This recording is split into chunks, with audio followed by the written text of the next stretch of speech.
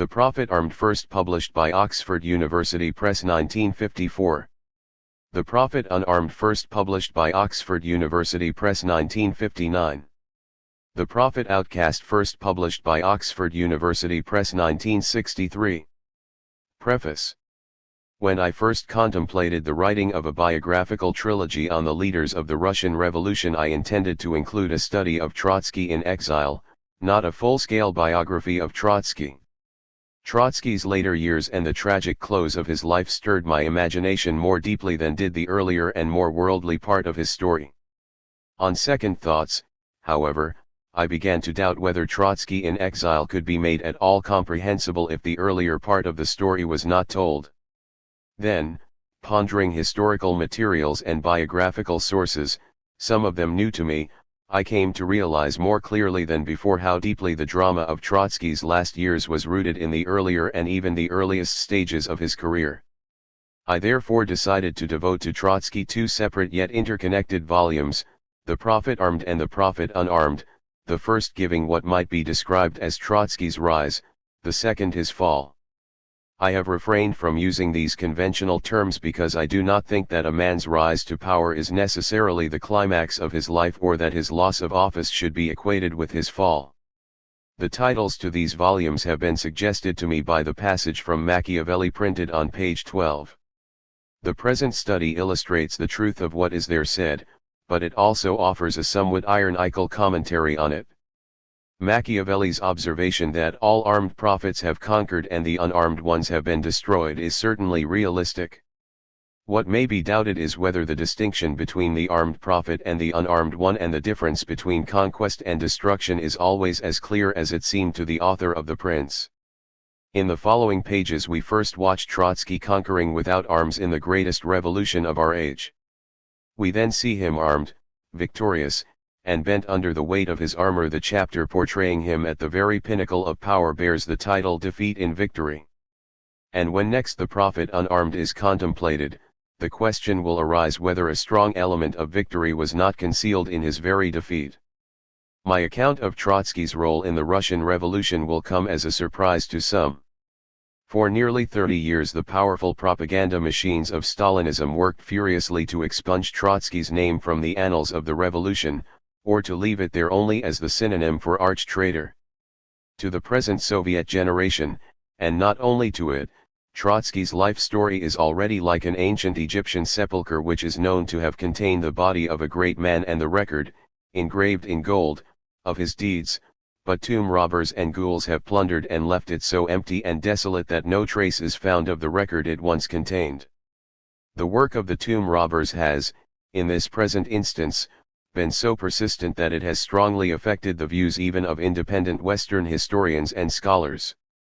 Despite all this, the record of Trotsky's life is still intact, preserved in his own voluminous but now mostly forgotten writings and in his archives, in numerous memoirs of friendly and of hostile contemporaries, in files of Russian periodicals published before, during, and after the revolution, in minutes of the Central Committee, and in verbatim reports of the Congresses of the Party and of the Soviets.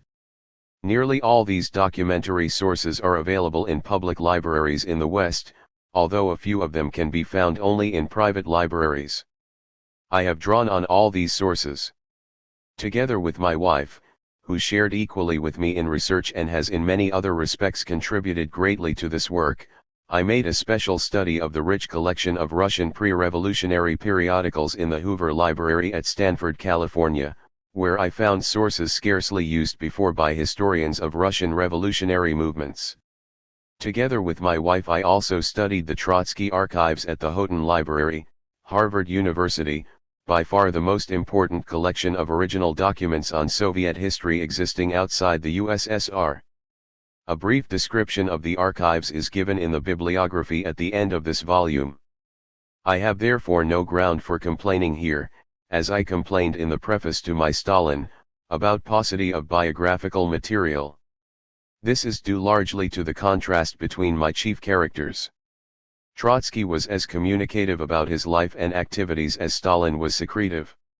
He allowed complete strangers to delve freely into almost every aspect of his life. He himself wrote an autobiography, and, What is more important, a strong, unconscious autobiographical streak runs through his scores of published volumes, through his innumerable articles and essays not reprinted in book form, and through some of his unpublished writings. Wherever he went he left footprints so firm that nobody could later efface or blur them, not even he himself, when on rare occasions he was tempted to do so. A biographer is not usually expected to apologize for narrating the life of a political leader who has himself written an autobiography. I feel that this case may be an exception to the rule, for after a close and critical examination I still find Trotsky's My Life as scrupulously truthful as any work of this kind can be. Nevertheless, it remains an apologia produced in the middle of the losing battle its author fought against Stalin. In its pages the living Trotsky wrestled with his tomb robbers. To wholesale Stalinist denigration he responded with a peculiar act of self-defense which savored of self-glorification. He did not and could not satisfactorily explain the change in the climate of the revolution which made his defeat both possible and inevitable, and his account of the intrigues by which a narrow-minded, usurpatory, and malignant bureaucracy ousted him from power is obviously inadequate. The question which is of absorbing interest to the biographer is, to what extent did Trotsky himself contribute to his own defeat? To what extent was he himself compelled by critical circumstances and by his own character to pave the way for Stalin? The answer to these questions reveals the truly classical tragedy of Trotsky's life, or rather a reproduction of classical tragedy in secular terms of modern politics, and Trotsky would have been more than human if he had been able to reveal it. The biographer, on the other hand, sees Trotsky at the climax of his achievement as being as guilty and as innocent and as ripe for expiation as a protagonist in Greek drama. This approach, presupposing sympathy and understanding, is, I trust, as free from denunciation as from apologetics.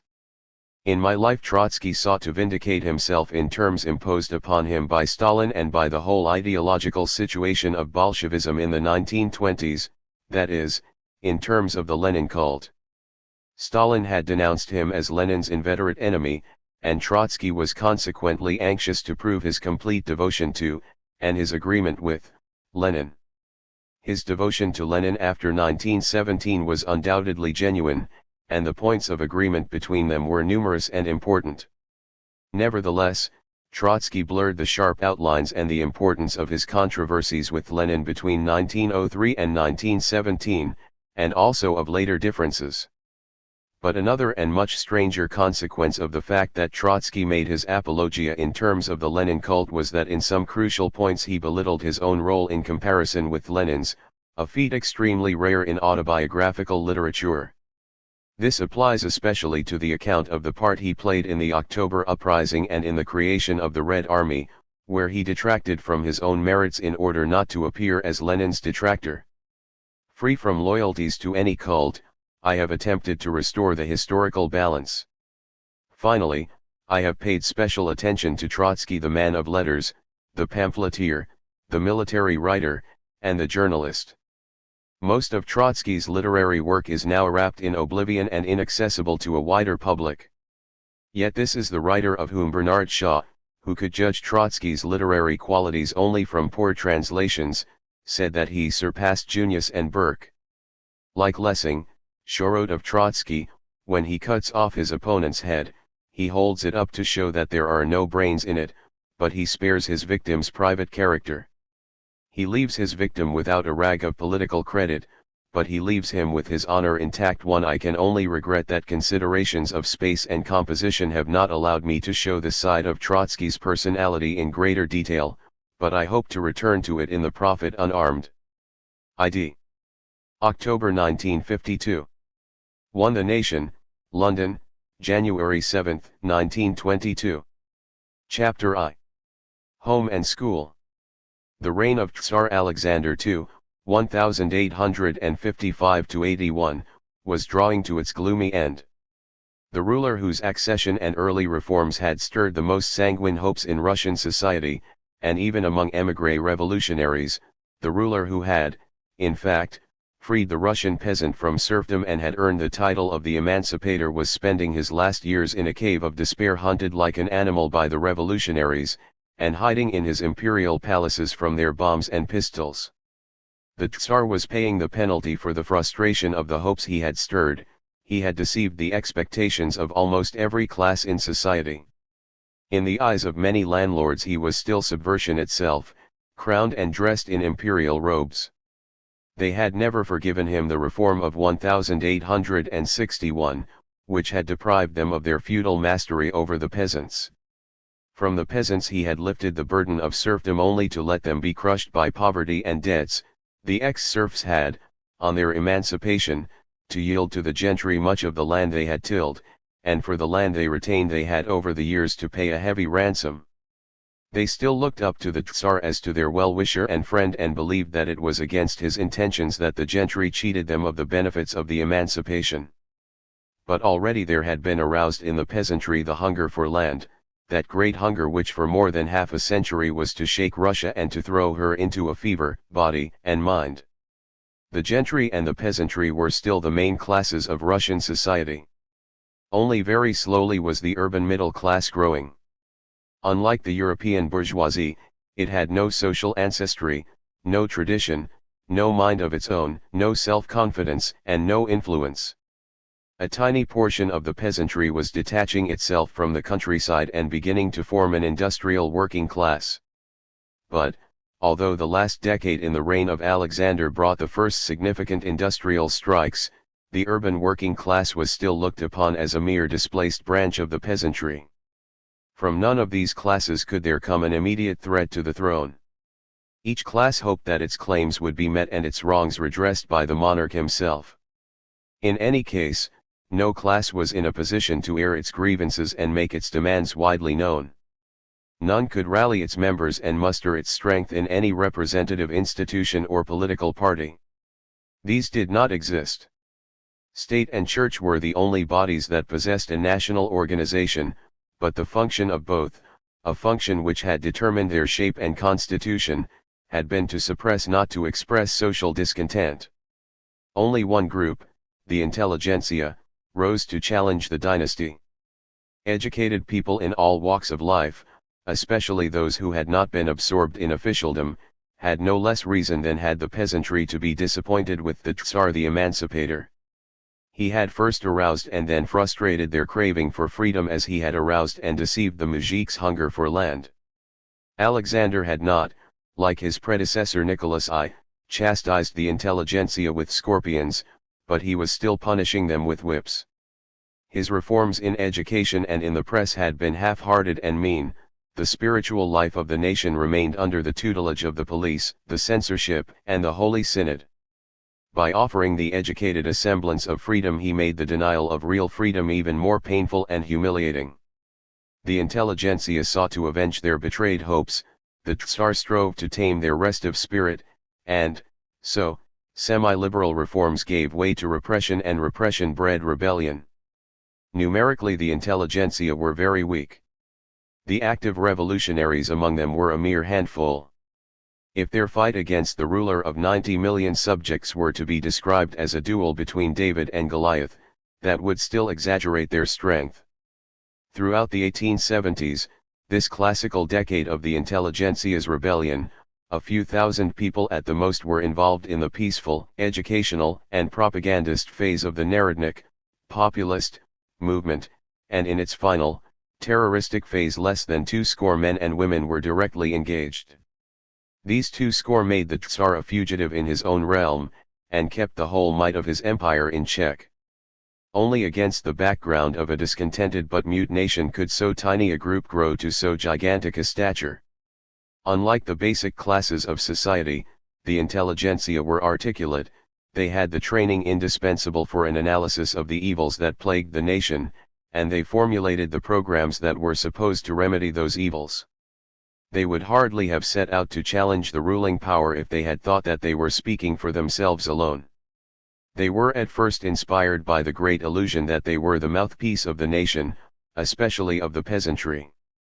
In their thoughts their own craving for freedom merged with the peasants' hunger for land, and they called their revolutionary organization Zemlya I Volya, Land and Freedom. They eagerly absorbed the ideas of European socialism and strove to adjust them to the Russian situation. Not the industrial worker but the peasant was to be the pillar of the new society of their dreams. Not the publicly owned industrial factory but the collectively owned rural commune, the age-old mir which had survived in Russia, was to be the basic cell of that society. The men of the 1870s were foredoomed as precursors of a revolution. No social class was in fact prepared to support them. In the course of the decade they gradually discovered their own isolation, shed one set of illusions only to adopt another, and tried to solve dilemmas, some peculiar to their country and generation and some inherent in every revolutionary movement. At first they attempted to move the peasantry to action, either by enlightening the moujiks about the evils of autocracy, as did the followers of Lavrov, or by inciting them against the Tsar, as Bakunin had urged them to do. Twice in this decade men and women of the intelligentsia abandoned homes and professions and tried to settle as peasants among the peasants in order to gain access to their mind. A whole legion of socialists, wrote a general of the gendarmerie, whose job it was to watch this exodus, has taken to this with an energy and a spirit of self-sacrifice, the like of which cannot be found in the history of any secret society in Europe. The self-sacrifice was fruitless, for the peasantry and the intelligentsia were at cross purposes. The mujik still believed in the Tsar, the emancipator, and received with suspicious indifference or outright hostility the words of Narodnik enlightenment or incitement. Gendarmerie and police rounded up the idealists who had gone to the people, the court sentenced them to long terms of imprisonment, hard labor, or deportation. The idea of a revolution through the people was gradually replaced by that of a conspiracy to be planned and carried out by a small and determined minority from the intelligentsia.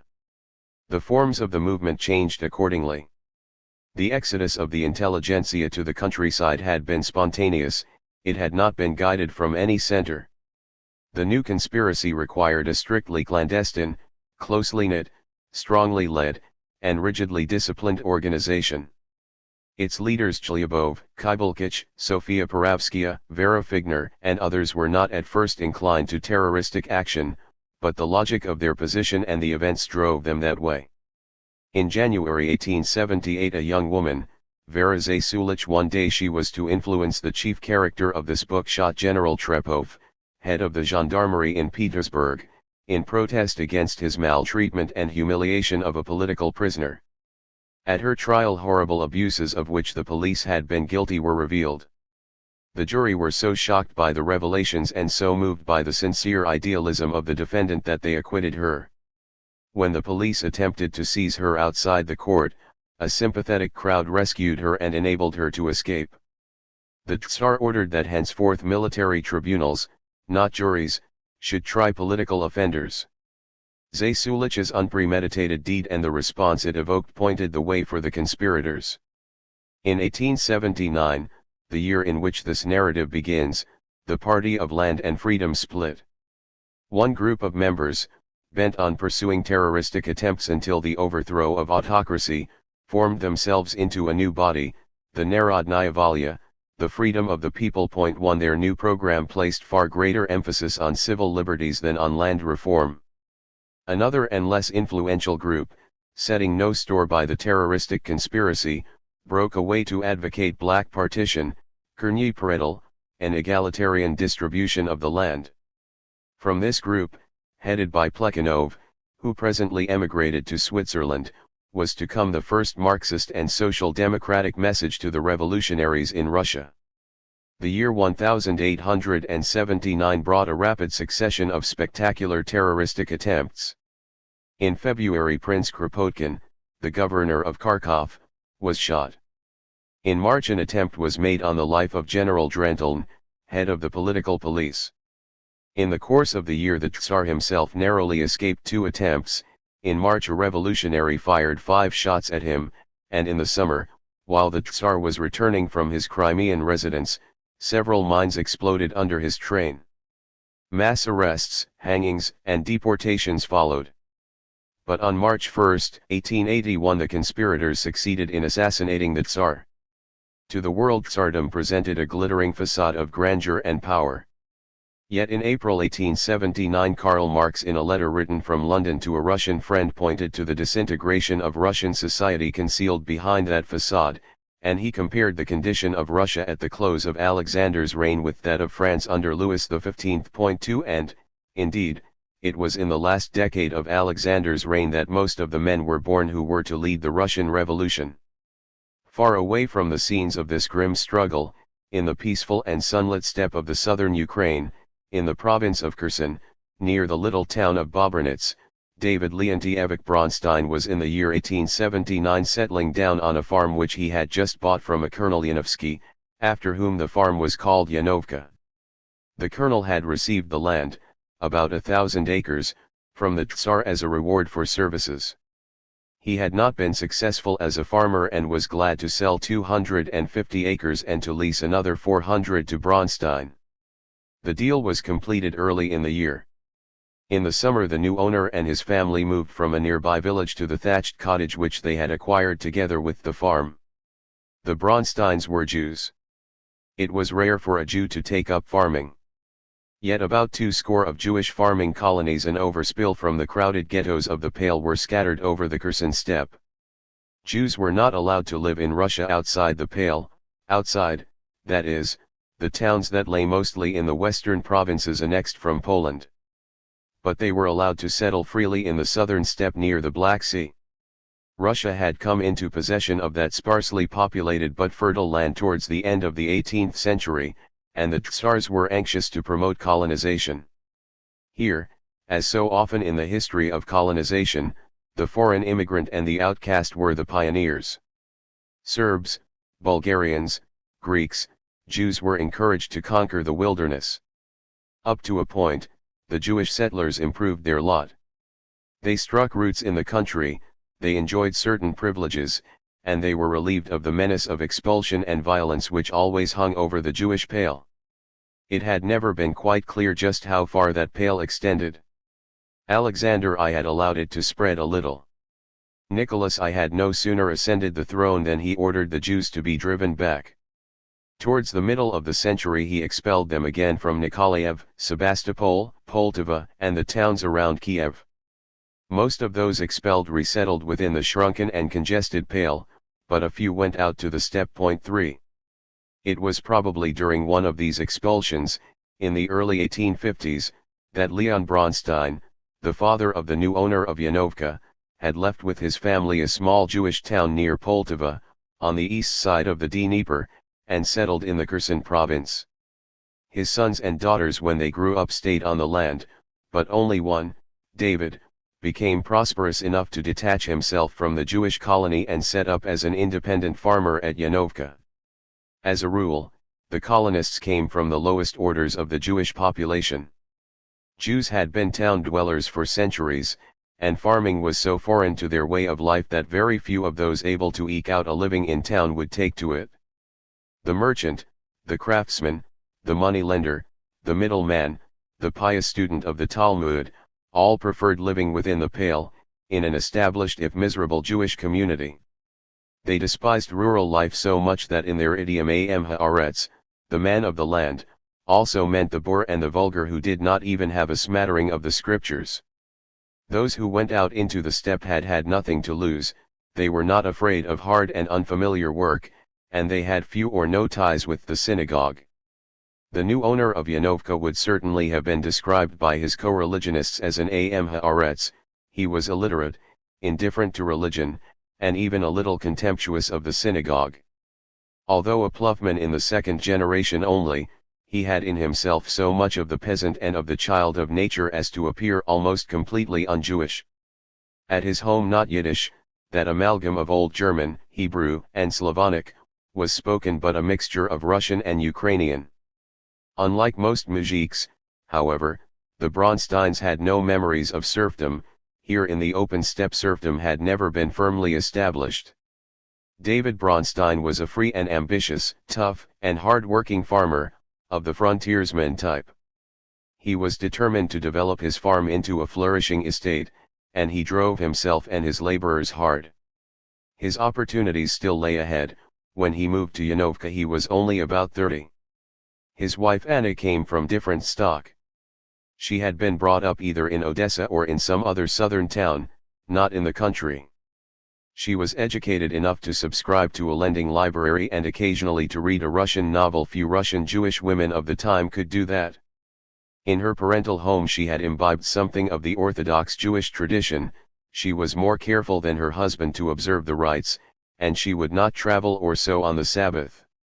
Her middle-class origin showed itself in an instinctive conventionality, tinged with a little religious hypocrisy. In case of need, she would sew on the Sabbath, but take good care that no stranger should see her doing so. How she had come to marry the farmer Bronstein is not clear. Her son says that she fell in love with him when he was young and handsome. Her family was distressed and looked down upon the bumpkin. This was, nevertheless, not an unhappy marriage. At first the young Mrs. Bronstein fretted at rustic life, but then she did her best to shed her urban habits and to become a peasant woman. Before they came to Yanovka, she had borne 4 children. A few months after the family had settled at Yanovka, on October 26, 1879, a 5th was born, a boy. The child was named after his grandfather, Lev, or Leon, the man who had left the Jewish town near Poltava to settle in the steppe. 4. By a freak of fate, the day on which the boy was born, October 26, or November 7 according to the new calendar, was the precise date on which 38 years later, as Leon Trotsky, he was to lead the Bolshevik insurrection in Petrograd. 5. The boy spent his first 9 years at Yanovka. His childhood, as he himself put it, was neither like a sunny meadow nor like a dark pit of hunger, violence, and misery. The Bronsteins led the stern life of industrious and thrifty upstarts. Every muscle was strained, every thought set on work and savings. Life at Yanovka was entirely governed by the rhythm of the toil on the farm. Nothing else mattered, nothing except the price of grain in the world market, 6, and this was just then falling rapidly. However, the Bronsteins' preoccupation with money was no heavier than that of most farmers. They were not stingy where their children were concerned, and were doing their best to give them a good start in life. When Lyova 7 was born, the elder children were at school in town. The baby had a nursemaid, a luxury very few peasants could afford. Later there would be a teacher of music at Yanovka, and the boys would be sent to the universities. Both the parents were too absorbed in their work to give their youngest child much tenderness, but for this he had instead the affectionate care of his 2 sisters and of his nanny. Lyova grew into a healthy and lively boy, delighting his parents and sisters and the servants and laborers on the farm with his brightness and good temper. By the standards of his environment, he had a comfortable childhood. The Bronsteins' cottage was built of clay and had 5 rooms. Some of these were small and dim, with uncovered clay floors and ceilings which leaked in heavy rain, but peasant families usually lived in mud huts and hovels of 1 or 2 rooms. During Lyova's childhood the family grew in wealth and importance. The crops and the herds of cattle were on the increase. New farm buildings sprang up around the cottage. Next to the cottage stood a big shed containing a workshop, the farm kitchen, and the servants' quarters. Behind it was a cluster of small and large barns, stables, cows' heads, pigsties, and other outbuildings. Farther off, on a hill beyond a pond, stood a big mill, apparently the only one in this part of the steppe.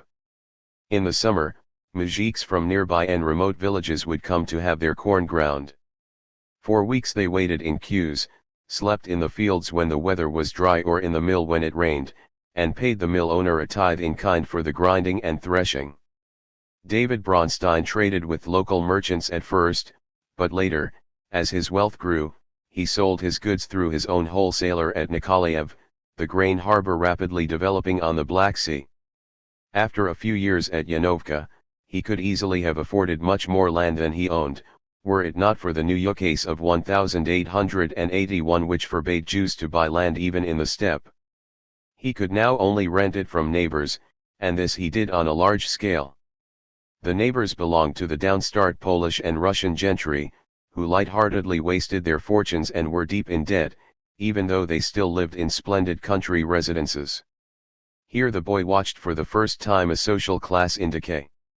The quintessence of aristocratic ruin was the Gertopanov family. A large village and the entire county were once called by their name.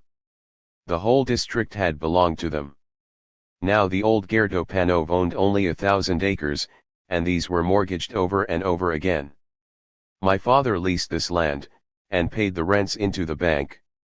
Gerdo Panov lived by writing petitions, complaints, and letters for the peasants. When he came to see us, he usually hid tobacco and lumps of sugar up his sleeve. His wife did the same. Dribbling, she would tell us stories about her youth, and about the serfs, pianos, silks, and perfumes she had possessed.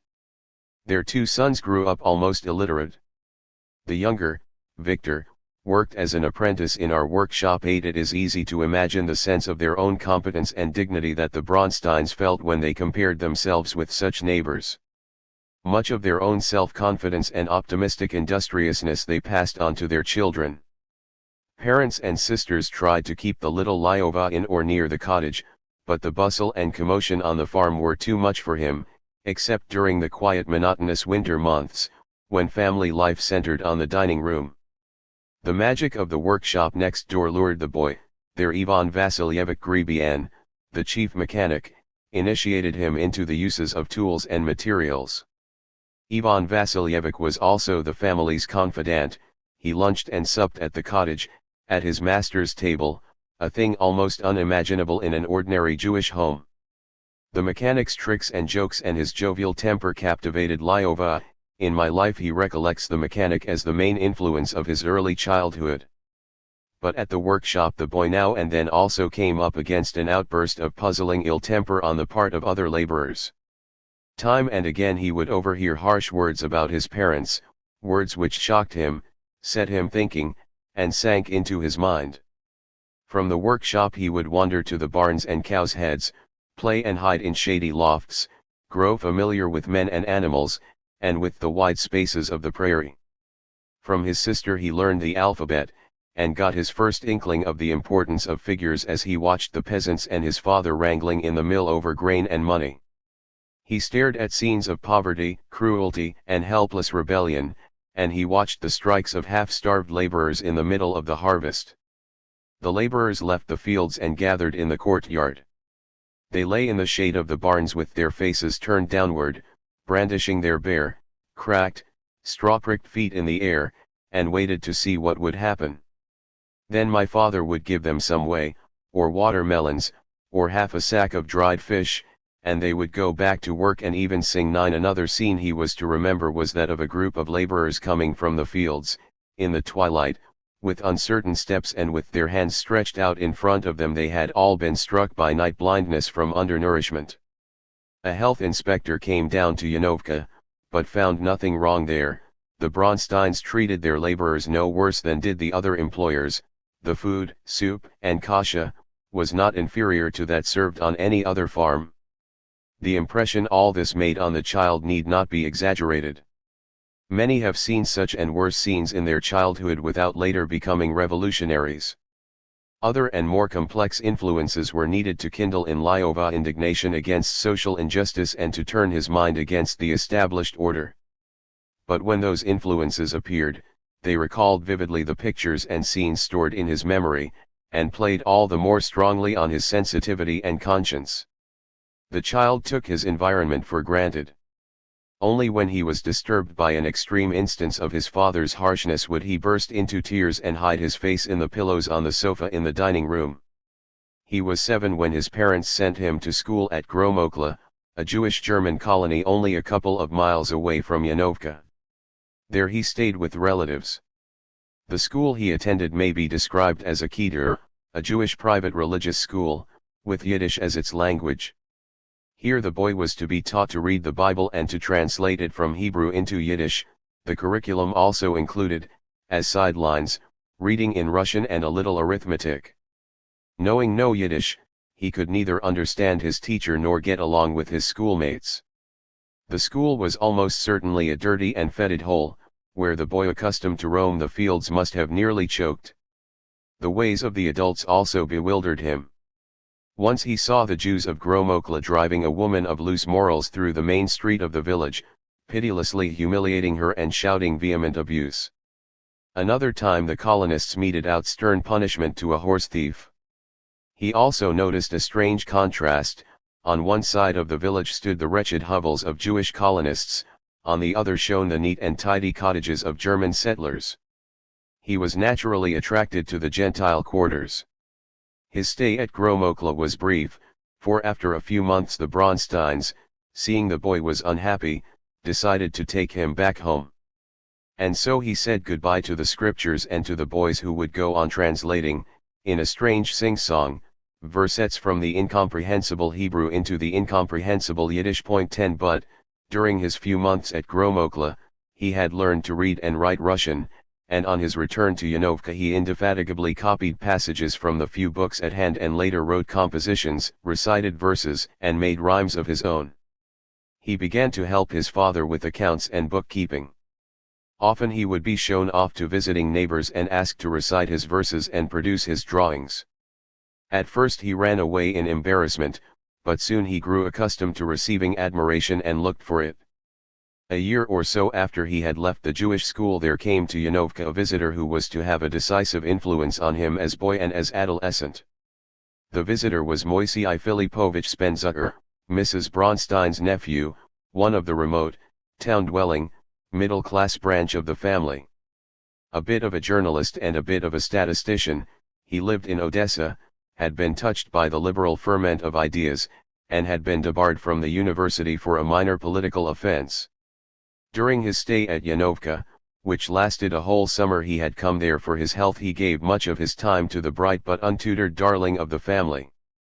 Then he volunteered to take him to Odessa and to look after his education. The Braunsteins agreed, and so, in the autumn of 1888, equipped with a brand new school uniform, loaded with parcels containing all the delicacies that the Yanovka farm kitchen could produce, and amid tears of sadness and joy, Lyova left. The Black Sea harbor of Odessa was Russia's Marseilles, only much younger than Marseilles, sunny and gay, multinational, open to many winds and influences.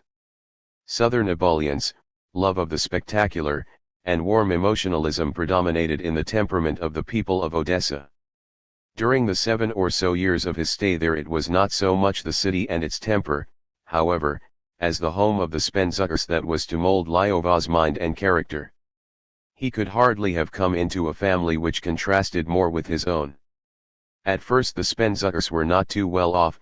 Spenzucker himself was handicapped by his expulsion from the university, and, for the time being, his wife, headmistress of a secular school for Jewish girls, was the family's mainstay.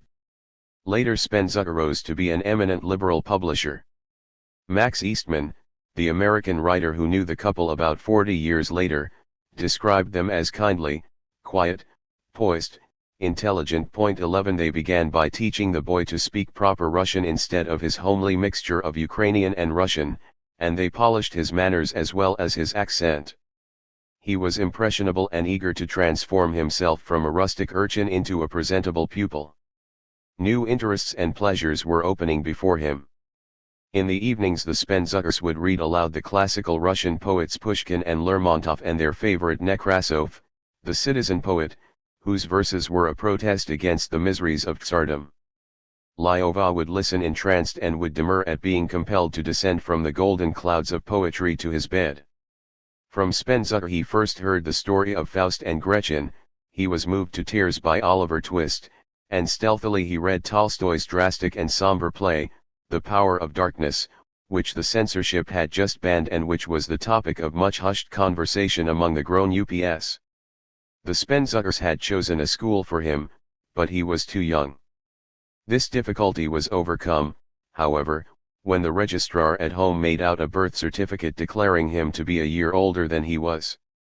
A greater obstacle was that the year before, in 1887, the government had issued the ill-famed ukase on numerous clauses, under which admittance of Jews to secondary schools was so restricted that they might not exceed 10 and in some places 5 or 3% of all pupils. Jewish entrants had to sit for competitive examinations. At the examination Lyova, who had not attended any primary school, failed. For a year he was sent to the preparatory class at the same school, whence Jewish pupils were admitted to the first form with priority over outside Jewish applicants.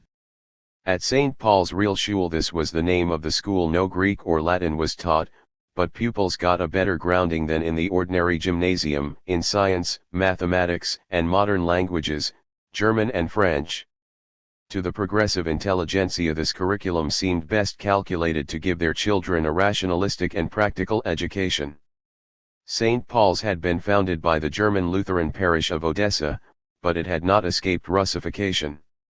When Lyova joined it, the teaching was in Russian, but pupils and teachers were of German, Russian, Polish, and Swiss origin, Greek Orthodox, Lutheran, Roman Catholic, and Jewish. This variety of nationalities and denominations resulted in a degree of liberalism uncommon in Russian schools. No single nationality predominated, and no denomination, not even the Greek Orthodox, was favored.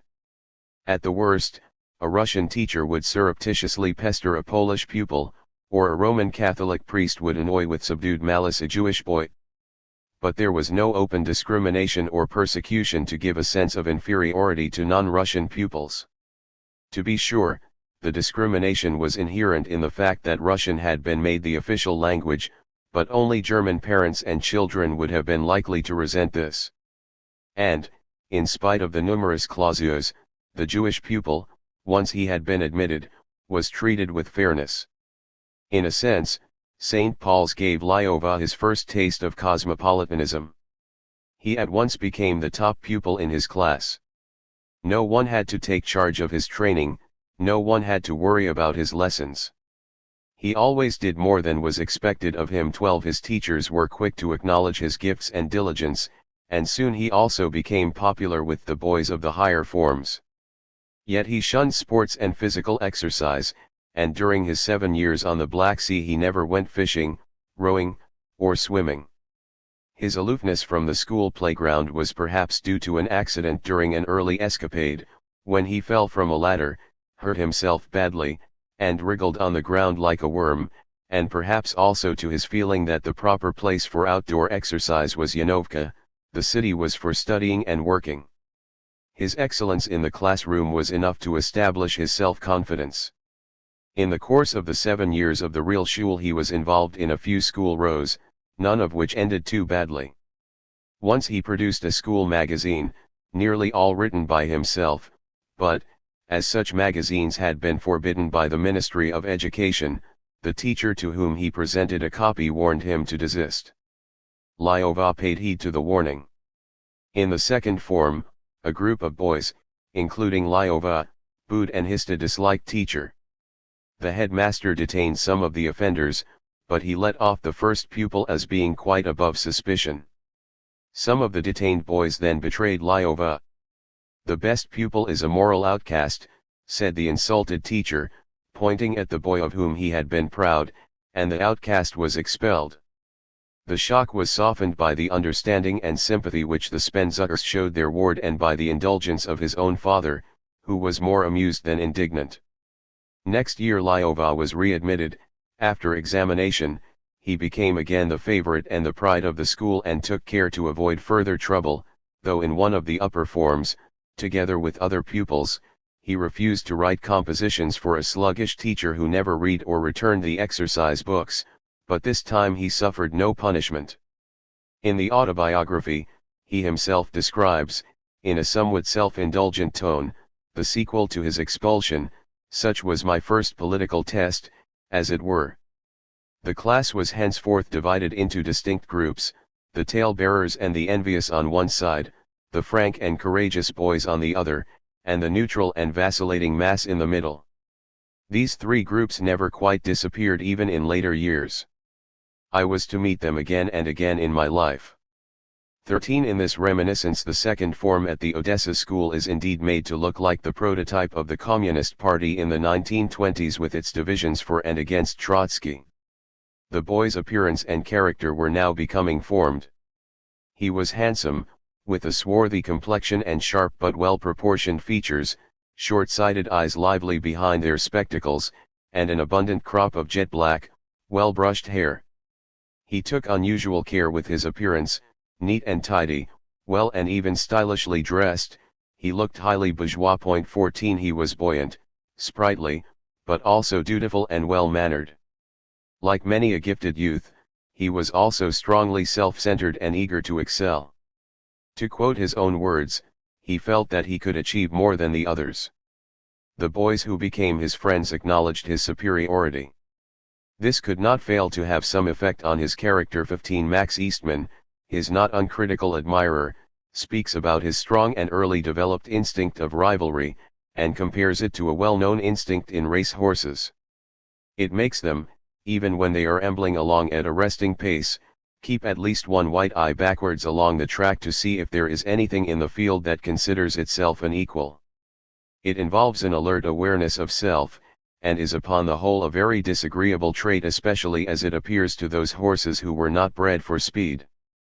16 Although Lyova had many followers among his schoolmates, none became his intimate friend. At school he came under no significant influence. His teachers, whose personalities he sketches so vividly in the autobiography, were a mixed lot, some reasonably good, others cranky or notorious for taking bribes. Even the best were too mediocre to stimulate him. His character and imagination were formed at the Spencers' home. There he was loved as well as admired, and he responded with warmth and gratitude. From his first weeks there, when he watched rapturously the Spencers' baby and observed its first smiles, until the last days of his stay, nothing clouded the affectionate relationship. The only discordant story his mentors would tell after many years was how once, at the beginning of his stay, Lyova sold a few of their most precious books to buy himself sweets. As he grew, he appreciated more and more his good fortune in having found such excellent guides, and he shared increasingly in their intellectual interests. Editors of local liberal newspapers and men of letters were frequent visitors. He was mesmerized by their talk and by their mere presence. To him authors, journalists, and artists always stood for a world more attractive than any other, open only to the elect. 17 And this world he beheld with a thrill known only to the born man of letters when he first comes into contact with the men and the affairs of his predestined profession. Odessa was not one of the leading or most lively literary centers. The giants of Russian literature were not among the friends of the Spencers. All the same, the boy of 15 or 16 stood reverently at the threshold of the temple, even if he saw none of the high priests at the altar. The local liberal press, much molested by the censorship, had its courageous and skillful writers such as V.M. Doroshevich, the master of that semi-literary and semi-journalistic essay at which Bronstein himself was one day to excel. Doroshevich's feuilletons were Lyova's and his elders' favorite reading. After Spencer had started his publishing business, the house was always full of books, manuscripts, and printers' proofs which Lyova scrutinized with devouring curiosity. It excited him to see books in the making, and he inhaled with delight the fresh smell of the printed word, for which he was to retain a fond weakness even in the years when he was conducting vast revolutionary and military operations. Here he fell ardently in love with words, and here he first heard an authentic author, a local authority on Shakespeare who had read one of his compositions, express rapturous admiration for the way the boy handled and marshaled words. He was spellbound by the theater as well. I developed a fondness for Italian opera which was the pride of Odessa. I even did some tutoring to earn money for theater tickets. For several months I was mutely in love with the coloratura soprano, bearing the mysterious name of Giuseppina Uguet, who seemed to me to have descended straight from heaven to the stage boards of Odessa. 18 The intoxication with the theater, with its limelight, costumes, and masks, and with its passions and conflicts, accords well with the adolescence of a man who was to act his role with an intense sense of the dramatic, and of whose life it might indeed be said that its very shape had the power and pattern of classical tragedy. From Odessa, Lyova returned to Yanovka for summer holidays and for Christmas, or sometimes to repair his health. At every return he saw visible signs of growing prosperity. The home he had left was that of an ordinary well-to-do farmer, the one he came back to looked more and more like a landlord's estate. The Bronsteins were building a large country house for themselves and their children, yet they still lived and worked as of old. The father still spent his days bargaining with moujiks over sacks of flour in the mill, inspecting his cows' heads, watching his laborers at the harvest, and occasionally himself grasping the scythe. The nearest post office and railway station were still 20 or so miles away. Nobody read a newspaper here. At the most his mother would slowly and laboriously read an old novel, moving her toil-worn finger across the pages. These homecomings filled Lyova with mixed feelings. He had remained enough of a villager to feel constricted in the city and to enjoy the wide and open steppe. Here he uncoiled himself, played, walked, and rode. But at each return he also felt more and more a stranger at Yanovka. His parents' pursuits seemed unbearably narrow, their manners coarse, and their way of life purposeless. He began to perceive how much ruthlessness towards laborers and moujiks went into the making of a farmer's prosperity, even if that ruthlessness was, as it seems to have been at Yanovka, softened by patriarchal benevolence. While on holidays, Lyova helped with bookkeeping and calculating wages, and sometimes father and son quarreled, especially when the calculations seemed to the old Bronstein unduly favorable to the wage earners. The quarrels did not escape the attention of the laborers, and this incensed the farmer. The boy was not inclined to behave with discretion, and his spirit of contradiction was enhanced by a feeling of superiority, not unusual in the educated son of an illiterate peasant. Rural life in general struck him now as repulsively brutal. Once he tried, unavailingly, to protest against the rudeness of a policeman who came to deport two laborers because their passports had not been quite in order. He had a glimpse of the savage cruelty with which the poor themselves treated one another. He felt a vague sympathy for the underdog and an even vaguer remorse for his own privileged position. Equally strong, or perhaps even more so, was his offended self-esteem. It hurt him to see himself as the son of a rustic money grubber and illiterate upstart, the son, one might say now, of a kulak. His stay in Odessa ended in 1896. A real shul normally had 7 forms, but St. Paul's only 6, so he had to attend a similar school at Nikolaev to matriculate. He was now nearly 17, but no political idea had so far appealed to him.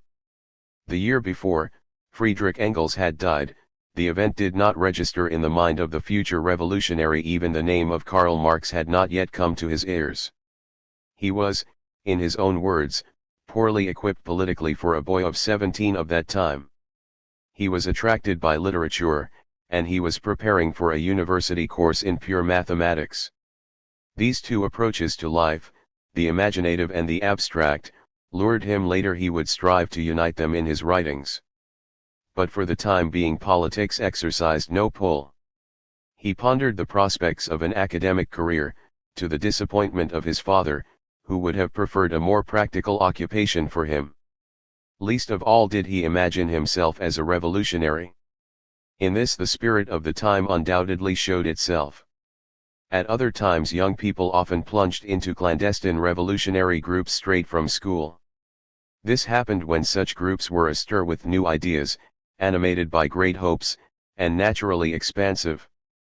During the 1880s and the early 1890s the revolutionary movement was at its nadir. In assassinating Alexander II the freedom of the people had itself committed suicide. Its leaders had expected that their deed would become the signal for a nationwide upheaval, but they failed to evoke any response and the nation maintained silence. Those directly and indirectly connected with the conspiracy died on the gallows, and no immediate successors came forward to continue it. It was revealed once again that, despite its discontent, the peasantry was in no revolutionary mood. To the peasants the assassination of Alexander II was the gentry's revenge on the peasants' benefactor. The new Tsar, Alexander III, abolished most of his predecessor's semi-liberal reforms. His chief inspirer was Pope Donislav, his tutor and the procurator of the Holy Synod, in whose somber and shrewd mind were focused all the dread and fear of revolution felt by the ruling class. Pope Donislav egged on the Tsar to restore the unimpaired domination of the father over his family, of the landlord over his countryside and of the monarch over all the Russias.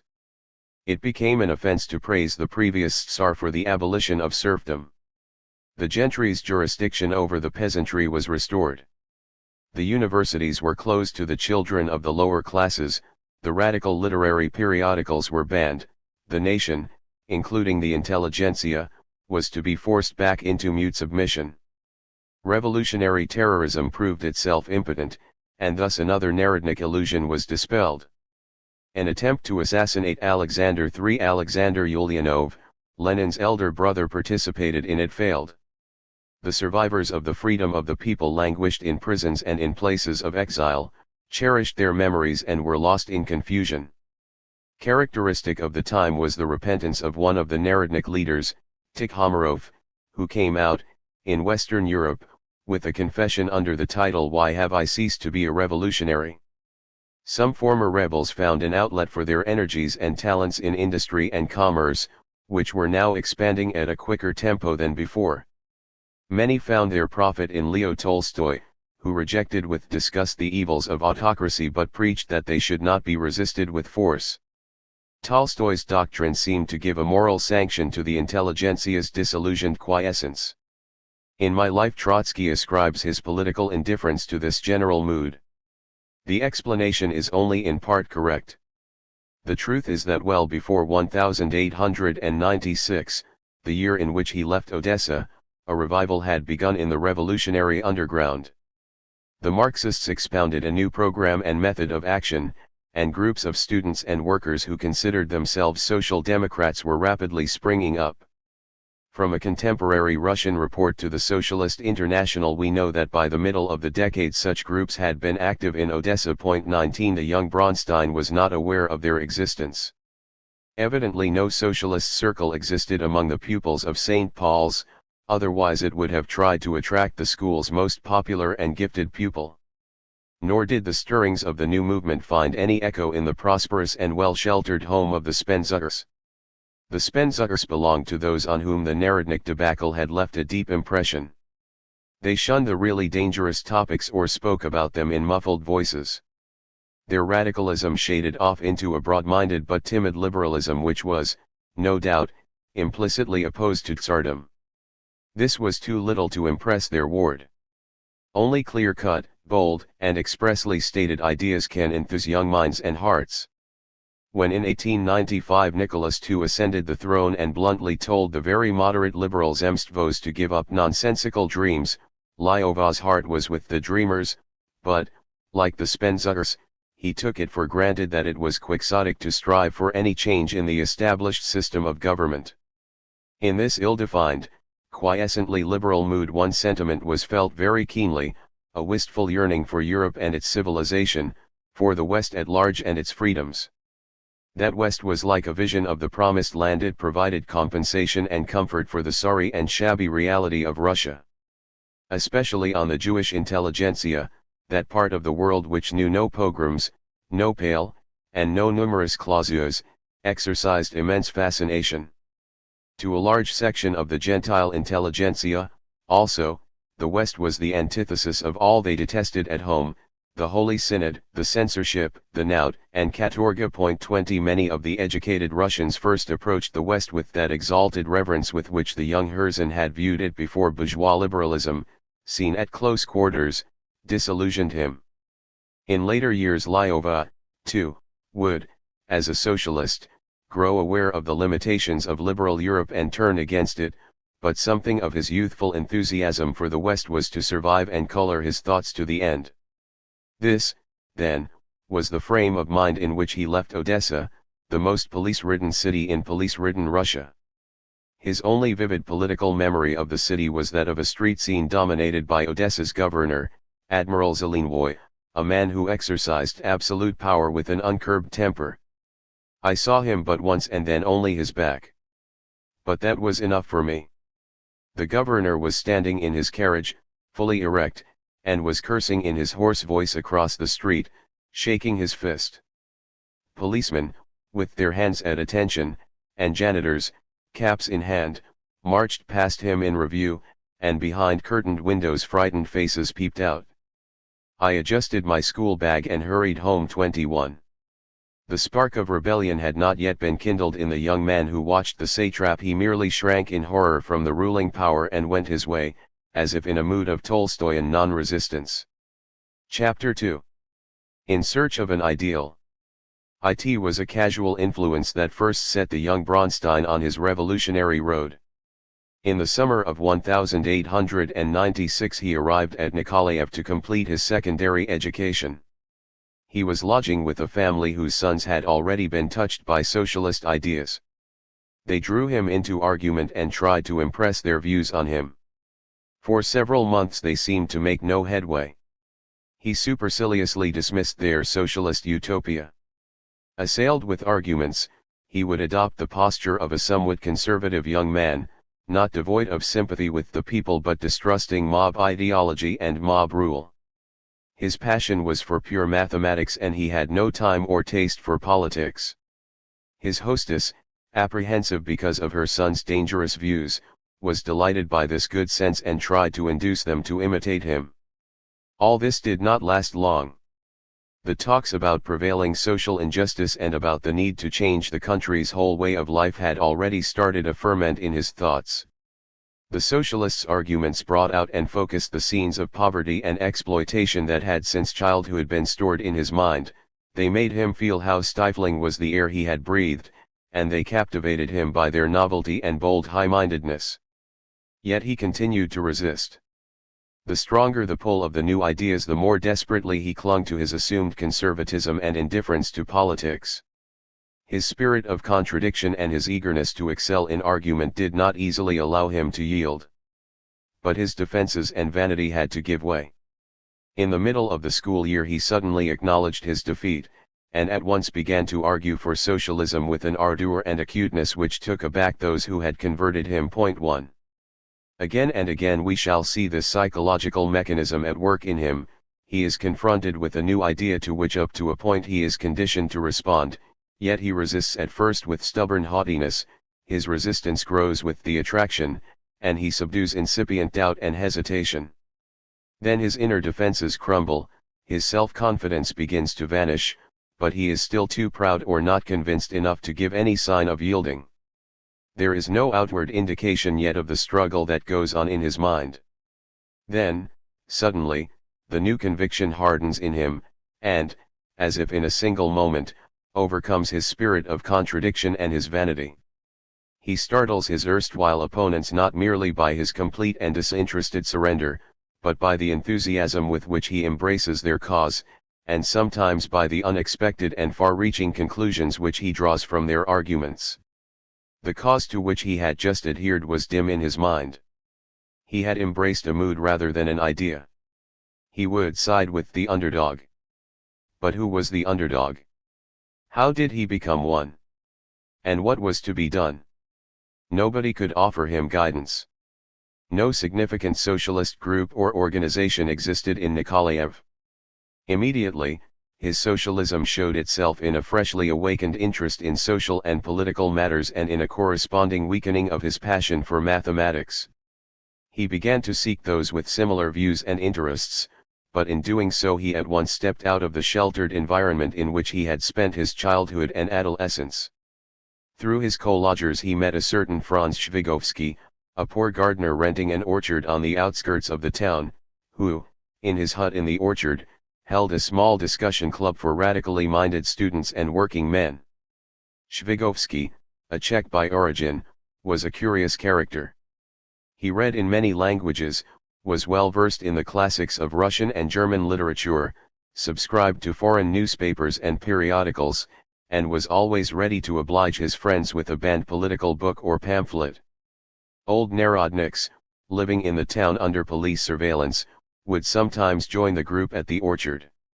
There were no prominent men among these Narodniks, and they formed no organization, but they imparted something of their own romantic revolutionary outlook to Shvigovsky's circle. Nearly all its members considered themselves to be Narodniks. The meetings, as one of the participants says, had a harmless character. People came to the orchard because they felt at ease there and could speak freely. In the town Shvigovsky's garden soon had a most odious reputation, as a center of all sorts of the most terrible conspiracies. The police sent in spies, disguised as laborers working in the garden, but these could only report that Zhivagovsky kept serving his visitors apples and endless cups of tea and having harmless and cranky discussions with them. Point 2. These, we know, were years of revolutionary revival. In March 1895 the Minister of the Interior, Durnovo, wrote to Pope Donostsef that he was alarmed by the new trends, especially among students who had zealously and with no expectation of reward taken to lecturing on all sorts of social themes. In the minister's eyes this idealistic disinterestedness augured nothing good. All the repressive legislation of previous years had failed to make the schools and universities immune from subversive influences. For years now the ministry had been appointing professors over the heads of the faculties, dismissing suspects, and promoting obedient nonentities. Scholars of world fame such as D. Mendeleev, the chemist, I. Mechnikov, the biologist, and M. Kovalovsky, the sociologist, had been found disloyal and dismissed or forced to resign their chairs. The eminent historian Klyuchevsky had had to recant his liberal opinions. The works of John Stuart Mill, Herbert Spencer, and Karl Marx had been forbidden. Students' libraries and clubs had been closed, and informers had been planted in the lecture halls. Entry fees had been raised fivefold to bar academic education to children of poor parents. Yet in spite of everything resurgent rebellion stalked the universities. At the end of 1895 and at the beginning of 1896 students were asked to take an oath of loyalty to the new Tsar, Nicholas II. In Petersburg, Moscow, and Kiev most students refused. The Tsar's coronation, during which thousands of onlookers were trampled upon, maimed, and killed in a stampede for which the police were blamed, was followed, in May 1896, by a strike of 30,000 Petersburg workers, the first strike on this scale. Point 3. In these events the influence was already felt of the Union of Struggle for the Emancipation of the Working Class recently founded by Lenin, Martov, and Patrusov. The revived movement was wholly influenced by the Marxists. The Narodniks scarcely took part in it. The new socialism relied primarily on the industrial worker. It repudiated terrorism. It recognized the need for further capitalist industrialization in Russia, through which the working class would grow in numbers and strength. Its immediate purpose, however, was to fight for civil liberties and to move the workers to economic and political action and organization. These developments had so far made only a ripple on the Nikolaev backwater. At the time when Bronstein joined Zhivagovsky's circle, in the late autumn or early winter of 1896, its members must still have been agitated by the events that had taken place earlier in the year. They collected information and discussed it. But they did not go beyond that. They were not in a position to gauge the import of the new movement, and they had only a hazy notion of the Marxist critique of the Narodnik doctrines. They went on calling themselves Narodniks. Only one member of the circle, a young woman, Alexandra Sokolovskaya, herself the daughter of a Narodnik, claimed to be a Marxist and tried to persuade the circle that proletarian socialism offered them the real philosophy and science of revolution. She made little impression at first. But soon the hut in the orchard resounded with heated arguments. When Bronstein entered he found himself at once in the middle of a fierce controversy. At once he was pressed to make a choice. At once he labeled himself a Narodnik. And almost at once he assailed the solitary Marxist. G. A. Ziv, a friend of his youth and later his enemy, who has written vivid reminiscences of these days, tells us that when he, Ziv, first came to the orchard in the winter of 1896 Bronstein, not yet 18, was, because of his eminent gifts and talents, already attracting the attention of all Franz's visitors. He was already the most audacious and determined controversialist of the group and spoke with pitiless sarcasm about the theories of Karl Marx, as expounded by the young woman. He had only very little knowledge of either of the two contending doctrines. He had just borrowed from Zhivagovsky a few outdated clandestine pamphlets, the first he ever read, and some files of radical periodicals, and he had scanned these nervously, impatient to grasp at a glance the substance of the arguments they contained. The authors who excited his enthusiasm were John Stuart Mill, Bentham, and Chernyshevsky, though their books had no direct bearing on the new controversy. For a time Bronstein proudly described himself as a Benthamist and had no inkling how ill his infatuation fitted any revolutionary, whether Narodnik or Marxist. Of Marx himself and of the lesser lights of the Marxist school he had not even a smattering of knowledge. A more cautious or reflective young man would have sat back, listened to the arguments, perhaps gone to the sources and weighed the pros and cons before he committed himself. It was in this manner that Lenin first approached the teachings of Marx. But Bronstein was precocious and had a volatile and absorptive mind. He had, like richly intellectual people who can think rapidly, a wonderful gift of bluff. He could catch so quickly the drift of an opponent's thought, with all its implications, that it was very difficult to overwhelm him with mere knowledge, for from school he had brought the self-confidence of the brilliant pupil and the habit of outshining his fellows. The last thing he would do when buttonholed by his new associates and urged to take sides was to plead ignorance. He did take sides, and, incapable of lukewarm reserve, he dashed headlong into the fray. He made his choice instinctively. The Narodnik outlook appealed to him precisely through that which distinguished it from the Marxist. The Marxists insisted that all social phenomena are directly or indirectly determined by society's economic condition. The Narodniks did not altogether reject this view. They had 20 years earlier been the pioneers of historical materialism in Russia. But they did not dwell on it with the same implacable emphasis, and many of them accepted the so-called subjectivist philosophy, which stressed the supremacy of the critical mind and of the will of the individual. This philosophy accorded well with the traditions and the legends of a party which had refused to defer its assault on Tsardom until the economic conditions had ripened or until the mass of the people had been aroused, and which had sent out its lonely fighters and martyrs, its strong-minded and strong-willed conspirators, to hunt down, bomb in hand, the Tsar, his ministers, and his governors. To the young Bronstein Marxism seemed narrow and dry as dust, an offense to the dignity of man, whom it portrayed as the prisoner of economic and social circumstances, the plaything of anonymous productive forces. This, he himself was to say later, was a simplification and a parody of Marxism, and, at any rate, no other modern political creed was to inspire as many people as Marxism would with the will and determination to fight, to suffer, and to die for their cause. 5 But the parody was not altogether unreal. Many of those who professed Marxism were indeed adopting the dry and quietist parody as their creed. The first version of Marxism which the young Bronstein encountered was probably of that sort. Against this the attraction of the romantic Narodnik tradition was overwhelming.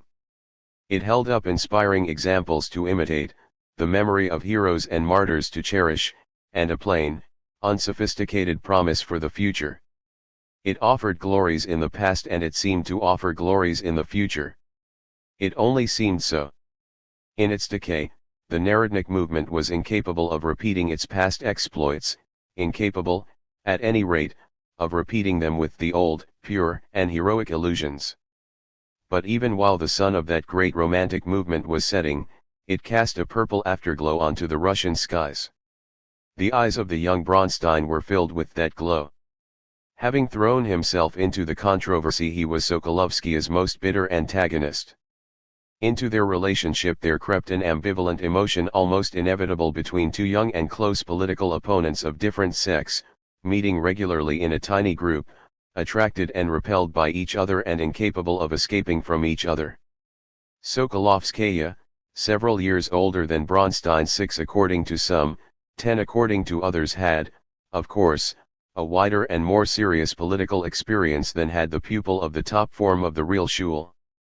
Modest, firm in her convictions, and altogether free from vanity, she would stubbornly explain her views and keep her temper even when her adolescent opponent was making her the butt of his jibes. The situation took on a farcical twist. Everybody in the orchard was a little infatuated with the girl, and some of the boys wrote love poems. The great isms and problems, the budding love and the rhymes all became mixed up, and the more perverse grew the discussions. "You still think you are a Marxist?" Bronstein teased her, how on earth can a young girl so full of life stand that dry, narrow, impractical stuff? How on earth, Sokolovskaya would answer, can a person who thinks he is logical be contented with a head full of vague idealistic emotions? Or Bronstein would mock at her girlish sentimentality which scarcely harmonized with her adherence to Marxism, that doctrine for shopkeepers and traders. 6. Yet her arguments were beginning to find their way to his mind. His inner confidence was shrinking. All the more relentless was he in debate, and all the more boorish were his jibes. On the last day of December 1896 the group met for a discussion and celebration of the new year. Bronstein came and, to the surprise of his friends, declared that he had been won over to Marxism. Sokolovskaya was elated.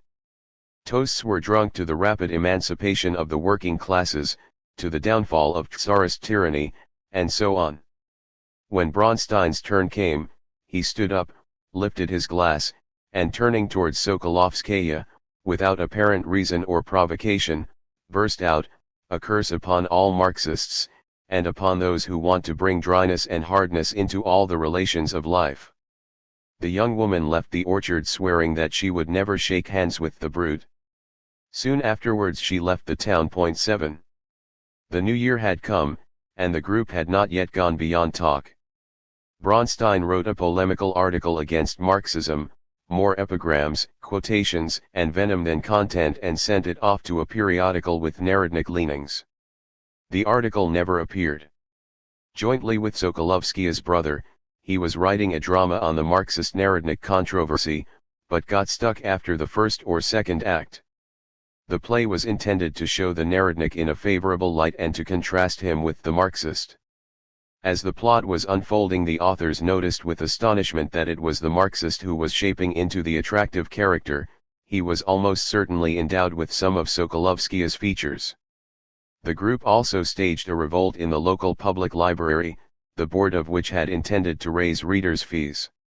The orchard rallied the public, brought in new subscribers, and overthrew the board at an annual meeting, no small event in the dormant town. 8. Bronstein now neglected his school work, but he had learned enough to graduate in the summer of 1897 with first-class honors. However, his father sensed that something had gone wrong. On a vacation at Yanovka, Lyova had talked about freedom and the overthrow of the Tsar. "Listen, boy. That will never happen, not even in 300 years, the farmer replied, wondering where his son had picked up such ideas. Soon he was on the track of Lyova's new associates and briskly ordered him to keep away from Shvigovsky's orchard. Lyova now asserted his critical mind and free will. He was free, he said, to choose his own friends, but as he would not submit to paternal authority, he would not go on living on his father's money. He gave up his allowance, took up private tutoring, and moved from his comfortable lodgings to Shvigovsky's hut, where 6 students, some tubercular, had already been living. The change was exhilarating, freedom at last. Gone was the neat and dutiful bourgeois son, the object of admiration and envy to other boys' parents. His place was taken by a real Narodnik, who, like the pioneers of old, went to the people to become one of them, lived in a little commune where everybody dressed like a farm laborer, put his few kopeiks into the pool, drank the same thin soup, and ate the same kasha from a common tin bowl. Old Bronstein sometimes came from Yanovka to see whether Lyova, weary of privation and discomfort, might not mend his ways. There was no sign of this. One of Shvigovsky's lodgers, later a well-known communist editor, was to remember the big, whiskered farmer, coming into the hut at dawn and standing over him aggressive and implacable. "Hello," he shouts with a loud voice like a bugle, "you, too, ran away from your father." 9 angry scenes alternated with half-hearted reconciliation. The father, seeing the ruin of his fond hopes for Lyova, was inconsiderate and impatient. The son, humiliated in front of his comrades, among whom he aspired to be the leading light, reacted with vehemence and disrespect. On both sides came into play the same temperaments, the same sense of righteousness, the same stubbornness, the same pride, and the same bugle-like voices. When Lyova entered the University of Odessa to study mathematics, it seemed that things might yet be patched up. Even pure mathematics was in his father's eyes preferable to playing in obscure company at the overthrow of the Tsar. At the university Lyova began to show an exceptional gift for his subject. 10 But the university could not compete in attraction with Shvigovsky's orchard, nor could calculus get the better of revolution. His stay in Odessa was brief, but long enough for him to make contact with revolutionaries there and to get from them clandestine papers and pamphlets, with which he returned in triumph to Nikolaev. Then came the turbulent spring of 1897. In March a student girl imprisoned for her political convictions in the Peter, Paul fortress in St. Petersburg committed suicide by burning herself in her cell. The event provoked a storm of protests and demonstrations in the universities. In reprisal the authorities deported large numbers of undergraduates.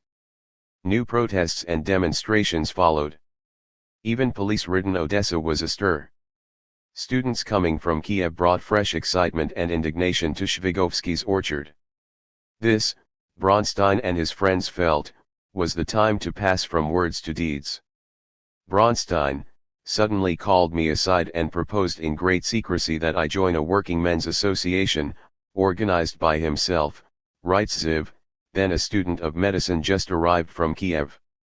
The Narodnik idea, Bronstein said, had been discarded. The organization was planned to be social democratic, although Bronstein avoided using this term, and proposed to call it the Southern Russian Workers' Union. When I joined the organization, Ziv goes on, everything had already been arranged. Bronstein had already established his contacts with the workers and also with revolutionary circles in Odessa, Ekaterinoslav, and other towns. 11. About 10,000 workers were employed in the docks and factories of Nikolaev, mostly skilled and well-paid craftsmen with enough leisure to read books and newspapers. So far, however, they had had no organization, not even a trade union. The working-class quarters were teeming with religious sects opposed to the Orthodox Church. These sectarians Bronstein approached. He quickly saw which of them were concerned with religious dogma mainly and which were more preoccupied with the political implications of their opposition to Greek Orthodoxy.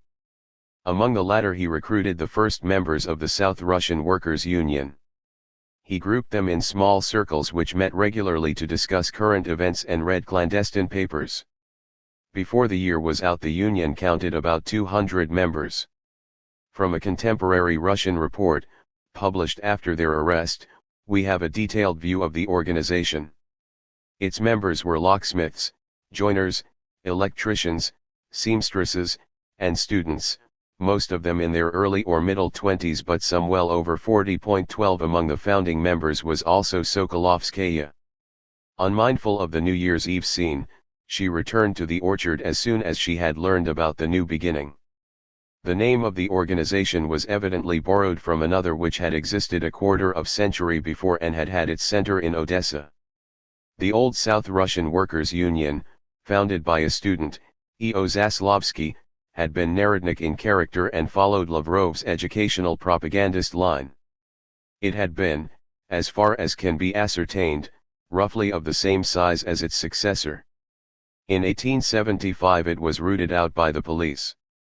Its leaders were tried by the Senate and most of them were convicted to forced labor. Zaslavsky and some of his associates died in prison. One of the founders, N.P. Shchedrin, was twice condemned to death and twice had his sentence commuted to lifelong forced labor. For many years the prisoner was chained to his wheelbarrow, until his mind became deranged, then he was transferred to the Schlüsselburg fortress, where for another 15 years he was subjected to the sort of torture of which Dostoevsky's Notes from the House of the Dead perhaps gives an idea. The legend of this martyrdom lived on in southern Russia, and it was probably as a tribute to it that Bronstein called his organization the South Russian Workers' Union. He himself assumed his first pseudonym Lvov. This transformation of the boy, who only the year before seemed a rich man's worldly son, into the founder of a clandestine organization, volunteering to take the revolutionaries' thorny path, was startlingly rapid. He had evidently been overflowing with an inborn exuberant energy and with an ardor and imagination for which conventional pursuits provided little or no outlet. He needed a cause to serve, a cause exacting sacrifice, and when he found it, his youthful and passionate temperament came into the open. Both his friends and his enemies agree that he was the moving spirit, the mouthpiece, the organizer, and also the most energetic and devoted worker of the Union. Our group was the first social democratic organization at Nikolaev, says Ziv in reminiscences colored by retrospective hostility. We were so excited by our success that we were in a state of chronic enthusiasm. For the major part of these successes we were undoubtedly indebted to Bronstein, whose energy was inexhaustible and whose many-sided inventiveness and untiring drive knew no bounds. The organization, Ziv goes on, many years afterwards looked back with pride to its heyday when it was led by the 18-year-old boy, who by his faith, eloquence, and personal example cast a spell upon its members and induced them to forget all their private attachments and preoccupations and wholly devote to the cause themselves, their thoughts, energies, and time. After Bronstein's departure the nerve of the organization snapped. The Union could not recapture the ardor of its beginnings. 13. The Union was, of course, a tiny group compared with any normal party or organization. In relation to the power against which it set itself it was like a microbe assailing a huge and decaying body. It was in fact one of a score or so of the microbes of revolution that were just going into action. The groups set up in the docks and factories circulated leaflets and a sheet called Nash Delo, Our Cause. The leaflets commented on matters of local interest, conditions in factories and shipyards, and abuses by employers and officials. The exposures made an impression, those exposed were compelled to reply, and the Union fought back with new leaflets. What satisfaction I had when I received the information from factories and workshops that the workers avidly read the mysterious leaflets printed in purple ink. They imagined the author as a strange and powerful person who had penetrated into all the factories, knew what was happening in the workshops, and within 24 hours reacted to events with fresh leaflets. 14 Nash Delo, the organ of the Union, also met with encouraging response. The group was too poor to print the clandestine sheet. Bronstein is said to have proposed to produce it secretly in Spencer's printing shop in Odessa. In his fervor he was unmindful of the harm he might have done to his relative, but his own comrades persuaded him not to. Then a somewhat cranky well-wisher came along with a scheme for revolution. What was needed to overthrow the Tsar, he said, was 100,000 rubles, for which 1,000 little clandestine printing shops could be set up all over Russia to flood the working-class quarters with anti-Tsarist proclamations. As a beginning the well-wisher presented the group with a mimeograph, and Bronstein set to work. He himself wrote the sheet and the leaflets, he himself calligraphed them in purple ink, so that the workers should not need to strain their eyes, he himself illustrated the text with cartoons, he himself produced, in the wretched dwelling of a blind comrade, the stencils and the several hundred copies of each issue, and he himself looked after the distribution. 15 It used to take him about 2 hours to print a page. Sometimes I did not even unbend my back for a week, interrupting my work only for meetings and group discussions. Politically, the Union was a parochial fraternity of rebels, innocent of any sophistication. Some members still described themselves as Narodniks, others called themselves Marxists, but this division did not interfere with their work. They could act together because they acted on a narrow basis. They called the workers to fight for higher wages and for shorter hours, and in this no difference showed itself between the Narodnik and the Marxist.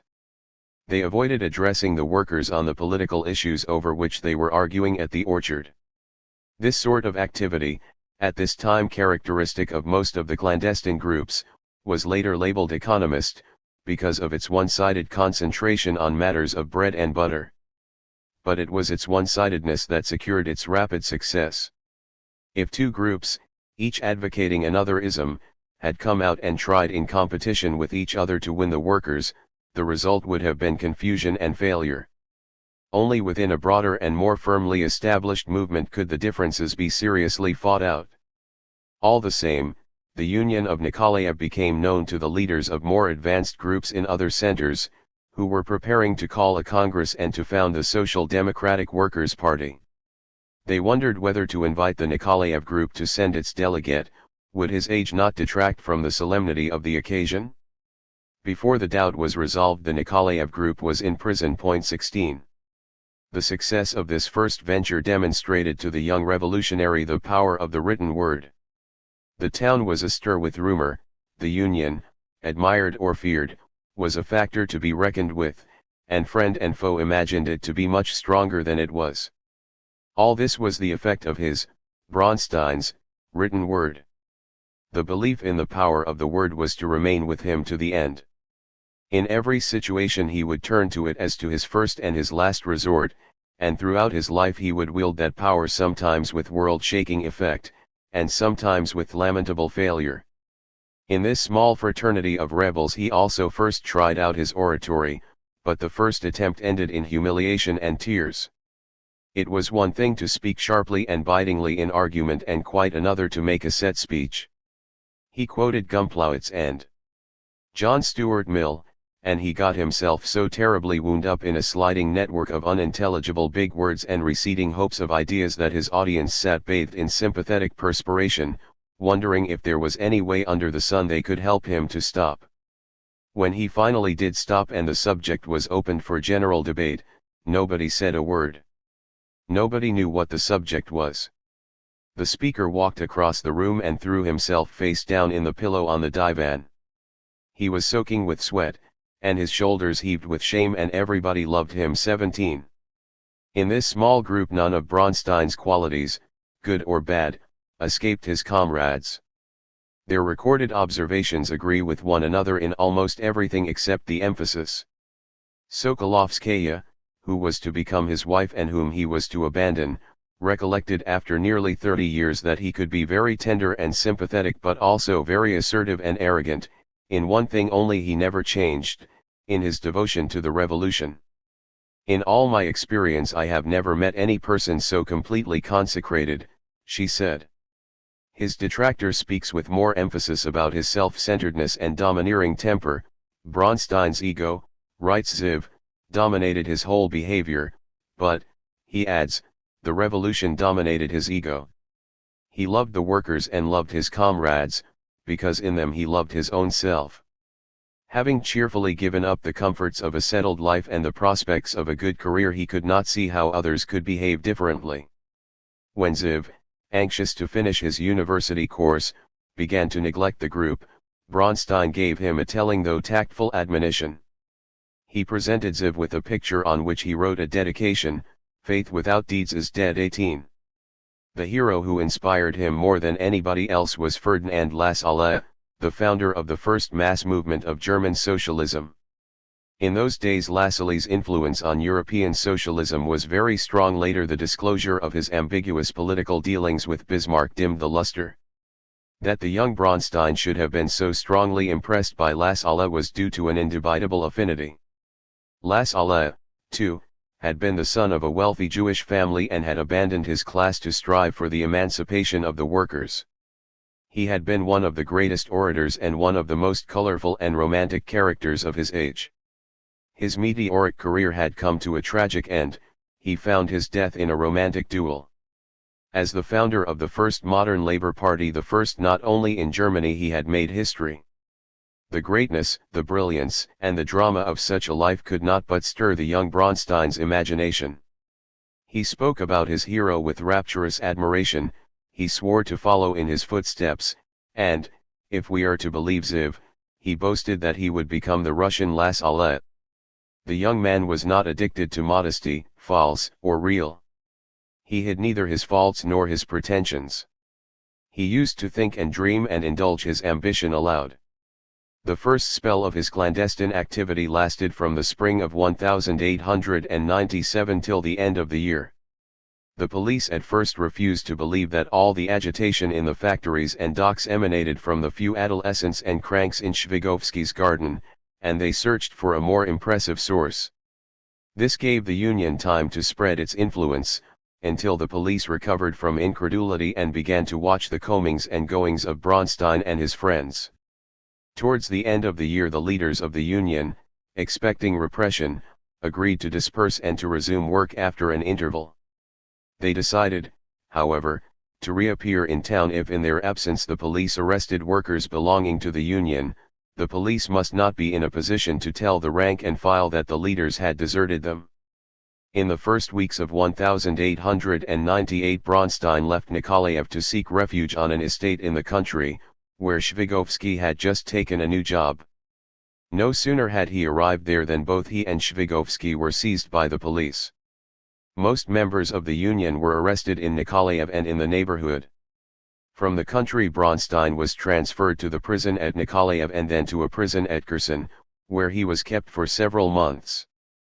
The police had no doubt that he was the animator of the group. Through a bitterly cold winter they kept him in strict isolation in a tiny, unheated, unaired, and vermin-ridden cell. A straw mattress was brought for the night and removed at dawn so that in daytime he had neither couch nor seat.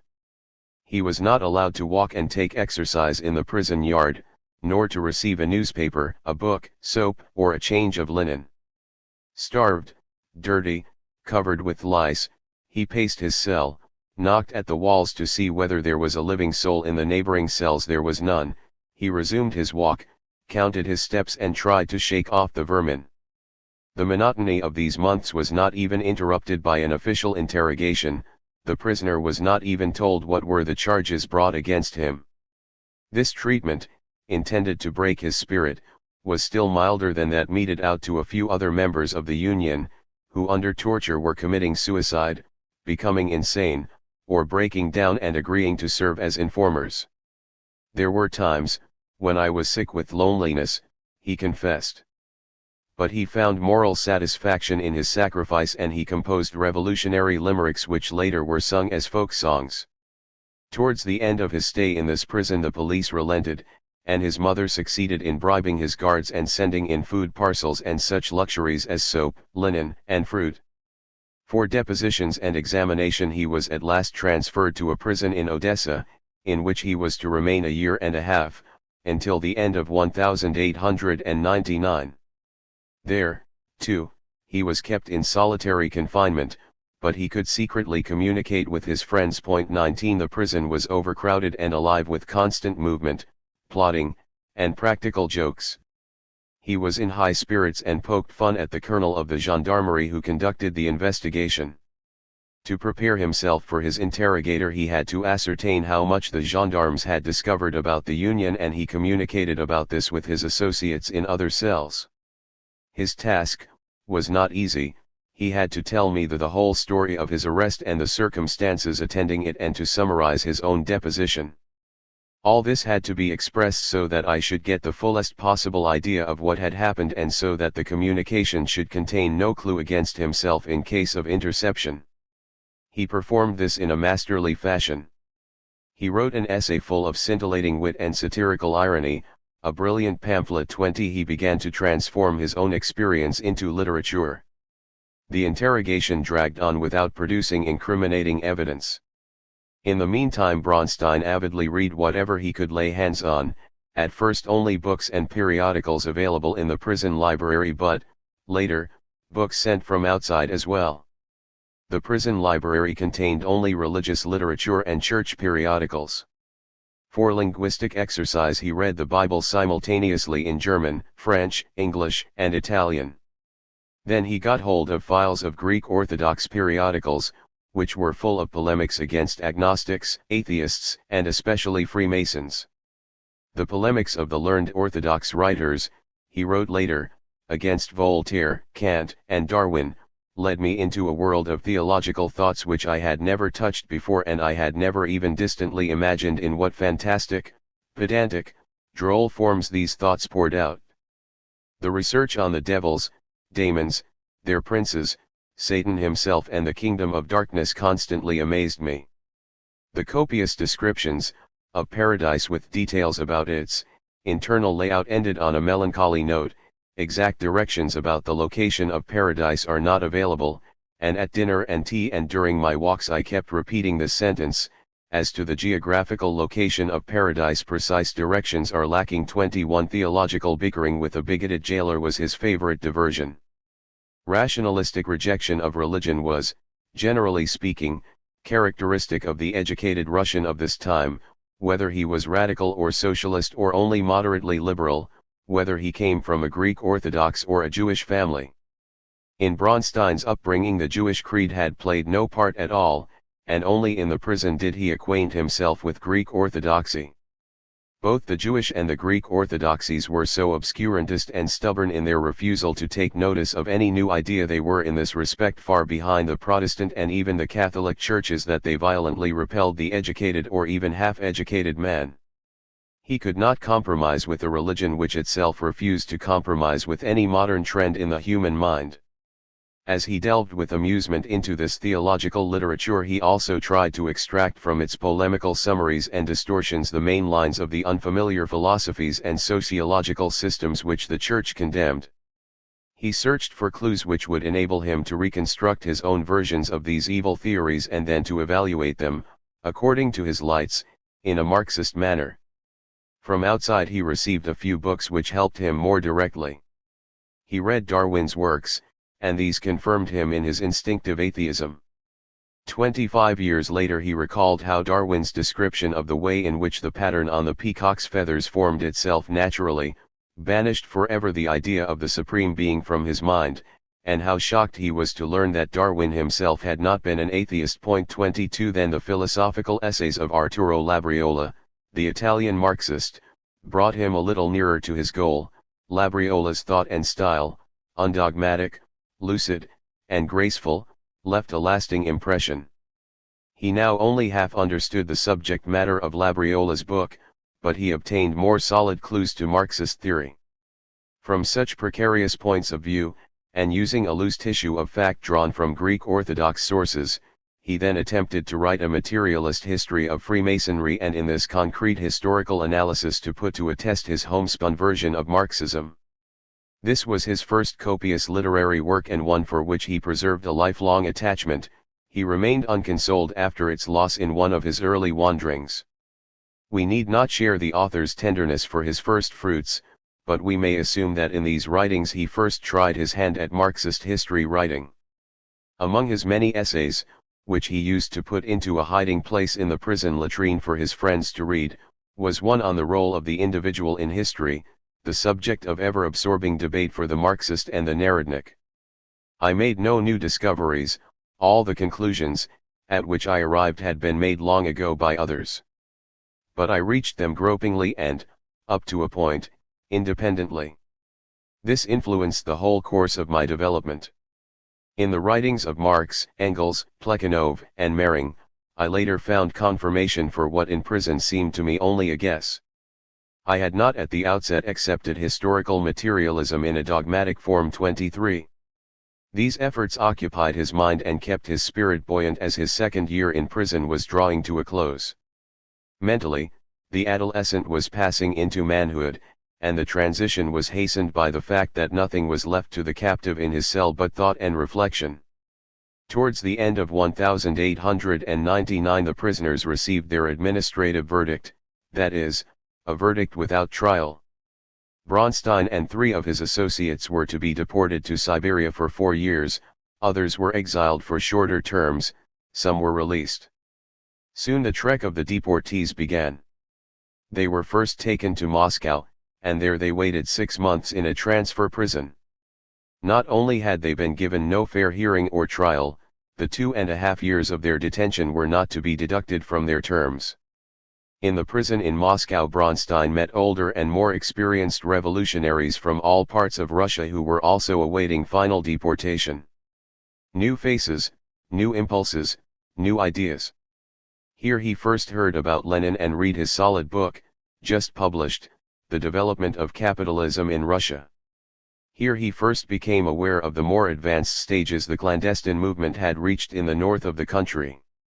Even battles of ideas fought in Western Europe found an immediate echo within the walls of this prison. Among the many books passed on from cell to cell was Edouard Bernstein's famous work The Premises of Socialism, the first explicit attempt made by an eminent German social democrat to dissociate the labor movement from the revolutionary conceptions of Marxism and to impart to it an evolutionary, reformist character. Bernstein's work provoked what seemed at the time a Homeric struggle between two wings in European socialism, the orthodox Marxist and the revisionist. It caused no flurry among the inmates of the transfer prison. Not one of them was in a mood to abandon the road of revolution for a peaceful pedestrian march towards socialism. In these new surroundings Bronstein lost none of his self-confidence. He went on reading and arguing, and produced a continuous stream of essays and pamphlets. He planned to set up a printing shop inside the prison under the very noses of the police. This seemed too risky to his comrades and he had to content himself with circulating his output in manuscript. Already to his fellows his imagination at times seemed too bold and his willingness to challenge authority too rash. At Kherson he had, in the teeth of opposition, persuaded his comrades to start a hunger strike in protest against a proposal from the police that juvenile prisoners be released on condition that their parents would give them a good thrashing and keep them from meddling in politics. This was an insult to the honor of the juvenile revolutionary. Here again, in Moscow, he defended with bravura the prisoner's dignity. A prisoner had failed to take off his cap to the governor of the prison and had been punished with solitary confinement. Bronstein at once staged a demonstration of solidarity. At a brief meeting it was decided that we should all come out with our hats on and ask the guard to give the alarm signal for the governor. When the governor comes we shall, of course, not take off our hats. Circumstances will dictate what to do next. The guard refused to give the alarm signal. We crowded around him, and Bronstein, standing in front of us, took out his watch and said with supreme confidence, "I give you 2 minutes to make up your mind." Then, pushing aside the disconcerted jailer, he pressed the button with a magnificent flourish. We put on our hats and went out to the yard. The governor, surrounded by a huge band of armed guards, came running into the yard. "Why don't you take your hat off?" he burst out, jumping at Bronstein, who stood in front of us with the most defiant mien. "And you, why don't you take off yours?" Bronstein replied proudly. 24. A few giant guards carried away the struggling rebel to solitary confinement. Harsh and defiant towards authority, or, as he himself would have said, towards the class enemy, he was warm-hearted and even sentimental with his comrades and their relatives. The convicts were allowed to receive their relatives twice a week. At these visits Bronstein showed a moving tenderness not only to his own girl and future wife, but to all the other women who came to see their husbands or brothers. He charmed them all with his chivalry. 25 The women usually took home the men's linen, but Bronstein refused to benefit from such comforts, washed and repaired his own linen, and mocked at revolutionaries so ensnared in bourgeois habits and prejudices as to burden their womenfolk with such work. Returning from the visitor's room to the cell, he used to spend all the excess of his tenderness on us, caressing and kissing and embracing us. So much was he remembered for the warmth of his friendship that years later his friends, who had in the meantime become his opponents, were puzzled by his ruthlessness in the Revolution and in the Civil War. During this spell in the Moscow prison, in the spring or summer of 1900, he married Alexandra Sokolovskaya. A Jewish chaplain conducted the wedding in the cell, and the bridegroom borrowed a wedding ring from one of his jailers. The story of this marriage is a little obscure. Quite often political deportees arranged fictitious marriages, because a married couple were entitled to be deported to the same place and could thus escape complete isolation. The fictitious connections often developed into real ones. It is not clear how Bronstein and Sokolovskaya at first viewed their marriage. In My Life he devoted to this only one curiously detached and cool phrase, suggesting that it was meant to be a sham. Common work, he says, had bound us closely together, and so, to avoid separation, we married. 26 The eyewitness account denies the prosaic character of the connection. It describes how the ambivalent feeling between the former antagonists had given place to love, how in the prison and en route from Moscow to Siberia Bronstein was full of affection, and how, During the journey under military escort which lasted nearly a fortnight, he was so absorbed in that affection that he completely neglected his friends and discussions. This eyewitness account seems, on internal evidence, truthful. The marriage, incidentally, was not easily concluded. Bronstein first thought of it in the Kherson prison, but not having yet come of age he had to get parental permission. His father objected. He would not allow his son to marry a girl so much older, a girl who the old Bronstein had no doubt about this had led his son onto the evil path. Lyova raged and thundered, writes Ziv, and fought with all the energy and stubbornness of which he was capable. But the old man was no less stubborn, and having the advantage of being on the other side of the prison bar, he won. In Moscow Lyova renewed his efforts and this time he succeeded.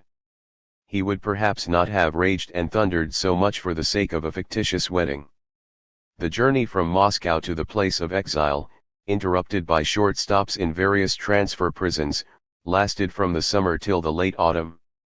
The whole party of deportees traveled by rail to Irkutsk, where they were separated and dispatched in different directions. The Bronsteins were sent down the Lena River on a large barge, which was crowded with Skopsy 27 dressed in white clothes, chanting prayers and dancing wildly. The Bronsteins were ordered to disembark in the village of Ust-Kut, which during the gold rush on the Lena had served as a base for East Siberian settlers. The gold diggers had by now moved farther east and north, and Ust-Kut was a god-forsaken place with about 100 peasant huts, dirty and plagued by vermin and mosquitoes. The inhabitants, sick with unfulfilled dreams of wealth, were madly addicted to vodka. Here the Bronsteins stayed for a time, during which he studied Das Kapital, brushing the cockroaches off the pages of Karl Marx. Later they obtained permission to move to another place, 150 miles farther east, where he worked as bookkeeper for an illiterate millionaire peasant merchant. His employer conducted business over a vast area and was the uncrowned ruler of its Tunguz inhabitants. Bronstein watched this huge capitalist enterprise growing on virgin Siberian soil. He would cite it in the future as an illustration of that combination of backwardness and capitalist development which was characteristic of Russia.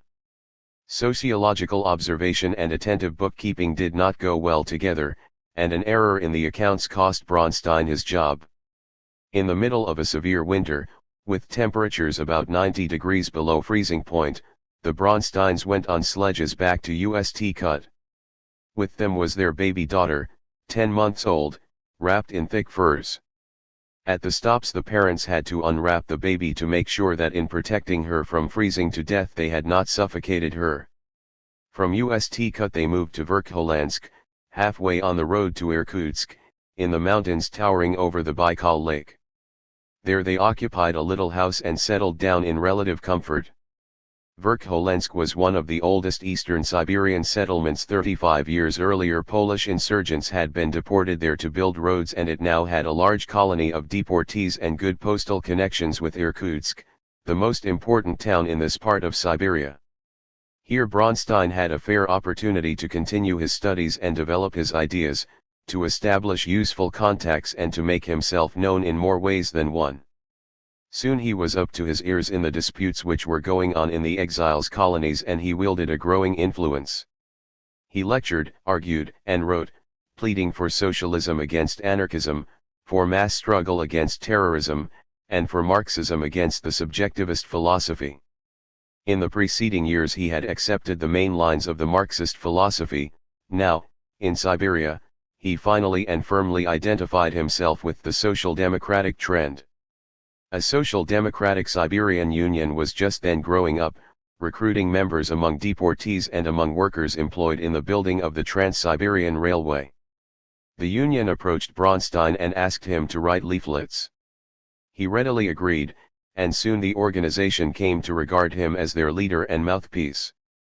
2 years later he was to represent the Siberian Union in Brussels and London at the momentous Congress during which the party split into Mensheviks and Bolsheviks. The spring of 1901 brought one of those sudden commotions which marked the flux and reflux of public opinion in the Tsarist Empire. There were again stormy demonstrations in the universities and strikes in the factories. Thousands of students were arrested, Many were conscripted into the army. This was a new punishment decreed in 1899, and many were deported. The Holy Synod excommunicated Leo Tolstoy. In February 1901, an undergraduate named Karpovich shot the Minister of Education, Bogolpov. The Writers' Association protested against brutal police control over academic life. The Socialist International denounced the Tsar in a solemn manifesto. The clandestine groups got fresh blood, and new deportees brought a fresh breeze into the Siberian colonies. From the newcomers' tales, Bronstein tried to gauge the strength of the anti-Tsarist opposition. He reached the conclusion that the political ferment, intense though it was about to fizzle out, largely because the clandestine groups did not know what use to make of it or how to direct it against autocracy. The mushrooming underground organizations led a disjointed existence, each being engrossed in local affairs and ambitions. National coordination and leadership were needed. Bronstein was not the first to advance this idea. Abroad, older Marxists, Plekhanov, Lenin, Martov, and others were expounding it in the newly founded Iskra, the Spark. But Iskra, the first issue of which had appeared in Germany a few months before, had not yet reached the exiles at Verkhoyansk. Bronstein set down his views in an essay which was widely circulated and hotly debated in the Siberian colonies. The biographical interest of this now little-known essay lies in the fact that in it he expounded broadly a view of the organization and the discipline of the party identical with that which was later to become the hallmark of Bolshevism, and which he himself then met with acute and venomous criticism. 28. The revolutionary movement, so he argued in 1901, would be a Frankenstein monster, unless it came under the rule of a strong central committee which would have the power to disband and expel any undisciplined organization or individual. The central committee will cut off its relations with the undisciplined organization, and it will thereby cut off that organization from the entire world of revolution. The central committee will stop the flow of literature and of wherewithal to that organization. It will send into the field its own detachment, and, having endowed it with the necessary resources, the Central Committee will proclaim that this detachment is the local committee.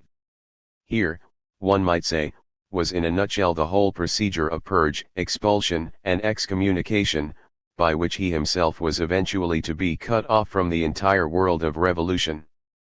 Yet, it was true that at this time the revolutionary movement in Russia could not advance a single step without national integration and discipline, and that a national leadership was sometimes bound to impose this discipline sternly on reluctant groups. 29. When Bronstein first formulated this view, he brought down upon himself the very charges with which he would one day confront Lenin.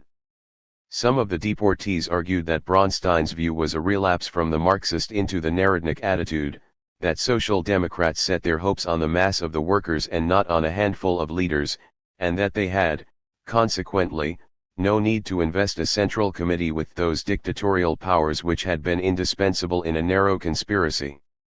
We shall not now go farther into the controversy which at its more advanced stage will become one of the major motifs of this narrative.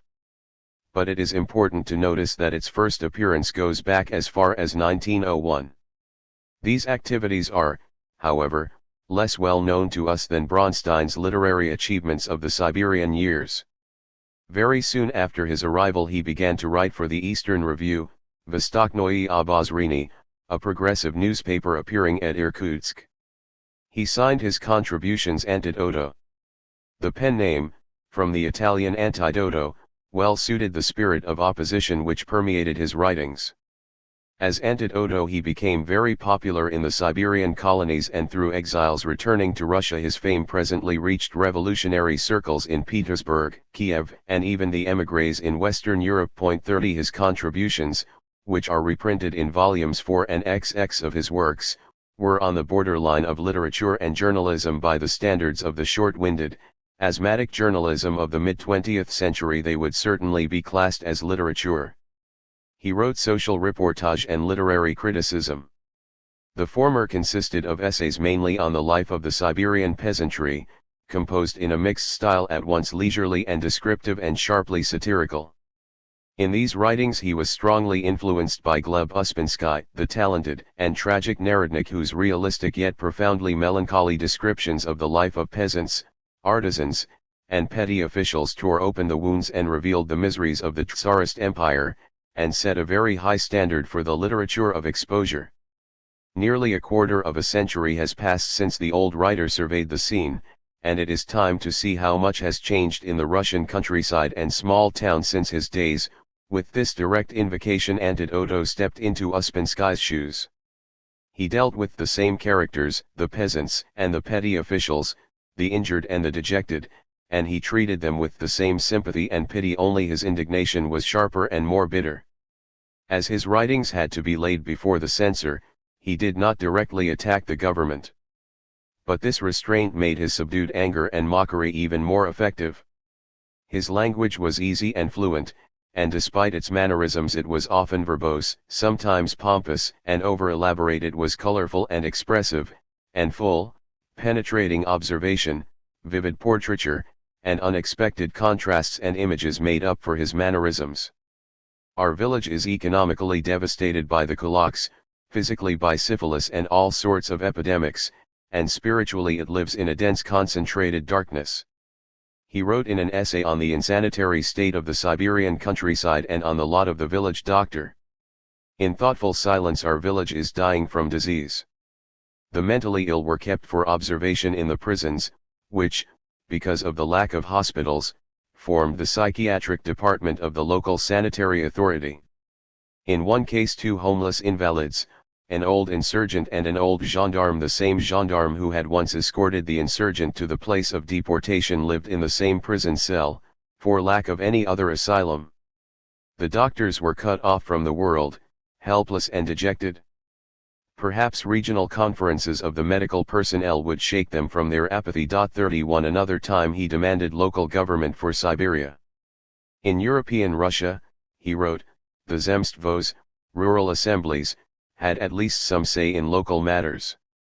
But east of the Urals the administration sensed rebellion in every Zemstvo, and even if a nucleus of local government existed here and there, the peasants were in it as silent symbols only. The gentry sent one representative for every 3,000 rubles of income, while the peasants sent one for every 43,000. He illustrated the anachronistic nature of the administration in a character sketch of a clerk in a Siberian Volost, an administrative district comprising several villages. The clerk was burdened with an incredible variety of jobs. He acted on the spot for the Ministry of the Interior, he was responsible to the Ministry of War for the call UPS, he collected taxes for the Ministry of Finance, he prepared statistics for the Ministry of Agriculture, he was the local agent for the Department of Justice, and for the Ministry of Education and Religious Denominations. Only the Navy and the Foreign Office left him in peace, but even this was not sure. Financial agent, statistician, agronomer, road engineer, architect, notary, legal officer, all in one person, the clerk did not even receive his salary regularly. The result? The half-fictitious statistical figures he supplies to higher authority are processed there, made the basis of many an official survey or investigation, which then becomes the object of passionate polemics for the responsible leaders of opinion. 32 A series of Bronstein's articles was devoted to the martyrdom of the womenfolk. The mujik beat his wife mercilessly, and so did the wealthy Siberian merchant. Half a century later these essays still retain their documentary value, and one can imagine the effect they produced at the time. The censor pored over them with increasing suspicion and more often cut out paragraphs or entire sections. The writer was constantly compelled to resort to new tricks of evasion and to convey his purpose by hint and allusion. When his unprotected fingers were no longer able to grasp the nettle of fact, he would, with an apology, make his style shade off into semi-fiction. Opposition writers often found in literary criticism some refuge from the assaults of censorship. This was so with Bronstein, yet to him literary criticism was much more than a convenient pretext for expounding political views. He was a literary critic as by vocation.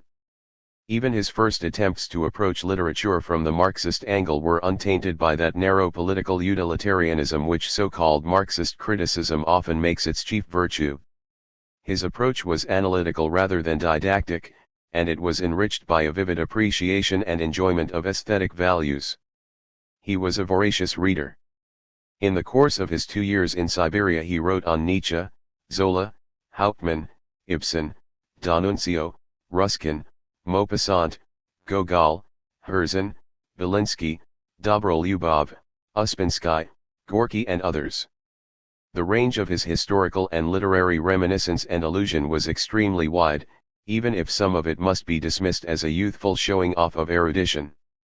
His prime interest was, as with the Marxist it must be, in the social impulse behind the literary work, in the moral and political climate to which the poet or the novelist gives his individual expression, and in the effect which the literary work, in its turn, has on that climate. But there was nothing in this of the vulgar Marxism which pretends to discover an economic or political class interest hidden in every poem or play or novel. He was also exceptionally free, quite exceptionally for a man of 20 to 22 years, from the sectarian attitude which may induce a revolutionary to denounce any spiritual value which he cannot fit to his own conception and for which he has therefore no use. In the young Marxist this attitude is usually a symptom of inner uncertainty. He has not genuinely assimilated his newfound philosophy, the principles he professes are up to a point external to his thinking, and he is an historical materialist from duty rather than from natural conviction. The more fiercely he denounces anything that seems to contradict his ill-digested philosophy, the easier is his conscience, the more gratified is his sense of duty. In the young Bronstein it was therefore a sign of how intimately he had made the Marxist way of thinking his own, and a measure of his confidence in it, that he was singularly free from that dutiful sectarianism. He usually paid generous tribute to the talent or genius of a writer whose ideas were remote from or directly opposed to the doctrines of socialism. He did so not merely from fairness but from the conviction that the spiritual estate of man is so enormous and so inexhaustible in its diversity that only he who stands on the shoulders of great predecessors can utter a truly new and weighty word. The 21-year-old writer insisted that revolutionary socialism was the consummation, not the repudiation, of great cultural traditions. It repudiated merely the conservative and conventional conception of tradition. He was not afraid of finding that socialist and non-socialist views might overlap or coincide and of admitting that there was a hard core, or a grain, of truth in any conception which as a whole he rejected. 33. His first literary essay, a critical obituary on Nietzsche, appeared in the Eastern Review, in several installments, in December 1900, a month or two after his arrival in Siberia.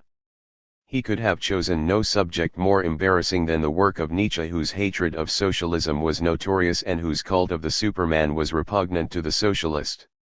Bronstein began his obituary with an apology for its critical tenor. We ought to behave dispassionately towards the personalities of our adversaries, and we ought to pay due tribute to their sincerity and other individual merits. But an adversary, sincere or not, alive or dead, remains an adversary, especially if he is a writer who survives in his works. He showed how the idea of the Superman grew out of normal bourgeois morality and in what way it was opposed to that morality. Nietzsche, he held, generalized and drew to its last logical, or rather illogical, conclusion the contempt of the masses which was deeply rooted in normal bourgeois thinking. To prove this point, the critic showed how many of Nietzsche's views were either implied or expressly stated in the writings of Herbert Spencer, that representative philosopher and sociologist of the Victorian middle class. The idea of the Superman was opposed to bourgeois morality only as the excess is opposed to the norm. The immoral Superman stood in the same relation to the virtuous middle class in which the medieval Rob Ritter, with his maxim, Rauben ist kein Schande, das tun die Bessen im Land, had stood to the feudal lord. Nietzsche's ideal was the rapacious bourgeois freed from inhibition and stripped of pretenses.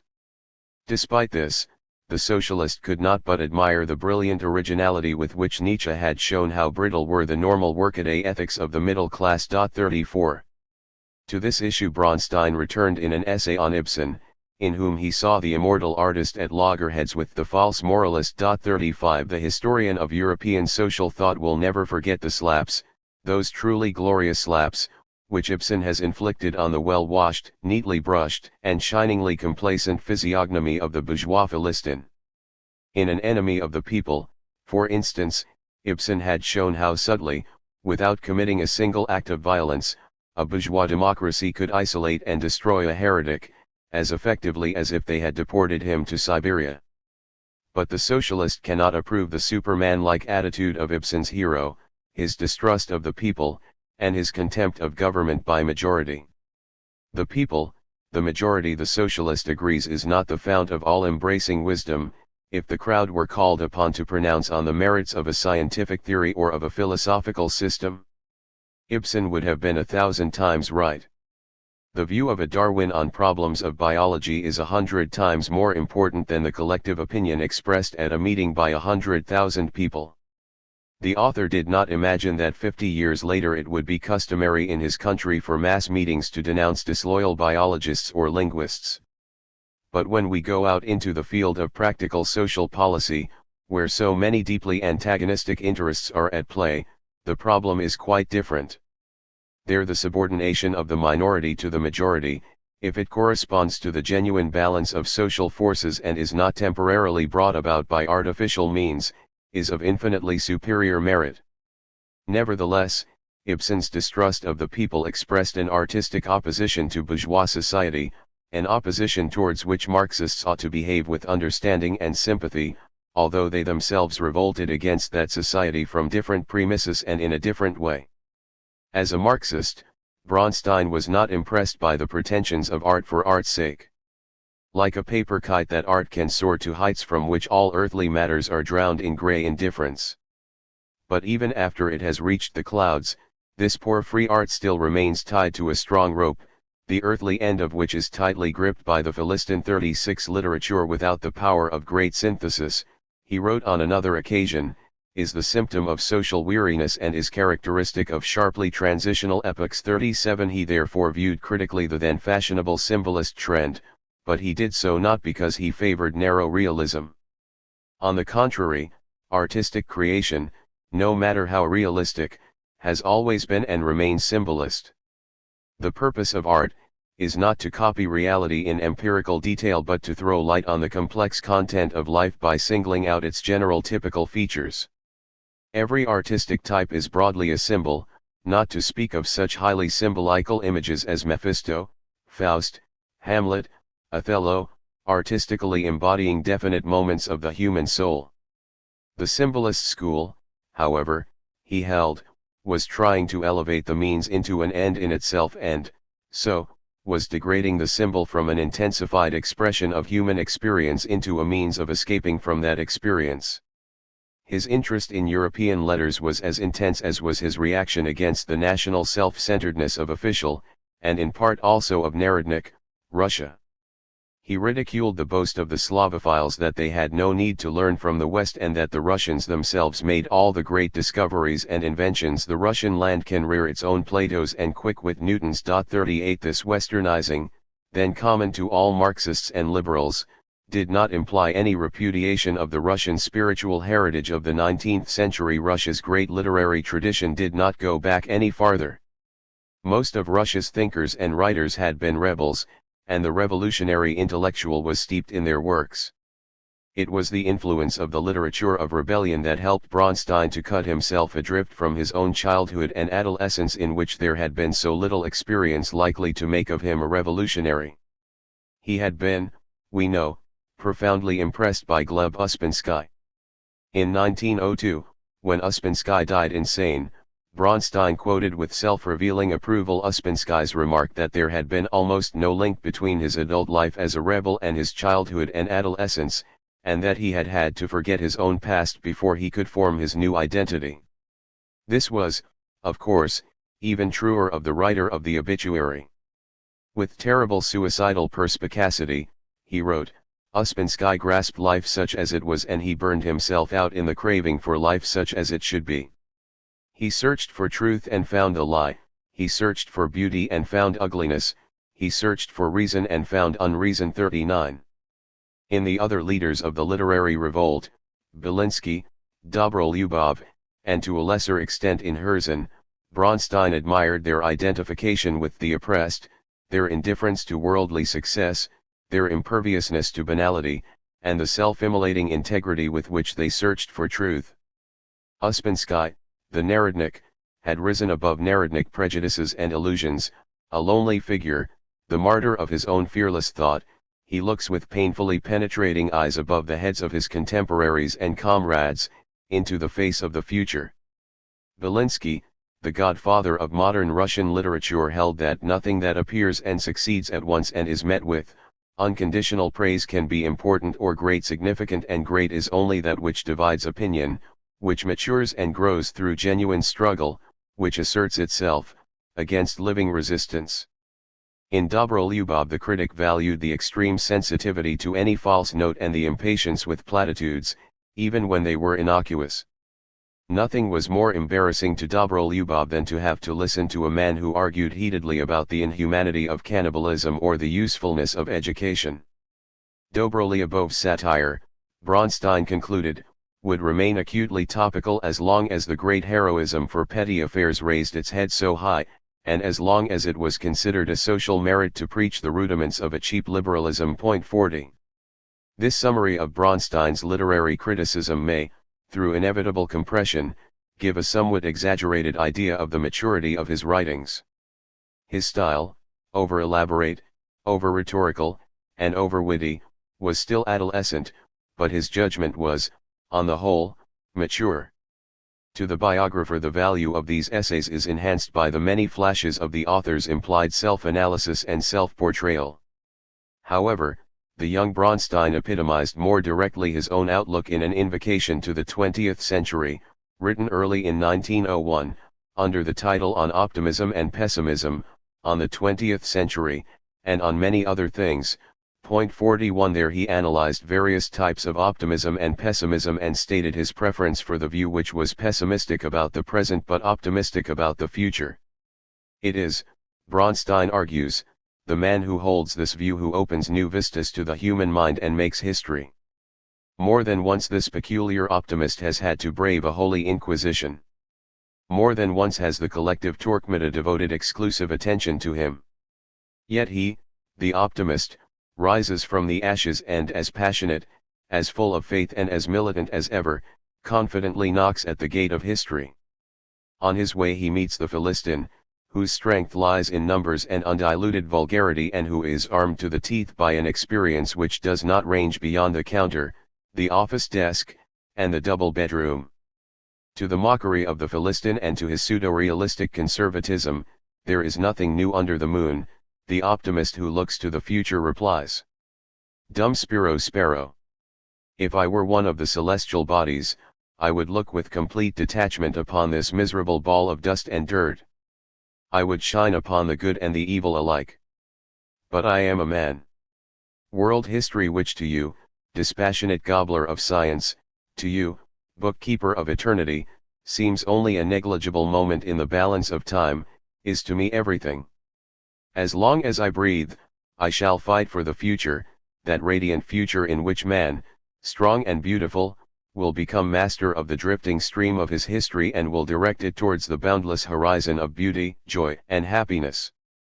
The 19th century has in many ways satisfied and has in even more ways deceived the hopes of the optimist. It has compelled him to transfer most of his hopes to the 20th century.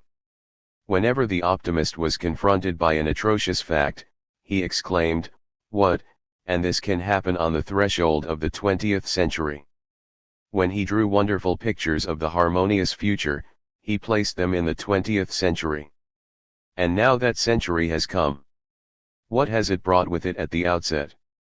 In France the poisonous foam of racial hatred, in Austria nationalist strife, in South Africa the agony of a tiny people, which is being murdered by a colossus, on the free island itself triumphant hymns to the victorious greed of jingoist jobbers, dramatic complications in the East, rebellions of starving popular masses in Italy, Bulgaria, Romania. Hatred and murder, famine and blood.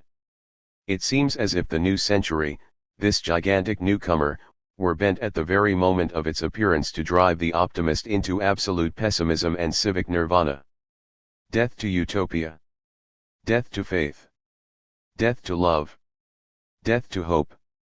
Thunders the 20th century in salvos of fire and in the rumbling of guns. Surrender, you pathetic dreamer. Here I am, your long-awaited 20th century, your future. No, replies the unhumbled optimist, you are only the present. After 4.5 years of prison and exile, Bronstein longed for a scene of action broader than the Siberian colonies. In the summer of 1902, the underground mail brought him a copy of Lenin's What Is to Be Done? And a file of Iskra. He read these with mixed feelings. Here he found ideas on the shape and character of the party, ideas which had been maturing in him, set out with supreme confidence by the brilliant émigré writers. The fact that he had in his backwater reached the same conclusions independently could not but give him a thrill and confirm him in his self-reliance. But he was intensely restless. He could no longer bear the sight of the muddy, cobblestoned, narrow streets of Verkholensk. Even the arguments within the colonies of deportees and his literary successes with the Eastern Review filled him with boredom. If only he could get away to Moscow or Petersburg, and then perhaps to Geneva, Munich, or London, the centers where the intellectual weapons of the revolution were being forged. He shared his impatience and his secret ambition with his wife. Alexandra had no doubt that her husband was destined to greatness, and that at 23 it was time for him to do something for immortality. She urged him to try to escape from Siberia, and in doing so she shouldered the burden of a heavy sacrifice. She had just given birth to their second daughter and was now undertaking to struggle for her own and her children's lives, unaided, with no certainty of a reunion. In her own conviction she was, as his wife and as a revolutionary, merely doing her duty, and she took her duty for granted without the slightest suggestion of melodrama. 42. On a summer night in 1902, Bronstein, hidden under loads of hay in a peasant cart rumbling along bumpy Siberian fields, was on his way to Irkutsk. In his bed, in the loft of his house at Verkholensk, there lay the dummy of a man. Next evening the police inspector, who came, as usual, to check whether the Bronsteins were in, climbed a ladder to the loft, glanced at the bed and, satisfied that everything was in order, went away. In the meantime the fugitive, supplied by his friends at Irkutsk with new, respectable-looking clothes, boarded the Trans-Siberian Railway. Before he left Irkutsk his comrades provided him with a false passport. He had to inscribe hastily the name he was to assume, and he scribbled that of one of his former jailers in the Odessa prison. In this hazardous escape did the identification with his jailer perhaps gratify in the fugitive a subconscious craving for safety? It may be so. Certainly the name of the obscure jailer was to loom large in the annals of revolution. It was Trotsky. 43. The journey west was unexpectedly quiet. The passenger killed time reading Homer's hexameters in a Russian translation. He alighted at Samara on the Volga, where Iskra's organization had its Russian headquarters. He was heartily welcomed by Kase Hizanovsky Clare, the prominent technician, Lenin's friend, and future chief of the Soviet Gosplan, State Planning Commission. Bronstein's literary reputation had preceded him, and Kase Hizanovsky Clare nicknamed him the Pen, Piero, and sent a glowing report on his talents and activities to Iskra's headquarters in London. Straightway Bronstein was sent to Kharkov, Poltava, and Kiev to inspect groups of socialists. He found that most of the groups persisted in their local patriotisms and refused to cooperate with one another or to submit to any central authority. With a report to this effect he returned to Samara. There an urgent message from Lenin was awaiting him. The Pen was to report as soon as possible at Iskra's foreign headquarters. Chapter 3. At the door of history. Early one morning, almost at dawn, in October 1902, the fugitive from Siberia knocked violently at a door in London, at 10 Halford Square near King's Cross. There, in one room and a kitchen, lived Vladimir Ilyich Lenin and his wife, Nadezhda Konstantinovna Krupskaya, Mr. and Mrs. Richter to their lower middle-class neighbors. The early hour was hardly suitable for a visit, but the caller was too full of the importance of his mission and too impatient and self-confident to think of the minor courtesies. He had traveled in feverish excitement from Irkutsk to London, stealing across frontiers and surmounting all obstacles on the way. In Vienna he had roused the famous Victor Adler, the founder of the Austrian Socialist Party, from a Sunday rest and got from him the help and the money he needed for the rest of his journey. In Zurich he had knocked, in the middle of the night, at the door of Paul Axelrod, the veteran of Russian Marxism, in order to introduce himself and make arrangements for the last lap. Now, at his final destination, alone in the grey mist of an early London morning, with only a cabman waiting behind him for the fare, the passenger had no money. He expressed his inner agitation by his loud knocking. He was indeed knocking at the door of history. Krupskaya, guessing a countryman in the early and noisy visitor, and a little worried lest her English neighbours might be annoyed by this instance, not the only one of the extravagant behaviour of the foreigners in the house, hurried out to meet the newcomer. From the door she exclaimed, "The pen has arrived." Lenin, she later recollected, had only just awakened and was still in bed. Leaving them together, I went to see to the cabman and prepare coffee. When I returned I found Vladimir Ilyich still seated on the bed in animated conversation with Trotsky on some rather abstract theme. But the cordial recommendations of the young eagle and this first conversation made Vladimir Ilyich pay particular attention to the newcomer. One, the visitor was to remember the kindly expression on Lenin's face, tinged with a justifiable amazement.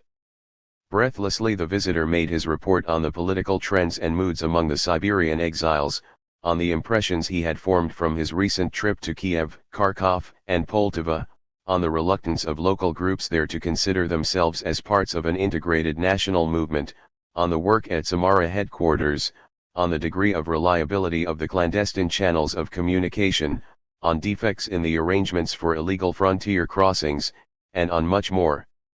Lenin, who had recently been exasperated by the unbusinesslike and muddled communications that had been reaching him from the underground in Russia, was delighted to obtain from the young man an unusual amount of precise and definite information, to listen to his lucid and incisive remarks and to find in him a convinced adherent of the idea of a centralized party. Point 2. Anxious to examine him more closely, Lenin took him for long walks and talks, in the course of which he showed him London's historical and architectural landmarks. But Trotsky, so he began to be called, was so full of the clandestine struggle in Russia that his mind was closed to anything that had no direct bearing on it. He noticed the peculiar mannerism Lenin used in trying to acquaint him with some of the landmarks. "This is their Westminster," or "This is their British Museum," he would say, conveying by the inflection of his voice and by implication both his admiration for the genius embodied in the grand buildings and his antagonism to the ruling classes, to whose spirit and power those buildings were a monument. Trotsky was eager to return from these digressions to topics nearer to his heart. In what way did the Iskra men propose to weld the disconnected groups into a centralized party? How were they faring in the campaign against the economists, who were trying to keep the movement within the bounds of non-political trade unionism? How would they counter the attempts just begun by others to revive a Narodnik-like terrorist party? What were they going to do to combat Peter Stroop's legal Marxists, who were drifting away from revolutionary Marxism? Lenin listened with discreet satisfaction to the story of how in jail Trotsky and others had studied his development of capitalism in Russia, how impressed they had been by the enormous mass of statistical material he had marshaled to show that capitalist industry had been transforming Russian society so radically that it had killed all hope of agrarian socialism and set the scene for the proletarian movement. And above all there was the question, why was Trotsky so urgently asked to report to London, and what was he to do here? In truth, no special assignment had been awaiting him. Lenin was usually anxious to meet everyone who had gained distinction in underground work.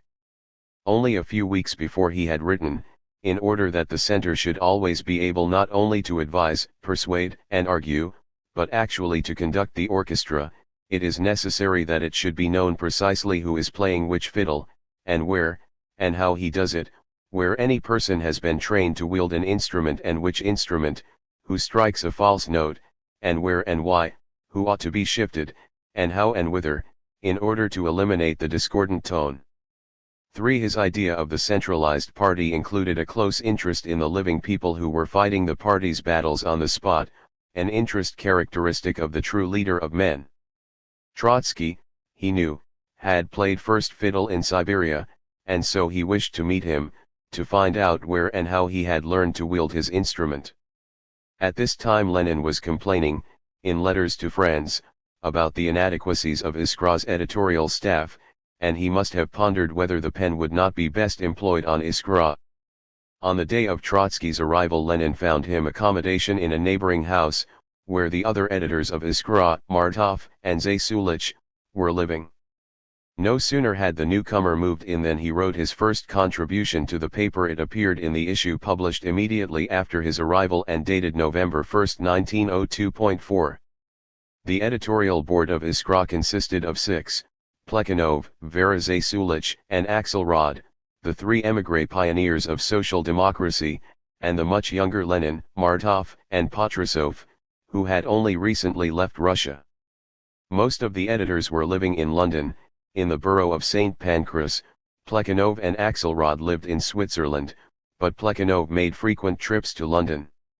From this group, especially from Lenin's home, ran all the threads to the underground movement in Russia, whose agents appeared at Halford Square with messages and went back with instructions. Thus, the young Trotsky found himself transferred from Verkholensk straight into the directing center of Russian socialism and placed under the constant influence of outstanding and contrasting personalities. Zasulich and Martov shared with him their home, their meals, and their thoughts. It was Vera Zasulich who had, the year before Trotsky's birth, fired at General Trepov, and had unwittingly inspired the freedom of the people to follow her example. After the jury acquitted her, she escaped abroad, kept in touch with Karl Marx, and, although she did not accept his teaching without mental reservations, became one of the founders of the Russian Marxist school. Disregarding Marx's doubts, she was among the first to proclaim that the proletarian socialism he had advocated for Western Europe would suit Russia as well. 5. She was not only a heroic character. Well read in history and philosophy, she was essentially a heretic, with a shrewdly feminine mind working by intuitive impulses and flashes rather than by reasoning. In all the portraits of her drawn by contemporaries, we also find the comic touches of the old-style Russian bohemian. She wrote very slowly, suffering truly all the torments of literary creation, and as she wrote or argued she paced thoughtfully up and down her room, with her slippers flapping, rolling cigarettes, chain-smoking, throwing butts on the window sills and tables, scattering ash over her blouse, arms, and manuscripts or into her cup of tea, and sometimes over her interlocutor. To the young Trotsky she was the heroine of a glorious epic. He had come to stay under one roof with the living legend of revolution. Martov was only a few years older than Trotsky. He, too, was a Jew. The descendant of an old family of great Hebrew scholars, his real name was Zetterbaum. He had been one of the initiators of the Bund, the Jewish Socialist Party, but then he abandoned the idea of a separate Jewish Labor Party, and, together with Lenin, founded the Association for the Struggle for the Emancipation of Workers, in Petersburg.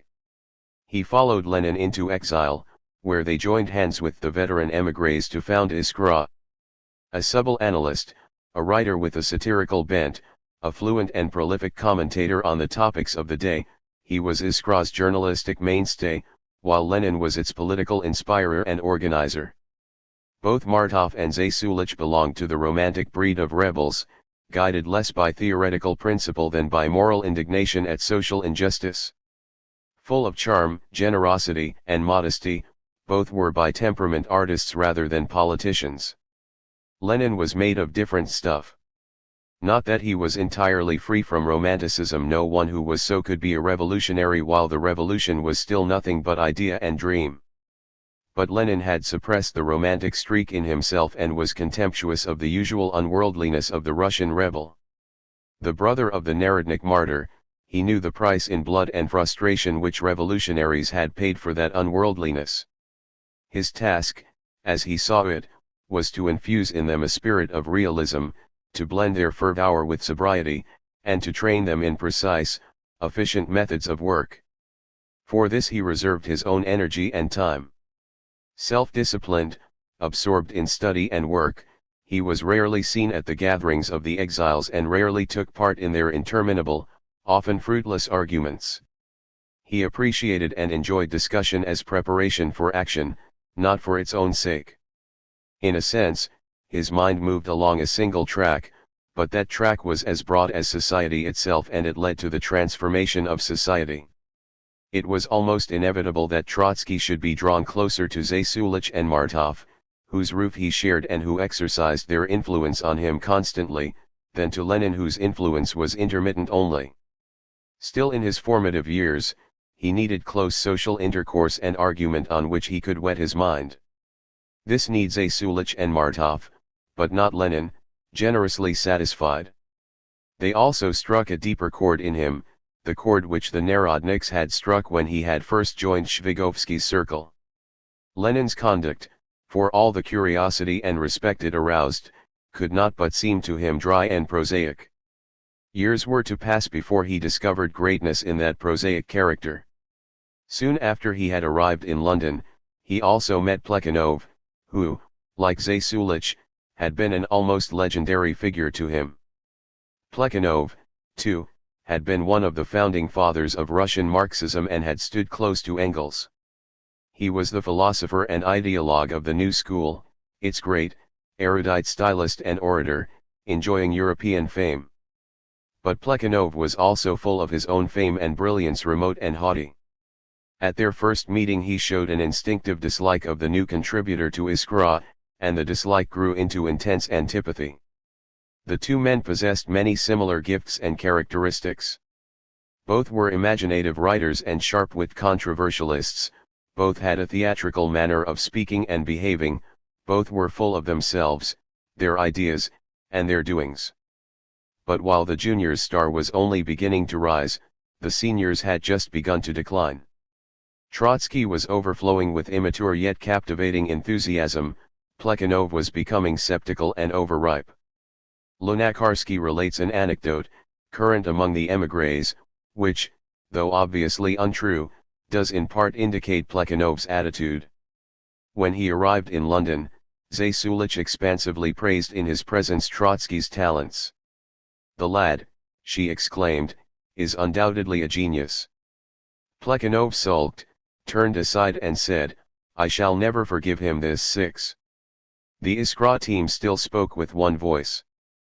But it had its dissensions, of which Trotsky presently became aware, and in which he was unwittingly becoming involved. The editorial board was equally divided between the 3 veterans and the 3 younger editors. Controversial matters were decided by vote and, as each group voted solidly against the other, a deadlock arose. Issues of editorial policy had often to be left in abeyance. Lenin, anxious to break the deadlock, thought of adding a 7th, member to the board. As early as March 1903, 4 months after Trotsky's arrival, Lenin, in a memorandum sent to all editors, emphatically recommended his appointment. Beforehand he disposed of objections concerning Trotsky's age and qualifications, he underlined Trotsky's rare abilities, conviction, and energy, and added that his contributions were not only very useful but absolutely necessary. 7 Zasulich and Martov agreed. His Trotsky's literary works, Martov wrote to Axelrod, reveal indubitable talent, and already he wields great influence here thanks to his uncommon oratorical gifts. He speaks magnificently. Of this both I and Vladimir Ilyich Lenin have had sufficient proof. He possesses knowledge and works hard to increase it. I endorse Lenin's proposal without reservation. 8 Axelrod, too, accepted the candidature. On this at least there was no division between the veterans and the others. The whole team, with one exception, eagerly welcomed Trotsky. The exception was Plekhanov. He objected vehemently on the ground that Trotsky's contributions, with their florid rhetoric, lowered the standard of the paper. That Trotsky's style was flowery and full of flourishes was true. Lenin had gently tried to prune it, and, in recommending Trotsky's appointment, he wrote that if the latter became a regular member of the editorial team it would be easier to impress on him the need for stylistic simplicity. He would then see that this was the view of the whole team, not merely Lenin's preference for austerity. But, to the indignation of all his colleagues, Plekhanov was unmoved. After much bickering, Zasulich brought the unsuspecting Trotsky to an editorial conference, hoping that Plekhanov would give in. Plekhanov snubbed the intruder and persisted in his veto. In My Life, Trotsky says that Plekhanov suspected that he, Trotsky, would join Lenin in his opposition to the veterans. This could hardly have been Plekhanov's main motive. All the other veterans treated Trotsky with almost paternal pride and tenderness, and he in his turn showed them an affectionate reverence, becoming the Benjamin of the group. Such was his attitude not only towards Zasulich but also, and especially, towards Axelrod, whose home in Zurich presently became Trotsky's favorite retreat during his trips to the continent. It is difficult to imagine characters more contrasting than those of Plekhanov and Axelrod, who had for nearly 25 years worked together in close friendship. Axelrod was a South Ukrainian Jew, like Trotsky. He had started as a Narodnik in the original South Russian Workers' Union, from which Trotsky had borrowed the name of his first organization. Then he had emigrated and pioneered for Marxism. With none of Plekhanov's gifts, poor as a writer and poorer still as a speaker, he was the inarticulate originator of many of the ideas which his friend brilliantly expounded. While Plekhanov's socialism was intellectual, Axelrod's sprang from absolute confidence in the working class. He believed fanatically that the workers would find their way to socialism and emancipation, and he instinctively distrusted the intelligentsia's aspiration to lead them. This was later the main motive of his unflagging opposition to Bolshevism. While Plekhanov, a polished European and an aristocrat in appearance, led a rather bourgeois life, Axelrod earned his living as a worker, producing in his home a special kind of buttermilk and delivering it to his customers. Over his milk cans he argued with fugitives from Russia to whom his home was a haven of rest, and whom he fed and often clad. With his broad dishevelled beard, he looked more like a saintly Russian rabbi than a revolutionary politician. Yet the revolutionary leaders, including until quite recently Lenin, had all regarded him as their teacher and inspirer. To this man the young Trotsky became strongly attached, and the attachment was to have a bearing on his political fortunes. 9. Ties of mutual friendship also bound him to another pioneer, Leon Deutsch, once also a southern Russian Narodnik, who had recently, after 13 years of katorga, escaped from Siberia and made a journey around the world. Although at the height of his fame his courageous escape had earned him worldwide admiration, Deutsch was regarding the new time, its problems and its men, with weary and somewhat uncomprehending eyes. A little uneasy about Trotsky's exuberant radicalism and optimism, he nevertheless attached himself tenderly to the brilliant Benjamin, as if to the embodiment of his own youthful hopes, watched his first steps abroad with admiration, and sought to help him and to advance him in every way. The dissension inside the Iskra team had as yet no political significance. Only a short time before, Lenin and Martov, as we have seen, had sat at the veterans' feet with the same feelings which animated Trotsky now. But their apprenticeship had come to an end, and, as often happens, the pupils were more acutely aware of this than the masters. The whole work now centered on Iskra, and as editors and contributors the veterans, with the exception of Plekhanov, were more or less ineffectual. They wrote rarely and not very well, and they took little or no part in organizing the clandestine movement in Russia. Lenin and Martov shared day-to-day editorial duties, and Lenin, assisted by Krupskaya, bore the brunt of the drudgery that had to be done in order to keep and develop the contacts with Russia. 10 Inevitably, the veterans felt that they were being bypassed. The jealousies were focused in the antagonism between Plekhanov and Lenin, each of the two being the most assertive man in his group. This antagonism had appeared at the moment of Iskra's foundation, and it had grown since.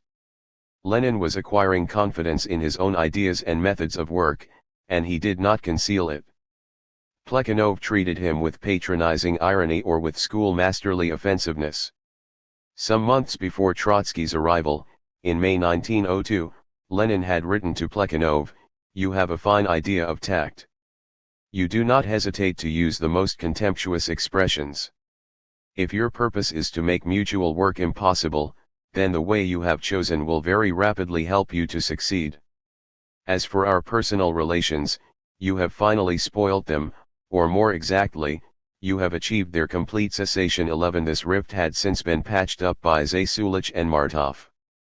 But clashes recurred, and the latest was connected with Trotsky's work for Iskra. Once Lenin returned from an editorial meeting, writes Krupskaya, in a terrific rage. "A damned fine state of affairs," he said, "nobody has enough courage to reply to Plekhanov.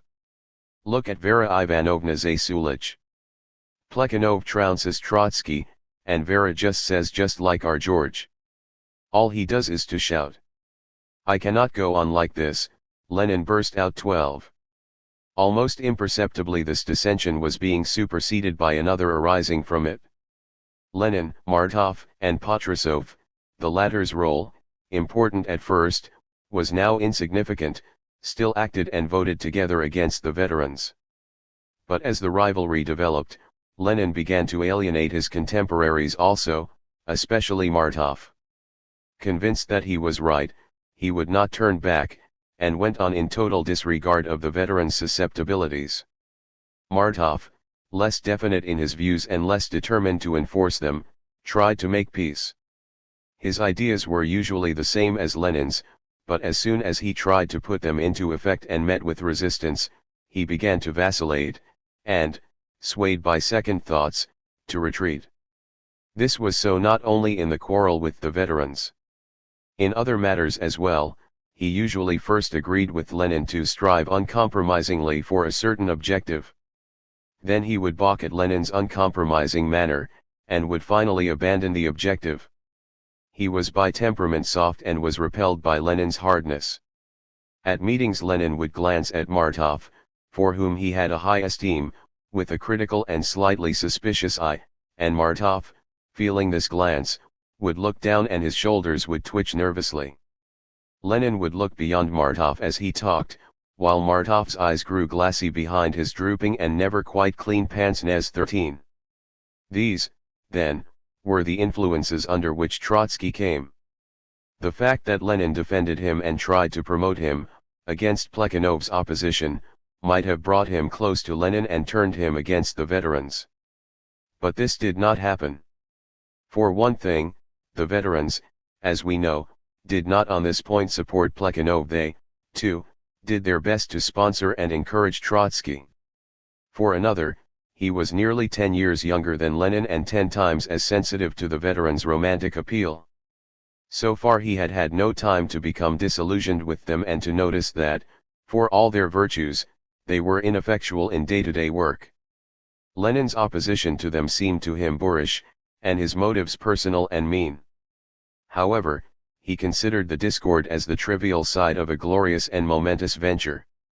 The internal squabbles did not prevent Iskra from being the great rallying center of the nascent party. Its name alone was a stirring summons to revolutionaries. Nobody believed in Iskra's mission more ardently than Trotsky, and his writings pulsated with this belief.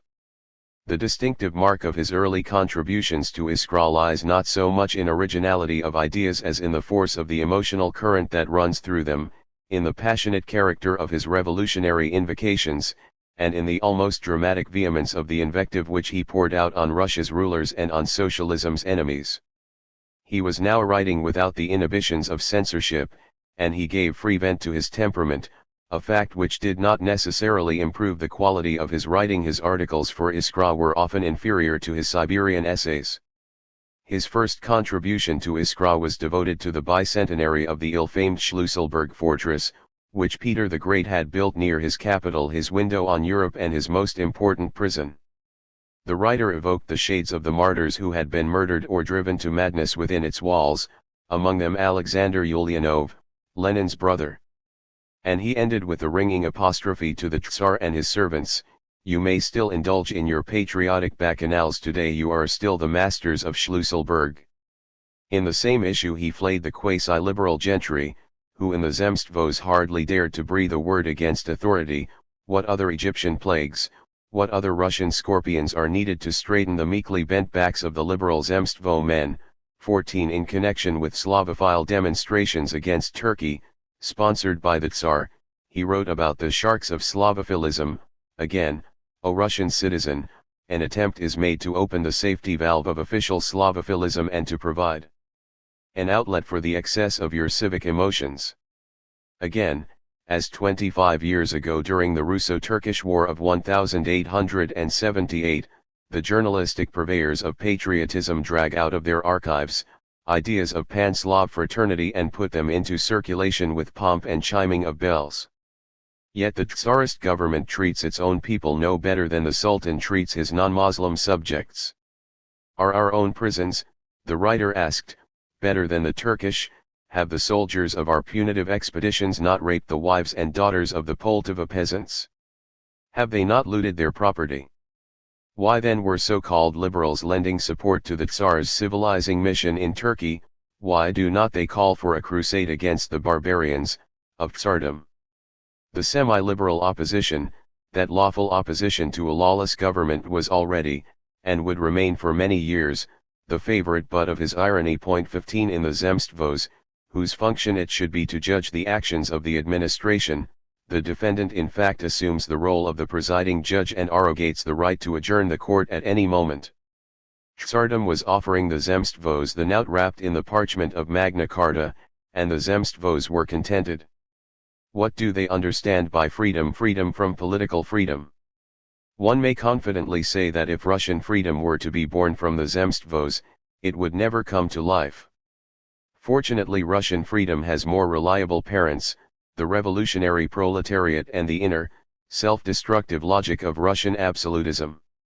Many political trends will succeed one another, many parties will emerge and fade, each pretending to improve upon the social democratic program and tactics, but the future historian will say, these trends and these parties were only insignificant, secondary incidents in the great struggle of the awakened working class, already advancing with clumsy but faithful steps on the road of political and social emancipation. 16.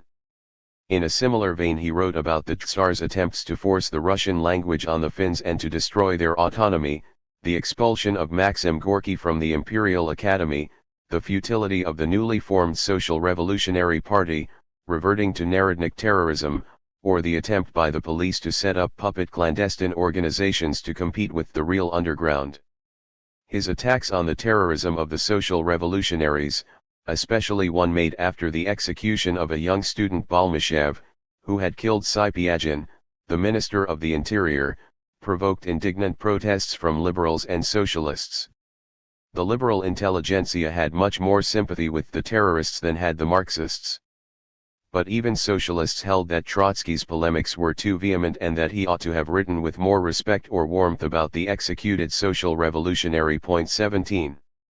Only 9 months were to elapse between his arrival in London and the opening of the Second Congress of the Russian Social Democratic Party. In this short time his reputation was established firmly enough to allow him, at the age of 23, to play a leading role at the Congress, in the momentous split between Bolsheviks and Mensheviks. This was perhaps due more to his lecturing and speech-making than to his writing. No sooner had he arrived in London than Lenin and Martov pitted him in debate against venerable old Narodnik and anarchist émigrés in Whitechapel. The novice was pleasantly surprised at the ease with which he swept the floor with his grey-bearded opponents. After that he toured the Russian colonies in Western Europe. Contemporaries have described the first sudden and irresistible impact of his oratory, the élan, the passion, the wit, and the thunderous metallic voice, with which he roused audiences and bore down upon opponents.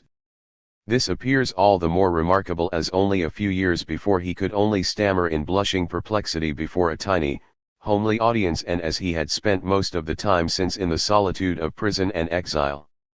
His oratory was quite untutored, he had hardly yet heard a single speaker worthy of imitation. This is one of those instances of latent unsuspected talent, bursting forth in exuberant vitality to delight and amaze all who witness it. His speech, even more than his writing, was distinguished by a rare intensity of thought, imagination, emotion, and expression. The rhetoric which often spoiled his writing made his speaking all the more dramatic. He appeared, as it were, with the drama in himself, with the sense of entering a conflict in which the forces and actors engaged were more than life-size, the battles Homeric, and the climaxes worthy of demigods. 18 Elevated above the crowd and feeling a multitude of eyes centered on him, himself storming a multitude of hearts and minds below, he was in his element. A contemporary describes the lean, tallish man, with large fierce eyes and large, sensual, irregular mouth, perched on the platform like a bird of prey. 19. In the admired speaker and writer there lived on, as he himself put it, a barbarian struggling for self-preservation. Having found himself among the elite of the movement, he had to lift himself intellectually by his bootstraps. He diligently studied Marxism, which in this its golden age gave the adept a solid mental equipment. Just before he escaped from Siberia he had explored the intricacies of capitalistic circulation, with its periodic crises, as they are analyzed with seeming dryness and yet with the utmost dramatic effect in the second volume of Das Kapital. Abroad he resumed this study. But the fascination of Marxism kept his mind closed to any extraneous idea or phenomenon. On his arrival in London it had seemed to him strange that Lenin should try to interest him in English historical monuments.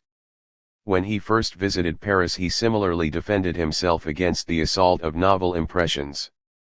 He summed up his first view of Paris grotesquely, very much like Odessa, but Odessa is better.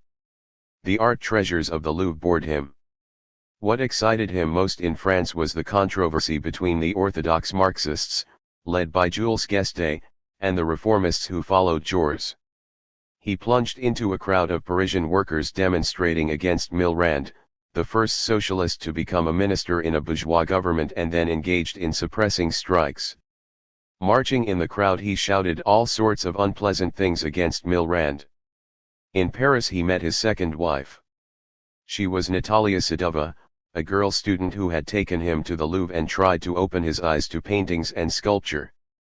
A few years younger than his first wife, she, too, was a revolutionary. She had been expelled from a boarding school for young ladies of noble birth at Kharkov, where she had persuaded her classmates not to attend prayers and to read, instead of the Bible, Russian radical literature. 20 She was at this time studying the history of art at the Sorbonne. She was to remain his companion for the rest of his life and to share with him to the full triumph and defeat. Sokolovskaya, however, remained his legal wife and bore his name. To all three the legal niceties of their connection did not matter at all. Like other revolutionaries they disregarded on principle the canons of middle-class respectability.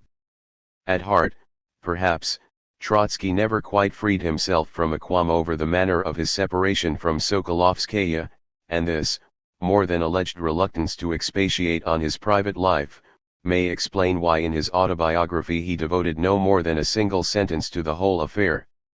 As an émigré he himself could not do much for his wife and two children. His parents, who in 1903 went to Paris for a reconciliation, took care of the children, helping to bring them up. As far as we know, the question of a reunion between Trotsky and his first wife never arose. When he and Sadova returned to Russia there was no suggestion of discord. Ties of respect and of a high-minded friendship were to bind the three of them to the end, and eventually his political fortunes affected with equal tragedy both the women and the children of both. While he was working and lecturing in France, Switzerland, and Belgium, there came from clandestine headquarters in Russia insistent demands that he should be sent back. The Russian underground and the émigré center competed intensely for personnel. Trotsky knew nothing of these demands. When old Leon Deutsch learned about them, he used all his influence to prevent Trotsky's return.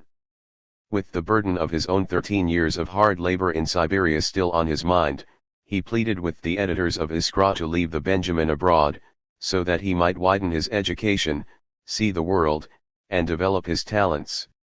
Deutsch found an ally in Lenin, who was reluctant to lose his contributor.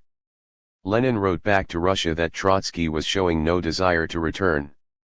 This was a subterfuge by which Lenin hoped to put off Russian headquarters, and Krupskaya leaves no doubt that it was Lenin who decided against sending Trotsky back. Thus, Trotsky's fate was settled for the time being. He would stay abroad for the forthcoming Congress of the party. 21. In July 1903 the Congress was at last convened in Brussels. This was actually to be the Foundation Assembly. The so-called First Congress of 1898 had been a meeting at Minsk of 8 people only, who were soon arrested, and had left nothing behind except a stirring manifesto, written by Peter Struve.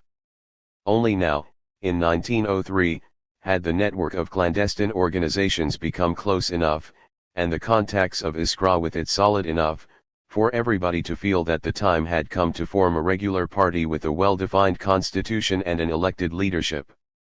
It was taken for granted that that leadership would remain with the Iskra team, which alone had supplied the organizations with a political idea and alone had coordinated their activities. For the whole team the Congress was a solemn occasion. To the veterans it was the materialization of a dream long cherished in prisons, and in places of deportation and exile. It was also taken for granted that the Iskra men would appear at the Congress as a single body, bound by solidarity in ideas, in achievement, and in the aspiration to leadership. Before the Congress there was some discord over the drafting of a program, but this was easily settled. Opposition was expected from 2 groups, from the economists, who would fight a rearguard skirmish against the triumphant advance of revolutionary politics, and from the Jewish Bund, claiming for itself a special status within the party. These 2 groups were in a minority, and all Iskra men were united against them.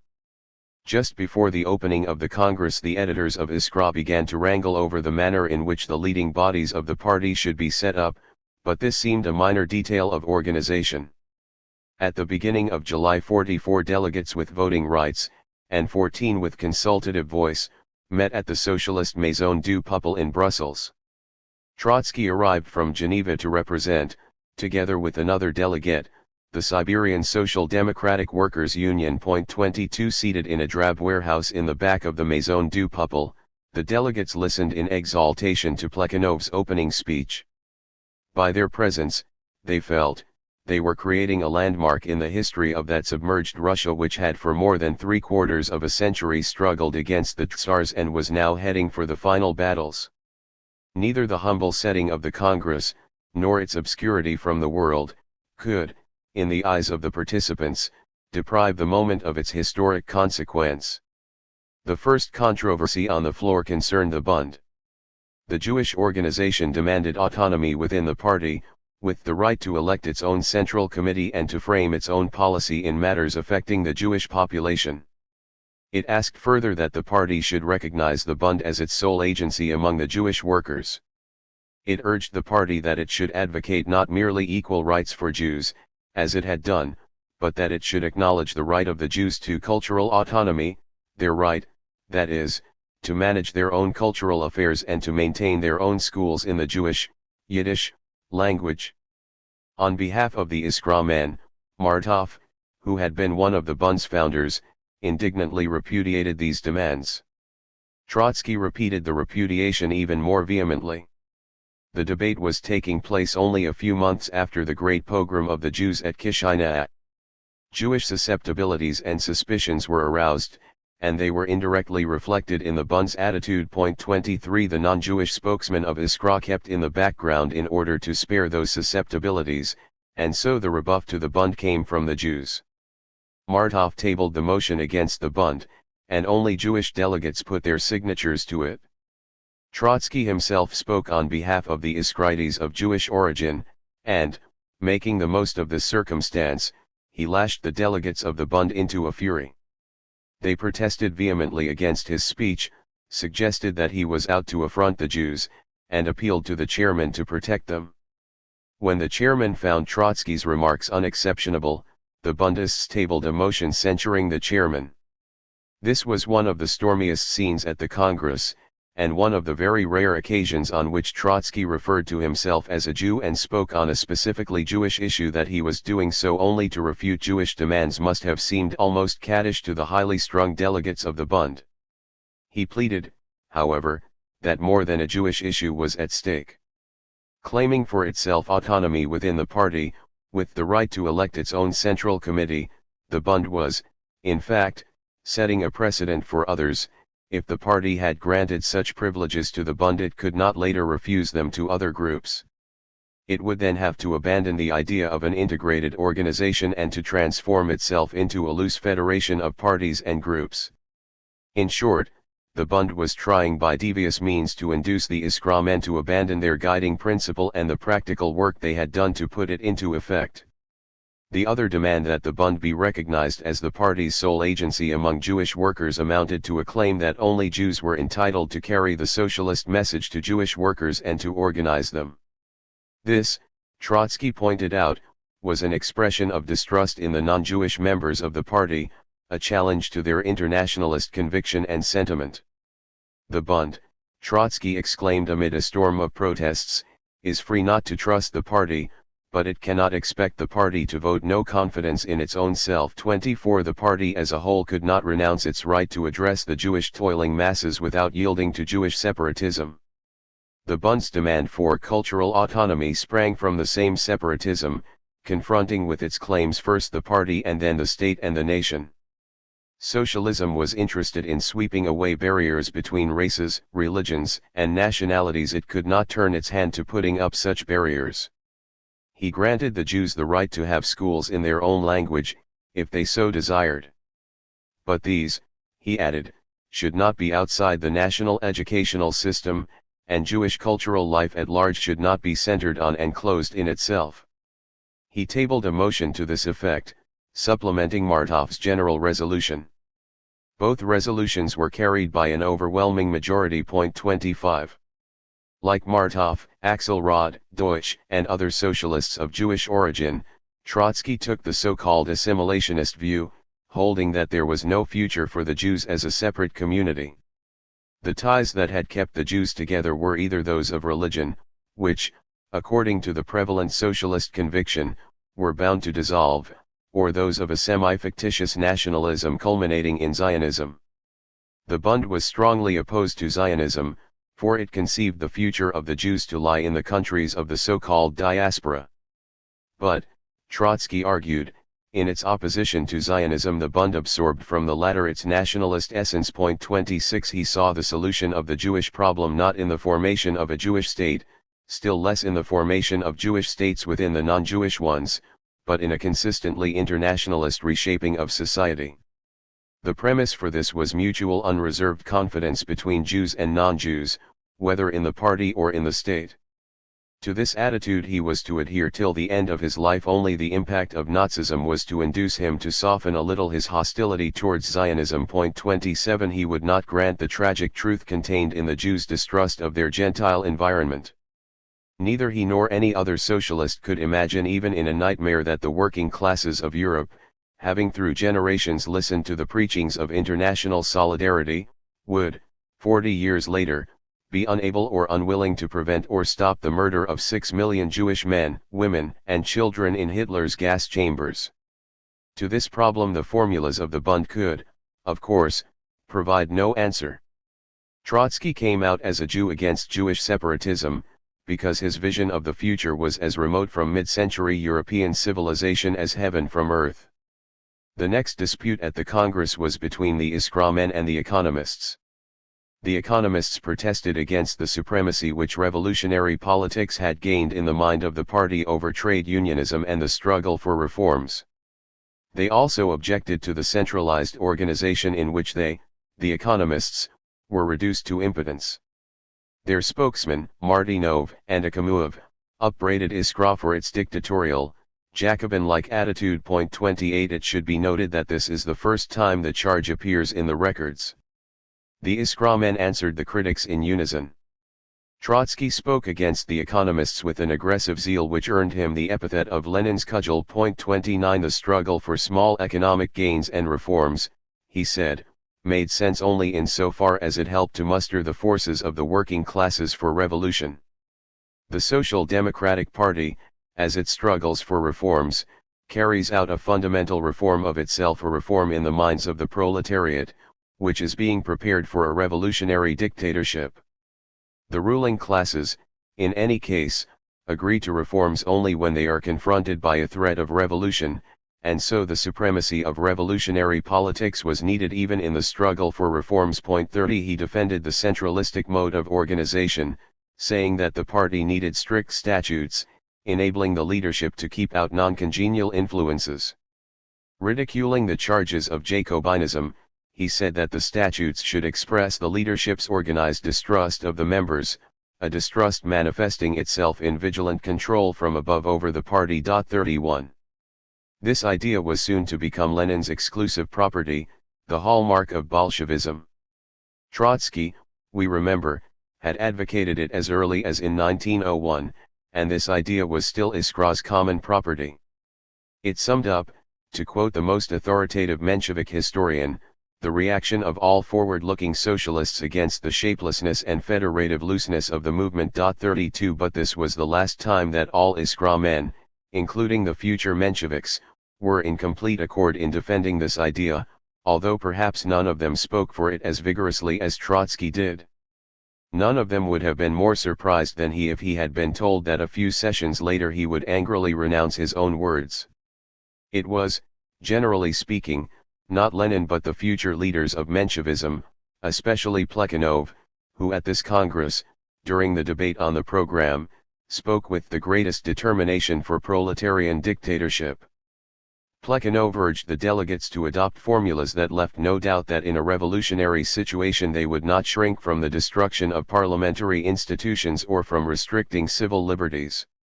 Salus revolutionis suprema lex esto. Plekhanov used these words as his text when he argued that if, after the overthrow of Tsardom, a constituent assembly hostile to the revolutionary government were to be elected, that government should, after the manner of Cromwell, disperse the assembly. It was on this principle that Lenin and Trotsky acted in 1918, unmoved by the vituperation of an old and sick Plekhanov. The latter now also pleaded that the revolutionary government should not abolish capital punishment, it might need it in order to destroy the Tsar. These views evoked one single protest from an obscure delegate and gave rise to a feeble doubt in a few others, but they were generally received with acclamation. Behind the scenes, however, the solidarity of the Iskra men was beginning to vanish. The discord did not at first appear over any problem of policy, not even over the famous paragraph 1 of the statutes, on which they were eventually to divide, but over a matter in which no principle of policy or organization was involved. Lenin proposed to reduce the number of Iskra's editors from 6 to 3. The 3 editors were to be Plekhanov, Martov, and himself. Axelrod, Zasulich, and Patrusov were to be left out. Historians of the opposed schools are eager retrospectively to read into this proposal profound, far-reaching intentions, baleful or benign, according to the viewpoint. In its actual setting, Lenin's intention was simple. He was seeking to make the editorial work of Iskra more efficient than it had lately been. As the Board of 6 had tended to divide equally, he had, in order to break the deadlock, proposed Trotsky's appointment, but, since Plekhanov's objections had ruled this out, he now tried to achieve his purpose by reducing, instead of increasing, the number of editors. The 3 whom he was proposing had been Iskra's real pillars. Zasulich, Axelrod, and Patrusov had contributed very little. None of them was a fluent writer and had done even less in the work of administration and organization. 33 On grounds of efficiency alone, Lenin's proposal was justified. But considerations of efficiency clashed, as they often do, with acquired rights and sentiment. Lenin had his qualms before he decided on this step. Plekhanov had little or no scruple. To Trotsky this attempt to eliminate from Iskra Axelrod and Zasulich, 2 of its founders, seemed sacrilegious. He was shocked by Lenin's callousness. This narrow issue at once became entangled with other and wider questions. Iskra's editorial board was to remain, as it had been, the party's virtual leadership. A central committee, to be elected at the Congress, was to operate in Russia. But, working underground and exposed to arrest, it could not secure continuity in leadership. Only an émigré center, such as the editorial board, could do that. Lenin further proposed the election of a council which was to act as arbiter between the Central Committee and the editorial board. That council was to consist of 5 members, 2 from Iskra, 2 from the Central Committee, and a chairman who was to be elected by Congress. It was a foregone conclusion that Plekhanov would be the chairman, and so Iskra's editorial board was sure to wield the decisive influence in the council. It was because of this scheme that Lenin brought upon himself the charge that he was seeking to dominate the party. Yet, as events showed, the scheme by itself could not give Lenin more influence than he had had under the old dispensation. If it tended to accord a privileged position to any single person, then that person was Plekhanov, Lenin's future enemy. All that was to be achieved was the elimination of the least effective members of the old team, in the first instance of Axelrod and Zasulich. Lenin was willing to pay these veterans the homage they had well deserved, but he was not prepared to do so in a manner that would have interfered with the effective conduct of business, the brunt of which he himself had anyhow borne. The 2 veterans, not unnaturally, were shocked. Martov was anxious to soothe them. Trotsky, not well informed about the inner workings of the team, could not understand Lenin's motives. He sensed a sinister conspiracy. While behind the scenes the initiated whispered about the family scandal, the statutes of the party came up for debate in full session. The Iskra team had discussed them before the Congress and had noticed a difference between Lenin and Martov. Lenin's draft ran as follows: a member of the party is any person who accepts its program, supports the party with material means, and personally participates in one of its organizations. Martov's draft was identical with Lenin's, except that where Lenin demanded that a member should personally participate in one of the party's organizations, Martov required him more vaguely to cooperate personally and regularly under the guidance of one of the organizations. The difference seemed elusively subtle. Lenin's formula pointed towards a closely knit party, consisting only of the actual participants in the clandestine bodies. Martov's clause envisaged a looser association, including those who merely assisted the underground organization without belonging to it. When the 2 formulas were first compared, the difference did not seem important, and Martov was prepared to withdraw his draft. 34 There seemed to be no reason why the party should split over 2 words of a paragraph in its rules and regulations. In the meantime, the personal clashes connected with Lenin's editorial scheme generated behind the scenes ill feeling and bitterness which caused the protagonists to approach one another with petulance and growing suspicion. 35 Martov, Trotsky, and others angrily assailed Lenin for his rudeness and lust for power, while Lenin could not see why this abuse should be heaped on him when all he had done was to suggest a workable and self-explanatory plan for Iskra's overhaul. Each side began to scent intrigue and machination in every move made by the other. Each side was on the lookout for the traps that the other was laying for it. Each began to rehash old and half-forgotten differences, and although these had seemed puny only yesterday, they now appeared meaningful and portentous. In this mood the antagonists faced one another when the Congress moved on to examine the statutes.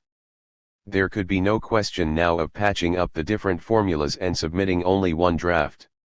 On the contrary, the author of each draft was bent on bringing out the most deeply hidden implications of his clause, on making them as explicit as possible, on impressing the bewildered delegates with the gulf, the unbridgeable gulf, between the alternatives, and on emphasizing and overemphasizing the practical consequences that the adoption of the one clause or the other would entail. Martov and Lenin, the 2 friends and comrades, confronted each other as enemies. Each spoke as if in a trance, each wondered at his own strange behavior, each was surprised and bewildered by it, yet neither was capable of pausing and retracing his steps. 36. The mood of the chief protagonists communicated itself to the delegates. The Congress was split. Instead of founding one party, it gave birth to 2. At this moment, Plekhanov, the future irreconcilable enemy of the Bolshevik Revolution, was Lenin's closest ally, while Trotsky was one of Lenin's most vocal opponents. He charged Lenin with the attempt to build up a closed organization of conspirators, not a party of the working class. Socialism was based on confidence in the workers' class instinct and in their capacity to understand their historical mission. Why then should the party not open its gates wide to them, as Martov advised? Lenin, surprised to see his cudgel turning against him, made repeated attempts to detach Trotsky from Martov. In full session he mildly and persuasively appealed to Trotsky, saying that from lack of experience Trotsky was confusing the issues and misinterpreting the differences. In the working class, too, he went on, there was confusion, wavering, and opportunism, and if the party were to open its gates as widely as Martov urged it to do, then it would absorb into its ranks all those elements of weakness. They should organize only the vanguard of the proletariat, its most class-conscious and courageous elements. The party must lead the working class, it could not, therefore, be as broad as the class itself. This argument failed to persuade Trotsky. Lenin then met him outside the conference hall and for hours tried to answer charges and to explain his behavior. Later he sent his followers and his own brother to bring over Trotsky. 37 All was in vain. Trotsky was stiffening in hostility. The Congress adopted by a majority Martov's draft of the statutes. But this majority included the delegates of the Bund and the economists, who, having been defeated by the votes of all Iskra men, were about to leave the Congress and secede from the party. After their secession Lenin presented his scheme for the overhaul of Iskra's staff. Trotsky countered the scheme with a motion emphatically confirming in office the old editorial board. 38 This time Lenin won with a majority of only 2 votes. With the same majority the Congress elected Lenin's candidates to the Central Committee. The opposition abstained from voting. Thus it came about that Lenin's followers were labeled Bolsheviki, the men of the majority, while his opponents were described as Mensheviki, the men of the minority. The leaders of the minority, shocked and almost horror-stricken by the audacity with which Lenin had deprived Axelrod and Zasulich of their status in the party, announced that they would boycott the newly elected Central Committee and Iskra. Martov at once resigned from the editorial board. Lenin denounced this as intolerably anarchic behavior. He was determined to enforce the authority of the newly elected bodies. He insisted that, however narrow the margin by which they had been chosen, they constituted the legitimate leadership. In any democratic body, the majority, be it ever so slight, is the repository of constitutional power. The Congress broke up in uproar and chaos. In spite of its outwardly fortuitous character, this division initiated a long and irreversible process of differentiation, in the course of which the party of the revolution was to become separated from the party of the moderates. In Western Europe the most moderate elements in the labor movements were already frankly describing themselves as reformists, opposed to revolution. It was natural that such a division should appear in Russia as well. But under Tsarist autocracy even the most moderate of socialists could not openly constitute themselves into a party of reform. The parliamentary democratic setting for this was lacking. They went on to profess, more or less sincerely, revolutionary socialism and Marxist orthodoxy. This, even more than the bewildering circumstances of the split, concealed its true nature. The division assumed an involved, irrational, and befogged aspect. What Trotsky saw in 1903 was 2 groups professing the same principles of policy and organization. He perceived nothing that would cause them to drift apart, except Lenin's ruthlessness in dealing with comrades, with such exalted comrades as Axelrod and Zasulich. This superfluous split, he reasoned, could not but become a source of weakness to the party and the working class. On the face of things this was quite true. So far the protagonists were divided only by a difference in temper, although every one of them would soon try to rationalize this difference into a deeper controversy over ideas and conceptions. But the difference in temper was not without significance. In his disrespect for the veterans, Lenin had shown that he would subordinate every sentiment, no matter how praiseworthy, and every other consideration to higher requirements of policy and organization. If the founding fathers of the party had to be sacrificed to efficiency, he would sacrifice them. An underground movement, assailing the ramparts of Tsardom and savagely persecuted, could not afford to give honorary sinecures even to those who had started the movement. This was, of course, a fanatical and in a sense an inhuman attitude. The man who so acted would not hesitate to sacrifice other persons and other considerations to what he regarded as the vital interest of the revolution. But a revolutionary party cannot do without a large dose of fanaticism of this sort. It must take seriously the maxim, proclaimed by Plekhanov, that the preservation of the revolution is its supreme law. Lenin's opponents, on the other hand, gave to their private sentiments the same weight which they had promised to attach to that law alone. They would, in the future, give the same weight to all sorts of other sentiments and considerations, clashing with their avowed revolutionary aspiration. They would prove themselves conciliators, not revolutionaries. It is no wonder, however, that the symptomatic significance of this difference, so obvious in retrospect, was hidden from many, if not from most, of the actors. Trotsky did not perceive the revolutionary frame of mind behind Lenin's personal ruthlessness. Other motives probably confirmed him in his attitude. By Lenin's side he saw the haughty, aggressive Plekhanov, who had snubbed him on every occasion for no apparent reason. On the other side were all the warm-hearted and unassuming men and women to whom he had owed so much. His choice was clear, it was a choice he would one day grievously regret. Almost immediately after the Congress, not yet cooled off from the heat of the clash, he wrote the report of the Siberian delegation, a human document for the future historian, as he described it. In it he expressed with much affectation his disillusionment, his new hostility towards Lenin, and the contradictions in his own attitude.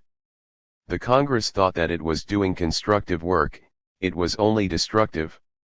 Who could suppose that this assembly, convened by Iskra, would mercilessly trample over Iskra's editorial board? Which political crystal gazer could forecast that Martov and Lenin would step forth, as the hostile leaders of hostile factions? All this has come like thunder from the Blue 39, this man Lenin, with the energy and talent peculiar to him, assumed the role of the party's disorganizer. Behind Lenin, stood the new compact majority of the hard Iskra men, opposed to the soft Iskra men. We, the delegates of the Siberian Union, join the soft ones, and, we do not think that we have thereby blotted our revolutionary record. The confirmation of the old editorial board of Iskra had been taken for granted. The next day, comrades, we were burying Iskra. Iskra is no longer, comrades. About Iskra we can speak only in the past tense, comrades. Echoing Martov, he wrote that Lenin, impelled by a yearning for power, was imposing upon the party a state of siege and his iron fist. 40 We suffered defeat because fate has decreed victory not for centralism but for Lenin's self-centeredness. Like a new Robespierre, Lenin was trying to transform the modest council of the party into an omnipotent committee of public safety, and, like Robespierre, he was preparing the ground for the Thermidorians of socialist opportunism. 41 For the first time, Trotsky now made this significant analogy, to which, throughout his life, in different contexts and changed circumstances, he would come back over and over again. What he now intended to convey was this: Robespierre's terror brought about the Thermidorian reaction, which was a setback not merely to the Jacobins but to the French Revolution at large. Similarly, Lenin was carrying the principle of centralism to excess, and in doing so he would not only bring discredit upon himself, but provoke a reaction against the principle of centralism, a reaction which would favor the opportunists and the federalists in the movement. In a postscript Trotsky added mockingly that he had not intended to compare Lenin with Robespierre. The Bolshevik leader was a mere parody of Robespierre, whom he resembled as a vulgar farce resembles historic tragedy. 42 Once he had made up his mind against Lenin he did not mince his words. He attacked with all his intensity of feeling and with all the sweep of his invective. The leaders of the minority, the Mensheviks, carried out their threat to boycott the Central Committee and Iskra. Trotsky, among others, ceased to contribute. In September 1903 the Mensheviks assembled in Geneva to decide on the forms of further action. How far should they carry the boycott? Should they incur the risk of expulsion, and, if expelled, form a rival party? Or should they conduct themselves so as to remain within the party and try to unseat Lenin at the next Congress? Views were divided. For all the violence of his public attacks on Lenin, Trotsky advocated moderation. The purpose of the boycott, in his view, was to exert pressure on Lenin and Plekhanov, to bring back the veterans to their positions of influence and to re-establish unity. The conference adopted a resolution written jointly by Martov and Trotsky. That part of the declaration of which Trotsky was the author stated, "We consider it our moral and political duty to conduct the struggle by all means, without placing ourselves outside the party and without bringing discredit upon the party and the idea of its central institutions. We shall strive to bring about a change in the composition of the leading bodies, which will secure to the party the possibility of working freely towards its own enlightenment." 43 But, although the Mensheviks stopped short of final schism, they formed a shadow central committee which was to conduct the campaign against the Leninist committee and against Iskra, and which, in case of a final break, would undoubtedly have emerged as the leadership of the new party.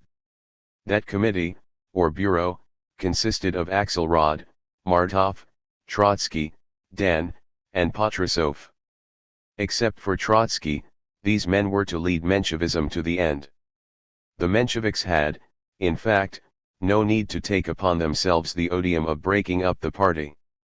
The boycott which they waged with a loud hue and cry quickly yielded results. Plekhanov, who had at first so firmly sided with Lenin, became anxious to appease the opposition and to remove its grievance. He tried to persuade Lenin that they should restore the old editorial board. Lenin would not budge.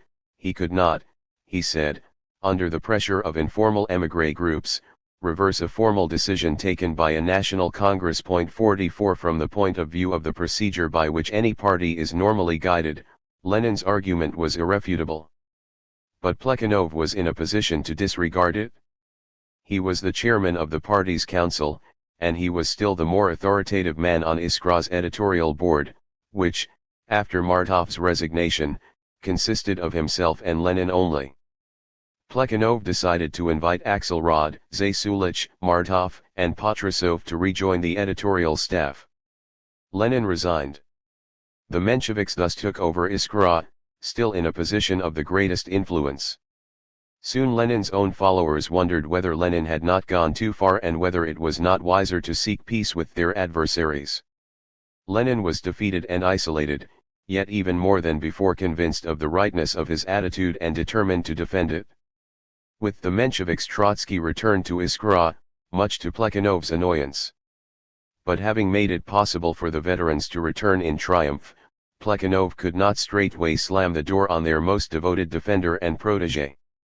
At first he merely urged Martov, now the actual editor, to keep Trotsky in a more subordinate place than he had held in the old Iskra or the one which Martov would have liked to assign to him.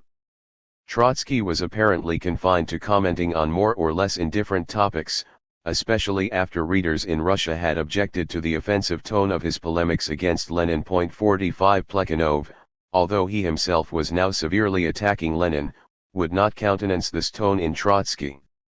At length, he demanded that Iskra should cease to publish Trotsky's contributions, and he threatened to resign from the paper if his demand was rejected. It was morally repugnant to him, he stated, to be editor of a paper for which Trotsky was writing. The occasion of this ultimatum was an article by Trotsky on the war between Russia and Japan, which had just broken out. The article, published in Iskra in the middle of March 1904, was confused in content and style. Plekhanov's objections to it were not quite groundless, but it also contained a few significant ideas. Much of it was devoted to an exposure of Russian liberalism, half-hearted, vague, lacking in decision and inclined to treachery. This attitude of the middle classes was bound to harm the cause of democracy, but it would have one redeeming consequence: liberalism would not be able to place itself at the head of the revolution, and it would by its behavior speed up the self-determination of the proletariat. In the main, however, the argument was a criticism of the party's attitude, a criticism which did not quite tally with Trotsky's anti-liberal invective. He attacked the majority of the party committees for the crudities of their propaganda, which claimed that the war against Japan was being waged in the interest, and with the support, of the Russian bourgeoisie. This, Trotsky argued, was not true. The Tsar conducted the war in the exclusive interest of autocracy. The bourgeois liberals were in an anti-patriotic mood. He protested against the pseudo-Marxist cliché rampant in the party. The vital criterion of class interest is being transformed into a dead and deadening cliché, into a Procrustean bed for problems which are no longer analyzed but chopped around, for the proletariat's consumption. The criticism was directed mainly, though not exclusively, against the Bolsheviks. 46. Plekhanov's ultimatum placed the Menshevik Iskra team in a quandary. They had all approved the incriminated article. They were reluctant to dispense with Trotsky's services. He was one of their chief spokesmen and a member of their shadow Central Committee. They had, on the other hand, recaptured Iskra thanks to Plekhanov, and to him, as to the chairman of the council, they owed their newly won predominance, as Plekhanov was constantly reminding them. At first they rejected his pretensions and chafed at his undignified behavior, blackmail, and personal spite. Trotsky, nevertheless, offered to resign and expressed the desire to return to clandestine work in Russia. Martov and the other Mensheviks prevailed upon him to ignore the insult and to go on working for Iskra. But Plekhanov, having staked his prestige in this vendetta, could not put up with this. He carried out his threat of resignation. At length, the Mensheviks, afraid of losing their most important ally, who had just enabled them to defeat and humiliate Lenin, came to terms with Plekhanov. Trotsky's name disappeared from Iskra. 47. Thus began Trotsky's estrangement from the Mensheviks. Although he himself, to spare his friends an embarrassment, had offered to resign, their bargain with Plekhanov could not but irk him. Sulkily he left Geneva and for a few months disappeared from Menshevik circles. The personal resentment was mixed up with incipient political differences. The Mensheviks, as they tried to rationalize their motives in the feud with the Bolsheviks, began to react away from the views to which they had been committed before the split. The reaction spread from matters of organization to issues of policy. Zasulich was dreaming aloud about an alliance between socialism and middle-class liberalism. Theodor Dan, now gaining eminence, bluntly advocated that alliance. Even now, when Dan and Trotsky were the leaders of the same faction, they instinctively repelled each other. Dan was by temperament as solid and pedestrian as Trotsky was flamboyant and impetuous. The one could thrive best in a climate of political compromise, as his role under Kerensky's regime in 1917 would show.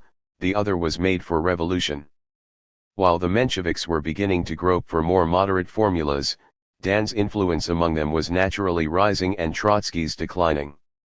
Martov himself forebodingly watched his followers in their quest for moderation, but he was overpowered by the process he had initiated. The reaction against the spirit of the old Iskra did not leave Trotsky unaffected. It could not be otherwise, for Lenin, whom he was opposing, embodied that spirit. Trotsky now found that the old Iskra had not been free from the Narodnik-like, conspiratorial attitude, that it had been unjust towards the economists, and that it had falsely preached the supremacy of organization over the spontaneous labor movement. These were the stock conclusions which most Mensheviks reached as they reviewed their own recent past, and thus far Trotsky went along with them. 48 But at one point he balked and balked for good, the point at which they made the first attempt to bridge the gulf between socialism and liberalism. He stuck to the anti-liberal attitude which had, on the whole, prevailed in the old Iskra. In long arguments with the Mensheviks he began to realize how much, in this crucial issue, divided him from them, and how little from Lenin. Yet, before parting with the Mensheviks he once again assailed Lenin with a hailstorm of his most hurtful invective, which made any reconciliation with him well nigh impossible. In April 1904 Trotsky left Iskra. In August there appeared in Geneva his pamphlet Our Political Tasks, which he dedicated to my dear teacher Paul B. Axelrod. The historical and biographical interest of the pamphlet lies in the fact that this was the most strident bill of impeachment that any socialist had ever drawn up against Lenin.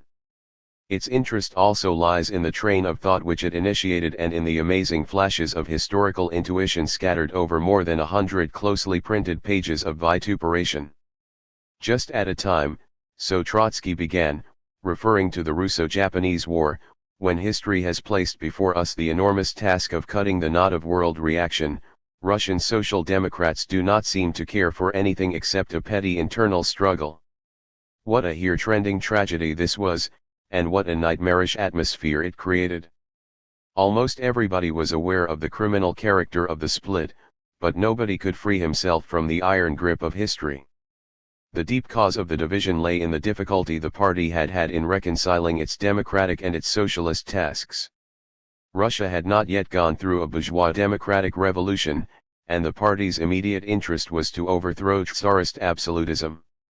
Yet its real but more remote objective was socialism. The party was constantly torn between the two pursuits. Whenever a controversy arose in its ranks, each side charged the other with abandoning the class interest of the proletariat in favor of bourgeois democracy. Every group representing a new trend excommunicates its predecessors. To those who come with new ideas, the previous period seems to have been but a crude deviation from the correct road, an historical misunderstanding. 49. Thus, he went on, had Lenin and the old Iskra as a whole treated the economists, who, for all their limitations, had awakened the Russian working class. The Mensheviks were the first group trying to establish itself on the shoulders, not on the broken bones, of its predecessors, and this alone was a sign of maturity. The economists had appealed to the proletariat, but they did so not in the spirit of social democracy but in that of non-political trade unionism. Iskra, on the other hand, had addressed its social democratic message to the intelligentsia, not to the workers. Lenin had bullied the revolutionary intelligentsia into a Marxist orthodoxy, into an unconditional surrender to Marx's authority, hoping that in this way he would train the men of the intelligentsia into reliable leaders of an immature and timid labor movement. But Lenin was merely trying to force the pace of history, for to be in possession of a proletarian doctrine, such as Marxism, was no substitute for a politically developed proletariat. 50 Lenin distrusted the masses and adopted a haughty attitude towards their untutored activities, arguing that the workers by themselves could not rise from trade unionism to revolutionary socialism, and that socialist ideology was brought into the labor movement from outside, by the revolutionary intelligentsia. This, Trotsky wrote, was the theory of an orthodox theocracy, and Lenin's scheme of organization was fit for a party which would substitute itself for the working classes, act as proxy in their name and on their behalf, regardless of what the workers felt and thought. To this substitutism, Zamstitelstvo, as Trotsky called it, to this conception of a party acting as a locum tenens for the proletariat, he opposed Axelrod's plan for a broadly based party, modeled on European social democratic parties. 51 Lenin's methods lead to this: the party organization. The caucus at first substitutes itself for the party as a whole, then the Central Committee substitutes itself for the organization, and finally a single dictator substitutes himself for the Central Committee. 52 The party must seek the guarantee of its stability in its own base, in an active and self-reliant proletariat, and not in its top caucus, which the revolution may suddenly sweep away with its wing. After an ironical travesty of Lenin's hideous, dissolute, and demagogical style. 53 And after some ridicule directed at Lenin's attempt to impose discipline on the party, Trotsky asked, "Is it so difficult to see that any serious group, when it is confronted by the dilemma whether it should, from a sense of discipline, silently efface itself, or, regardless of discipline, struggle for survival, will undoubtedly choose the latter course, and say, 'Perish that discipline, which suppresses the vital interests of the movement.' History will not say that discipline should have prevailed even if the world had to perish. It will eventually vindicate those who had the fuller and the deeper understanding of the tasks of revolution. 54. The most curious part of the pamphlet is its last chapter on Jacobinism and social democracy. Point 55 At the Congress, Trotsky refuted the charge of Jacobinism when the economists leveled it against Iskra as a whole. Now he turned the charge against Lenin. Lenin faced it almost with pride. A revolutionary social democrat, he rejoined, is precisely a Jacobin, but one who is inseparably connected with the organization of the proletariat and aware of its class interests. Trotsky elaborated the charge in the light, as the pamphlet shows, of his recent detailed study of the French Revolution, and he pointed towards the future drama of the Russian Revolution. The characters of the Jacobin and of the Social Democrat, he stated, are mutually exclusive. The French Revolution, because of the limitations of its epoch, could establish only a bourgeois society with bourgeois property as its basis.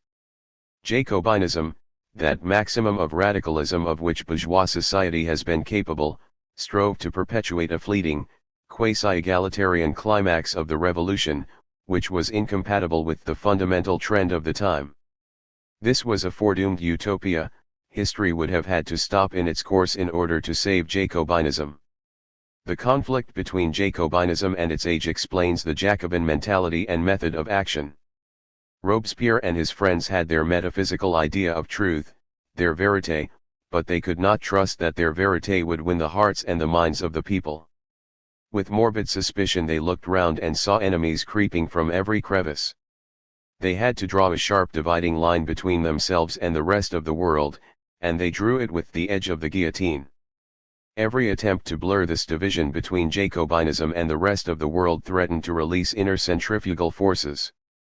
His political instinct suggested to Robespierre that only through a permanent state of siege could he prolong the ephemeral climax of the revolution. They spared no human hecatomb to build the pedestal for their truth. The counterpart to their absolute faith in a metaphysical idea was their absolute distrust of living people. From the Jacobin, Trotsky went on, the Social Democrat differed in his optimism, for he was in harmony with the trend of his age. At the threshold of the 20th century, with the growth of modern industry and of the working classes, socialism was no longer utopia. The Social Democrat and the Jacobin stand for two opposed worlds, doctrines, tactics, mentalities. They were utopians. We aspire to express the objective trend. They were idealists. We are materialists. They were rationalists. We are dialecticians. They chopped off heads. We enlighten them with class consciousness. Trotsky did not deny that there were similarities between the Jacobin and the Social Democrat. Both were irreconcilable. The Jacobin fought against moderantism, the socialist is opposed to reformist opportunism. But the Social Democrat had no use for the guillotine. A Jacobin tribunal would have tried under the charge of moderation the whole international labor movement, and Marx's lion head would have been the first to roll under the guillotine. 56 Robespierre used to say, I know only two parties, the good and the evil citizens, and this aphorism is engraved on the heart of Maximilian Lenin, whose malicious and morally repulsive suspiciousness is a flat caricature of the tragic Jacobin intolerance. In the same passage he described Lenin as an adroit statistician and slovenly attorney. A clear-cut choice this was. Trotsky's conclusion must be made between Jacobinism and Marxism. In trying to combine them, Lenin was virtually abandoning socialism and setting himself up as the leader of a revolutionary wing of bourgeois democracy.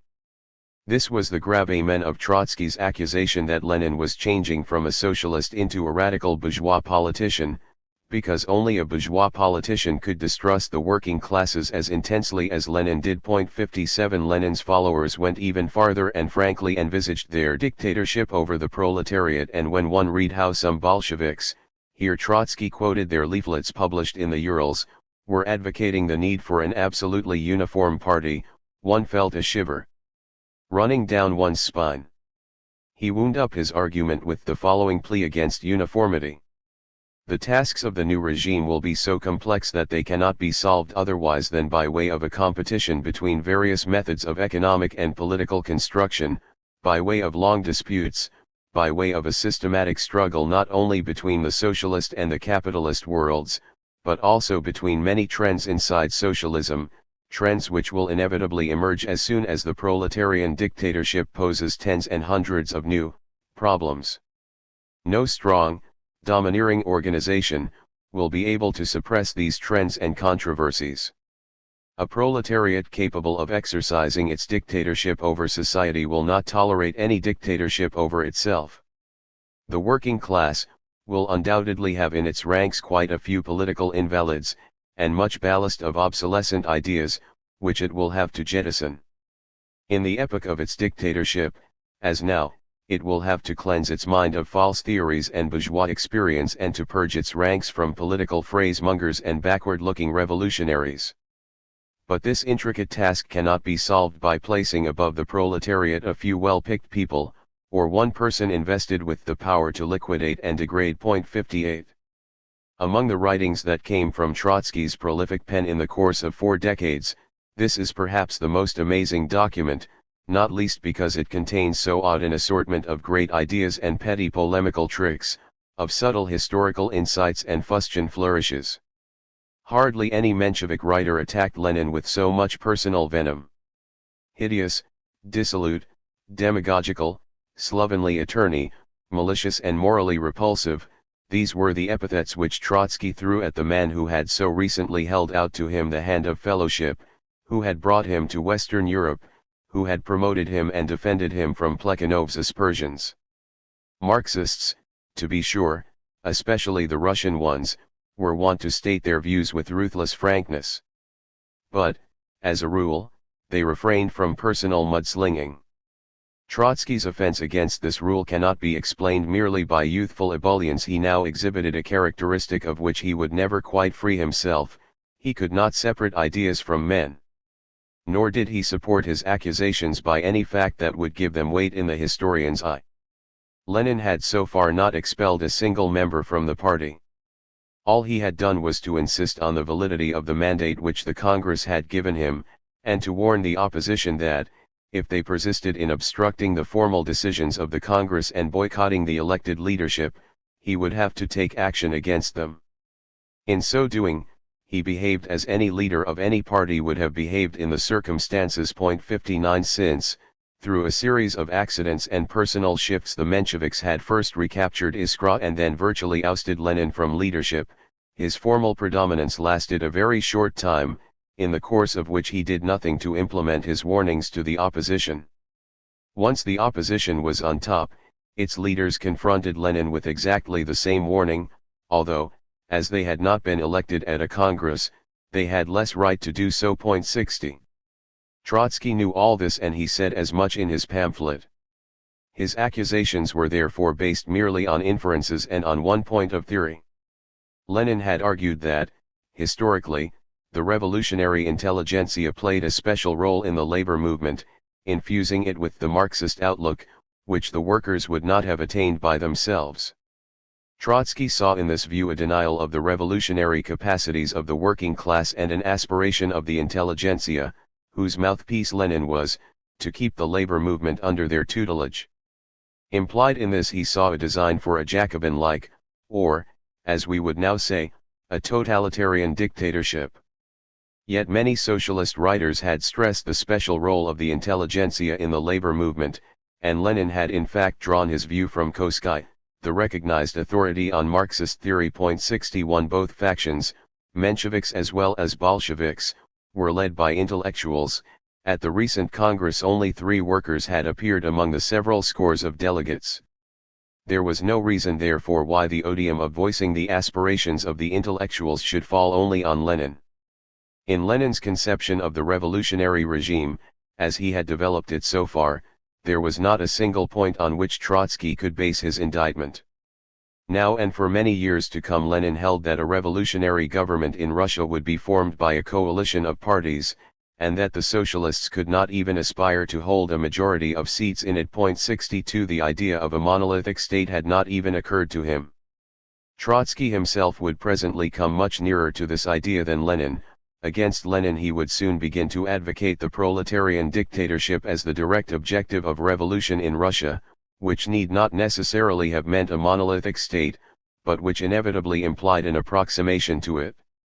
Briefly, neither in fact nor in theory could Trotsky find any important premise for his anticipatory portrait of Lenin as the Russian Robespierre, drawing by the guillotine a line of division between his party and the world. It required a volatile and irresponsible imagination in the pamphleteer to show his adversary in so distorting a mirror. And yet this was the faithful mirror of the future, although the Russian Robespierre shown in it was to be not so much Lenin as his successor, at this time still an unknown Caucasian social democrat. So faithful indeed was this mirror of the future that in it one finds, in confused assortment, all the elements of the drama of the Russian Revolution. There is, first of all, the dilemma between the bourgeois democratic and the socialist objectives of the revolution, a dilemma which was often to recur. There is further the conflict of the two souls, the Marxist and the Jacobin, in Bolshevism, a conflict never to be resolved either in Lenin, or in Bolshevism at large, or even in Trotsky himself.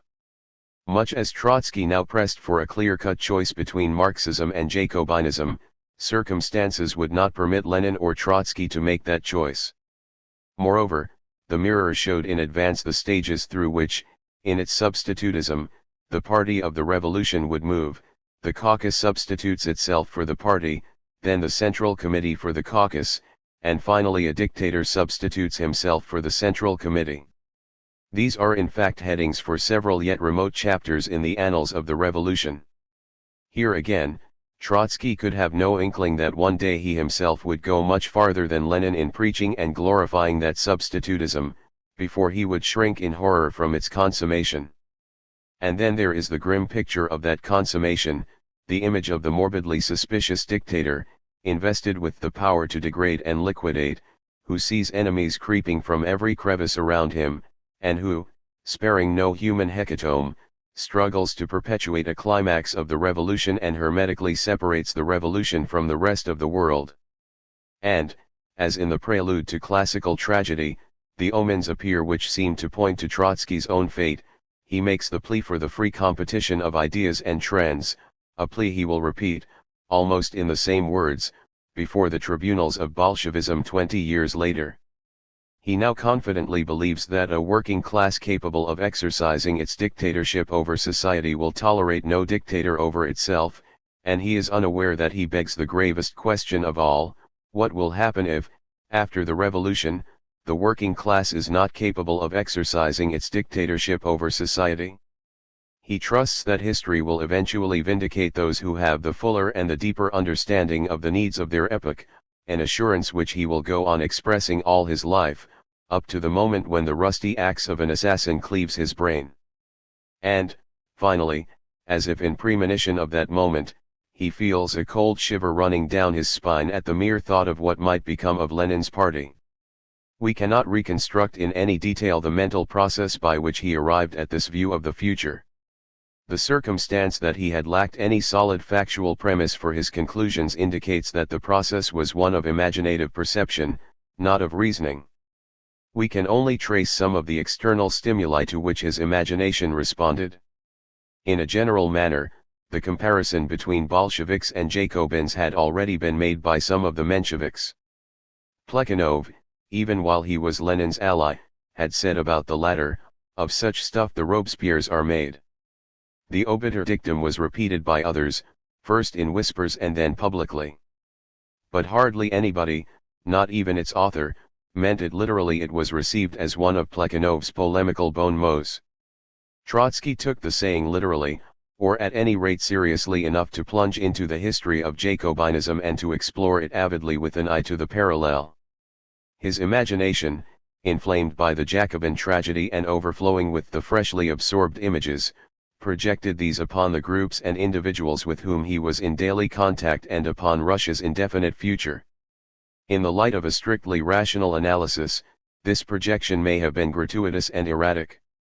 A cooler and better disciplined mind would not have lent itself to such visionary anticipations. But Trotsky was possessed of a sixth sense, as it were, an intuitive sense of history, which singled him out among the political thinkers of his generation, sometimes exposed him almost to derision, but more often found triumphant, if much delayed, vindication. Behind his polemical pursuits and imaginative projections there was the pent-up emotion of the romantic revolutionary, who, much as he himself may have argued about the need for a closely knit and disciplined party, broke into individualistic protest against the reality of that party as soon as he was confronted by it. His inclinations, his tastes, his temperament revolted against the prosaic and business-like determination with which Lenin was setting out to bring the party down from the clouds of abstraction to the firm ground of organization. Trotsky's present protest was little different from that which, as a boy of 17, he had, with so much ill temper, thrown at Sokolovskaya, the first Marxist he had met: a curse upon all of you who want to bring dryness and hardness into all the relations of life. The cry into which he had burst at Shvigovsky's orchard on the last night of 1896, reverberated in his anti-Leninist Philippic of 1904. Chapter 4. An Intellectual Partnership. When our political tasks appeared in Geneva, in August 1904, the situation in the party was very different from what it had been the year before, immediately after the split. The Menshevik Iskra ceaselessly harassed Lenin, who for a time was not even in a position to counter the attacks. It was almost 6 months before he could publish his own paper, the Forward. Plekhanov was pouring ridicule upon his erstwhile ally and was confident that he was destroying Lenin's reputation for good and all.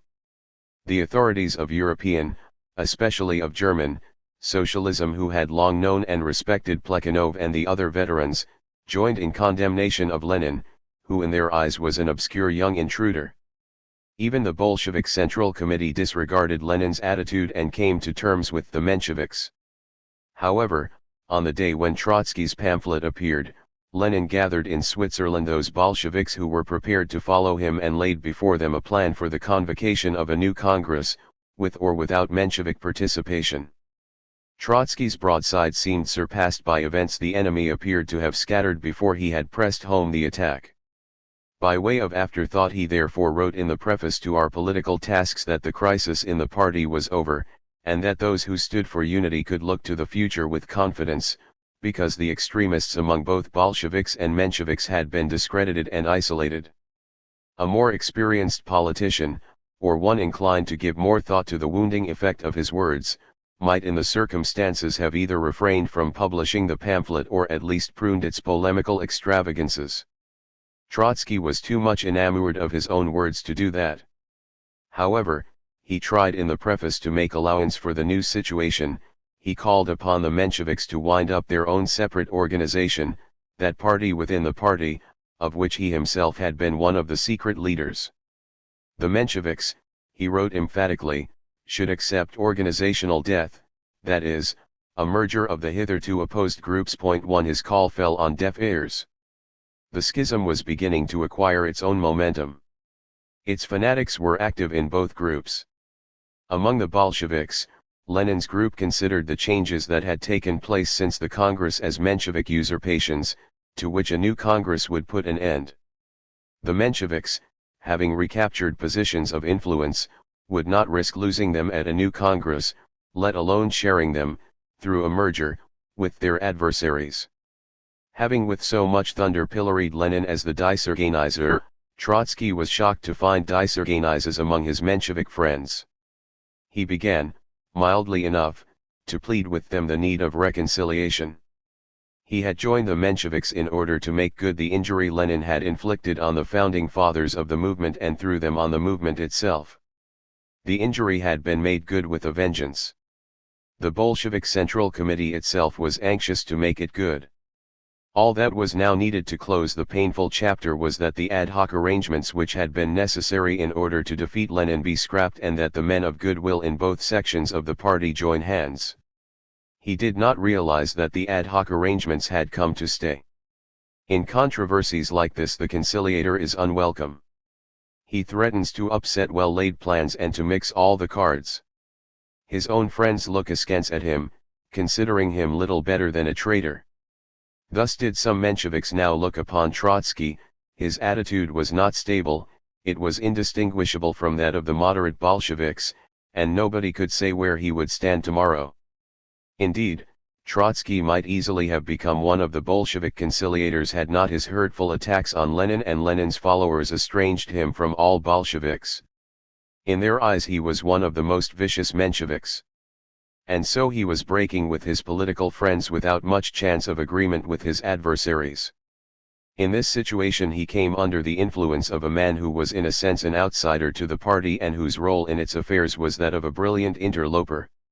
He was A.L. Helfand, a Russian Jew who had made his home in Germany and had won distinction as an economist, publicist, and author of scholarly Marxist books. 2 Under the pen name Parvus he contributed to Koskai's Neue Zeit, the most important and sophisticated socialist periodical in Europe, and to many other socialist newspapers. He also published his own review Aus der Weltpolitik, in which, as early as 1895, he forecast war between Russia and Japan and foresaw that out of that war would develop the Russian Revolution. The prophecy was much quoted in 1904-5, when it came true. In the German party Parvus stood on the extreme left, sharply opposed to the reformist trend and disdainful of the pretenses of Marxist orthodoxy with which some of the leaders still covered their reconciliation with the established order. Shrewd and militant, he searched for ways and means to bring about the regeneration of the revolutionary spirit in German socialism. The reformist leaders viewed him with fear and that special irony which is reserved for immigrants seeking to mend the ways of their adopted country. 3 Parvus compensated himself with more biting criticism and adopted, in his turn, a patronizing attitude towards his original countrymen. To the Russians in exile he eagerly pointed out their Eastern backwardness and parochialism and he tried to teach them Western political manners. Despite these droll postures, the Russians regarded him as a sort of guide to world politics and economics. He contributed to Iskra, first under the pen name Molotov and then as Parvus. His essays usually appeared on Iskra's front page. The editors gladly relegated their own writings to make room for him. They respected his massive knowledge, gifts, and judgment. But they were also apprehensive of a streak of unreliability in him. There was something gargantuan or Falstaffian about him and his, to quote Trotsky, fat, fleshy, bulldog-like head. For many years, however, nothing seemed to justify the apprehension. There was no distinct instance of misdemeanor on Parvus's part, nothing, at any rate, that would allow anybody to impugn his socialist integrity and conviction. He was a somewhat erratic contributor, writing his essays in long serials and rarely delivering them on time. All the same his contributions were most welcome. He had somewhat brittle financial schemes, he had tried to set up a socialist publishing house and had failed, and he laid plans for a great socialist daily, to be issued simultaneously in several European languages, which was to shake European socialism from its reformist coma. But to found such a paper he needed enormous funds, and these he could not obtain, probably because he was not yet prepared to plunge into dubious financial ventures. Enough that, for one reason or another, the respect in which he was held was mingled with a little irony and distrust. His later fortunes were to show that hidden in him was a snob and a political impostor. Nevertheless, his was one of the boldest and most penetrating political minds of his generation, and the political thinker still overshadowed the impostor. In the controversy among the Russians, Parvus at first showed sympathy for the Mensheviks but later kept himself decently aloof from both groups, as befitted a man who cast himself for the role of peacemaker. He had once tried to reconcile the Iskra men with the economists, now he attempted to bring about a truce between the former Iskra men. His relations with both groups were, at any rate, unspoilt. When somewhat later he launched into criticism of both, the antagonists, though unpersuaded, took his intervention with grace and accorded him the treatment due to a well-wishing and reputable outsider. 4. When Trotsky, barred from Iskra and at loggerheads with everybody, left Geneva, he went to Munich, where Parvus was living. He stayed in Parvus's home, and there Sadova, his second wife, later joined him. In Parvus he found a man viewing with detachment internal Russian alignments, capable of taking in the whole international scene of socialism, a master at Marxist analysis, unsurpassed at visualizing for himself and others the broad vistas of class struggle. Last but not least, Trotsky admired in Parvis his virile, muscular style, which he was to remember hankeringly long after their break. In brief, Parvis still towered above Trotsky in erudition, experience, and literary taste. It is not easy, however, to define the extent of his influence on Trotsky. To this day Trotsky's detractors attribute the exclusive authorship of the theory of permanent revolution, the hallmark of Trotskyism, to Parvis, and suggest either that Trotsky copied or plagiarized it or that a theory coming from so contaminated a source must be worthless. Trotsky himself never denied his debt to Parvis, although the warmth with which he acknowledged it varied with times and circumstances. What they both wrote in the heyday of their association reveals how many of the ideas and views first formulated by Parvis left a deep mark on Trotsky, and how many of them he was to repeat through his life in a form not very different from that in which his older friend had first put them. But Trotsky was possessed of certain qualities which enabled him to be from the outset more than Parvis's mere disciple. He had the fresh experience of Russia and of the underground struggle, which Parvis had not. He had an incandescent political imagination, while Parvis's analyses and prognostications sprang from a bold but cold mind. He had the revolutionary fervor which gave wings to his ideas, while Parvis was the cynical type of revolutionary. Trotsky, then, had his own individual contribution to make to their common fund of ideas. As in most associations of this sort, the respective shares of the partners cannot be unscrambled, not even by the partners themselves. The thinking is done in common, and even if sometimes it is possible to say who has first formulated in print this or that part of a theory, the invisible, two-way traffic of suggestions and stimuli that has passed between the partners can never be traced. All that can be said of Parvis and Trotsky is that at first the older of the two was well ahead, leading with ideas and formulas. At the next stage both seemed to advance pari passu. In the end the junior leapt forward with a contribution which was distinctly his own, and which made and rounded off a new political doctrine, and with this doctrine he came to the fore on the vast and confused stage of the revolution. It should be added that the whole process developed and was concluded rapidly. It began in the summer of 1904. It was consummated in 1906, when, awaiting trial in a Petersburg prison, Trotsky expounded in writing the theory of the permanent revolution in its finished form. The time of his apprenticeship with Parvis was briefer still, it hardly lasted longer than till the beginning of 1905, the opening of the first revolution. This was a time of condensed and rapid thinking, and the young Trotsky, who had already projected the image of Jacobinism onto the Russian Revolution, was a quick learner. After the outbreak of the Russo-Japanese War, Parvis published a series of essays in Iskra on War and Revolution. 5 Even before that his contributions, which he used to sign as Molotov, had strongly impressed Trotsky. But it was mainly the views which he put forward in War and Revolution that made the lasting impression. Parvis's central idea was that the nation-state, as it had developed with capitalism, had outlived its day. This view had belonged to the common stock of Marx's theory. It had been stated by Marx in the Communist Manifesto. But to most socialist writers at the turn of the century this was one of the master's sayings, fit to be repeated on festive occasions, but bearing little relation to the realities of a late Victorian, nation-conscious, and empire-proud Europe. Only a very remote future, it was thought, might bring the eclipse of the nation-state. Parvis, on the contrary, saw the eclipse coming, pointed to its symptoms, forecast its cataclysmic intensification, and urged the socialists to adjust their attitudes and policies accordingly. He placed an unusual emphasis on the interdependence of nations and states, and this emphasis gave to his reasonings a broad, worldwide sweep, rare in other socialists. He saw the Russo-Japanese conflict of 1904 as the start of a long sequence of wars, in which the nation-states, impelled by capitalist competition, would fight for their survival. The fate of continents had become intertwined. The opening up of the American West had sharpened the competition for world markets between the agricultural producers.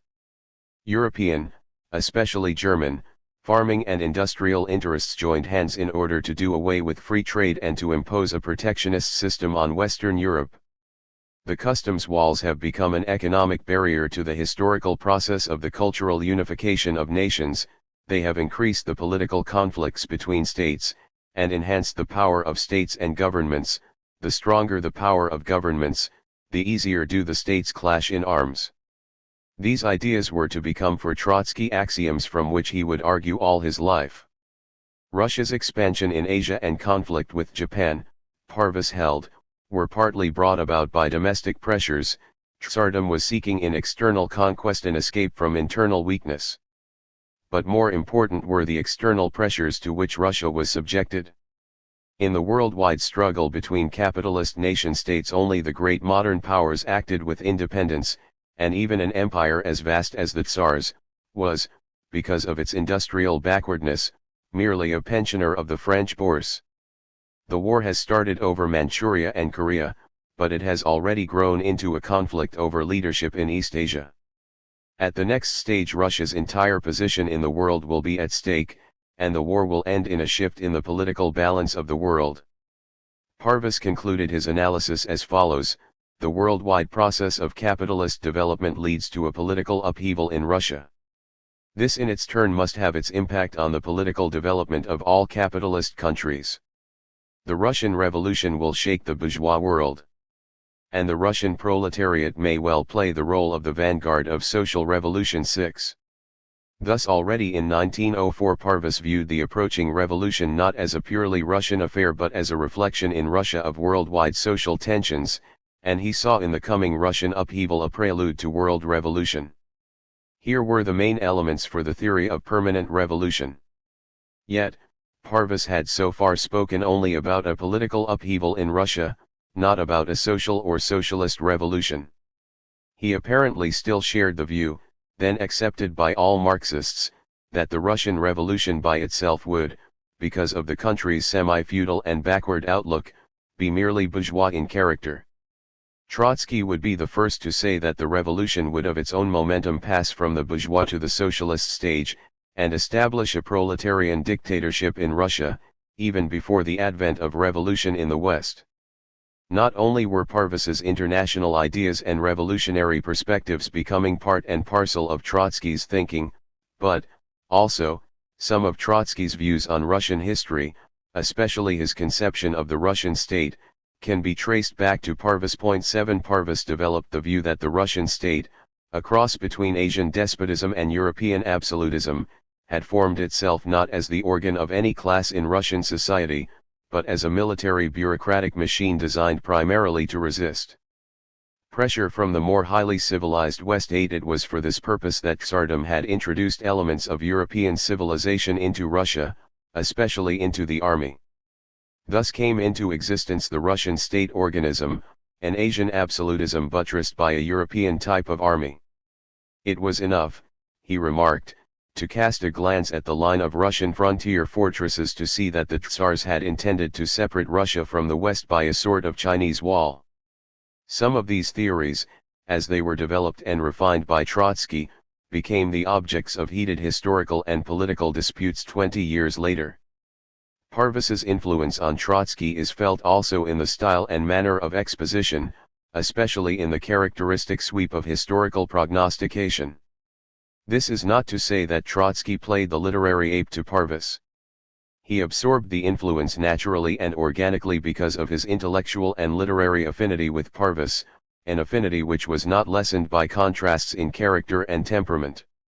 During his first stay in Munich, towards the end of September 1904, Trotsky announced his break with the Mensheviks in an open letter to comrades, which he sent for publication to Iskra. The letter was never published.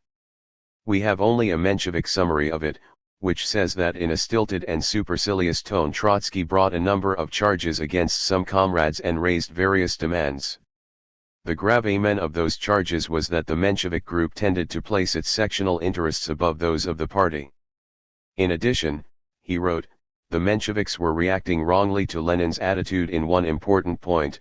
While Lenin was bent on giving the intelligentsia a privileged and dominant position in the party, the Mensheviks were inciting the workers against the socialist intelligentsia.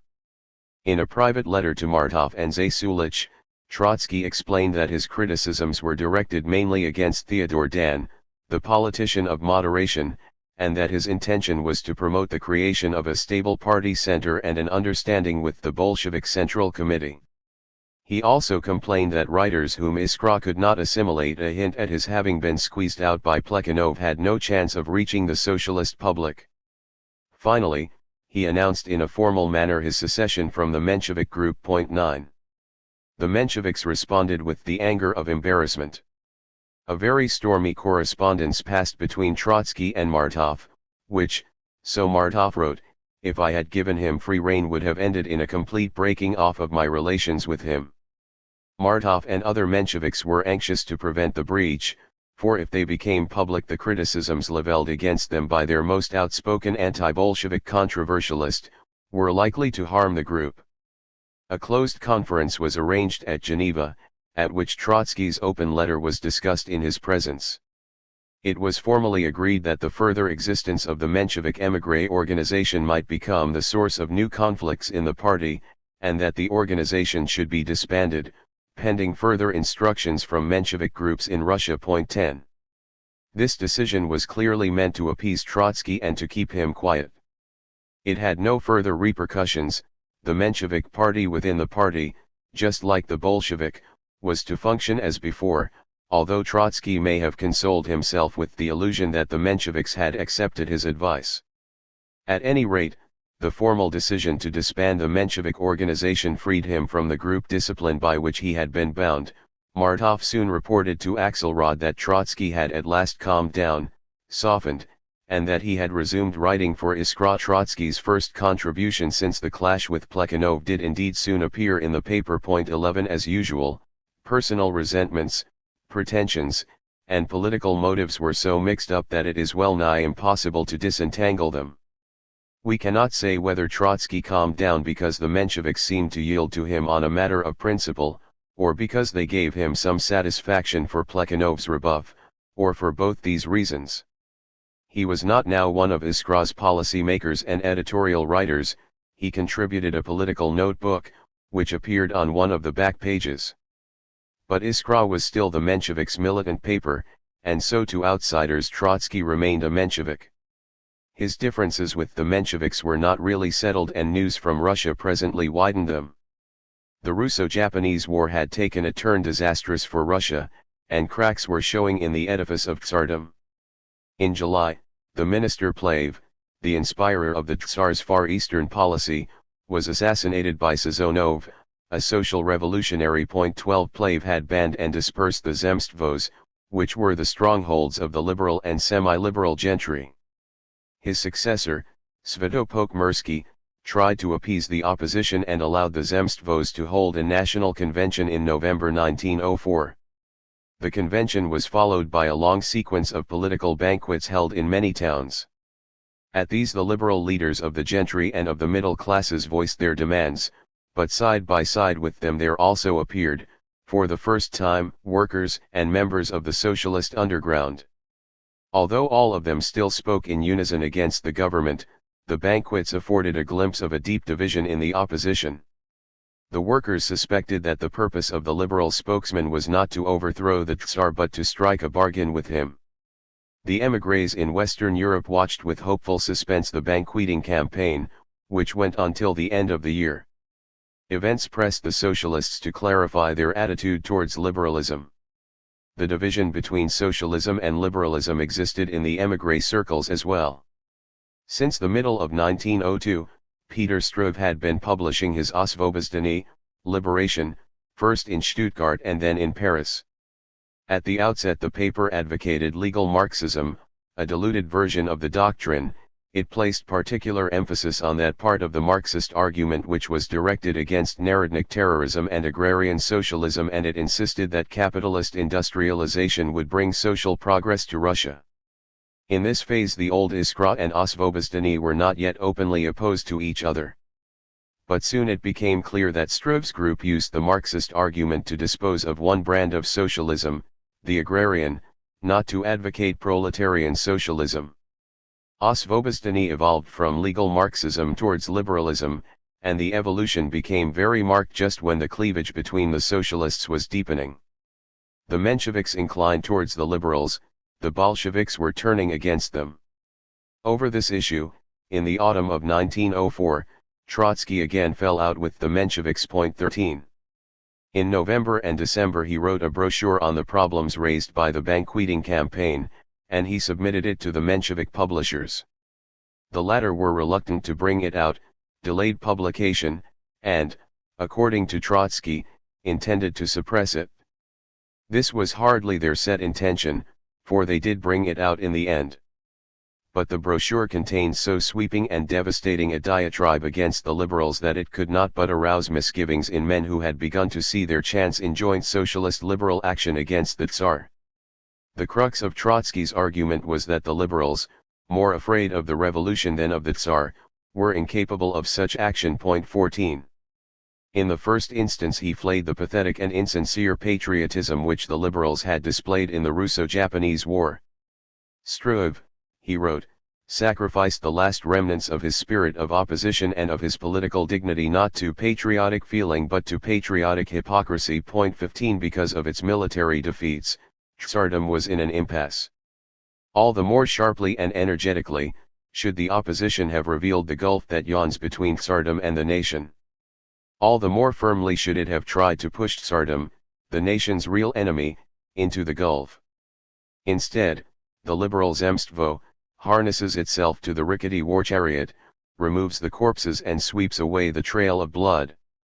At heart the liberals prayed for the Tsar's defeat which might induce him to meet the opposition halfway. But what does the liberal press do? That miserable, mumbling, slick, mendacious, wriggling, corrupted and corrupting liberal press? Not believing its own words and concealing a slavish yearning for the Tsar's destruction, it speaks about our monarch and our war. The liberal opposition was seeking to deserve the gratitude and the trust of absolutism, to become indispensable to it, and finally to bribe it with the people's money, tactics as old as Russian liberalism, which has become neither more sensible nor more dignified with the years. 16 The new minister, Prince Svatopluk-Mirsky, had initiated an era of spurious concessions by expressing, stupidly and insolently, his government's confidence in the people, as if the question was whether the ministry trusted the people and not whether the people trusted the ministry. But this was enough, Trotsky went on, for the Zemstvos to omit from their statements the demand for universal suffrage and constitutional government.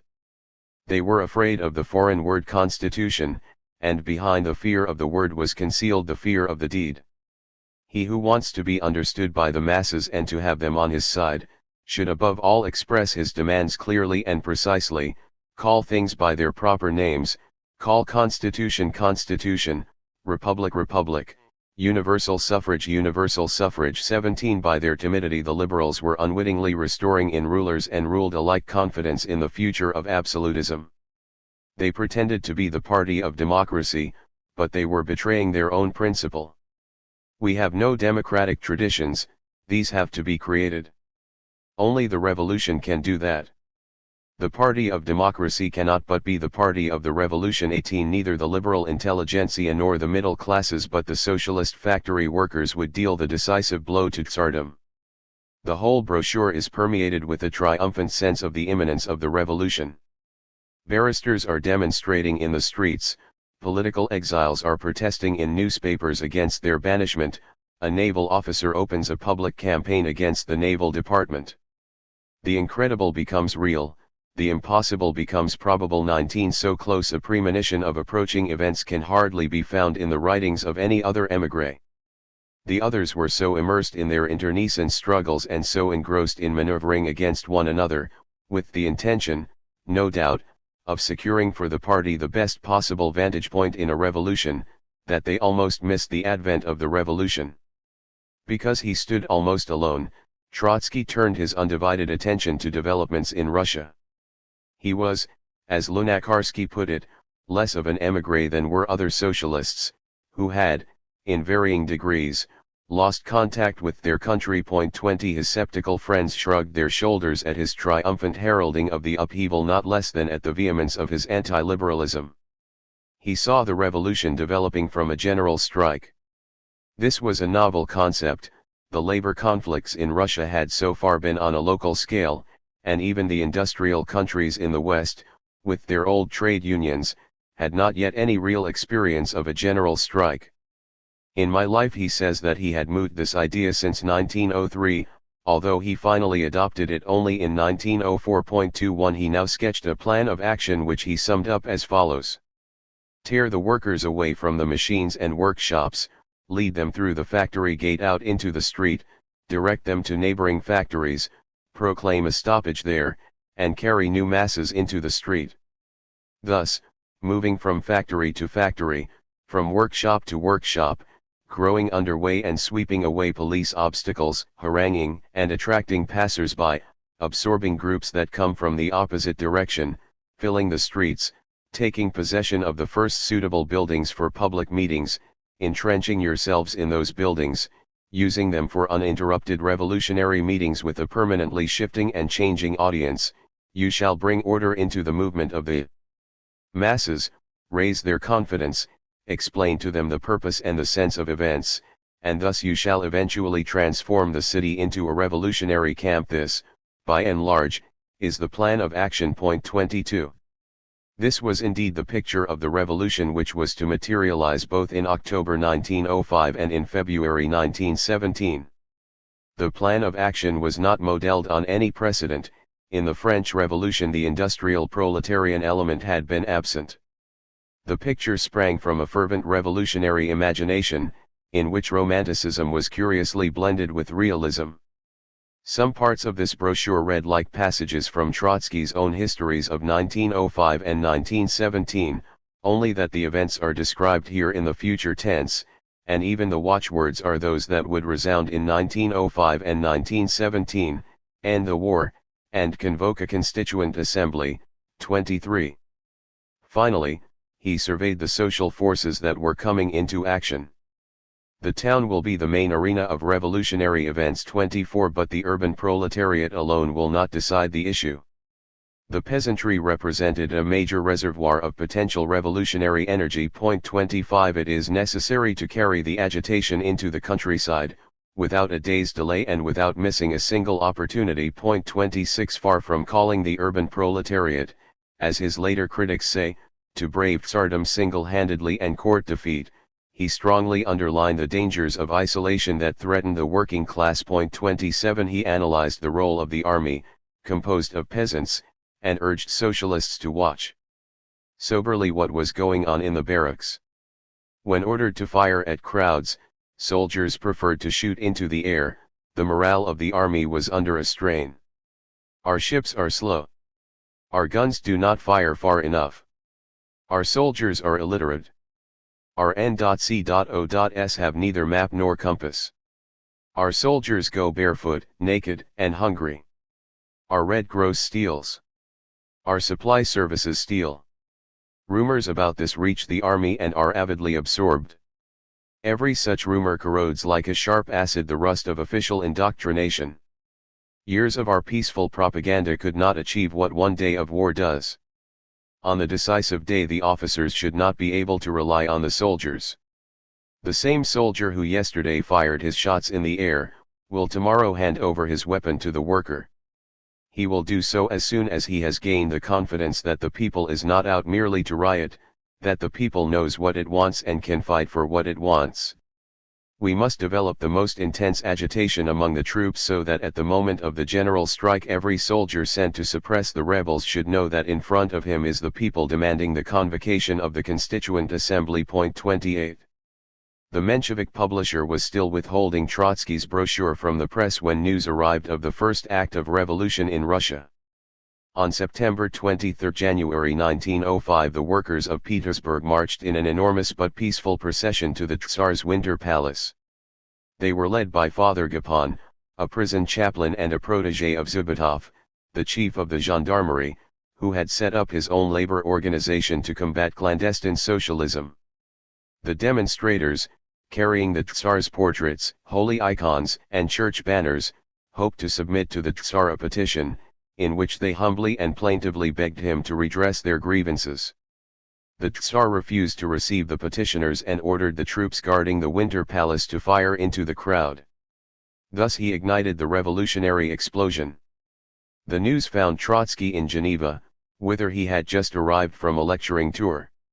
His forecasts, which he had in vain been trying to publish, began to come true. Full of hopeful excitement, he returned to Parvus in Munich, the galley proofs of the brochure in his pocket. Parvus read the proofs and was so impressed that he decided to put the weight of his authority behind Trotsky's views. He wrote a preface to the brochure and urged the Mensheviks to publish it. In his preface he stated a conclusion which Trotsky still hesitated to draw. The revolutionary provisional government of Russia, Parvus wrote, will be the government of a workers' democracy. As the Social Democratic Party is at the head of the revolutionary movement, this government will be social democratic. A coherent government with a social democratic majority. When the brochure at last appeared, it aroused much controversy, and it spurred on both Bolsheviks and Mensheviks to formulate their own anticipations. Disputation centered on Parvus's conclusion. Both Mensheviks and Bolsheviks rejected it. The former advanced the view that as the revolution was bourgeois in character, directed against absolutism and residual feudalism, not aiming at socialism, the bourgeoisie, not the proletariat, was the legitimate heir to power. The socialists, according to them, could not participate in any bourgeois government, even in one that emerged from a revolution. Their task was to guard, in opposition, the interests of the working class. Lenin agreed that the revolution was bourgeois insofar as it could not aim at socialism, but he did not believe in the revolutionary mission of the bourgeoisie. The socialists, he held, were bound in duty to enter a revolutionary government. Yet he, too, contested Parvus's forecast about the social democratic character of that government. This cannot be, Lenin wrote, if we have in mind not fleeting episodes but a halfway lasting revolutionary dictatorship, capable of leaving some mark on history. This cannot be, because only such a revolutionary dictatorship can have any stability, as is based on a great majority of the people. The Russian proletariat constitutes now a minority of Russia's population. The revolutionary government would have to be formed by a coalition, in which petty bourgeois and semi-proletarian elements would participate or even predominate. It would be extremely harmful, Lenin added, to entertain any illusions whatsoever about this 29. This was the first time that any group or individual laid, on behalf of Russian socialism, open claim to power, or to the major share in it. It was a curious freak that this claim should have been first made by Parvus, an outsider to the Russian Revolution, and that it should have been repudiated almost in horror by Lenin. In Lenin's person the revolution seemed to shrink back appalled before the vague immensity of its own aims. Yet even Parvus spoke about a workers' government, not a proletarian dictatorship. Nor did Trotsky yet question the common assumption that the revolution would be merely bourgeois, and that with the destruction of feudal and absolutist institutions its role would be exhausted. At the same time it seemed to him as to Parvus irrefutable that if the urban proletariat was the chief driving force of the revolution, then its representatives must, if the revolution succeeded, wield the major influence in the provisional government. No social class would be willing to bear the brunt of a revolution and then give up the fruits of its victory. The critics were incapable of effectively refuting this argument. But both Bolsheviks and Mensheviks asked two pertinent questions: how could this prospect be reconciled with the bourgeois character of the revolution? And how could one envisage a government by a proletarian minority, without abandoning the principle of representative democratic government, which none of the disputants was willing to abandon? To these questions neither Trotsky nor Parvus had any answer yet. In January 1905, at Parvus's home, Trotsky began to write another series of essays, which appeared later under the title After the Petersburg Insurrection. The series consisted of rather disparate segments, of new, sarcastic polemics against the liberals, of intensely enthusiastic passages greeting the revolution, and of highly sober reflections on the techniques of revolution. In his strictures on the liberals he dwelt on the point that only 2 days before the demonstration in Petersburg, Struve had stated that no revolutionary people exists in Russia. These words, Trotsky commented, should be engraved on Mr. Struve's forehead, if, even without this, his head did not already look like a gravestone, under which are buried so many plans, slogans, and ideas: socialist, liberal, patriotic, revolutionary, monarchist, democratic, and others. 30. Trotsky's conclusion was, our struggle for the revolution, our preparation for it, will go hand in hand with our ruthless struggle against liberalism for influence on the masses, for the leading role of the proletariat. The tenor of the passages in which he greeted the revolution may be gauged from these words. Yes, she has come. We have awaited her. We have never doubted her. For many years she was only a deduction from our doctrine, at which the nonentities of every political shade mocked. With her first sweep, she has already uplifted society.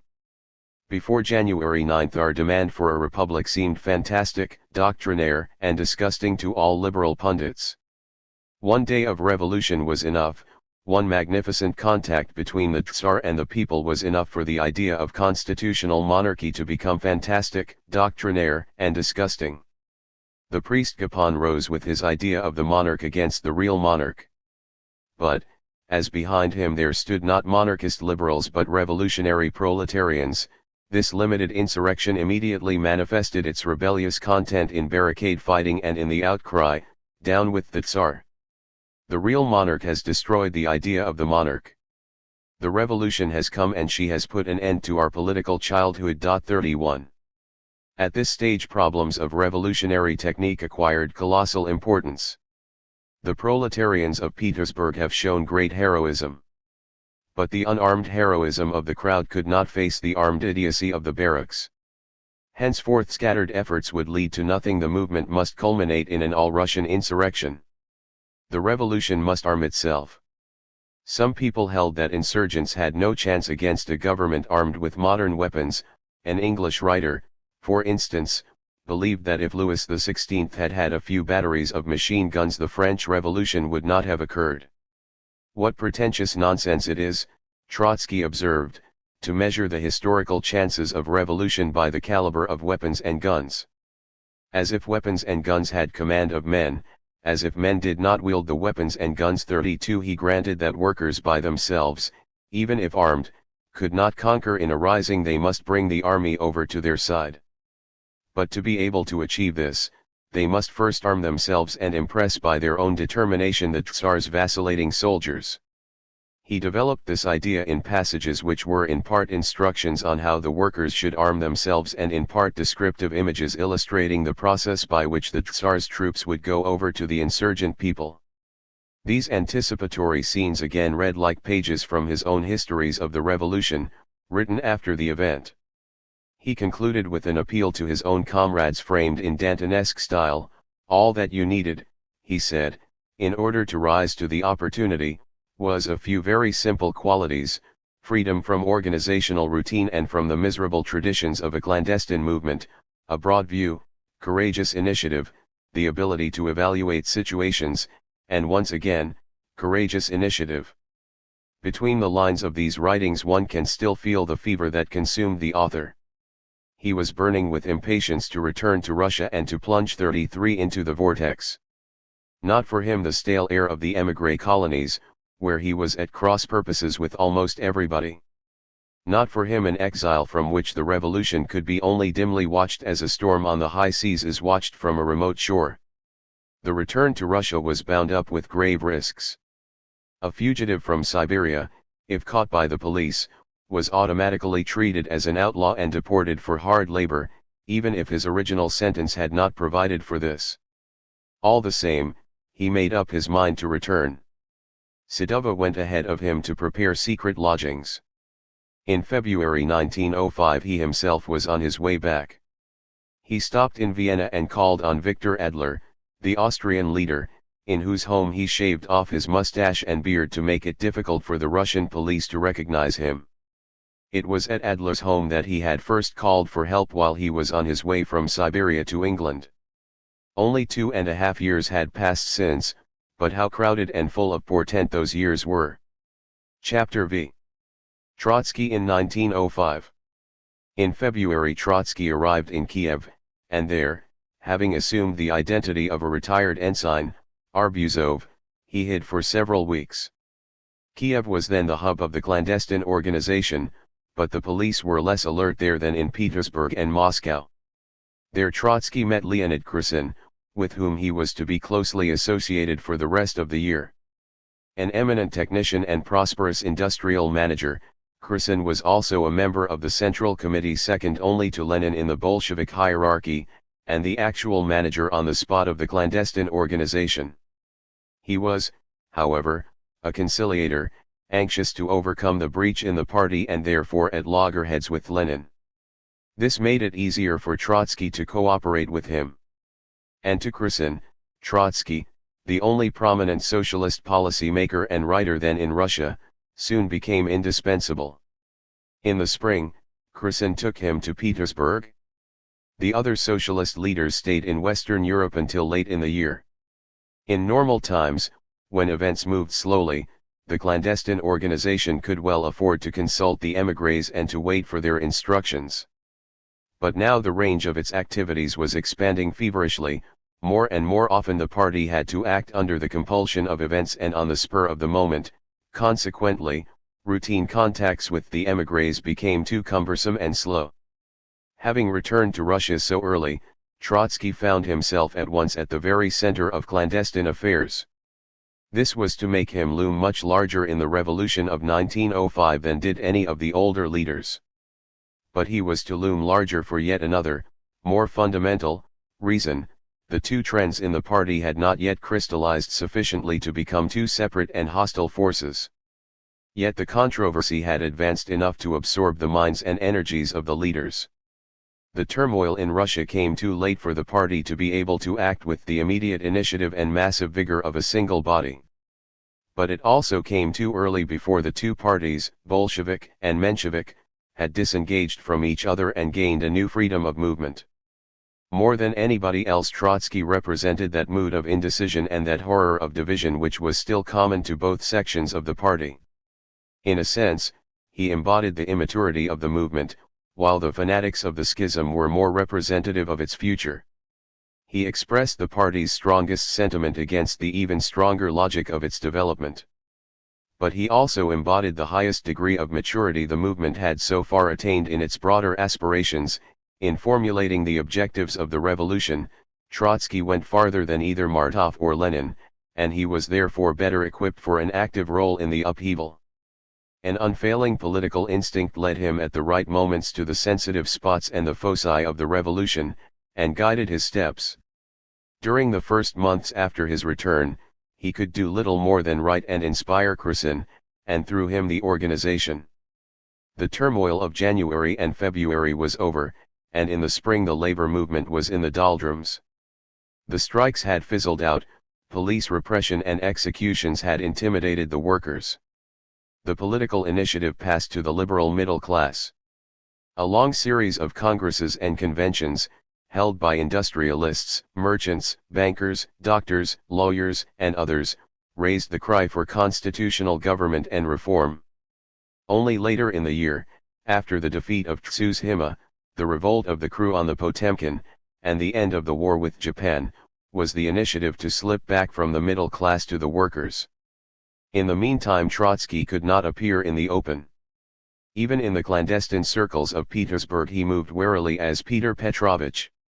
The ground was shaky. The Okhrana had its agents provocateurs in the organization.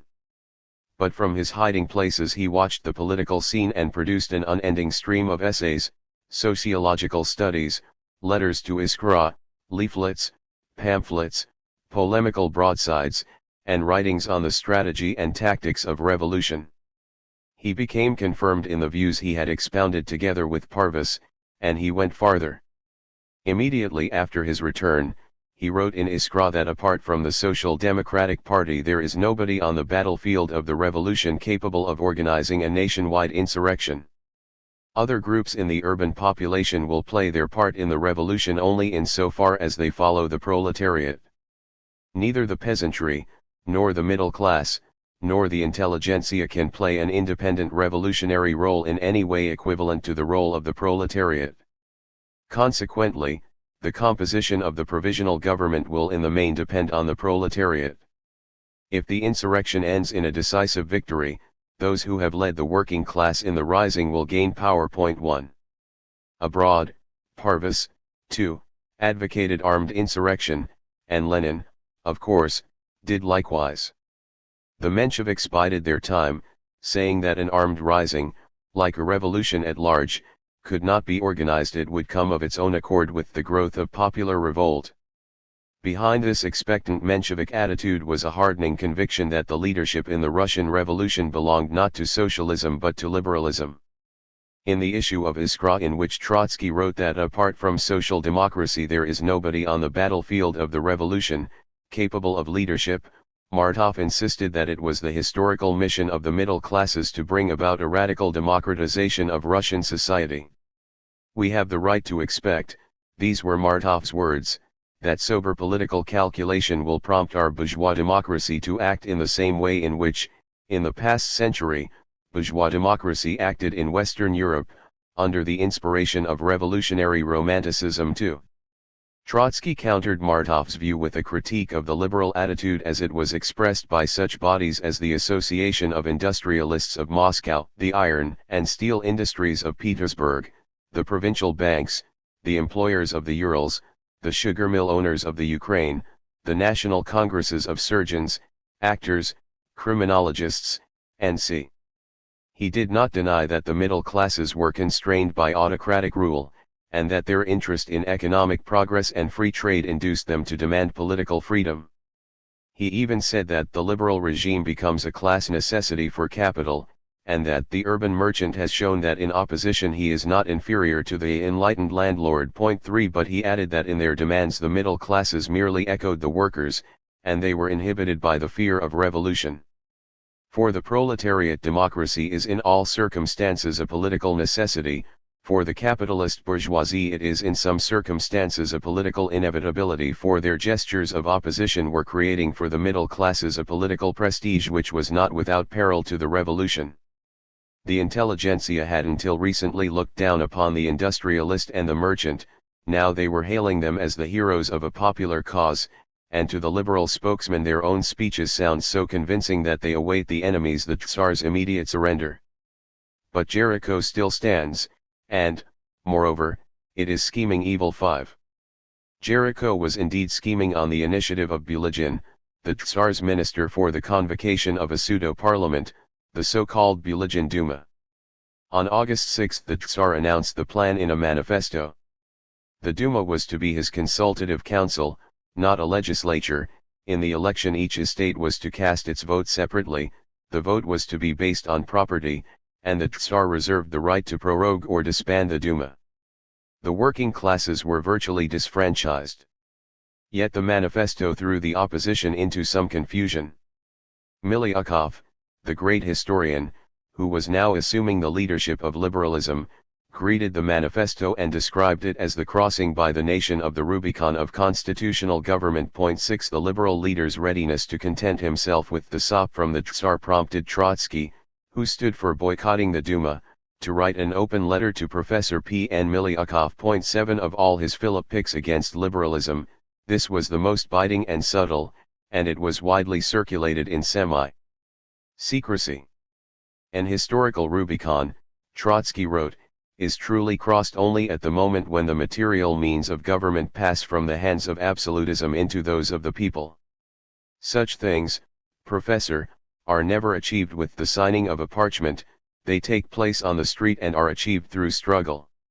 He recalled how in the French Revolution the great turns came not with declarations of constitutional principle but with real shifts of power. He further recalled events in Germany in 1848, how middle-class liberalism had contented itself with the Prussian king's promise of freedom, how it had helped the autocrat to subdue the revolution, and how, in the end, on the ebb of the revolution, the autocrat had defeated and humiliated liberalism. But history teaches the professors of history nothing. The mistakes and crimes of liberalism are international. You are repeating what your predecessors did in the same situation half a century ago. You are afraid of breaking with the Duma, because to you this constitutional mirage seems real in the dry and barren desert through which Russian liberalism has been wading not for its first decade. You, Professor, you will not tell the people this. But we shall. And if you try to debate with us not at liberal banquets but in front of the masses, we shall show that in our crude, harsh, revolutionary idiom we can be irrefutably convincing and eloquent. If the revolution does not ebb away, the bureaucracy will cling to you as to its bulwark, and if you really try to become its bulwark, the victorious revolution will throw you overboard. If, on the other hand, the revolution is defeated, then Tsardom will have no use for liberalism. You propose not to be disturbed by the voices from the right and the voices from the left. The revolution has not yet said its last word. With powerful and broad thrusts it lowers the edge of its knife over the head of absolutism. Let the wiseacres of liberalism beware of putting their hands under the glittering steel blade. Let them beware. The style was the whole man in this open letter, at once scholarly, rhetorical, and implacable. In his attitude towards liberalism he was akin to Lenin. But Lenin had little or no inclination to engage in a direct ideological dialogue with liberalism, while Trotsky felt the need for a constant confrontation between revolutionary socialism and liberalism. He conducted this dialogue now, and he would do so to the end of his life, not because he had broken less decisively than Lenin with bourgeois liberalism, but in part because he was more aware of its attraction. Lenin instructed and led his followers, and in a sense preached to the converted, while Trotsky addressed the liberal spokesman directly and dissected and countered their arguments before large and undecided audiences. The dialogue with the adversary also best suited his polemical temperament and his dialectical style. Not for nothing was the open letter his favorite form of expression. He addressed thus directly the most diverse audiences, speaking to each social group in its own idiom, with an extraordinary ease and élan. In his diatribes against liberalism he turned towards the intelligentsia and the advanced workers. In his open letter to Miliukov he spoke to an academic public. Soon after his return to Russia he wrote peasant proclamations, which Kresin published, putting under them the signature of the Central Committee. In these proclamations Trotsky had before his eyes a primitive, illiterate mass of farm laborers, such as he could remember from his father's farm, a crowd in which a few individuals might be able to read his words aloud to the rest. He framed his appeal in the simplest terms and in the rhythm of a Slavonic folk rhapsody, with characteristic refrains and evocations. The words and the rhythm were as if designed for recital by a semi-agitator, semi-bard in a village. Yet, he spoke to the moujiks with the same logic and sweep with which he addressed his academic adversary. In the whole revolutionary literature written for or by peasants, there are very few, if any, documents which could compare, in folk style and directness of appeal, with the proclamation in which Trotsky related to the peasants the January massacre in Petersburg. He described how the workers had marched peacefully and calmly to the Tsar's palace with the Tsar's pictures, icons, and church banners. What did the Tsar do? How did he answer the toilers of St. Petersburg? Hearken, hearken peasants. This is the way the Tsar talked with his people. All the troops of Petersburg were raised to their feet. Thus the Russian Tsar girded himself for the talk with his subjects. 200,000 workers moved to the palace. They were dressed in their Sunday best, the grey and old ones and the young, the women went along with their husbands. Fathers and mothers led their little children by their hands. Thus the people went to their Tsar. Hearken, hearken peasants. Let every word engrave itself on your hearts. All the streets and squares, where the peaceful workers were to march, were occupied by troops. Let us through to the Tsar, the workers begged. The old ones fell on their knees. The women begged and the children begged. Let us through to the Tsar. And then it happened. The guns went off with a thunder. The snow reddened with workers' blood. Tell all and sundry in what way the Tsar has dealt with the toilers of St. Petersburg. Remember, Russian peasants, How every Russian Tsar has repeated with pride, "In my country, I am the first courtier and the first landlord." Russian Tsars have made the peasants into an estate of serfs, they have made of them, like of dogs, presents to their faithful servants. Peasants, at your meetings tell the soldiers, the people's sons who live on the people's money, that they dare not shoot at the people. Thus, in plain words, without weakening for a moment his grasp on the muzhik's imagination, he explained the ends his party was pursuing and the means it would employ, and he translated the alien term revolution into the peasants' idiom: "Peasants, let this fire burst all over Russia at one and the same time, and no force will put it out." Such a nationwide fire is called Revolution 8. In a different manner again he addressed urban workers, for instance, when they failed to respond to the party's call and demonstrate on May Day: "You have taken fright before the Tsar's soldiers. But you are not afraid of delivering your brothers to the Tsar's army so that they may perish on the great, unwept for Manchurian cemetery. You did not come out yesterday, but you will come out tomorrow or the day after." 9. A small masterpiece of revolutionary journalism was a very short article, "Good Morning, Petersburg Dvornik 10." He wrote it later in the year, after the Tsar had, in the so-called October Manifesto, promised a constitution and civil liberties. The Dvornik, concierge, had usually served the political police as informer and stooge, but now he became infected with revolution. The Petersburg Dvornik awakens from the police nightmare, Trotsky wrote. 2,500 Dvorniks met to discuss their needs. The Dvorniks do not wish to serve any longer as tools of police violence. They put forward their demands and refuse to sign a thanksgiving address to the Tsar, because in the Tsar's manifesto freedom had been given but not yet proven. Many sins and crimes, Trotsky wrote, weigh on the conscience of the Petersburg Dvorniks. More than once have they, on police orders, manhandled honest workers and students. The police have bullied them, and the people have come to hate them. But the hour of universal awakening has come. The Petersburg Dvornik is opening his eyes. Good morning to you, Petersburg Dvornik. Thus he spoke to every class of society, from the highest to the humblest, in its own language, but always in his own voice. The Russian Revolution never had, and never would have, another mouthpiece with such a variety of accent and tone. During his stay in Kiev he shifted from one secret lodging to another, precariously concealing his identity under the mask of Ensign Arbuzov. The ensign looked respectable, even elegant, but he was strikingly busy, received odd visitors, was closeted with them for hours, or pored over piles of newspapers, books, and manuscripts. Some of his hosts took fright and he had to move out. Others sheltered him with courage and good humor. In My Life he describes how, posing as a patient, he found asylum in an ophthalmic hospital. The doctor in charge of the ward and some of his assistants were in the secret. An unsuspecting nurse conscientiously and tenderly struggled with the odd patient, urging him to take eye drops and foot baths and to stop reading and writing. After he had moved to Petersburg, Krisin found him accommodation in the home of Colonel Litkens, the chief medical officer of the Imperial Military Academy, where Krisin, too, had his secret meeting place with members of the underground.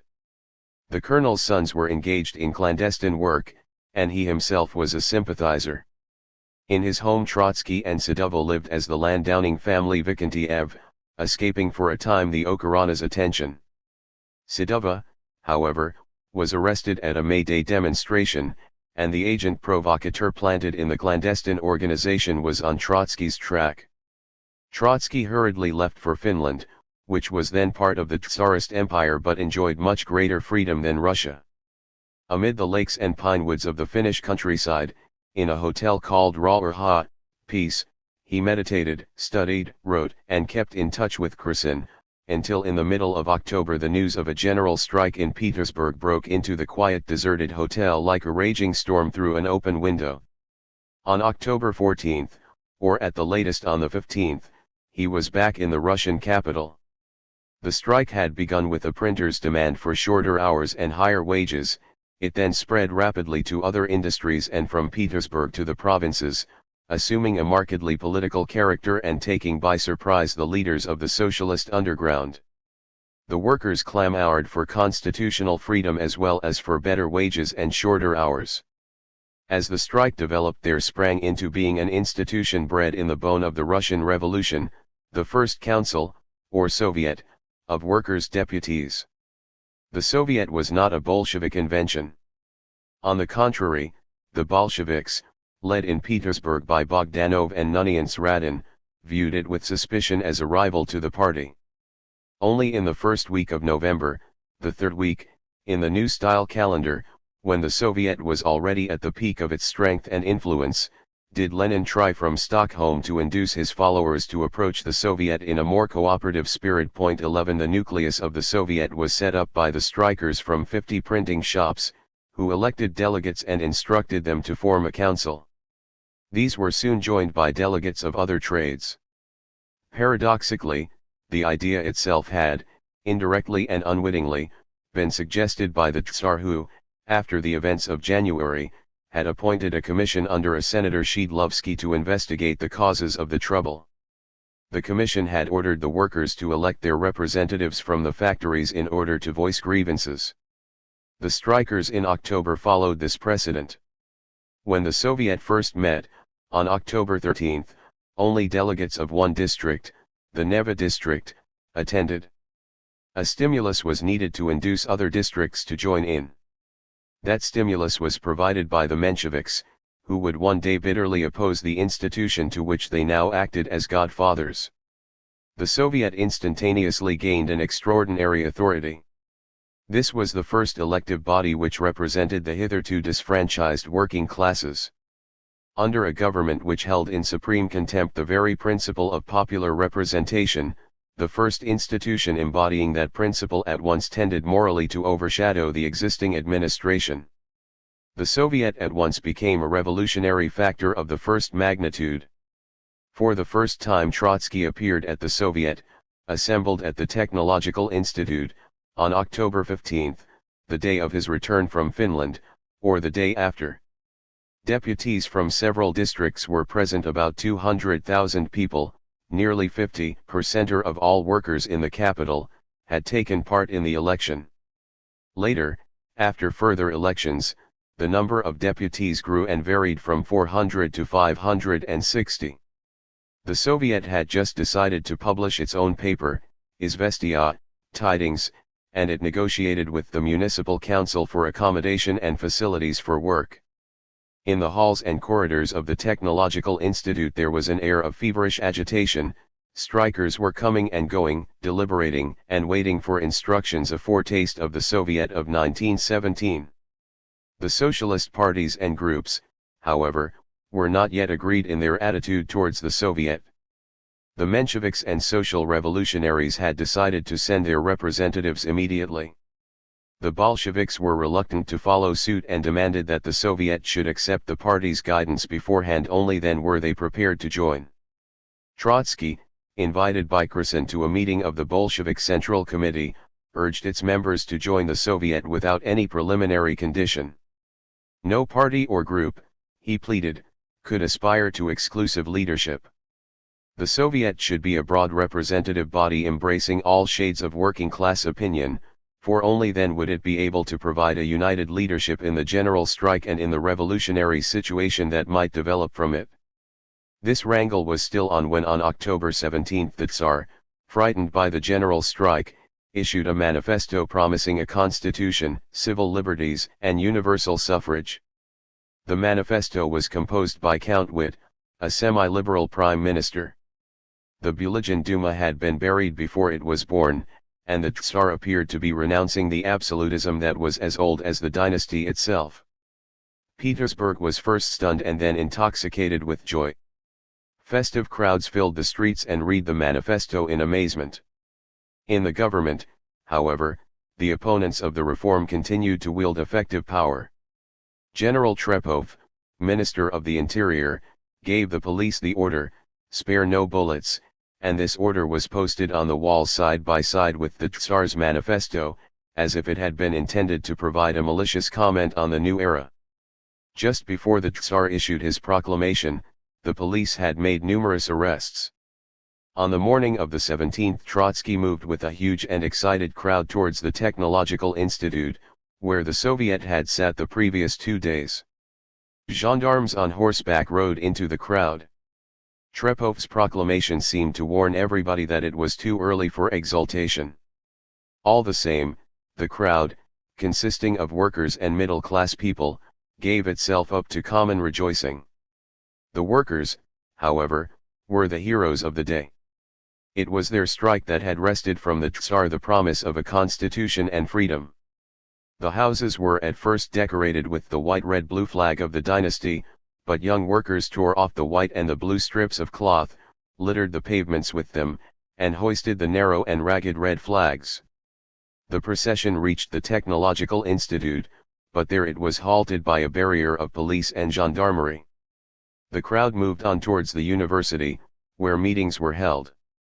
The swelling, good-humored procession carried with it the young man who had so long waited for this moment, who had forecast it, and who was now full of misgivings and of an impatient desire to warn the multitude against too early rejoicing.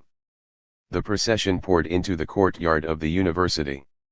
From a balcony speakers were already haranguing the crowds. Tense with his misgivings and with the emotion absorbed from the procession, Trotsky pushed his way through the vast and dense multitude up to the balcony. There was his place. The organizers of the meeting knew him as the man who, under the name Yanovsky, the man of Yanovka, had appeared at the Soviet to represent the Mensheviks. Some knew him as the Trotsky of Iskra. 12. He eyed the mass of humanity, the like of which he had never seen before, and in a voice which seemed remote and strange to himself he exclaimed, "Citizens!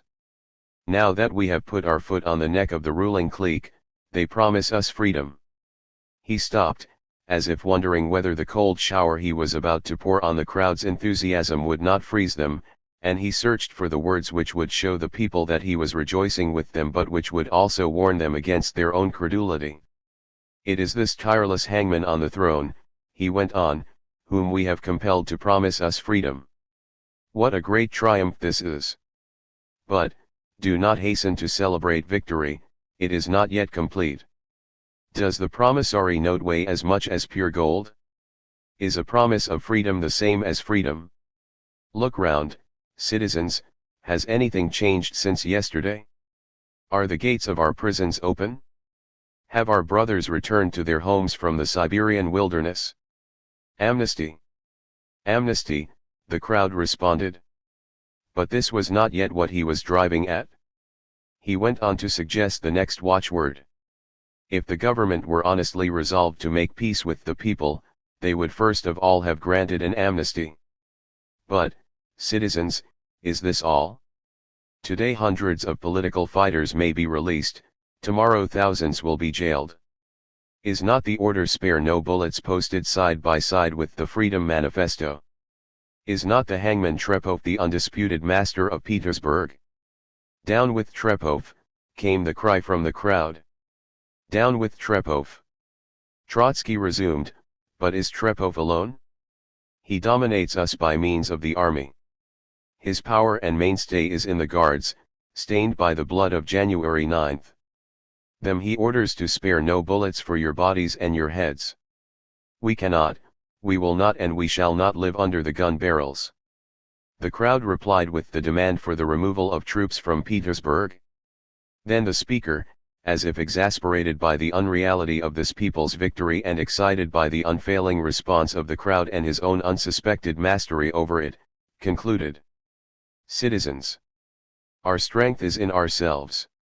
With sword in hand we must defend freedom. The Tsar's manifesto, however, see. It is only a scrap of paper." With a theatrical gesture he flourished the manifesto in front of the crowd and angrily crumpled it in his fist. "Today it has been given us and tomorrow it will be taken away and torn into pieces as I am now tearing it into pieces, this paper liberty, before your very eyes." 13. Thus the capital of Russia first heard the orator of the revolution. In this speech Trotsky pointed to all the fatal weaknesses which were to frustrate the revolution. The Tsar's self-confidence, but not his massive machine of power, had been shaken. There was a ferment in the armed forces, especially in the navy. But the Cossacks, the Guards, and the endless ranks of the Mujik infantry were gripped by the age-old habit of blind obedience. Behind the army lay rural Russia, its whole immensity steeped in apathy and despair. The revolution was still a purely urban affair. And even in the towns its triumph was mixed with fear. The middle classes and their liberal spokesmen, wistfully believing in the Tsar's promise of freedom and uneasy at the thought that they owed that promise to the workers' general strike, were anxious to stop the revolution. They were haunted by the specter of plebeian anarchy, and by the fear that, if the revolution went on, the Tsar would listen to those of his advisers who counseled suppression not concession. If you do not call off the struggle, so the liberals argued with the socialists, our newly won freedom will prove illusory. But it is illusory, the socialists retorted. To the working class the October Manifesto gave a sense not so much of victory as of strength and an impatience to use that strength for further assaults. Each class intended different aims for the movement. The middle classes hoped to gain most from a constitutional monarchy. The workers were Republicans. The former desired nothing but political freedom. The latter raised social demands as well, directed against the middle classes more than against Tsardom. The fervor of the working class, hot and impulsive, outstripped even that of the socialist leaders. The leaders counted the ranks, laid plans, and marked timetables. They expected the struggle to reach its climax by January 9, 1906, the anniversary of the march to the Winter Palace. 14 But all phases and dates were unexpectedly advanced by the impetuous temper of the masses, easily inflamed by provocation and stampeded into action. Yet the helplessness of the masses was as great as their self-confidence, and the outcome could only be disastrous. The working class was unarmed, and it could not get arms, in sufficient quantity, until the army itself was in rebellion. Even in conditions ideal for a revolution, it takes time before the prevalent rebellious mood seeps through to the barracks. The mood in the Russian army depended on the state of mind of the peasantry. Only in 1906 did rural Russia become seriously restive. By that time the revolution in the towns had been reduced to cinders, and it had been put down by the uniformed sons of the peasants, who, if the urban movement had been less hasty, might have joined it. The revolution squandered its reserves piecemeal. The working class lacked experience in insurrection. The socialist parties were too weak to curb the workers' impatience. And the basic fact behind all this was that the old order was not yet quite at the end of its strength, it was still capable of dividing the forces that might have converged on it. The Soviet of Petersburg, the hub of this foredoomed revolution, was from the first placed in the very middle of all the cross-currents, and it was constantly torn between courage and caution, between the volcanic heat of its surroundings and its political judgment. The Soviet elected its executive on October 17. On that executive sat, among others, 3 representatives of the Bolsheviks, 3 of the Mensheviks, and 3 of the social revolutionaries. The chief Bolshevik spokesmen were Nunians Radin and Sverchkov.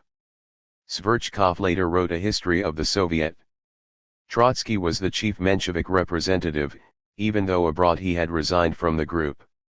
He had in the meantime come to sway the Menshevik organization in the capital and to turn it against the émigré leaders. 15 He was assisted by Zlidnev, a worker who had come to Petersburg from Nikolaev and who had earlier in the year represented his fellows on Senator Shidlovsky's commission. On Trotsky's initiative, the Bolshevik and Menshevik committees in Petersburg formed a federal council, which was to prepare the reunion of the two groups, and in the meantime to coordinate their activities in the Soviet. 16 The Social Revolutionaries were led by Avksentiev, who in 1917, as Minister of the Interior under Kerensky, was to order Trotsky's imprisonment. In 1905, however, all 3 parties cooperated harmoniously. None attempted to impose its will upon the other, and all agreed to elect as president of the Soviet Krustai Lefnosar, a lawyer, who stood outside the parties and had gained the workers' confidence as their attorney in labor conflicts. 17 To the outside world, Krustai Lefnosar represented the Soviet and momentarily he won great fame. The policies of the Soviet were, however, framed by the parties, mainly by the Social Democrats, and Krustchev's role in the revolution was episodic. Politically, Trotsky, as the records and memoirs of participants testify, was the Soviets' moving spirit. On major occasions he spoke for both Bolsheviks and Mensheviks and for the whole Soviet. He wrote most of the Soviets' manifestos and resolutions, and edited its Izvestia. Behind the scenes a silent rivalry developed between the formal president of the Soviet and its presiding spirit. 18. On October 19, 2 days after the Tsar had issued his manifesto, Trotsky urged the Soviet to call off the general strike. Its continuance offered no prospect of further success and might lead to more bloodshed. The Soviet unanimously accepted this view, and on October 21 the strike came to an end. The Soviet then announced that a solemn funeral of workers who had been killed during the strike would take place on October 23. On the 22nd it was learned that General Trepov was preparing the gendarmerie to suppress the demonstration, and that the Okhrana was scheming a pogrom of Jews. The same night Trotsky stood before the Soviet, pleading for the cancellation of the funeral. The Soviet declares ran a motion he submitted: the proletariat of Petersburg will give the Tsarist government the last battle not on a day chosen by Trepov, but when this suits the armed and organized proletariat. 19 The Soviet swallowed its pride and cancelled the funeral of its martyrs. There was anguish in this humiliation. Would the proletariat be able to give battle on the day chosen by itself only if it had armed and organized itself? And how was it to be armed? On the same day the Soviet resolved to organize fighting squads, whose immediate task was to prevent the pogrom. Later, at the trial of the Soviet, conclusive evidence was to be produced that the pogrom had indeed been planned and that only the Soviets' action had averted it. But the fighting squads, even the one that guarded the Soviet, were at best armed with revolvers, and most had only sticks and pieces of iron. This call to arms was, nevertheless, to be one of the main counts in the indictment of the Soviet. 20. The Soviet maintained a vigorous political initiative, however. The October manifesto had promised freedom of the press, but the pseudo-liberal Prime Minister Witt ordered the censorship to function as before. In reply, the compositors and the printers, encouraged by the Soviet, declared that they would neither set nor print newspapers and books submitted to the censors, and, by forcing the hands of the government, the publishers, and the writers, they gave Russia her first taste of a free press. Then a clamor rose for the 8-hour day, and under the auspices of the Soviet the workers themselves began to introduce it in the workshops. Towards the end of October the government proclaimed a state of siege in Poland, and the sentiment of revolutionary Petersburg was outraged. On November 1 the Soviet arranged a solemn reception for the delegates of oppressed Poland. The assembly was disconcerted to find that the men who came to speak for Poland were Count Zamoyski, Count Krasnodoloranaski, Prince Lubomirsky, a few Roman Catholic priests and merchants, and only one peasant and one worker. Trotsky, nevertheless, warmly welcomed the delegation, and solemnly proclaimed Poland's right to determine her own fate. The Soviet called for a new general strike in sympathy with Poland. The government at the same time announced that sailors of Kronstadt who had taken part in the October strike would be court-martialed, and clamor for the release of the sailors merged with the cry for Poland's freedom. 21. A mood so generous and heroic was not without its aggressive humor. The Prime Minister Witt issued an appeal to the strikers: brother workers, listen to the advice of a man who is well disposed towards you and wishes you well.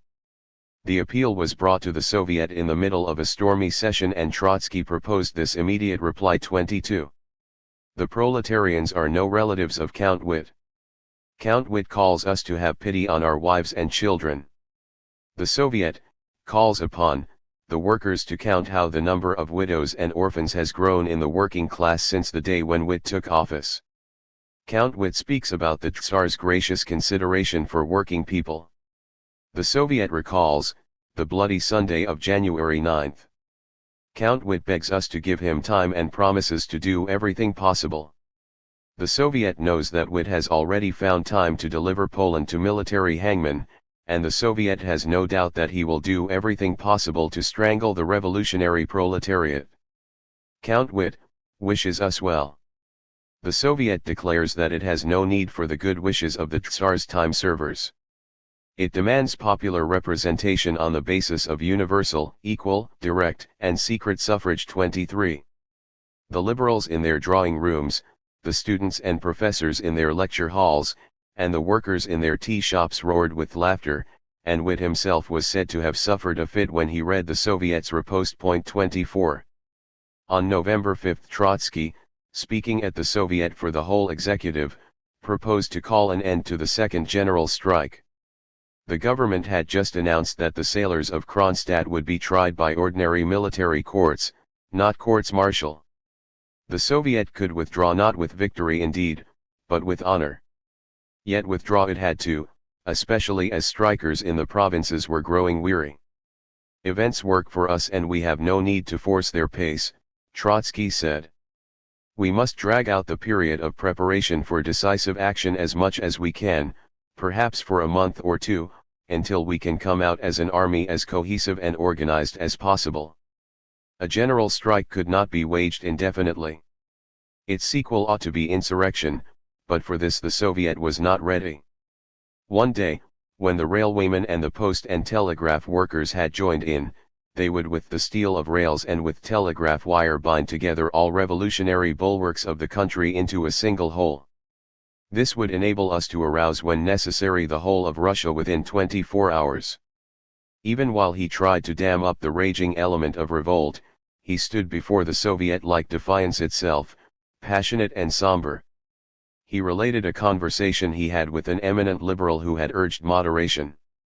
I recalled to him an incident from the French Revolution, when the convention voted that the French people will not parley with the enemy on their own territory. One of the members of the convention interrupted, "Have you signed a pact with victory?" They answered him, "No, we have signed a pact with death." Comrades, when the liberal bourgeoisie, as if boasting of its treachery, tells us, "You are alone. Do you think you can go on fighting without us?" "Have you signed a pact with victory?" we throw our answer in their face, "No, we have signed a pact with death." 25. A few days later he had again to impress upon the Soviet its own weakness and urge it to stop enforcing the 8-hour day. The employers had answered with the lockout of more than 100,000 workers. The Soviet was divided, a minority demanding a general strike, but Trotsky, supported by the metal workers, prevailed. These displays of weakness were becoming all too frequent, but the popular impulse to action made them inevitable. What was surprising was that the Soviet's weakness was not revealed with more disastrous results, especially as the Soviet's chief inspirer was a young man who had never led, or participated in, a mass movement of any size. When all the handicaps under which this revolution labored are considered, the tactics of the Soviet, designed to harass the enemy without engaging him in general battle, appear almost faultless, and its results, the undiminished authority maintained by the Soviet and the concessions it contrived to wrest, must be judged impressive. It was not until 20 years later, during the struggle between Stalin and Trotsky, that Trotsky's moderation in 1905 was held out against him. During the intervening years no such reproach was heard, and the Bolsheviks treated the Soviet's record as a proud chapter in the annals of the revolution. 26 Nor was any alternative line of conduct ever proposed by the Bolsheviks to the Soviet, or even as much as hinted at. In the political literature devoted to the subject, the failure of the revolution of 1905 was invariably attributed to the broad, objective alignments in the country, never to the errors of any leader, least of all of Trotsky. 27. The Soviet had with such breathtaking rapidity become the main focus of the revolution that the groups and factions did not even have time to ponder its significance or to adjust themselves to the new institution. By the middle of November all their leaders had at last returned from Western Europe, and they watched in suspense and bewilderment this forum, which looked very much like the Russian convention. But they had too much of the air of émigrés about them to gain a foothold in it. The Soviet had, in any case, constituted itself 3 or 4 weeks before their arrival. It was now Trotsky who, on behalf of the proletariat of Petersburg, paid a tribute in the Soviet to the martyrdom and heroism of the émigré elders. 28 When at the beginning of the year he had taken leave of the émigrés, they still treated him with the mixture of admiration and condescension shown to the child prodigy. Now they viewed him with new respect, watched his dominating attitude on the platform, and read in the rough and grave faces of the working men's assembly the authority and devotion he commanded. Lunacharsky recalls that when Lenin, after his return on 8 or November 10, was told that the strong man in the Soviet is Trotsky, his face darkened somewhat, but he said, "Well, Trotsky has earned that with his fine and tireless work."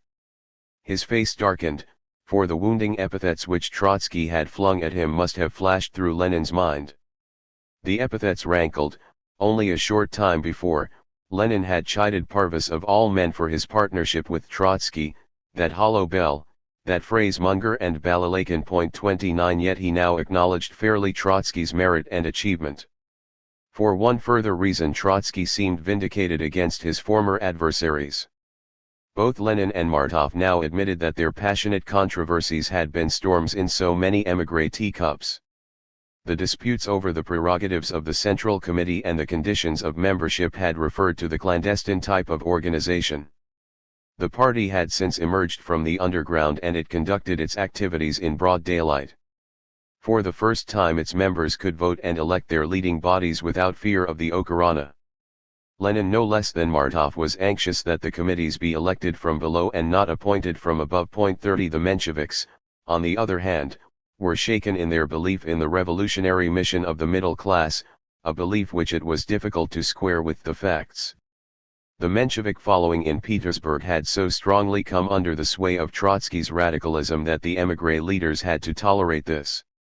All differences seemed thus to have vanished, and before the year was out the reunion of the two factions, complete with the merger of their central committees, was taking place. The fanatics of the schism, so it seemed, had been proven wrong, and the preacher of unity right. 31. The force of Trotsky's personality and ideas was felt in those days far beyond the Soviet and the Socialist parties. In 1906, when the revolution was already on the wane, Miliukov thus defended himself against attacks from the right: "Those who now charge our party, the Constitutional Democrats, that it did not then protest against the revolutionary illusions of Trotskyism, simply do not understand or remember the mood which then prevailed among the democratic public at the meetings. Those," Miliukov said, "who would have tried in 1905 to protest against the illusions of Trotskyism would have merely brought discredit upon themselves." 32 This is all the more significant as the democratic public Miliukov had in mind, professional people and enlightened businessmen, was not directly within the orbit of Trotsky's activity. Only very rarely did he emerge from the plebeian Soviet to face a bourgeois public, and even then he did so as the Soviet's envoy. In his chronicle of 1905 Trotsky relates how, during the November strike, he appeared at the home of Baroness Yuxkull von Hildebrandt to attend an important political gathering. "The butler waited for my visiting card, but, woe is me, what visiting card shall a man with a cover name produce? In the reception room there appeared first a student, then a radical lecturer, then the editor of a solid periodical, and at last the Baroness herself. They apparently expected a more awe-inspiring personality to come from the workers. Incidentally, in this turbulent year Trotsky looked so very bourgeois and was so immaculately dressed that some of his socialist friends were shocked. 33 At any rate, the people gathered at the Baroness's home missed the thrill of rubbing shoulders with an uncouth revolutionary demagogue. I mentioned my name and I was most politely shown in.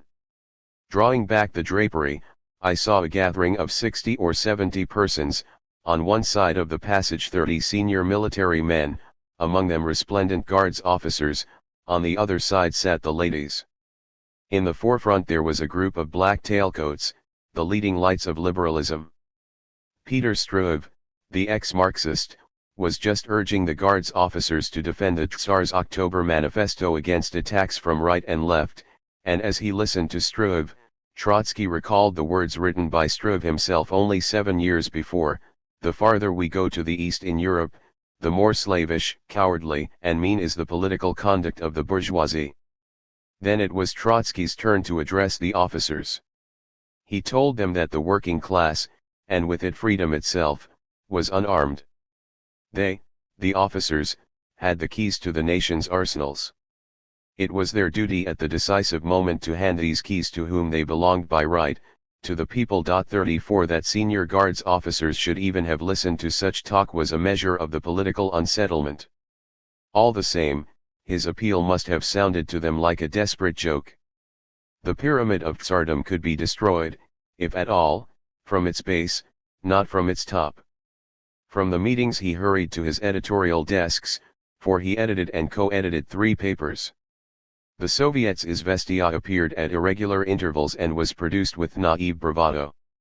Each copy was set in the printing shop of another extreme right-wing newspaper, which a Soviet squad raided and requisitioned for the occasion.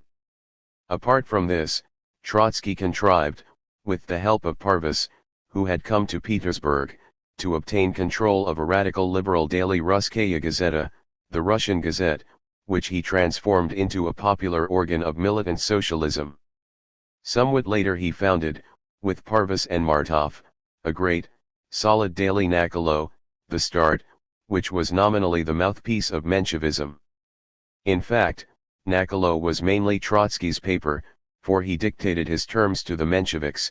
The paper would advocate his and Parvus's permanent revolution, and it would have no truck with the constitutional Democrats, liberals. We shall have to agree, so Martov wrote to Axelrod, to the propaganda of a fairly risky idea, without any counter-criticism on our part. 35 On the contributors' list were the great names of European socialism: Victor Adler, August Bebel, Karl Kosky, Rosa Luxemburg, Franz Mehring, Clara Zetkin, and it was Trotsky's sweet revenge to open the columns of Nakolo to Plekhanov, who had only the year before found it morally repugnant to be Trotsky's neighbor in Iskra. Trotsky's papers were much more successful than the Bolshevik Novaya Zhizn, edited by Lenin, Gorky, Lunacharsky, and Bogdanov. This is not surprising to anybody who looks through the files and compares them. Trotsky's dailies had far greater verve and pungency. 36 For all their journalistic rivalry, the papers supported one another politically and jointly backed the Soviet. This flowering of plebeian freedom, with the Soviet and the socialist parties and press working in the open, was soon to be nipped. The government succeeded in putting down sporadic revolts in the army. The working class began partly to succumb to attrition, and partly to be carried away by eagerness to take up arms. Count Witt reimposed press censorship. The Soviet resisted. Defend the free word. Trotsky appealed. To the workers the free word is bread and air. The government fears it as one fears a sharp-edged knife. 37 The next blow fell on the Soviet itself. On November 22, Krustalev-Nosar and a few other leaders were arrested. The government waited to see what the Soviet would do. Once again the Soviet was faced with the familiar dilemma. The social revolutionaries pressed for reprisals against the Tsar's ministers. Others preferred to retort by a general strike. The Social Democrats were on principle opposed to terroristic reprisals, and they were wary of calling another general strike. Once again it fell to the exuberant Trotsky to plead for cool-headedness and for a further postponement of the final trial of strength. He submitted a motion proposing that the Soviet of Workers' deputies temporarily elect a new chairman and continue to prepare for an armed rising. The Soviet accepted Trotsky's recommendation and elected a three-headed presidium, consisting of Yanovsky, this was Trotsky's cover name, Sverchkov, and Zlidnev. The preparations for the rising which Trotsky had mentioned had so far been less than rudimentary. 2 delegates had been sent to establish contact with provincial Soviets. The sinews of insurrection were lacking. The government was determined not to leave the Soviet time for further preparation. Soon a police detachment was posted outside the doors of the Free Economic Society, where the Soviet held its sessions. It was clear that the days of the Soviet were numbered, and henceforward its activity had mainly a demonstrative character. It was designed to impress on the people the principles and methods of revolution. When Trotsky proposed to the Soviet to stop the enforcement of the 8-hour day, he said, "We have not won the 8-hour day for the working class, but we have succeeded in winning the working class for the 8-hour day." And, indeed, a short time before the demand for the 8-hour day had seemed unreal to the Russian, and even to the Western European, worker. Yet this claim was to head the list of the Russian workers' demands from now until 1917. Similarly, it was Trotsky's fate in 1905 not to win a proletarian insurrection but to win the proletariat for insurrection.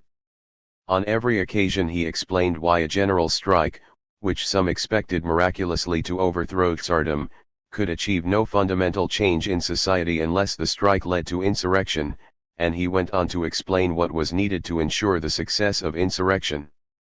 He would expound this lesson even from the dock, and the events of the next few months and years would help to drive it home.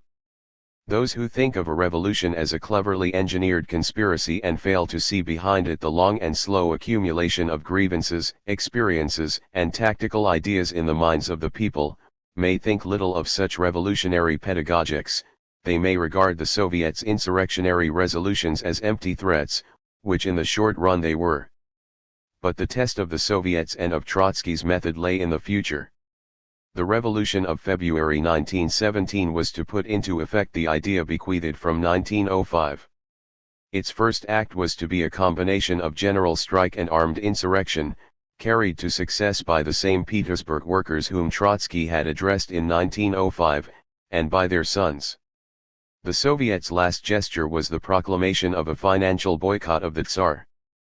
The Soviet called upon the people to stop payment of taxes, to accept only gold coins, no bank notes, and to withdraw deposits from the banks. 38 The Financial Manifesto, written by Parvus, denounced the corruptness of the administration, the bankruptcy of its finances, its faked balances, and above all, its unrepresentative character. The fear of popular control, which would expose to the whole world the financial insolvency of the government, prompts the government to shelve the convocation of a popular representation. The government has never had the confidence of the people and has received no power from it. At present the government rules over its own country as over a conquered land. The manifesto declared that the Russian people would not pay the Tsar's debts, a warning of which the Soviet government was one day to remind the Tsar's Western European creditors. The moral and political arguments of the manifesto sounded convincing, yet as an act of practical policy the boycott merely served to precipitate the clash which the Soviet had been anxious to postpone. Both sides saw in it, not without reason, a substitute for insurrection. The Soviet resorted to it precisely because it was incapable of armed action. There is only one way out, one way to overthrow the government: to deny it its revenue, the manifesto declared, in obvious contradiction of the view so frequently expounded that the only way to overthrow Tsardom was by an armed rising. The government, on the other hand, might have been hit almost as hard by a strike of taxpayers as by insurrection. It had to act instantaneously. 39. In the afternoon of December 3, Trotsky presided over a meeting of the executive which was to prepare the agenda for a plenary session of the Soviet, about to open. He reported on the government's latest strokes. The provincial governors had been given power to declare a state of siege, in some places they had already done so, strikers had been threatened with heavy penalties, the newspapers which had published the financial manifesto had been seized, the Minister of the Interior was preparing to reinforce the ban on the socialist parties and to imprison their leaders. This time both Mensheviks and Bolsheviks proposed a general strike. In the middle of the debate word was brought that a police raid on the Soviet was imminent. The executive resolved to go on with its business but to send away a few members who, if the Soviet were to be imprisoned, would continue to act on its behalf. Those so chosen went but came back. The building was already surrounded by guards, Cossacks, gendarmerie, and police. The executive then unanimously decided to stay put but to offer no armed resistance against the heavy odds. It continued to deliberate. The trampling of boots and the rattling of sabers came nearer. From the hall on the ground floor, where delegates had assembled for the plenary session, there rose voices of angry protest. From a balcony Trotsky shouted down to the delegates, "Comrades, offer no resistance. We declare beforehand that only an agent provocateur or a policeman will fire a shot here." He instructed the delegates to break the locks of their revolvers before surrendering them to the police. Then he resumed his chair at the executive's conference table. A trade union spokesman was just declaring his union's readiness to join in the general strike, when a detachment of soldiers and police occupied the corridors. A police officer entered the room where the executive was sitting and began to read a warrant of arrest. It was now only a question whether the Soviet would carry its own weakness and humiliation with dignity. Resistance was ruled out. But should they surrender meekly, gloomy-faced, without a sign of defiance? Trotsky's pride and his sense of stage effect would not permit him to preside over so flat and disheartening a scene. But as he could not afford any serious act of defiance, he could relieve the gloom of the situation only with humor. And so he turned the last scene of this spectacle into a witty burlesque of a bold performance. As the police officer, facing the executive, began to read the warrant of arrest, Trotsky sharply interrupted him, "Please do not interfere with the speaker. If you wish to take the floor, you must give your name and I shall ask the meeting whether it wishes to listen to you." The perplexed officer, not knowing whether he was being mocked at or whether he should expect armed resistance, waited for the trade union delegate to end his speech.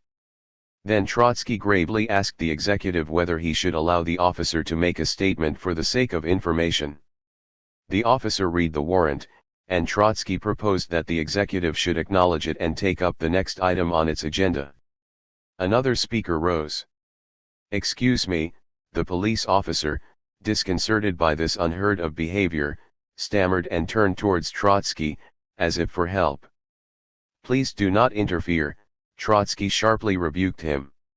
"You have had the floor, you have made your statement, we have acknowledged it. Does the meeting wish to have further dealings with the policeman? No.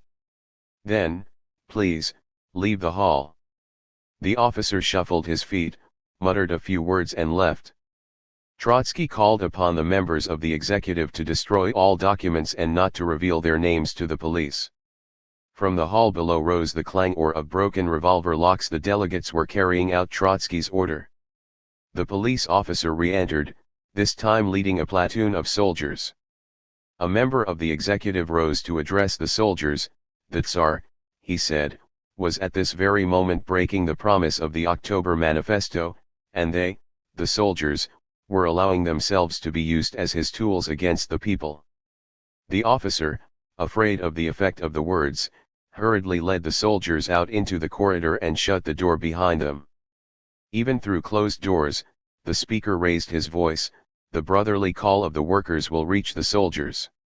At length a strong detachment of police entered, and Trotsky declared the meeting of the executive closed. Thus after 50 days ended the epoch of the First Soviet in history. 40. Chapter 6. Permanent Revolution. The liquidation of the Soviet was a political event of the first magnitude, and the Soviet's chief spokesman was an important prisoner of state. Political uncertainty still filled the air. In the prisons, first in Kresty and then in the Peter Paul fortress, the members of the Soviet were accorded every privilege. Nominally they were kept in isolation, but their cells not being locked, they were free to meet one another, to take walks in the courtyard, to receive books, and under the slightest disguise to engage in intensive political activity. 1. It was not clear at first whether in its coup against the Soviet the government had not overreached itself. Petersburg protested through strikes, and Moscow through a general strike, which led to 10 days fighting at the barricades. Even after the suppression of the rising in Moscow, the revolution seemed only half defeated. Throughout December and January revolts were flaring up in Siberia, in the Baltic provinces, in the Caucasus, and punitive expeditions were busy quelling them. In March the elections to the First Duma, boycotted by the Socialists, brought a reverse to the government and striking success to the Constitutional Democrats. It was still doubtful whether the trial of the Soviet would take place at all. The authorities, at any rate, were in no hurry to fix its date. Later it was planned to open the trial on June 12, 1906. In the summer, however, the Tsar recovered confidence, dismissed the semi-liberal wit, stopped the talks on the formation of a constitutional democratic ministry which were in progress, dispersed the Duma, and appointed Stolypin as prime minister.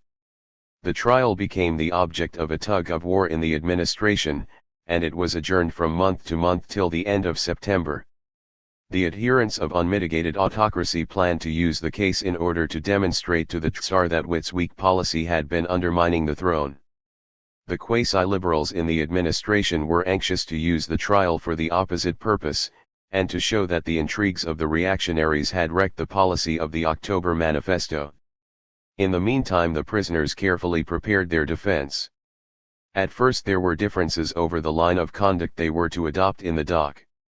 On behalf of the Menshevik Central Committee, now about to give up its separate existence, Martov wrote to the prisoners urging them to plead their case with moderation, to base their defense on the October Manifesto, and to demonstrate to the court that the Soviet had acted within limits allowed by that manifesto. The Soviet should, in particular, refute the charge that it had aimed at armed insurrection. Trotsky indignantly rejected the advice. From his cell he sent through his attorney a reply expressing the greatest surprise: not one of the defendants takes this attitude. The program of the October Manifesto has never been the program of the Soviet. The Soviet had met the Tsar's promises with a straight affirmation of its own republican attitude. It was a grave political error on the part of the Central Committee to advise the defendants that they should dissociate themselves from insurrection. All they could and would deny before the court was that they had engaged in technical preparations for a rising, but they must shoulder responsibility for political preparation. The letter, written in a hurry while the attorney was waiting to smuggle it out, was an angry explosion, a retort to an affront. The men of the Soviet, Trotsky insisted, should state their principles, explain their motives, proclaim their objectives. They must use the dock as a political platform rather than defend themselves. Point 2. In this the Bolshevik Central Committee supported Trotsky, and this was probably why, to quote his old friend Ziv, now again imprisoned with Trotsky, his words were full of warm sympathy for the Bolsheviks, to whom he was spiritually akin, and of a hardly suppressed antipathy to the Mensheviks, with whom he was associated. Point 3. However, Trotsky succeeded in persuading all the defendants to adopt the same defiant attitude, and all endorsed his letter to the Menshevik Central Committee. The only discord was caused by Khrushchev-Nosar, the Soviet's first president, who had behaved ambiguously in the preliminary investigation. The prisoners threatened to brand him publicly, in the dock, as a traitor. Yet despite his former rivalry with Khrushchev-Nosar, Trotsky was anxious to avoid a scandal, which would have lessened the political effect of the trial. He prevailed upon Khrushchev to behave in the dock like all the others and promised him that in return he would be spared the denunciation. Then the chief defendants agreed on their parts in the trial. Khrushchev was to give an account of the Soviet's work under his presidency, Sverchkov was to speak about the Soviet's last days, Nunians was to describe the attitude of the Social Democratic Party, and Avksentiev that of the Social Revolutionaries. Trotsky was to tackle the most dangerous topic, armed insurrection. Having completed these arrangements, he gave himself to reading and writing. Even the preliminary investigation, conducted by General Ivanov of the Gendarmerie, could not divert him. He refused to make any depositions and reserved all that he wanted to say for the public trial. Trotsky's prison cell, writes Sverchkov, soon became a sort of library. He received all the new books that deserved attention, he read everything, and all through the day, from morning till late night, he was busy with his literary work. "I feel extremely well," he used to say, "I sit and work and am quite sure that nobody can arrest me in Tsarist Russia. This is a rather unusual feeling." Forziv describes how eagerly Trotsky passed on his books and papers to other prisoners and with what inexhaustible verve he stimulated them intellectually. A picture of Trotsky taken in his cell some time before the trial shows a man of handsome and cultivated appearance, strikingly highbrow. The face, looking somewhat more regular than it really was, topped by an abundant thatch of black hair and tapering into a little pointed beard, has an air of pensive concentration and self-command. For all its calm, it seems to reflect an inner animation, an intense play of feeling and mood. The thatch of hair, the broad forehead, the raised and strongly marked eyebrows, the dark pince-nez, the well-cut mustache and the thrusting chin give to the face a variety of angles emphasizing its inner animation. The prisoner, lean and of average build, is dressed in black. The black suit, the stiff white collar, the white cuffs slightly protruding from the sleeves and the well-polished shoes give the impression of almost studious elegance. This might have been the picture of a prosperous Western European fin de siècle intellectual, just about to attend a somewhat formal reception, rather than that of a revolutionary awaiting trial in the Peter Paul fortress. Only the austerity of the bare wall and the peephole in the door offer a hint of the real background. He spent much of his time reading the European classics. As I lay on my bunk I absorbed them with the same physical delight with which the gourmet sips choice wine or inhales the fragrant smoke of a fine cigar. It was then that I first truly acquainted myself with the great masters of the French novel in their originals. 5. This love of the French novel, classical and modern, was to remain with him for life. He had by now mastered French and German and he spoke both languages extremely well, although he used German more easily for economics and politics and preferred French as a literary language. He was now far from those days spent in the prisons of Kherson and Odessa, when he had groped laboriously towards Marx's theories. He was no longer learning Marxism, he was teaching it, and his mind was free to roam at large over the expanses of European literature.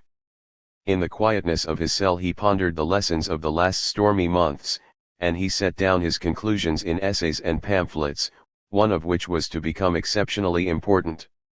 Nearly all of his writings of this period are reproduced in his works, except for a study on land rent, which was lost and never saw the light. In his autobiography he describes this as a tragic loss to himself. How far his regret is justified we cannot say. His grasp of economics was sure, but, unlike Lenin or Bukharin, he did not distinguish himself as an abstract economic theorist, and it may be doubted whether he had an original contribution to make to so highly specialized a subject as the Marxian conception of land rent. Whatever the truth, some of his political writings of this year were of greater weight and originality than any work of his on land rent was likely to be. We may leave aside his Mr. Struve in Politics, a brochure, published under the pen name Trotsky, which gained great popularity. This was another broadside against liberalism, mordantly effective but adding little to a familiar stock of arguments. More important was the History of the Soviet, История Sovietaraboчих Deputatov, a work written by several hands and edited by Trotsky. He conceived the idea of it as soon as the doors of the prison had closed behind him, and he contributed a chapter summing up the Soviets' role. Urban Russia, so he concluded, was too narrow a base for the struggle. The Soviet tried to wage the struggle on a national scale, but it remained above all a Petersburg institution. There is no doubt that in the next upsurge of revolution, such councils of workers will be formed all over the country. An all-Russian Soviet of workers, organized by a national congress, will assume the leadership. History does not repeat itself. The new Soviet will not have to go through the experiences of these 50 days once again. Yet from these 50 days it will be able to deduce its entire program of action: revolutionary cooperation with the army, the peasantry, and the plebeian parts of the middle classes, abolition of absolutism, destruction of the military machine of absolutism, part disbandment and part overhaul of the army, abolition of the police and of the bureaucratic apparatus, the 8-hour day, the arming of the people, above all, of the workers, the transformation of the Soviets into organs of revolutionary, urban self-government, the formation of peasant Soviets to be in charge of the agrarian revolution on the spot, elections to the Constituent Assembly. It is easier to formulate such a plan than to carry it out. But if victory is destined for the revolution, the proletariat cannot but assume this role. It will achieve a revolutionary performance, the like of which the world has never seen.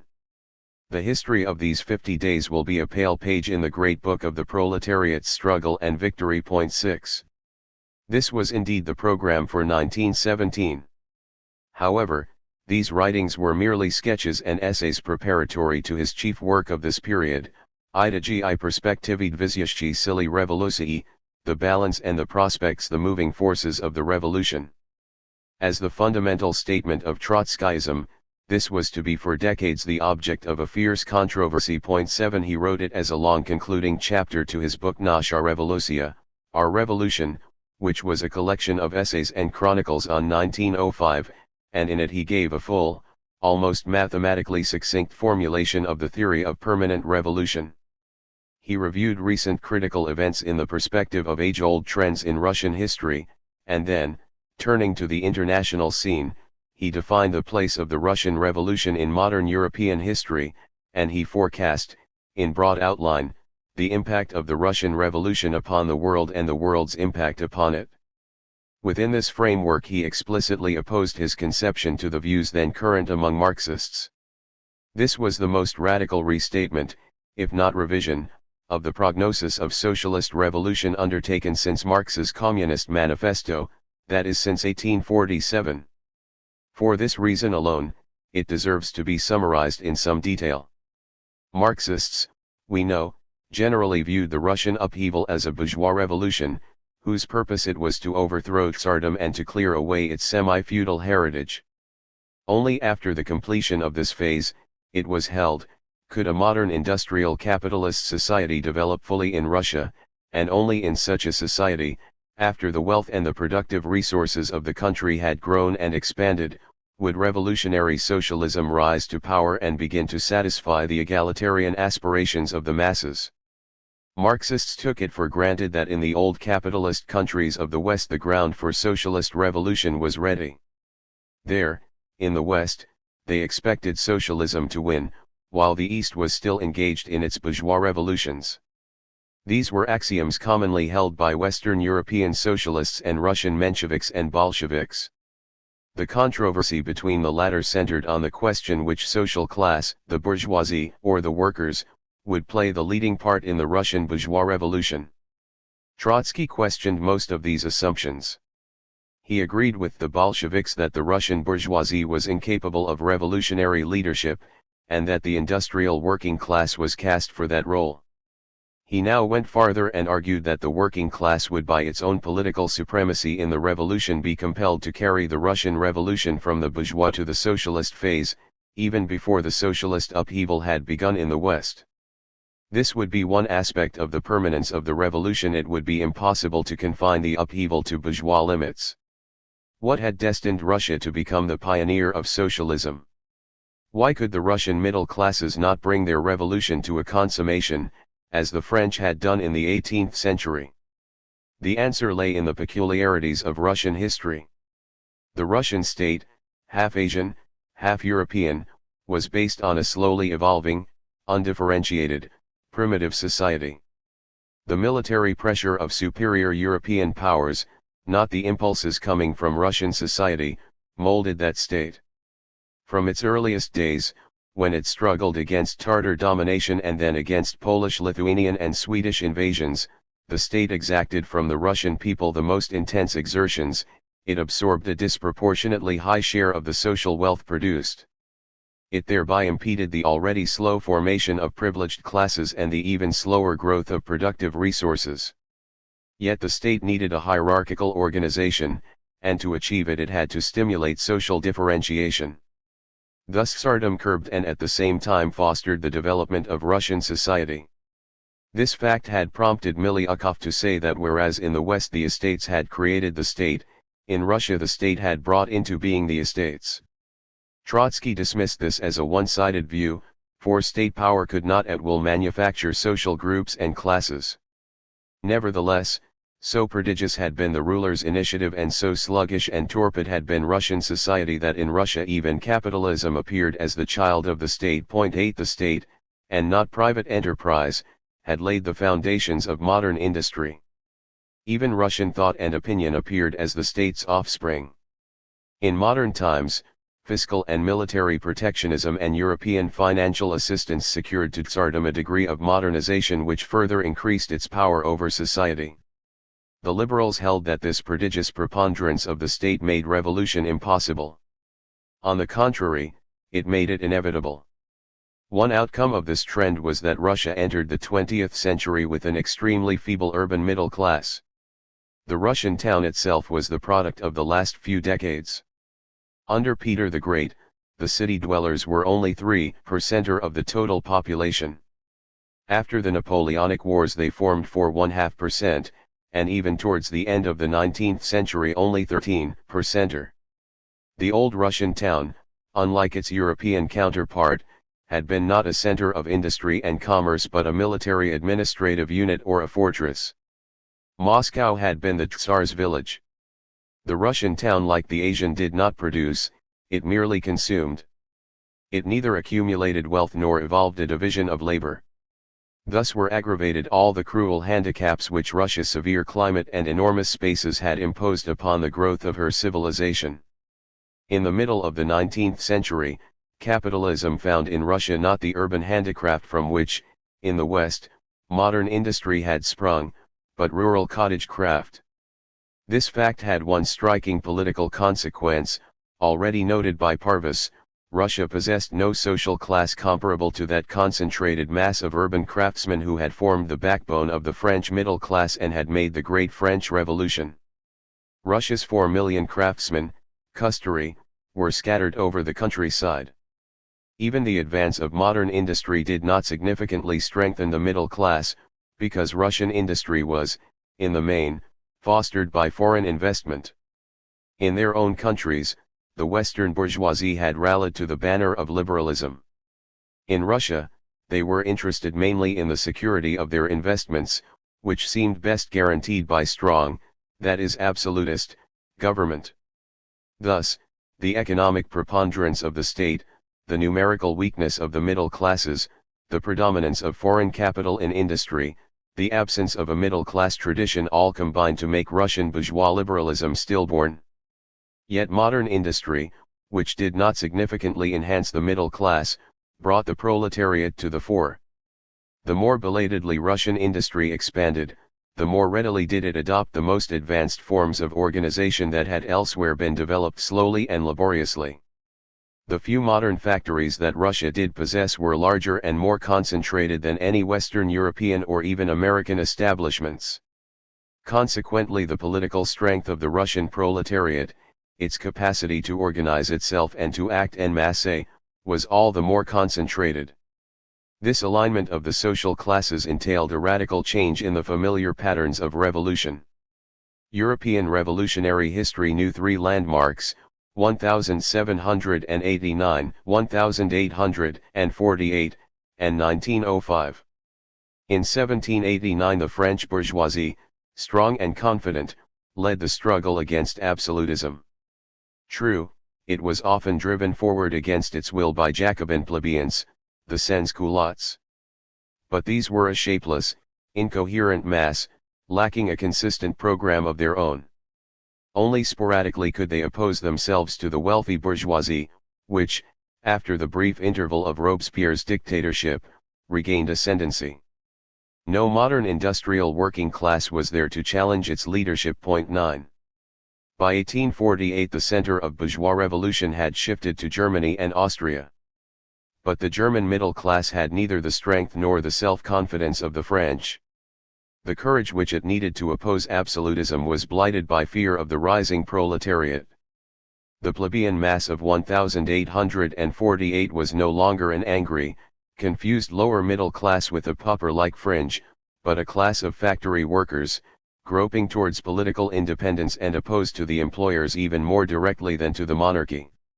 However, the working class, already strong enough to inspire fear in the bourgeoisie, was still too feeble and timid to guide the nation. The revolution foundered because it lacked leadership, the bourgeoisie was already and the proletariat was still too weak to assume it. Finally, in Russia in 1905 the wheel had turned full circle. The revolution was no longer leaderless. the bourgeoisie was both too feeble and too frightened of the proletariat to direct the war against autocracy. This mission had fallen to the industrial workers, who were much stronger than their German counterparts of 1848, and had avidly assimilated the last word in European socialism. 10.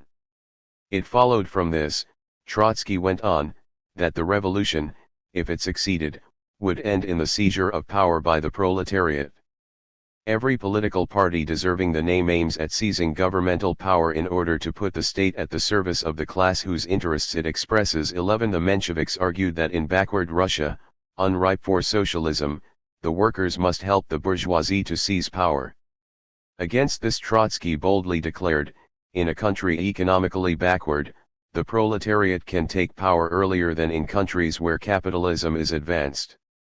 The Russian Revolution produces conditions, in which power may pass into the hands of the proletariat before the politicians of bourgeois liberalism have had the chance to show their statesmanlike genius to the full. 12. He brushed aside arguments based on familiar Marxist texts about the sequence of bourgeois and socialist revolutions.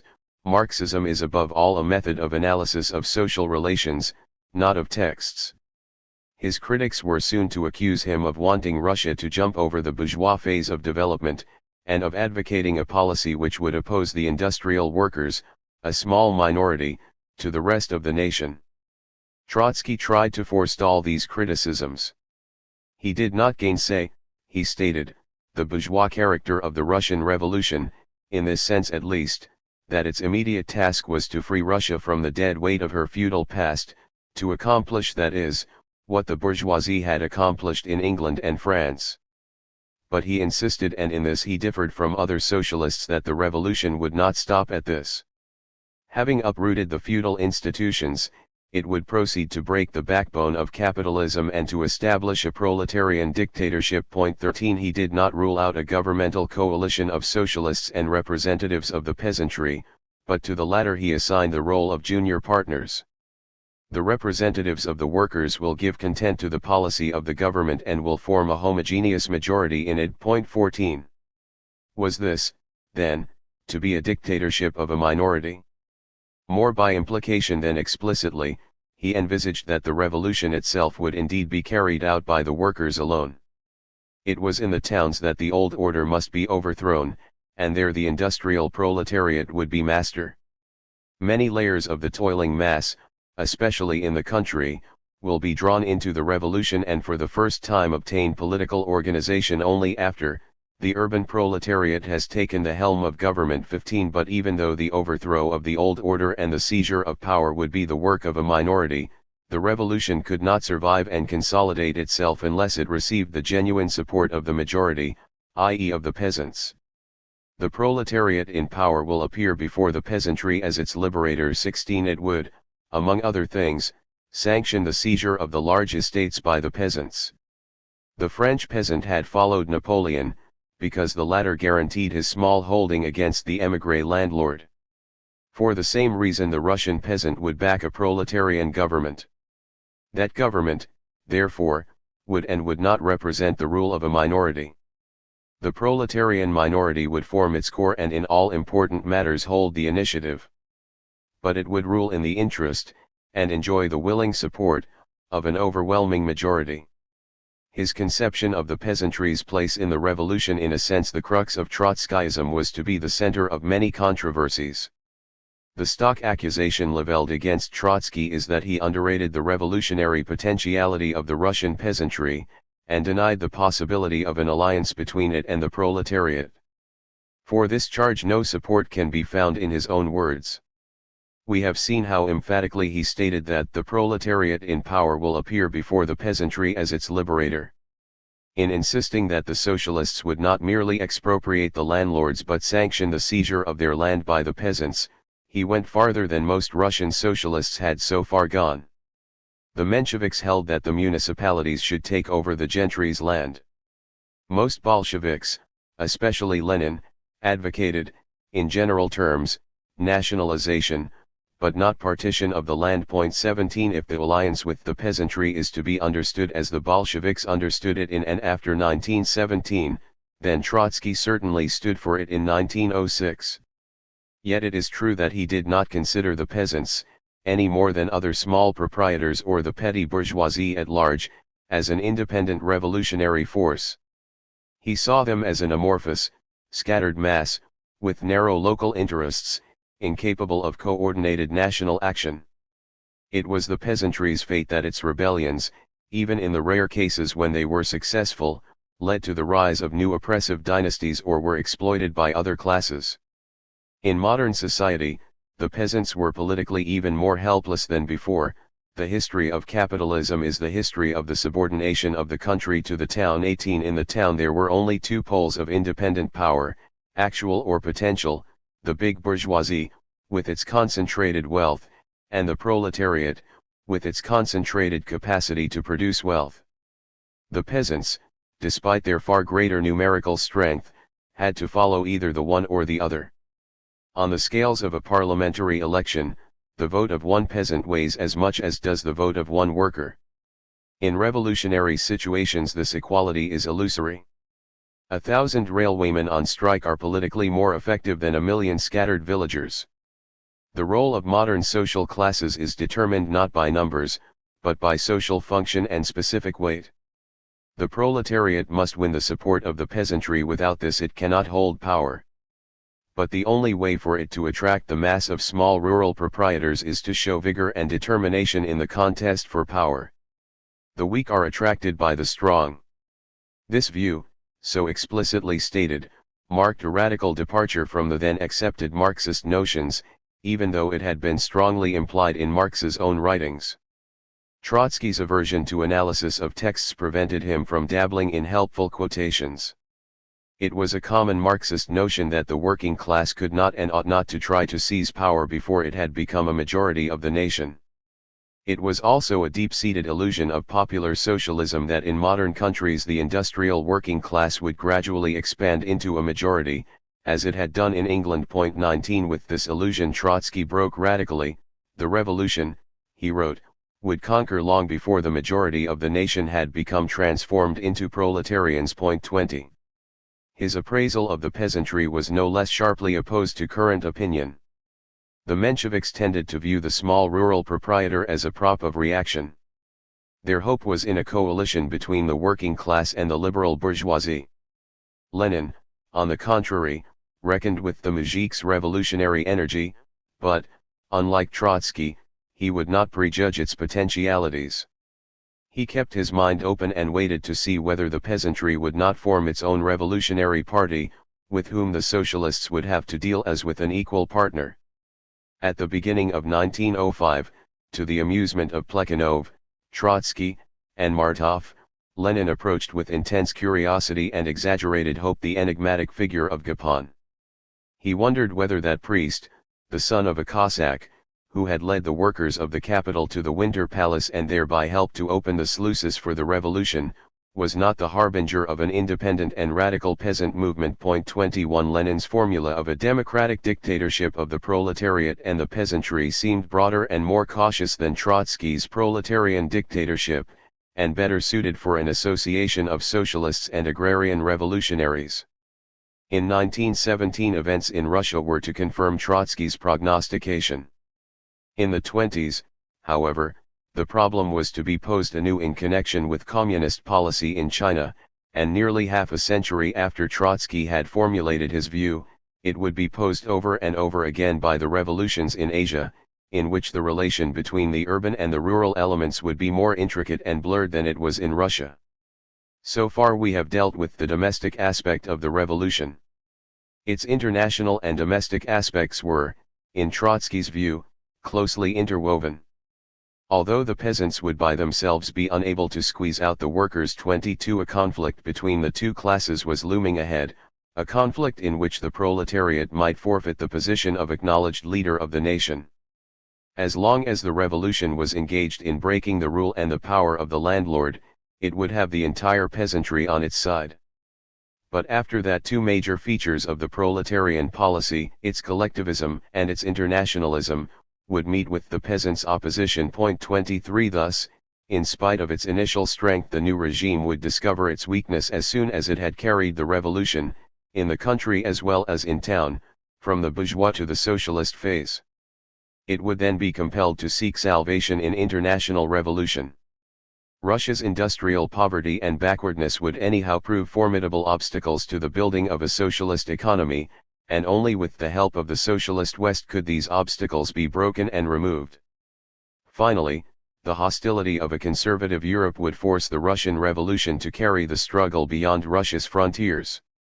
Without the direct state support of the European proletariat, the working class of Russia will not be able to remain in power and transform its temporary rule into a stable and prolonged socialist dictatorship. 24. This will from the very outset impart an international character to the development of the events and open the broadest perspectives. The working class of Russia, by leading in the political emancipation, will rise to a height unknown in history, gather into its hands colossal forces and means, and become the initiator of the liquidation of capitalism on a global scale. 25.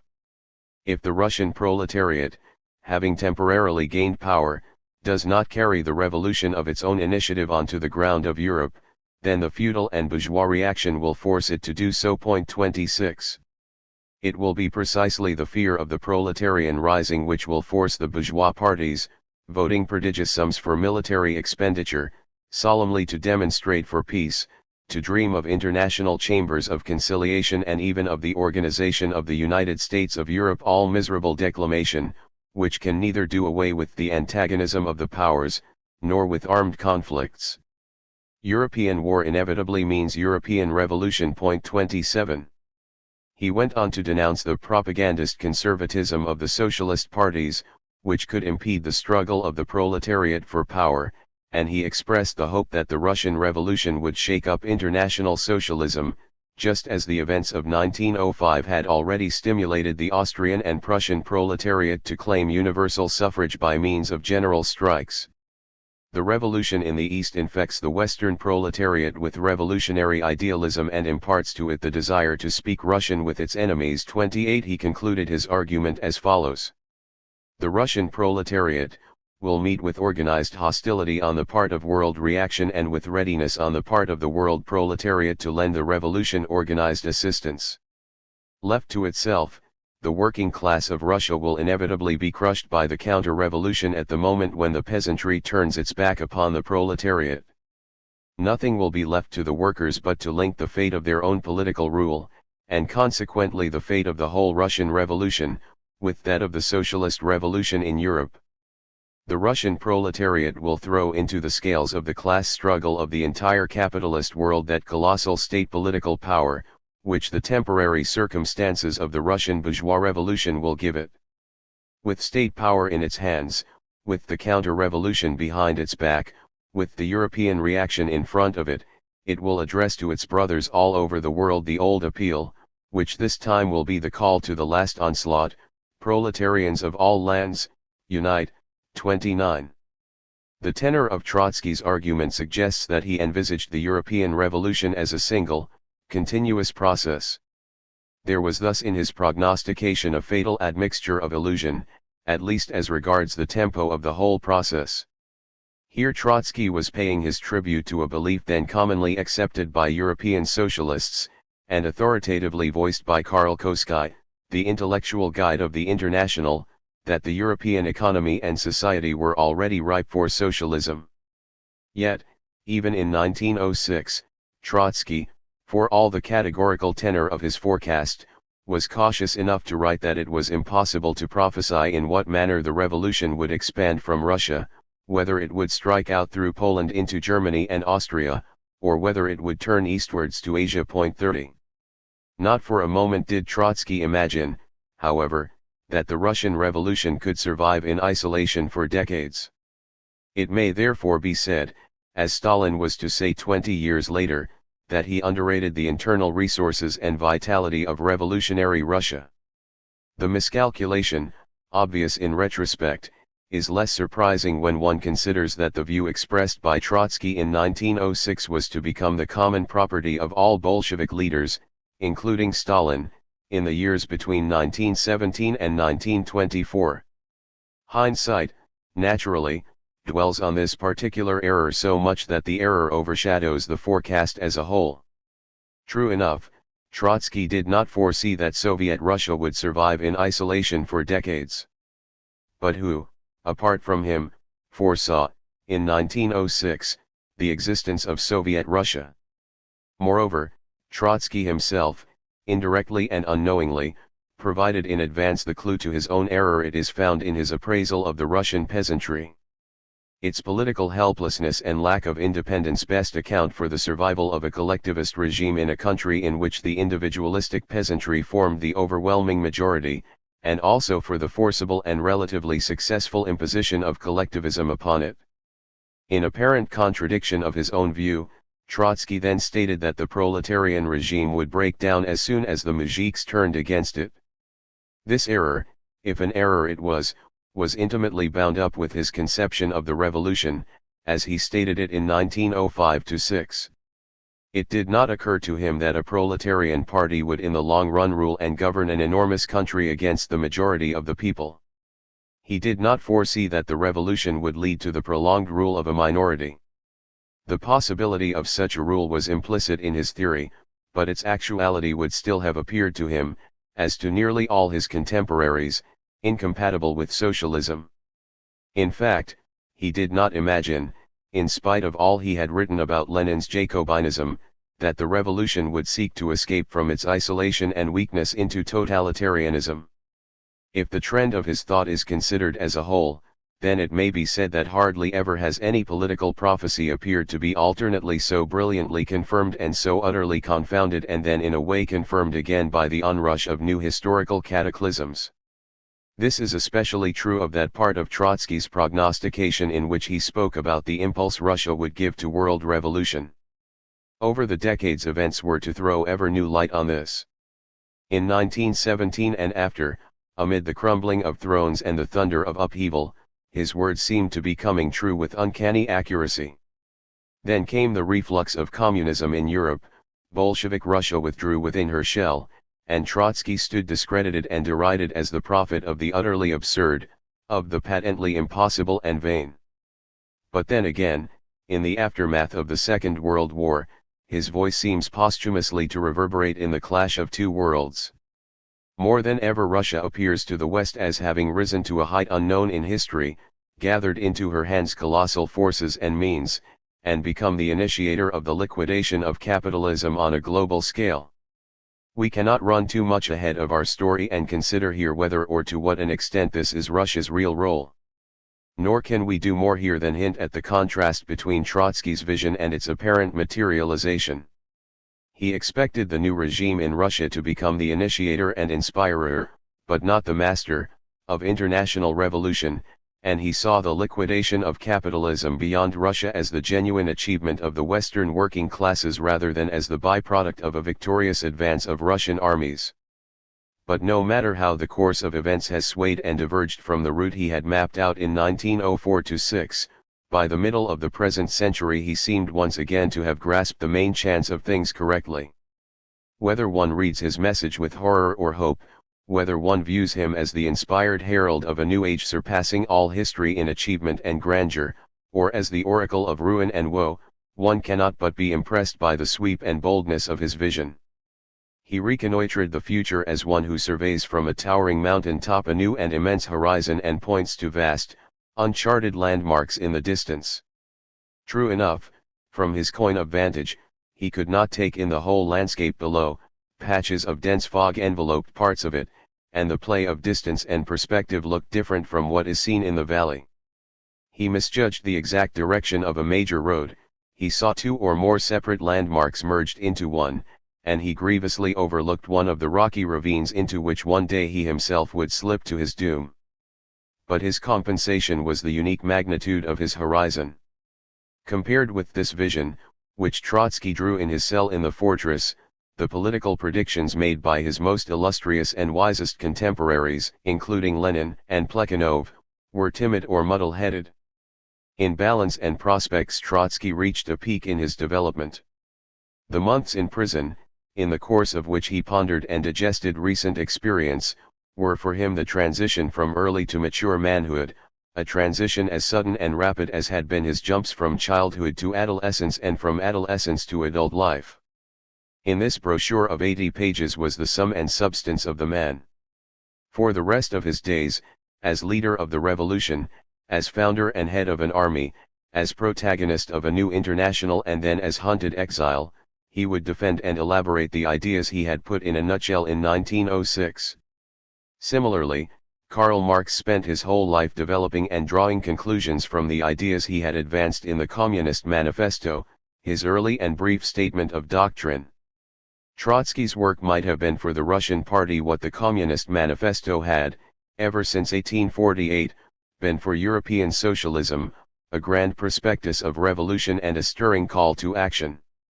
Yet the influence of Trotsky's work was almost negligible, despite the controversy it aroused. The reasons for this were in part adventitious, in part inherent in the author's attitude. No sooner had the book appeared, in 1906, than it was seized and confiscated by the police.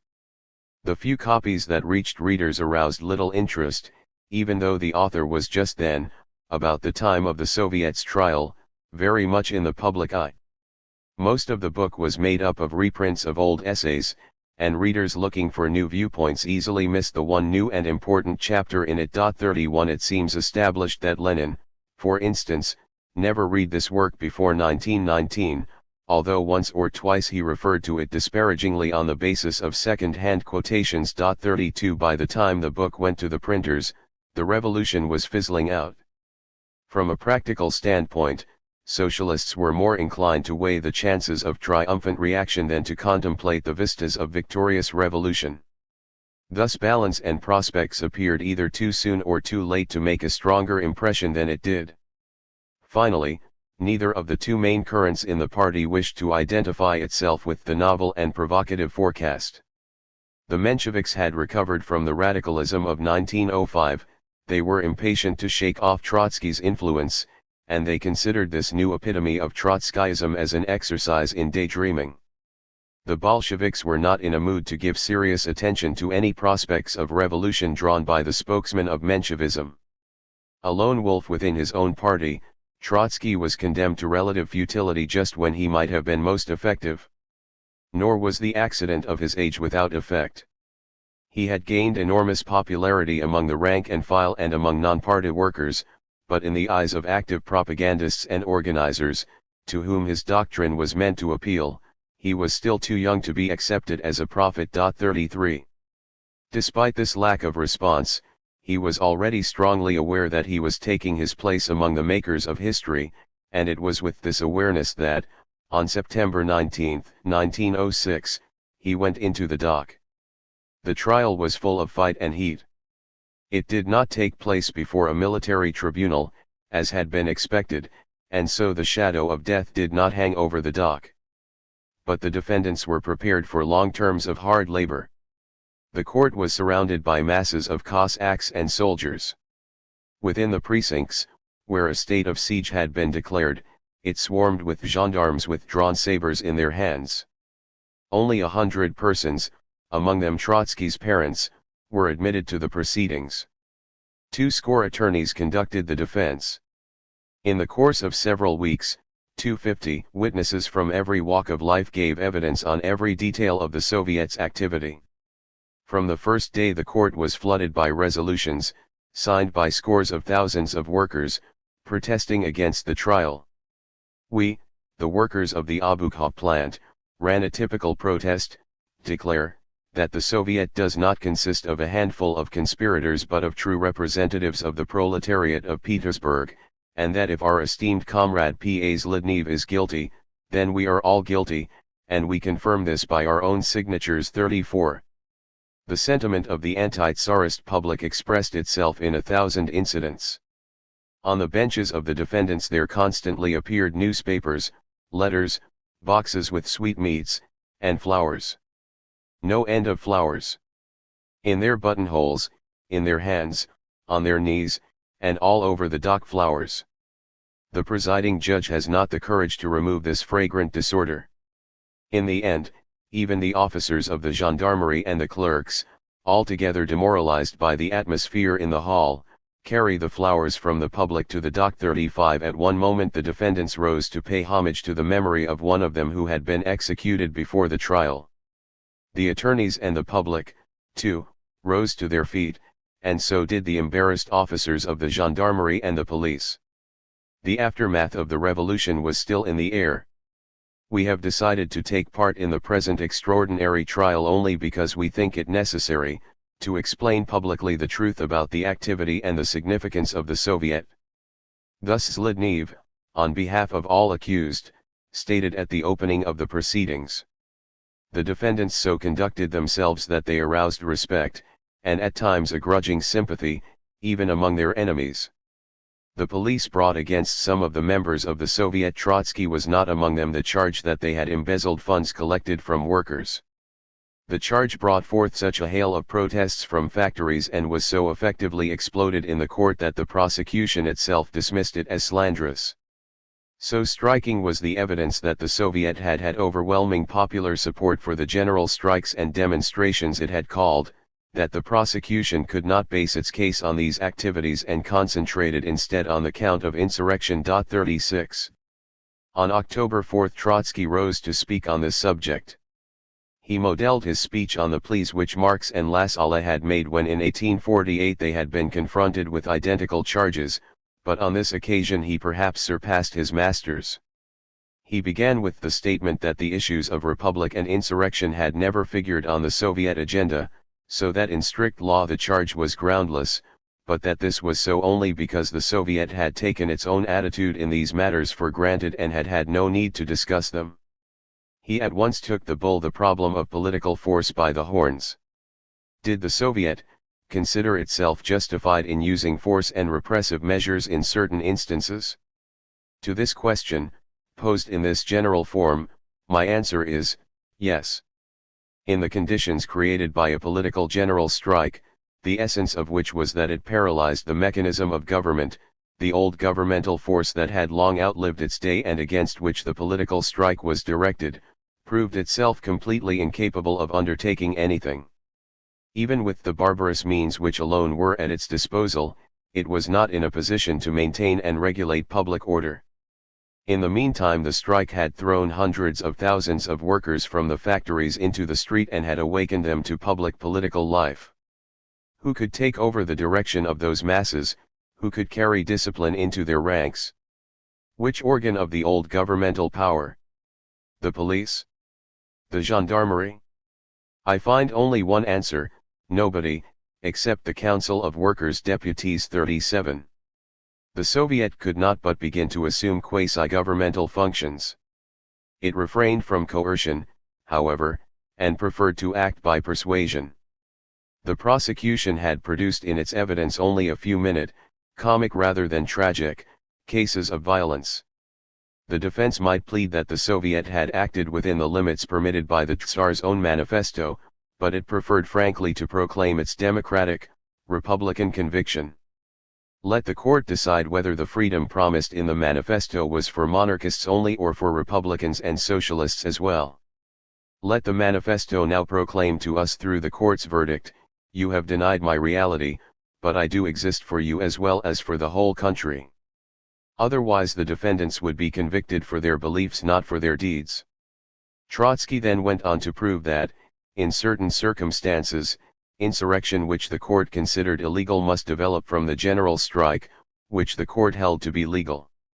Insurrection had in a sense begun with the general strike. The strike had paralysed the existing government and required another government to step into its place. Something like dual power had come into existence. The prosecution professed to defend the existing order against the Soviet. Yet this order, in so far as it was expressed in the Tsar's manifesto, had itself been the product of a general strike. It was in response to the October strike that the Tsar had proclaimed it. The legal as well as the real basis under the old order had been shattered. Two governments had in fact existed, each struggling to assert itself, each endeavoring to win the army for itself. Their collision was inevitable.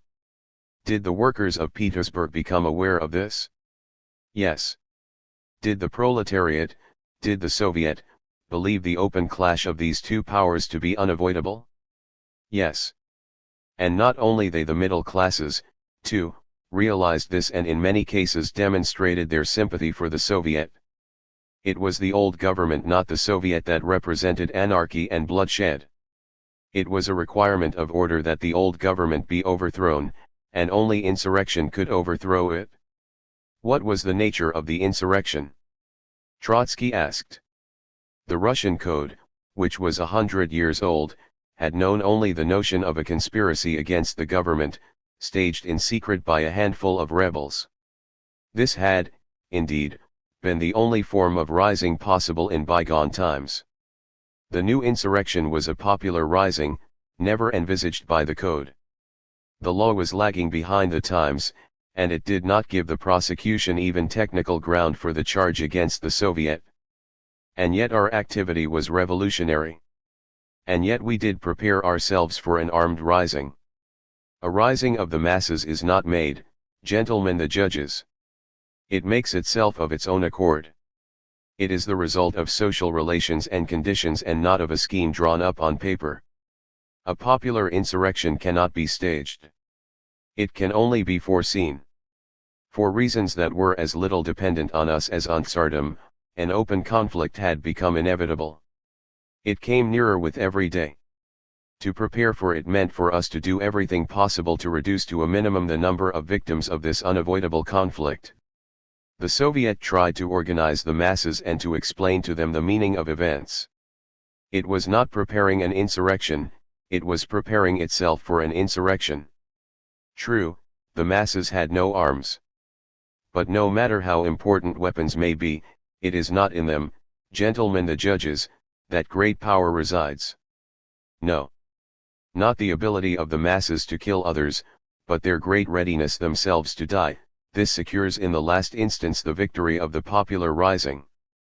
For only when the masses show readiness to die on the barricades can they win over the army, on which the old regime relies. The barricade does not play in revolution the part which the fortress plays in regular warfare. It is mainly the physical and moral meeting ground between people and army. It serves the insurrection, because, by hampering the movement of troops, it brings these into close contact with the people. Here on the barricade, for the first time in his life, the soldier hears honest, courageous words, a fraternal appeal, the voice of the people's conscience, and, as a consequence of this contact between soldiers and citizens, in the atmosphere of revolutionary enthusiasm, the bonds of the old military discipline snap. Having thus defined the place of insurrection in the revolution, he returned to the attack on the government. The rulers, he said, were trying to prolong their domination by means of assassination and pogroms. The hooligans of the Black Hundreds had been taking their cue from the police and gendarmerie, and the Tsar himself had been their protector. 38 Trotsky quoted revelations made in the First Duma by the liberal Prince Urasov, who had related the following boast of one of the leaders of the gendarmerie: "We can make a pogrom whenever it suits us, a pogrom often people, if we wish, or of 10,000. The prosecution does not believe in all this. It cannot believe, for otherwise it would have to turn the accusation against those whom it now defends, and to acknowledge that the Russian citizen who arms himself with a revolver against the police acts in self-defense. We had no doubt that behind the facade of the Black Hundreds was the powerful fist of the ruling clique. Gentlemen the judges. This sinister fist we see even now in front of us. The prosecution is asking you to recognize that the Soviet armed the workers for the direct struggle against the existing form of government. If I were asked categorically was this so, I would answer, yes. I am prepared to admit this charge, but on one condition only. I do not know whether the prosecution and the court will agree to this condition. I am asking you, what exactly does the prosecution mean by form of government? Do we live under any form of government at all? The government has long since broken with the nation. What we possess is not a national governmental force but an automaton for mass murder. I can find no other name for the machine of government that cuts into pieces the living flesh of our people. And if you tell me that the pogroms, the arson, the violence, if you tell me that all that has happened in Tver, Rostov, Kursk, Seedles, if you tell me that Kishinev, Odessa, Bialystok, the places where the pogroms had been staged, represent the form of government of the Russian Empire, then yes, then I recognize, together with the prosecution, that in October and November we were arming ourselves against the form of government of the Russian Empire. 39. Thus he faced his judges, addressing them in a sonorous, metallic voice, and casting fleeting glances at the public. There, amid the public, sat his parents, his father staring at him, proud and completely reconciled, his mother quietly weeping. His plea stirred so much emotion that counsel for the defense asked for an adjournment for cooling off, and the court granted the request. During the interval, attorneys and the public crowded around the dock to compliment Trotsky, and he tried gently to prepare his mother for a harsh sentence, for she had become naively reassured by the respectful commotion around her son. When the proceedings were resumed, the chief prosecutor gleefully declared that the defendant had given him all the evidence required, but he also paid homage to Trotsky's honesty and courage. The cross-examination of witnesses became an entire exposure of the violence and corruption into which government and police had sunk. At one point Trotsky, questioning Ivanov, the general of the gendarmerie who had conducted the investigation, compelled him to say, amid hilarious laughter in court, that a briefcase containing documents had been stolen from him at the headquarters of the political police. It was careless, the general explained, to leave there any personal belongings unattended, even for a moment they were invariably stolen. Then, on October 13, something like a bombshell exploded in the courtroom. One of the defense counsel received a letter from Lepukin, a recently dismissed director of the police department, who asked to be called as witness. A semi-liberal official, Lepukin had conducted a special inquiry into the obscure activities of his own department, and he forwarded to the court a copy of the report he had submitted to Stolypin, the new Minister of the Interior. He wished to testify that the year before Petersburg had escaped a bloody pogrom only thanks to measures taken by the Soviet. He wished to bear witness that the leaflets inciting to the pogrom had been printed at the headquarters of the political police, in the offices of one of its chiefs who had just testified before the court that he had never seen them. He further revealed that the political police itself had organized the gangs of the Black Hundreds, that General Trepov was actually in command of those gangs, and that the commandant of the imperial court personally submitted to the Tsar regular reports on these activities. The defense asked that Witt, the former Prime Minister, Durnovo, the former Minister of the Interior, as well as Lepukin be summoned to the witness stand. The request was refused on the pretext that the cross-examination had been concluded. To allow the erstwhile chief of the police department to give evidence for the defendants and to implicate the imperial court would have brought the Tsar's wrath upon the magistrates. But their refusal to call the witnesses effectively exposed the political character of the trial and much beside. The defendants and attorneys decided to boycott further proceedings. On November 2 the verdict was delivered before an empty courtroom. The members of the Soviet were declared not guilty on the chief count, that of insurrection. But Trotsky and 14 others were sentenced to deportation to Siberia for life and loss of all civil rights. The convicts, dressed in grey prison clothes, started on their journey at dawn on January 5, 1907. They had been kept in the dark about the date of their departure and about their destination, and they were awakened for the journey just after they had gone to sleep, having spent most of the night at a passionate game of chess. Yet, before departing they had managed to smuggle out a farewell message to the workers of Petersburg, thanking them for their solidarity with the Soviet and reaffirming hope in the eventual triumph of the revolution. The party of deportees, some with their wives and small children, was hustled to the railway station through dark and empty streets, under a strong military escort. The government was still afraid of an attempt to rescue them, and so elaborate were the precautions that the military escort had been brought from Moscow. Soldiers of the Petersburg garrison were not thought reliable. At the stations, en route, the car with the convicts was surrounded by a dense cordon of gendarmes, and not till very late in the journey were the convicts told the place of their deportation. Apart from this, however, they were treated with respect and consideration. The soldiers openly showed their sympathy. All of them had read the reports of the trial and were relieved to learn that they would escort the workers' delegates to a place of deportation, not of execution. On the way they secretly posted the prisoners' mail, and to this circumstance we owe a vivid description of the journey which Trotsky gave in his letters to Sadova. 40.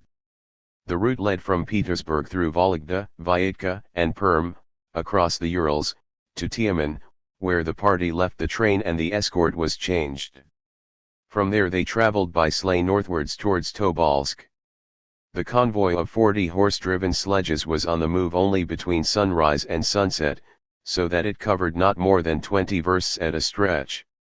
The precautions were tightened and the journey was interrupted long before dusk, to prevent any attempt at escape. The country traversed was dotted with deportees' settlements, where the convoy was often greeted with revolutionary songs and red flags. Among the native Siberian peasants rumor and legend ran ahead of the travelers. The unusually strong escort suggested that the deportees were men of great importance, dukes or governors in disgrace, or the deputies of the first dispersed Duma, and the peasants looked on them with reverence and awe. After more than 3 weeks, the convicts reached Tobolsk, where they were put up for a few days in the local prison. Here they were told that the goal of their journey was the penal colony at Obdorsk, lying in the mountains over the estuary of the river Obi, just on the polar circle, nearly 1,000 miles from any railway and 500 from a telegraph station. The route from Tobolsk to Obdorsk led northwards, along the river Obi, through Samaravo and Berezov, across barren, empty, snow and icebound tundra and taiga, where for hundreds of miles there was no human settlement, except a few scattered Ostyak huts or tents. Horses could still be used on part of the road, but farther on the horse was replaced by the reindeer. Here the finality of his severance from civilization came upon the deportee with a shock. From the Tobolsk prison, on January 29, Trotsky wrote to his wife about the sudden and sharp longing that had overcome him for the light of an electric street lamp, for the clangor of a tramway and characteristically for the loveliest thing the world can offer, the smell of the printing ink of a fresh newspaper. So far he had not yet thought of trying to escape, even though before departing from Petersburg he had prudently concealed a false passport and money in the sole of his boot. For one thing, political convicts now refrained from escaping en route so as not to get the escort into trouble. For another, he reflected whether, having been so much in the public eye, it was not too risky for him to make the attempt. The escaping deportee, if caught, was automatically punished with 3 years hard labor. Enough that when he was writing to Sadova about the place of his deportation, he still expected her to join him there with their baby son, born while he was in prison awaiting trial. He attempted to cheer up Sadova and wrote that Obdorsk had a healthy climate, was inhabited by 1,000 people, and that he would have chances of earning a living there. He also urged her to bring or send to Obdorsk books and papers, no end of books and papers. In this mood, bracing himself for a long wait beyond the polar circle, not without melancholy, he started out from Tobolsk towards Samaravo and Berezov, the next halting places. Galloping at full speed, the convoy traversed a vast area, where typhus was raging and Ostyaks in their huts were dying like flies. On February 12 the convicts were lodged at the prison of Berezov, but allowed to leave their cells in the daytime and to move about. This was the month of snow blizzards in the tundra, and the police did not think that anybody would try to get away. At Berezov a set of favorable circumstances induced Trotsky to change his mind about escape. He met a deportee doctor, who taught him how to simulate sciatica so as to dodge the last lap of the journey and be left behind, under mild surveillance, in the local hospital. The malingering required much willpower, but, if effective, it could not be detected. If he continued the journey and then tried to get away from Obdorsk, he would have added to his road 500 versts across the northern desert, and so he made up his mind to apply the lesson the doctor had taught him and to stay behind at Berezov. He found a sympathetic peasant ready to help. He had to choose one of 3 routes. The Tobolsk road, by which he had come, was in some ways the most convenient, but on it he might easily be caught, The northernmost way across the Urals to Archangel and Finland was difficult as well as dangerous, and so he chose to cross the roadless tundra southwestward, across the river Sosva, to a gold mining settlement in the Urals, which was the terminus of a small single-track railway connected with the Perm-Vyatka line. His peasant friend found him a guide, a native Zyrian drunkard, who knew his way in the tundra and spoke Russian and the native dialects. They struck a bargain. The guide bought the reindeer and furs needed for the journey, and he was to keep them on completion of the trip. As the day approached, Trotsky pretended to have recovered from the fit of sciatica. On the evening before the escape, he went to an amateur theatrical performance of a Chekhov play. During the interval, he met the chief of the local police and told him that he was feeling well enough to make the last lap of the journey north. The police officer was well pleased. At midnight, Trotsky, having uneasily put himself into the hands of the drunken guide, was heading southwards. It took him a week traveling mostly night and day to traverse the tundra over distances which nobody had measured except the Archangel Michael. The guide had an instinctive, animal-like sense of direction and feeling for the tundra. Like nearly all Ostyaks and Zyrians, he was constantly drunk and falling asleep, to the horror of the passenger who saw the sleigh running into deep snowdrifts and feared pursuit. Himself without food, drink, or sleep, Trotsky kept on thumping and kicking the driver, tearing off his headgear, exposing him to the frost and thus keeping him awake.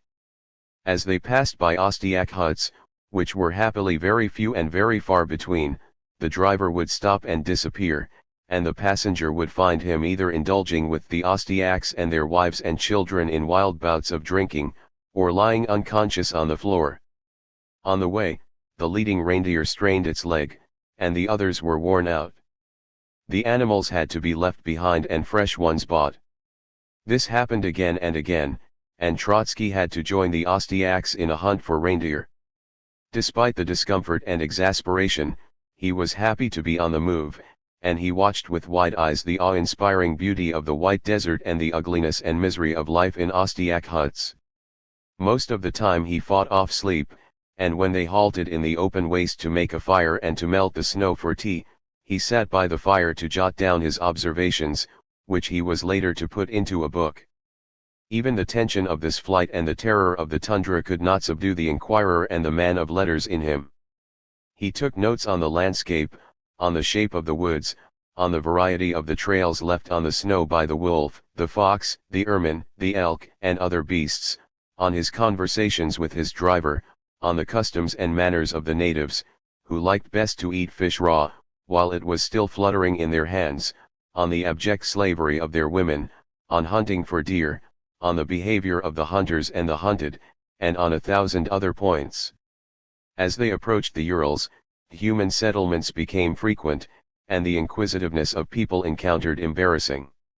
He posed alternately as a merchant and as a homebound member of a polar expedition. He had to use his wits to find plausible answers when goods were insistently offered to him for sale and when he ran into someone who had known one or two members of the polar expedition to which he claimed to belong. But nothing untoward happened, and at length he reached Bogoslovsk, the terminus of the single-track railway. A day later a train carried him westward from Perm through Vyatka and Vologda to Petersburg.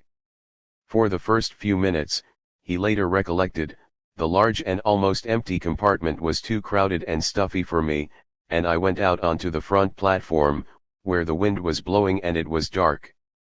A loud cry burst out from me, a cry of joy and freedom. 41 So flushed was he with joy that he did all that prudence should have counseled him not to do. He was heading for Petersburg, where every police agent knew him, and he cabled to his wife about his arrival, asking her to meet him en route. Sidova could hardly believe her eyes. When the cable arrived, the newspapers of Petersburg were still carrying reports about the journey of the convicted Soviet leaders to the Polar Circle. Chapter 7. The Doldrums, 1907–1914. The year 1907 was the year of the Tsar's revenge. With the coup of June 3, autocracy was fully re-established, and Stolypin's reign of terror began. The Second Duma was dispersed. A new law disfranchised the bulk of the people, and only after that was a new Duma elected. The Social Democratic deputies to the Second Duma were deported to Siberia. The revolutionary parties were crushed, their clubs and newspapers suppressed, and thousands of their members massacred. Courts-martial and the gallows dominated the political scene. Even moderate liberals, who only recently had hoped to come to terms with the Tsar, were victimized and humiliated. Milyukov complained bitterly, "We were invited to assume office as long as we were thought to have the Red forces behind us. We were respected so long as we were regarded as revolutionaries. But since we have turned out to be a strictly constitutional party, we have been found useless." The influence of socialism, so recently still overwhelming, shrank and dwindled. In 1905 everybody seemed in sympathy with socialism, now nearly everybody abjured it. Those who stood by it were a mere handful, even they could not withstand the all-pervading disillusionment and confusion. The socialists were being driven back into the underground from which they had so hopefully emerged. But how much easier it had been for them before 1905 to band together in small clandestine circles than now, with defeat in their hearts, to redescend into the underground. They seemed back where they had started, but without the original faith and courage. Some were reluctant to resume the clandestine struggle and hoped to work in the open, within such limits as the regime of June 3 would permit. Others, disdainful of any adjustment to triumphant counter-revolution, made desperate attempts to continue a war à outrance from the underground, and most of these boycotted the few social and political institutions which existed precariously in the open. The first attitude, that of the so-called liquidators, was prevalent among the Mensheviks, although some Menshevik leaders, especially Plekhanov and Martov, were convinced of the need for clandestine organization. The boycotters were strong among the Bolsheviks, but they were opposed by Lenin, who endeavored to combine clandestine and open forms of activity. In the recovery of Tsardom, Trotsky saw a mere interval between two revolutions. He insisted, as much as did Lenin, on the necessity for the movement to rebuild its clandestine organization, and he also urged the underground workers to infiltrate every open institution, from the Duma to the trade unions, in order to preach their views inside. He was therefore opposed to both liquidators and boycotters and went on expounding the idea of permanent revolution with an optimism and ardor uncommon in those years of depression. 1. Nevertheless, the years between 1907 and 1914 form in his life a chapter singularly devoid of political achievement. During the years of reaction, he wrote later, "The greater part of my work consisted in interpreting the revolution of 1905 and paving the way for the next revolution by means of theoretical research too." He did indeed interpret the revolution of 1905, or rather he repeated his earlier interpretation. But of the new theoretical research there is little evidence in his writings, which consisted of brilliant journalism and literary criticism, but did not include a single significant work on political theory. Yet even in this somewhat apologetic retrospect Trotsky does not claim any practical revolutionary achievement to his credit. In these years, however, Lenin, assisted by his followers, was forging his party, and men like Zinoviev, Kamina, Bukharin and, later, Stalin were growing to a stature which enabled them to play leading parts within the party in 1917. To the stature which Trotsky had attained in 1904-06 the present period added little or nothing. Stalin, in the days before he began opposing Trotsky with nothing but preposterous calumny, made a remark which offers a clue to this chapter. Trotsky's strength, Stalin said, reveals itself when the revolution gains momentum and advances, his weakness comes to the fore when the revolution is defeated and must retreat. 3 There is some truth in this. Trotsky's mental and moral constitution was such that he received the strongest impulses from, and best mobilized his resources amid, the strains and stresses of actual upheaval. On a gigantic stage, which dwarfed others, he rose to the giant's stature. Amid the roar and din of battle, his voice attained full power, and when he faced multitudes in revolt, absorbing from them their despair and hope and imparting to them his own enthusiasm and faith, his personality dominated men and, within limits, events. When the revolution was on the wane, however, he was out of his element and his strength sagged. He was equal to Herculean, not to lesser, labors. On his return from the far north, Trotsky stopped for a few days in Petersburg, and then, before the police were on his track, crossed into Finland. A new stream of revolutionary émigrés was moving westward, and Finland was their first halting place.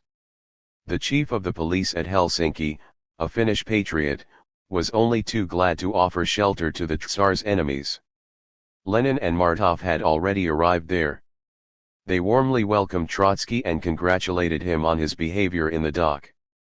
His sojourn in Finland lasted a few weeks, during which he prepared for publication a description of his escape from the tundra. At the end of April, he was in London to attend a congress of the party.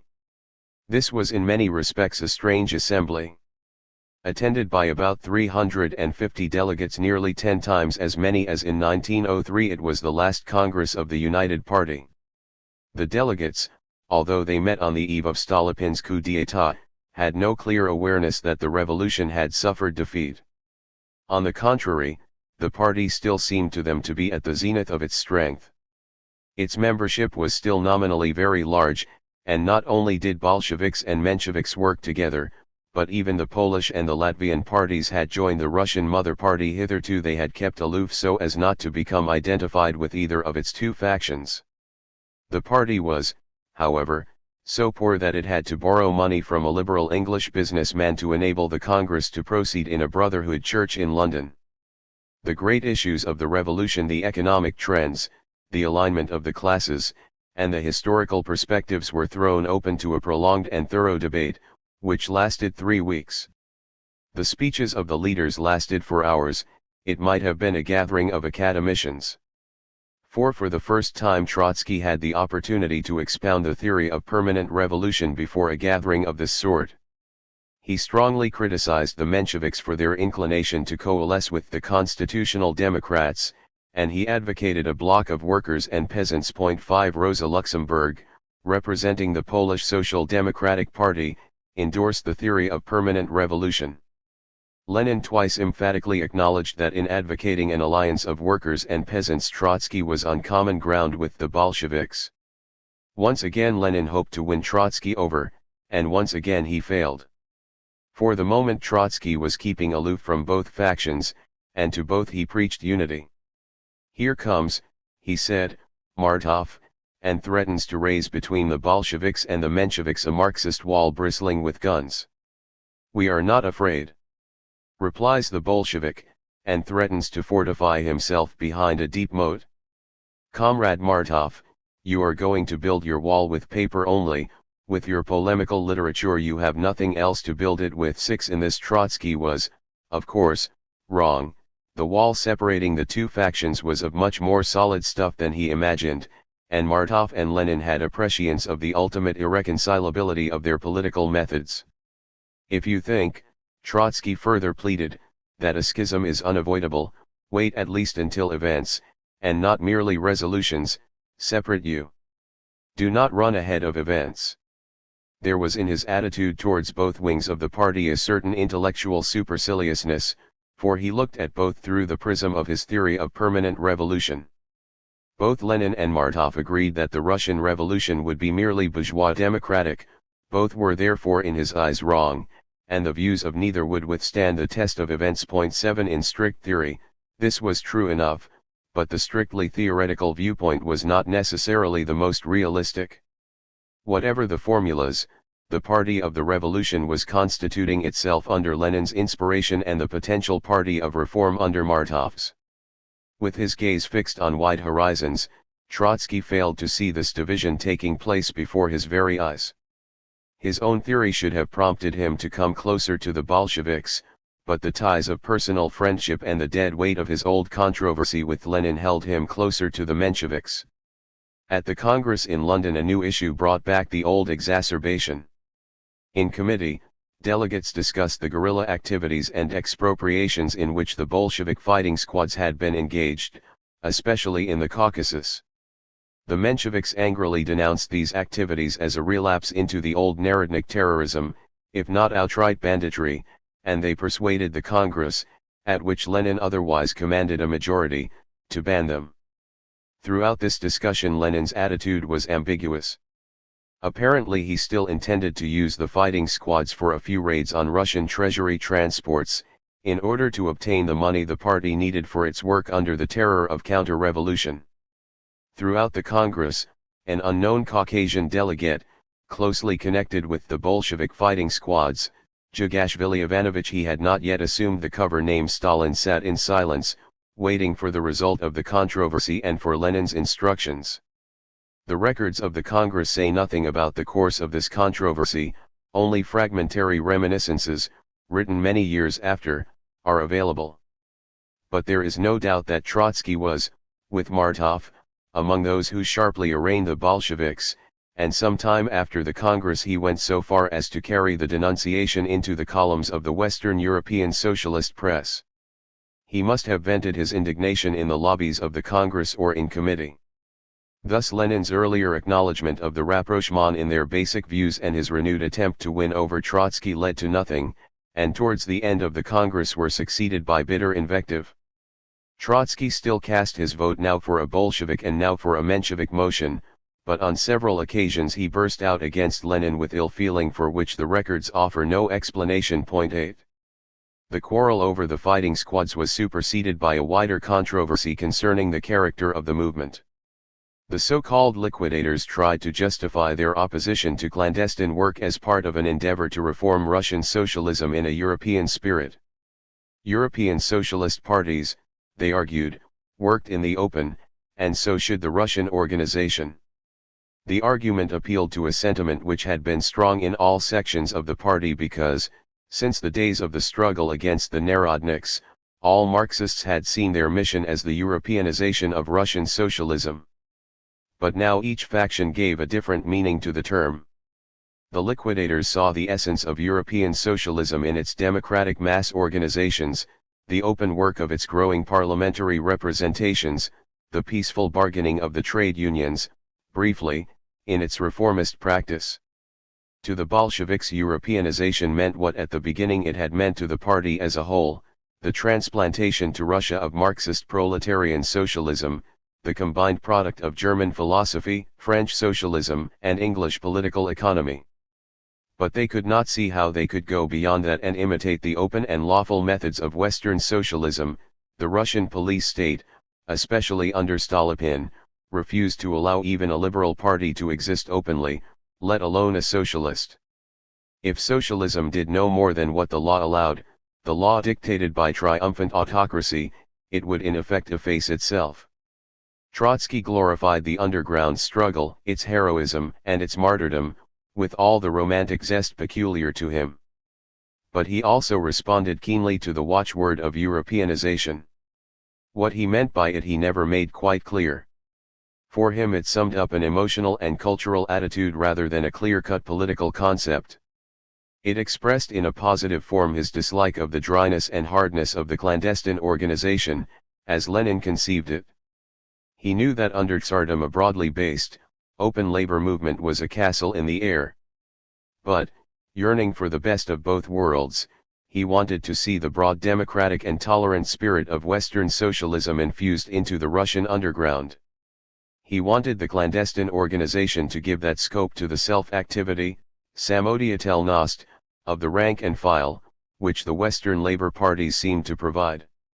Yet any clandestine movement is of necessity narrow and rigid in comparison with any party which works in the open.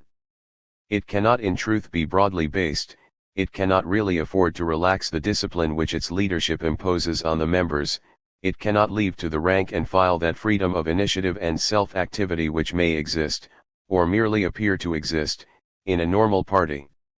Lenin had reason on his side when he insisted that to Europeanize the Russian party, even in the sense in which Trotsky and not the liquidators wanted it, would have meant wrecking the party. From nobody did the cry for Europeanization come more naturally than from Trotsky. More than any other émigré he was a European. Most émigrés lived in their closed circles, immersed in Russian affairs, unaffected by life in the countries of their residence. Not so Trotsky. With the adaptability and mental receptiveness of the wandering Jew, although these are by no means exclusively Jewish qualities, he felt at home in most European countries, was passionately absorbed in their affairs, spoke and wrote in their languages, and participated in their labor movements. In the summer of 1907, after the Congress, he went from London to Berlin, where Sadova with their baby son was waiting for him. There he was warmly welcomed by the intellectual elite of German socialism. His fame had gone ahead of him, his conduct in the Soviet and in the dock had aroused admiration, and his essays had been translated and published in German periodicals. Parvus, who had also escaped from Siberia, introduced him to Karl Trotsky, then at the height of his influence as the spiritual guide of European socialism, the Pope of Marxism. Trotsky often recollected the exaltation of this visit and the otherworldly impression which the white-haired and bright-eyed Trotsky made on him. It could not have entered his mind that one day Trotsky would be the most severe critic of the October Revolution and the butt for his own devastating attacks. For a few years more, Trotsky, like all socialists, sat at Trotsky's feet, even though the master's dry, angular mind, and a certain banality and lack of subtlety soon disappointed him. Trotsky's home became his port of call in Berlin, and he took part in the intimate gatherings of the Pope's inner circle. There he met Babel, the old pioneer who had stood up to Bismarck, and had led German socialism through years of persecution into its seemingly golden age. There he also met Ledbuhr, Hasse, and other leaders. He turned these friendships and contacts to political advantage. In Neue Zeit, Trotsky's monthly, and in Vorwärts, the influential socialist daily, he often presented the case of Russian socialism and explained, from his angle, its internal dissensions. 9 The fact that he stood outside the quarreling Russian factions commended him to the Germans, who could not make head or tail of the intricate Russian controversy and were loath to become involved in it. 10 Trotsky's manner of writing was undogmatic, attractive, European, and he appealed to German readers as no other Russian socialist did. His German friends, on the other hand, occasionally contributed to his Russian émigré paper, helping to boost it. The German Social Democratic Party was still mother, teacher, and living example to all Russian socialists. Curiously enough, Trotsky's closest ties were not with the radical wing of German socialism, led by Rosa Luxemburg, Karl Liebknecht, and Franz Mehring, the future founders of the Communist Party, but with the men of the Center Group, who maintained the appearances of Marxist orthodoxy, but were in fact leading the party to its surrender to the imperialist ambitions of the Hohenzollern Empire. This was all the stranger since the German radicals were by no means the counterparts of the Bolsheviks. In most essentials their attitude coincided with Trotsky's. They, too, cherished the party's unity, they, too, represented an intellectual and revolutionary brand of Marxism, opposed to the empirical reformism which emanated from the German trade unions. Of all the personalities of European socialism, nobody was in origin, temperament, and political and literary gifts more akin to Trotsky than Rosa Luxemburg. Not for nothing was Stalin to denounce her posthumously, in 1932, as a Trotskyist. They found themselves in agreement at the recent Congress in London and again at the Congress of the International at Stuttgart, where Luxemburg spoke for the anti-militarist left.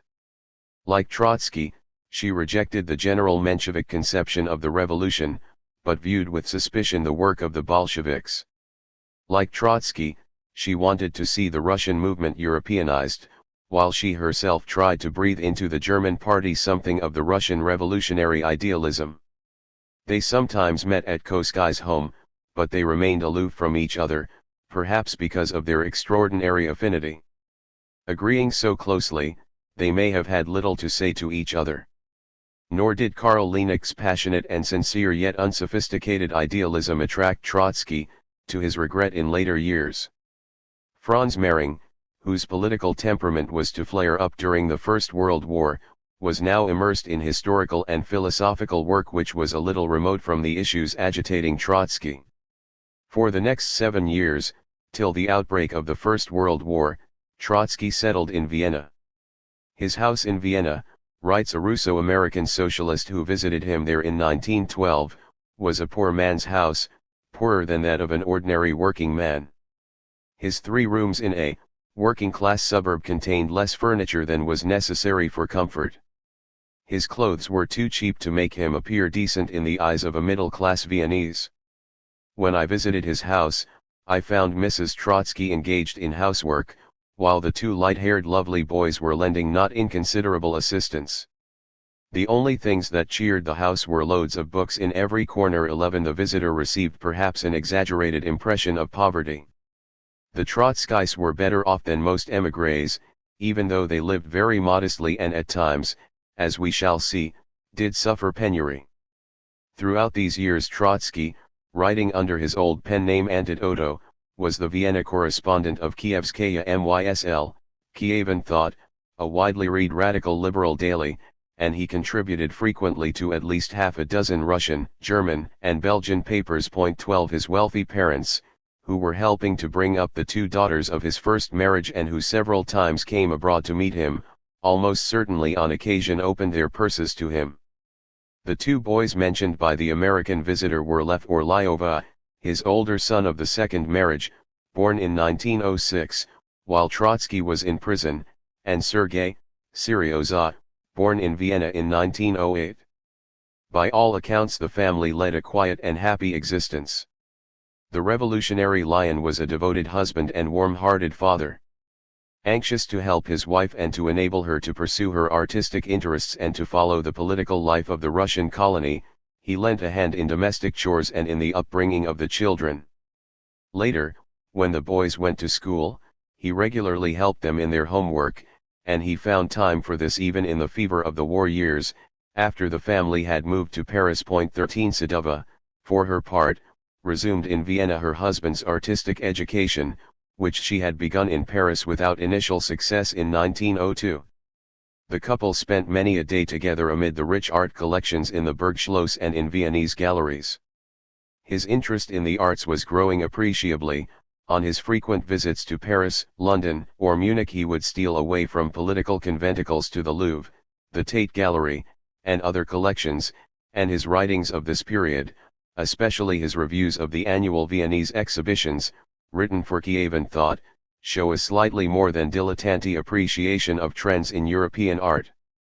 While politics and journalism claimed only part of his time, he also enlarged his already wide familiarity with the French and the Russian novel and with German poetry, and this, too, is reflected in his literary essays of the time. He settled in Vienna reluctantly, after the German police had refused him domicile in Berlin. He was anxious to stay within the orbit of German socialism, and for this Vienna was second best. From Vienna he also watched the clash of German and Slav aspirations in the Balkans. Towards the close of Francis Joseph's rule Vienna, although already somewhat provincial, was still one of Europe's spiritual centers.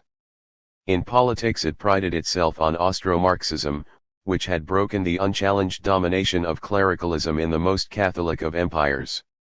In literature it had made, with Arthur Schnitzler, Peter Altenburg, Karl Kraus, and others, its contribution to the hypersensitive, sex and death-conscious trend of the fin de siècle.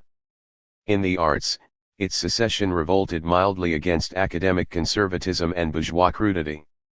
There was no lack of solid education and taste in the Viennese intelligentsia and its radical wing, although these virtues were not matched by strength of character or sense of purpose. Perhaps only in psychology did Vienna at that time produce anything epoch-making. Freud's great mind was beginning to dominate the field. For the rest, court, parliament, editorial offices, socialist meetings, literary and artistic groups and cliques, were all reflected in the life and gossip of the cozy Viennese cafés, always astir with intelligent, witty, yet strangely feudal conversation. In My Life Trotsky describes this environment with disdainful irony. His writings at that time, however, strongly suggest that he enjoyed the mild effervescence of the Viennese atmosphere. He plunged into local life, joined the Austrian Social Democrats, visited their clubs and meetings, contributed to local socialist papers, was stirred by local literary and artistic events, and occasionally gave way to the attraction of the cafés. Years later, As the leader of a victorious revolution and the implacable enemy of reformism, he drew devastating portraits of the Austro-Marxist leaders. During his stay in Vienna, he was less hard on them and felt gratified by their friendship.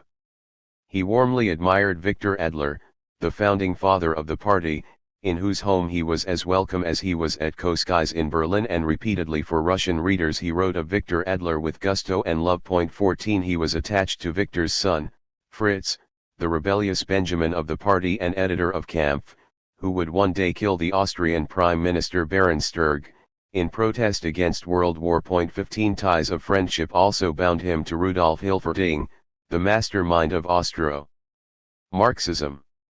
Just as Trotsky was settling down in the Viennese suburb of Hutteldorf, Hilferding was writing, or completing, his monumental Finanzkapital, virtually the only ambitious attempt made since Marx's death to bring the theory of Das Kapital up to date. Hilferding's work was used by Lenin to justify his revolutionary policy, while its author became Minister of Finance in the Weimar Republic.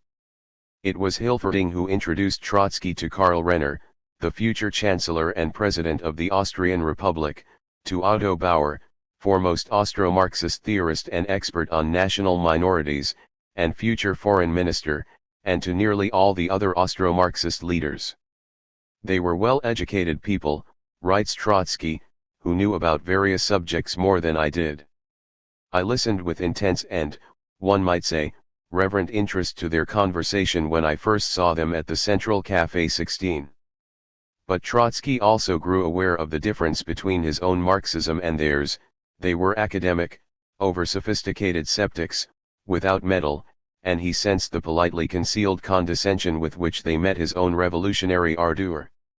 Behind the thinkers and leaders he saw a phalanx of young Austrian politicians, who have joined the party in the firm conviction that an approximate familiarity with Roman law gives a man the inalienable right to direct the fate of the working class. 17 But he believed that in critical times the bold spirit of socialism would overcome the scepticism of the leaders and the opportunism of the party officials, and that the revolution, when it came, would carry the Austro-Marxists with it, as it would carry the Mensheviks. He obviously mistook his friends for revolutionaries, just as they liked to think of him as of one who was at heart a mild reformist. 18. Fortified by these friendships, Trotsky frequently appeared as the mouthpiece of Russian socialism before the congresses of the German and Austrian parties. He also became a familiar figure at the gatherings of the International, where he met the pioneers, Jors and Geste, Keir Hardie and MacDonald, Vandervelde and Turati. He was spellbound by the personality of Jors, and this despite the latter's reformism, by the genius-like naivete of Jors's enthusiasm and his volcanic moral passion and gift of concentrated anger, and by Jors's oratorical genius, more classical, less soaring than his own, yet so much akin to it. At these gatherings, where all the talent of European socialism was assembled, he compared various styles of oratory, noting, for instance, the cool, exquisite finish of style and polish of gesture in Vandervelde, whom he was later to mock as a mediocrity, or analyzing the strong oratorical effect of Victor Adler, who could never control his rather weak voice, wasting it uneconomically, so that towards the end of his speeches he usually coughed and was hoarse. But it was to Jors that, whether in full Congress, in committee, or at public meetings, he listened each time as if it were the first, as he Jors moved rocks, thundered and exploded but never deafened himself.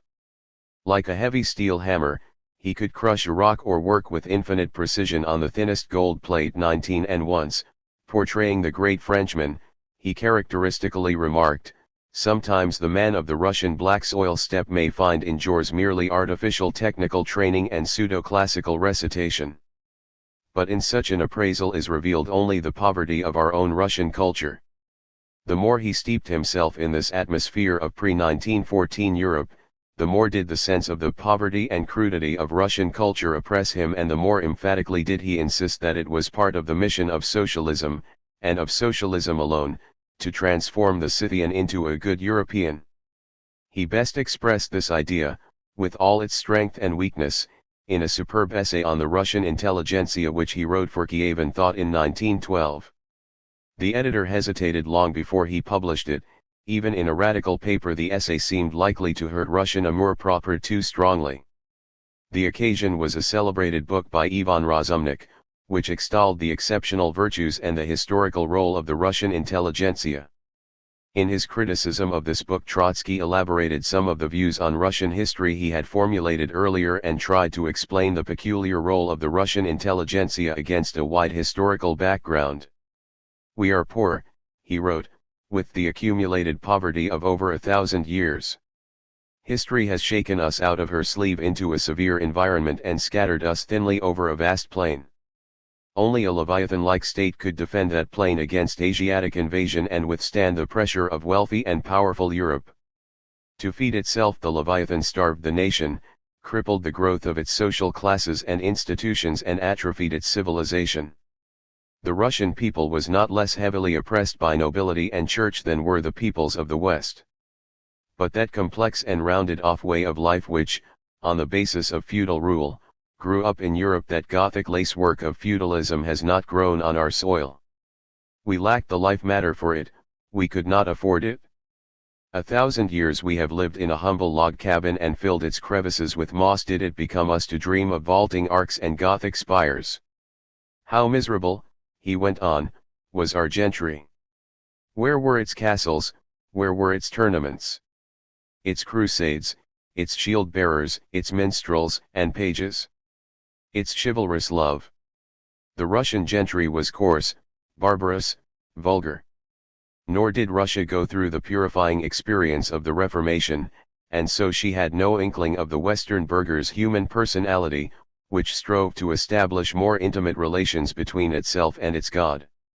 In the medieval European town, that stone cradle of the Third Estate, there had grown up a striking diversity of cultural types, and a whole new epoch had been prepared there. In the crafts, guilds, municipalities, universities, academic assemblies, elections, processions, fetes, and disputes there crystallized the precious habits of self-government. There grew the human personality, a bourgeois personality, of course, but still a personality, not a snout which every policeman could kick and punch. All that the Third Estate, as it grew, needed to do was to transfer the new human relations and the habits of self-government from the corporations to the nation and the state as a whole. In contrast, the Russian towns, those military feudal excrescences on the body of the Russian countryside, had created no starting points for bourgeois progress. Under Peter the Great it was the police that sponsored crafts, but no genuine urban culture could grow out of police sponsorship. The misery of Russian bourgeois democracy supplemented the crudeness of the feudal tradition. The state, however, needed men who were educated and therefore Europeanized, but it was afraid of them. The Tsars gave the intelligentsia compulsory education, but then they kept the whip over them. No sooner had the young elements of the old estates entered the sunlit zone of European ideology than they broke away irresistibly, almost without inner hesitation, from feudalism and inherited orthodoxy. The Russian intelligentsia were compelled to defend their most elementary rights by the most extreme and wasteful means. It became their historical calling, to use watches for knocking nails into walls.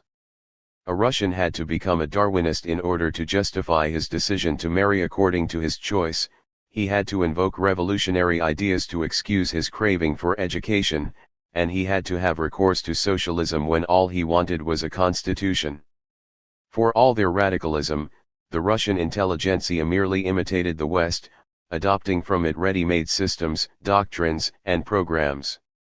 In a passage which did less than justice to Russian thought and literature of the 19th century, Trotsky dismissed these as backwater growths. The history of our social thought has so far failed to cut its way even with the thin edge into the development of universal human thought. This is a poor consolation for national amour-propre. Historical truth is not a lady-in-waiting on national pride. Let us rather invest our amour-propre in the future and not in the past. Throughout their severe struggle, the Russian intelligentsia stood alone in the nation, receiving no support from the main social classes. This shaped their character. They lived in a terrible moral tension, in concentrated asceticism. They bought moral self-confidence and stability at the price of intellectual conceit and of fanaticism in ideas, ruthless self-limitation and self-demarcation, distrust and suspicion and vigilant watching over their own purity. At the price, that is, of an orthodoxy in rebellion opposed to official orthodoxy. Thus they came to develop that zeal for the letter, which can sometimes be observed in our intellectuals of the most extreme wing. It was the misfortune of the intelligentsia that they had always had to act as proxy for undeveloped and passive social forces. Here Trotsky set in a long historical perspective the phenomenon of substitutism about which he had first written in his polemics against Lenin in 1904.20. He now saw the intelligentsia's substitutism running like a thread through Russian history. First, the leaders of the Decembrist rising of 1825 represented the ideas of an as yet unborn middle class. Then the Narodniks tried to speak for a mute and dumb peasantry. Lastly, the Marxist intellectuals set themselves up as the spokesmen of a weak, only just awakening industrial working class. To all of them the idea of the class was more important than the class itself. He rounded off this gloomy survey in a more hopeful tone, saying that the revolution of 1905-6 had set in motion the mass of the workers and that henceforward nobody could act as their proxy. This was the end of substitutism. 21. We shall see later whether or to what extent this optimistic conclusion was justified. Substitutism was to reassert itself with unparalleled strength after the revolution, and the idea of the class was then to become for a long time more important than the class itself. Some of the other long trends of Russian history, which Trotsky grasped here with such mastery, were also to come overwhelmingly to the surface after the revolution. What is at this stage of our narrative more relevant is the self-revealing acuteness with which Trotsky contrasted the sunlit zone of European ideology, the vaulting arcs and the Gothic spires and lacework of Western civilization with the barbarous log cabin of Russian history. This contrast was greatly overdrawn, not in historical perspective, where it was broadly true, but in its concluding and contemporary part. The lacework facade of European civilization before 1914 concealed processes of self-destruction and inner decay which were presently to manifest themselves in a succession of world wars, in the paroxysms of fascism and Nazism and in the impotence and deterioration of the Western European labor movement. On the other hand, Trotsky did not do justice to the creative energies with which 19th century and contemporary Russia was boiling over, the energies with which his own personality and activity were merged. He sometimes seemed to view Russia's past and present almost as a vacuum. This was the weakness underlying his call for Europeanization and also the flaw in his attitude towards Bolshevism. It was Lenin's strength that he took Russian reality as it was, while he set out to change it. Lenin's party had its roots deep in Russian soil, and it absorbed all that that soil could yield in revolutionary strength and harshness, in world-shaking courage and in primitive crudity.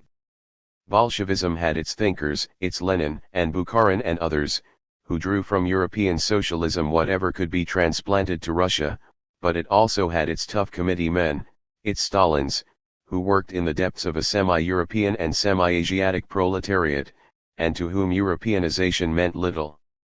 Trotsky did not and could not really abandon the humble Russian log cabin. In October 1908 he began to edit the so-called Viennese Pravda. An insignificant paper, published since 1905 by Spilka, a small Ukrainian Menshevik group, Pravda was completely run down, and its publishers hoped that Trotsky would put new life into it.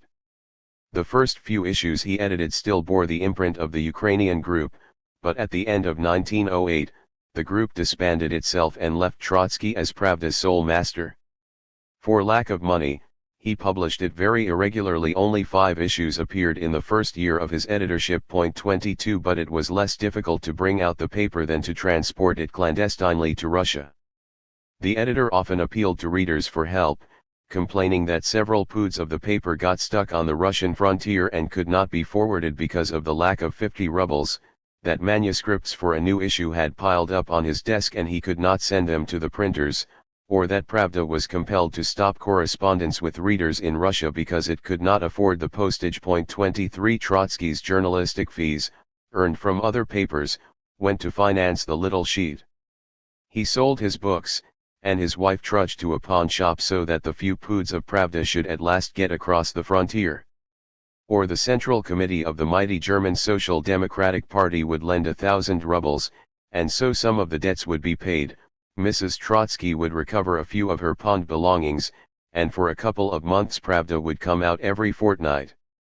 Then again the intervals between one issue and another began to lengthen, the fortnightly became a monthly, then almost a quarterly, until its shaky finances were again temporarily restored by a modest grant from the Latvian socialists or from some other well-wishers. Throughout 1909 Trotsky tried in vain to obtain assistance from the Russian Central Committee, in which the Bolsheviks were a majority. Lenin agreed to help, but only on condition that Trotsky admitted a delegate of the Central Committee as co-editor.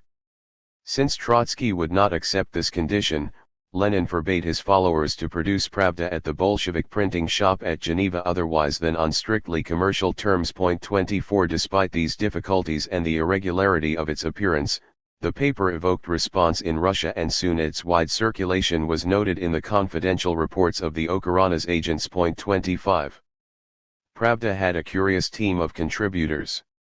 A young student Skobelev, at this time Trotsky's favored pupil, acted as the paper's secretary. Later Skobelev gained eminence as a Menshevik parliamentarian in the Fourth Duma, and in 1917 he became Minister of Labor in Kerensky's government. Trotsky's assistant was another Menshevik, Semkovsky, whose name at this time frequently appeared in inter-party controversy. Ryazanov, the future founder of the Marx, Engels Institute, an untamable rebel bowing to no authority and standing outside the two factions, was a regular contributor and Trotsky's close friend. In charge of the paper's contact with the Russian underground was Uritsky, a former Menshevik, already renowned for his cool courage in Tsarist prisons. In 1917 Uritsky was among the chief organizers of the October insurrection, and he then, as special commissar, dispersed the Constituent Assembly. The team included the Menshevik Viktor Kopp, one day to make his mark as a subtle and adventurous diplomat. In 1922 he prepared behind the scenes the Russo-German Treaty of Rapallo, and in the 1930s he secretly explored for Stalin the chances of agreement with Hitler. The most original character in this pleiad was Adolf Yoff. A young, able but neurotic intellectual of Karaite 26 origin, Yoff was sharing his time between academic work, contributions to Pravda, and psychoanalysis. Through Yoff, Trotsky met Alfred Adler, whose patient Yoff was, became interested in psychoanalysis, and reached the conclusion that Marx and Freud had more in common than Marxists were prepared to admit. 27 In Vienna Yoff struggled desperately with recurrent nervous breakdowns, and the contributions which he produced with painful effort needed much editorial rewriting.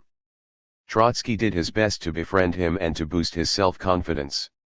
In 1917 Yoff was one of the chief actors in the October insurrection and later in the peace negotiations of Brest-Litovsk.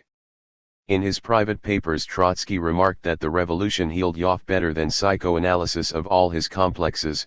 28 Yoff was to repay Trotsky's friendship with boundless devotion, and in 1927 he committed suicide in protest against Trotsky's expulsion from the Bolshevik Party. On the whole, Pravda was not one of Trotsky's great journalistic ventures.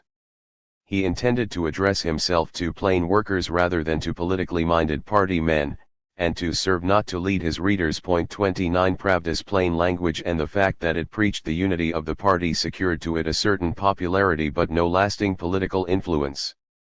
Those who state the case for a faction or group usually involve themselves in more or less complicated argument and address the upper and medium layers of their movement rather than the rank and file. Those who say, on the other hand, that, regardless of any differences, the party ought to close its ranks have, as Trotsky had, a simple case, easy to explain and sure of appeal. But more often than not this appeal is superficial. Their opponents who win the cadres of a party for their more involved argument are likely eventually to obtain the hearing of the rank and file as well. The cadres carry their argument, in simplified form, deeper down. Trotsky's calls for the solidarity of all socialists were for the moment applauded by many. Even the Bolsheviks in Petersburg reprinted his Pravda. But the same people who now applauded the call were eventually to disregard it, to follow the one or the other faction, and to leave the preacher of unity isolated. Apart from this, there was in Trotsky's popular posture, in his emphasis on plain talk and his promise to serve not to lead, more than a touch of demagogy, for the politician, especially the revolutionary, best serves those who listen to him by leading them. More than anybody else Trotsky voiced the sentiment, still widespread in the party, which may best be described as a horror of final schism. In January 1910 the leaders of factions met in Paris and for the last time tried to patch up their differences. In both factions there were men determined to bring matters to a head and to part company.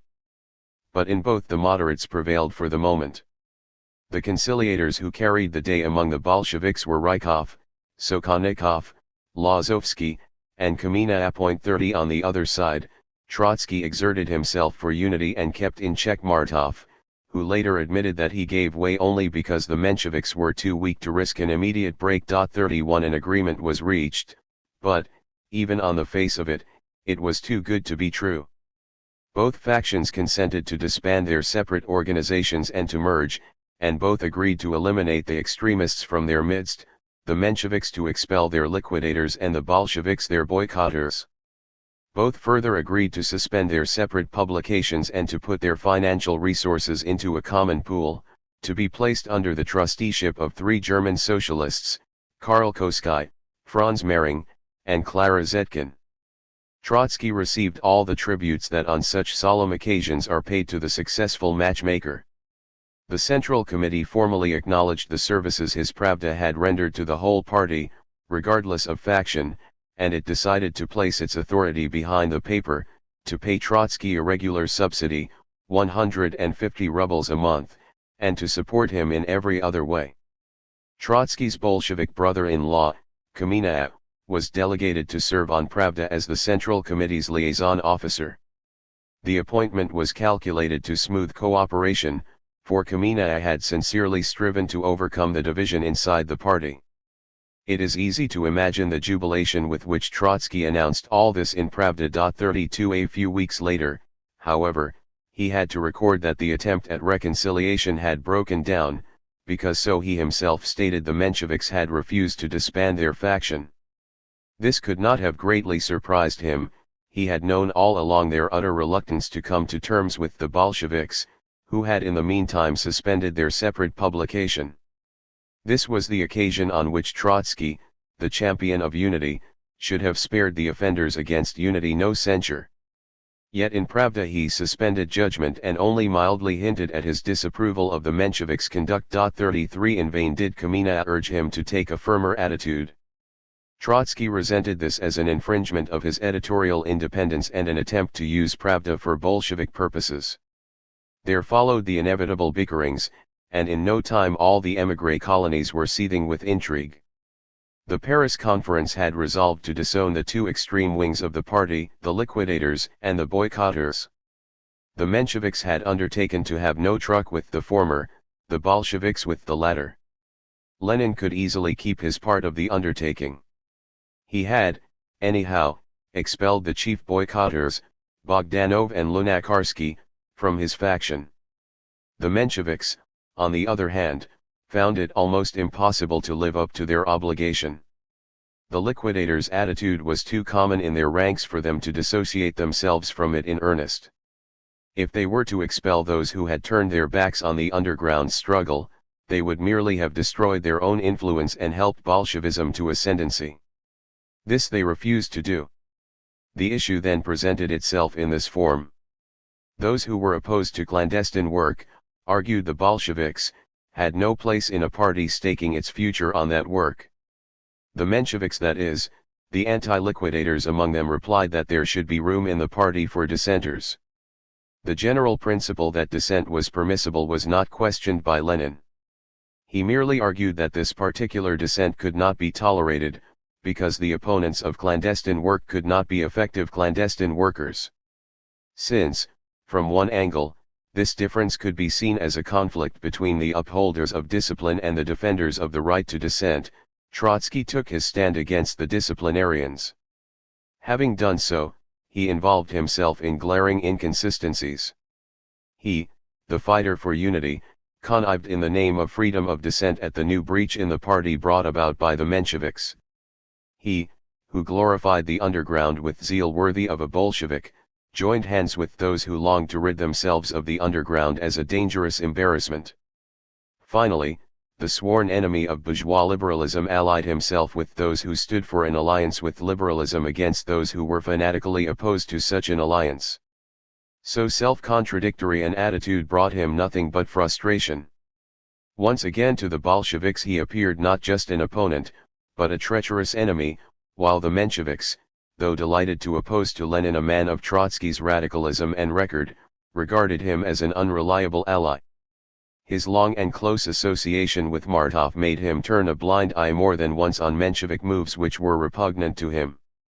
His long and bitter quarrel with Lenin made him seize captiously on every vulnerable detail of Bolshevik policy. His disapproval of Leninism he expressed publicly with the usual wounding sarcasm. His annoyance with the Mensheviks he vented mostly in private argument or in querulous letters, with which he bombarded Martov and Axelrod. Consequently, he appeared in public not quite the same man as he was in private.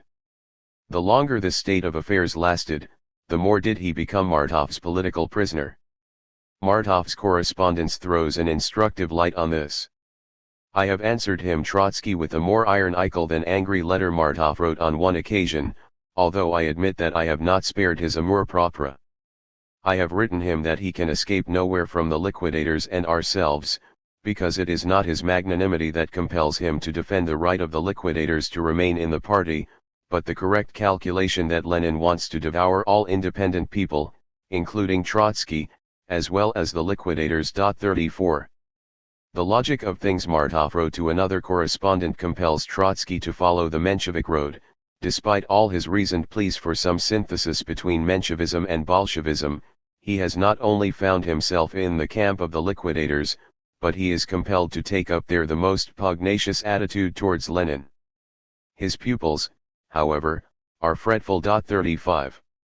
In the summer of 1910 Trotsky's breach with the Central Committee was complete.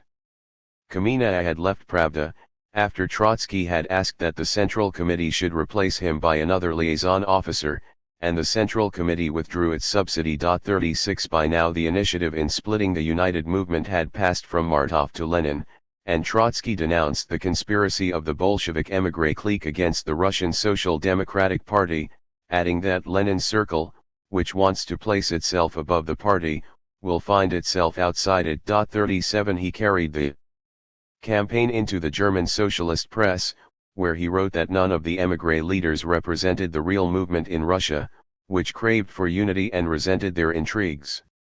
This was then, in fact, a common view among the underground workers. None other than Stalin wrote in a similar vein in the Caucasus. 38. Trotsky's articles, nevertheless, caused an uproar among the delegates of the party, who assembled in Copenhagen in October 1910 for a Congress of the International. At a meeting of the Russian delegation, Plekhanov, seconded by Lenin, demanded disciplinary action, while Lunacharsky and Ryazanov acted as Trotsky's counsel for the defense. The offender was let off. Even his accusers must have found it awkward to penalize him for an opinion expressed in fraternal German papers. The feud was not without its comic incidents, of which one at least may be related here. Both factions tried to recover the funds which they had deposited with the German trustees, but for some reason neither was able to establish a valid title. In the summer of 1911 Axelrod and Trotsky went to Jena, where a Congress of the German Social Democrats was being held, in order to approach, on behalf of the Mensheviks, the trustees of the fund. 39. Trotsky certainly hoped to repair Pravda's finances should he succeed in helping the Mensheviks to repair theirs. Kosky apparently favored the plan, but the attitude of the other trustees was uncertain, and one of them, Zetkin, was friendly to the Bolsheviks. In great secrecy, Axelrod and Trotsky met Kosky. Only on Tuesday, Axelrod reported to Martov, Trotsky had an opportunity to suggest to me and Trotsky that we meet him somewhere for a preliminary private talk. Hasa chose as meeting place a restaurant, where one might hope that we would not be detected by other delegates, especially by those close to Zetkin and Luxembourg. The next day, after Trotsky had talked with Zetkin about a joint meeting with us, he and Hasse asked me and Trotsky not to mention our conversation to Zetkin. 40 Ironically, most of the money deposited had been obtained by the Bolsheviks through the raids and expropriations which Trotsky and the Mensheviks had so indignantly denounced. But the delicate manipulation designed to expropriate the Bolsheviks with the assistance of the senior German trustee yielded nothing, and the envoys left Germany without the Golden Fleece. Early in 1912, the schism was brought to its conclusion. At a conference in Prague, Lenin proclaimed the Bolshevik faction to be the party. 41 The Mensheviks and a few Bolshevik splinter groups coalesced against him under the so-called Organization Committee. In Pravda, Trotsky denounced Lenin's venture with much sound and fury. 42 His anger rose to the highest pitch in April, when the Bolsheviks began to publish in Petersburg a daily called Pravda. This was an outrageous plagiarism, clearly calculated to exploit for the Bolsheviks the goodwill of Trotsky's paper. He thundered against the theft and usurpation, committed by the circle whose interests are in conflict with the vital needs of the party, the circle which lives and thrives only through chaos and confusion. He called upon the editor of the Bolshevik paper to change its name within a given time, and he threatened meaningfully, "We wait quietly for an answer before we undertake further steps." 43 He apparently sent a similar ultimatum directly to the Bolshevik editorial offices. He had no inkling that the man who set up the rival paper in Petersburg and issued its first copy was the little-known Bolshevik Joseph Chugashvili, the man who would in the future similarly expropriate him of glories greater than the editorship of Pravda, of the titles of the leader of the revolution and the founder of the Red Army. Yet it would be wrong to blame the plagiarism onto Stalin alone. Lenin wholeheartedly approved it, and in a letter to Petersburg he wrote, "I advise you to answer Trotsky in the column Answers to Readers as follows: to Trotsky in Vienna, we shall leave your quibbling and pettifogging letters without reply." 44 One can easily guess how Lenin justified the plagiarism to himself. The Central Committee had subsidized Pravda, the title and the goodwill of the paper belonged to the party, not to Trotsky, and since the Bolsheviks were the party, they were entitled to appropriate the paper's name. This was a lame excuse, even though such quarrels over titles occurred in all émigré groups. Trotsky threatened to take further steps, but it seems that he took none, and he ceased to publish his Pravda, while the Bolshevik paper under its stolen name embarked on a long and famous career. In 1922, when Pravda celebrated its 10th anniversary, Trotsky took part in the celebration and contributed an article in which he did not even hint at the paper's origin. The fact that socialists could now openly publish dailies in Petersburg, the Mensheviks were publishing Look the Torch, which counted Trotsky among its contributors, showed a significant change in Russia. The years of reaction were over, the terror had spent itself, the labor movement was experiencing a new revival, and, willy-nilly, Tsardom had to put up with it. A new generation of revolutionaries was coming of age and flocking into the few openly existing workers' clubs and trade unions and into the clandestine organizations. The new situation provided the protagonists with new arguments. The liquidators pointed to the government's growing tolerance as proof that it was possible to Europeanize the party and to lead it out of the recesses of the underground. In the years of the terror their argument had sounded unreal, now it was based on facts. Yet the political revival also brought new vigor into the clandestine organization, and the young revolutionaries who were now entering it were not content with that cautious expression of opposition which the police tolerated in the legal clubs and trade unions. The government itself was the more inclined to put up with legal forms of opposition the more it was afraid of the illegal ones. This gave the Bolsheviks a powerful argument. We must, they said, intensify our clandestine efforts even if only to gain more elbow room for open work. 45. In these circumstances, Trotsky set out to pursue once again the will-o'-the-wisp of unity. He induced the Organization Committee to convene in Vienna a conference of all Social Democrats for August 1912. He hoped that the rise of the revolutionary temper in Russia would now, as in 1905, help to bring about a reconciliation. This was not to happen. In 1905 the strong tide of revolutionary events could still stop or delay incipient schism. In 1912 the cleavage had become so wide that the new political revival could only widen it further. Moreover, Lenin was now reaping the fruits of his labors. His men led the social democratic underground, while Menshevism was a farrago of weak and disconnected groups. The Leninists refused to attend the conference in Vienna, and so Mensheviks, ultra-left Bolsheviks, boycotters, the Jewish Bund, and Trotsky's group came together and formed a confederation, known in the annals of Russian socialism as the August Bloc. Trotsky was that bloc's chief mouthpiece, indefatigable at castigating Lenin's disruptive work. There is no reason to doubt the sincerity of the apologia in which he claimed that he had never intended to turn the conference against the Bolsheviks, and that only Lenin's refusal to attend it or to countenance any attempt to re-establish unity had driven him into his anti-Bolshevik position. This apologia is amply borne out by the private correspondence of the Menshevik leaders, but it also shows how thoroughly Trotsky had misjudged the outcome of a decade of controversy. His Menshevik friends did not share his illusions. They found it tactically convenient to place, once again with his help, the odium of the schism on Lenin, but they were no less determined than Lenin to carry the schism through to the end. The main difference was that while Lenin openly avowed his intention and almost shouted it from the housetops, Martov, Axelrod, and Dan kept their design to themselves and sought to put it into effect through a subtle tactical game. It is enough to compare Lenin's utterances with the confidential correspondence of the Menshevik leaders, to see how strongly from their opposed angles they agreed on this one point, that the split was both inevitable and desirable, and how they ridiculed, almost in the same terms, Trotsky's efforts to avert or to reverse it. 46. The August Bloc left Trotsky galled and upset, despite, or perhaps because of, the pugnacity he had displayed on its behalf. When, therefore, in September 1912 the editor of Kievan Thought asked him to go as the paper's correspondent to the Balkans, he eagerly seized this opportunity of getting away from émigré politics and changing from an actor playing an ungenial part into an observer watching a storm center of world politics. Early in October he left Vienna, and in a cab on the way to the station he learned of the outbreak of the First Balkan War, in which the southern Slavs joined hands against the Turkish Empire. From Vienna he had watched the Balkans and established connections with Balkan socialists.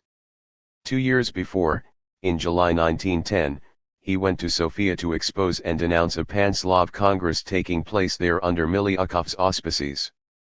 He addressed there a convention of the Bulgarian Tesniaki, diehards of socialism, which assembled simultaneously with the Pan-Slav demonstration. Kolarov, the future Stalinist president of Bulgaria, introduced Trotsky to the Congress and to crowds in streets and squares as the legendary hero of the Petersburg Soviet, and Trotsky was enthusiastically acclaimed. He warned the southern Slavs that Tsarist diplomacy was trying to use them as pawns, and that the Russian liberals were fostering panslavism because they were anxious to find common ground with Tsardom in foreign policy, while surrendering to it at home. 47 After that Trotsky often went on short trips to Belgrade and Sofia and kept in close touch with events there. As early as January 1909 he wrote in Kievan Thought that the Balkans were the Pandora's box of Europe. 48. The Pandora's box had now begun to release its horrors, and the sight of them shook Trotsky.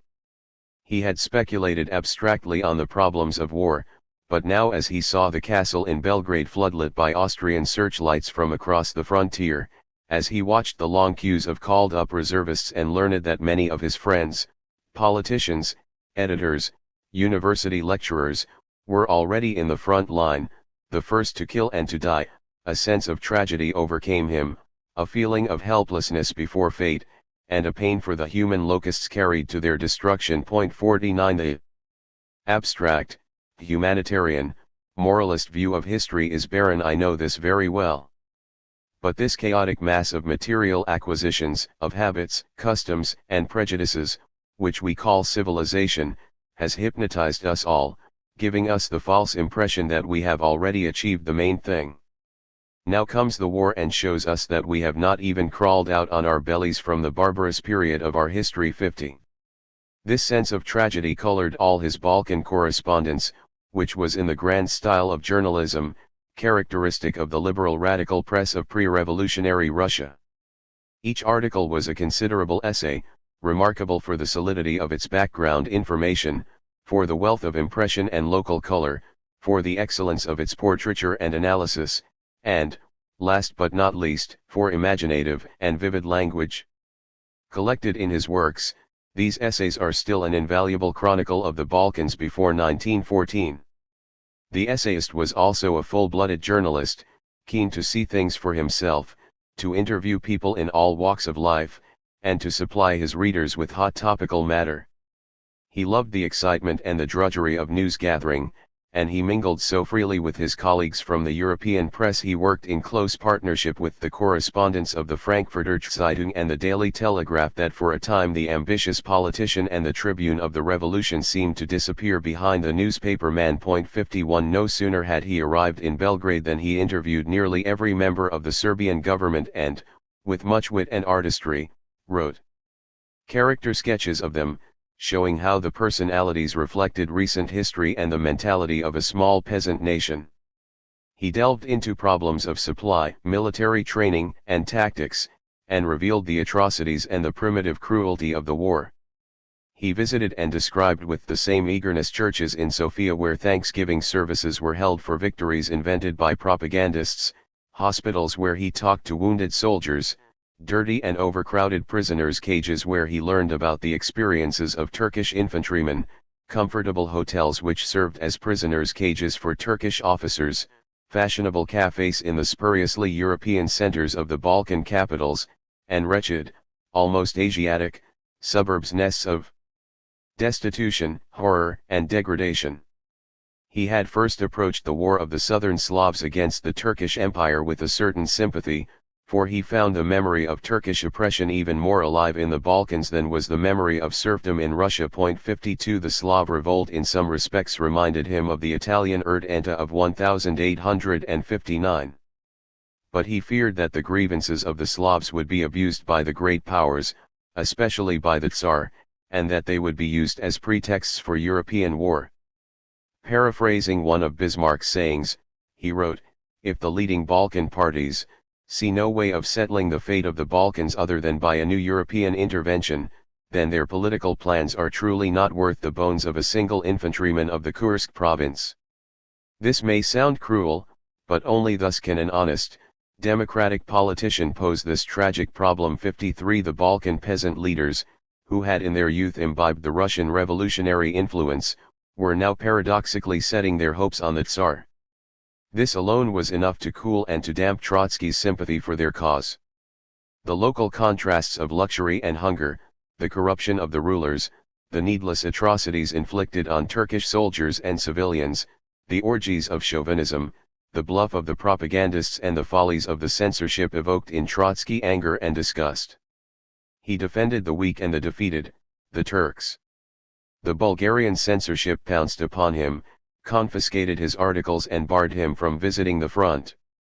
Curiously enough, the chief censor was a radical poet, Petko Todorov, who only 2 years before had, together with Trotsky, addressed in Sofia the meetings against panslavism.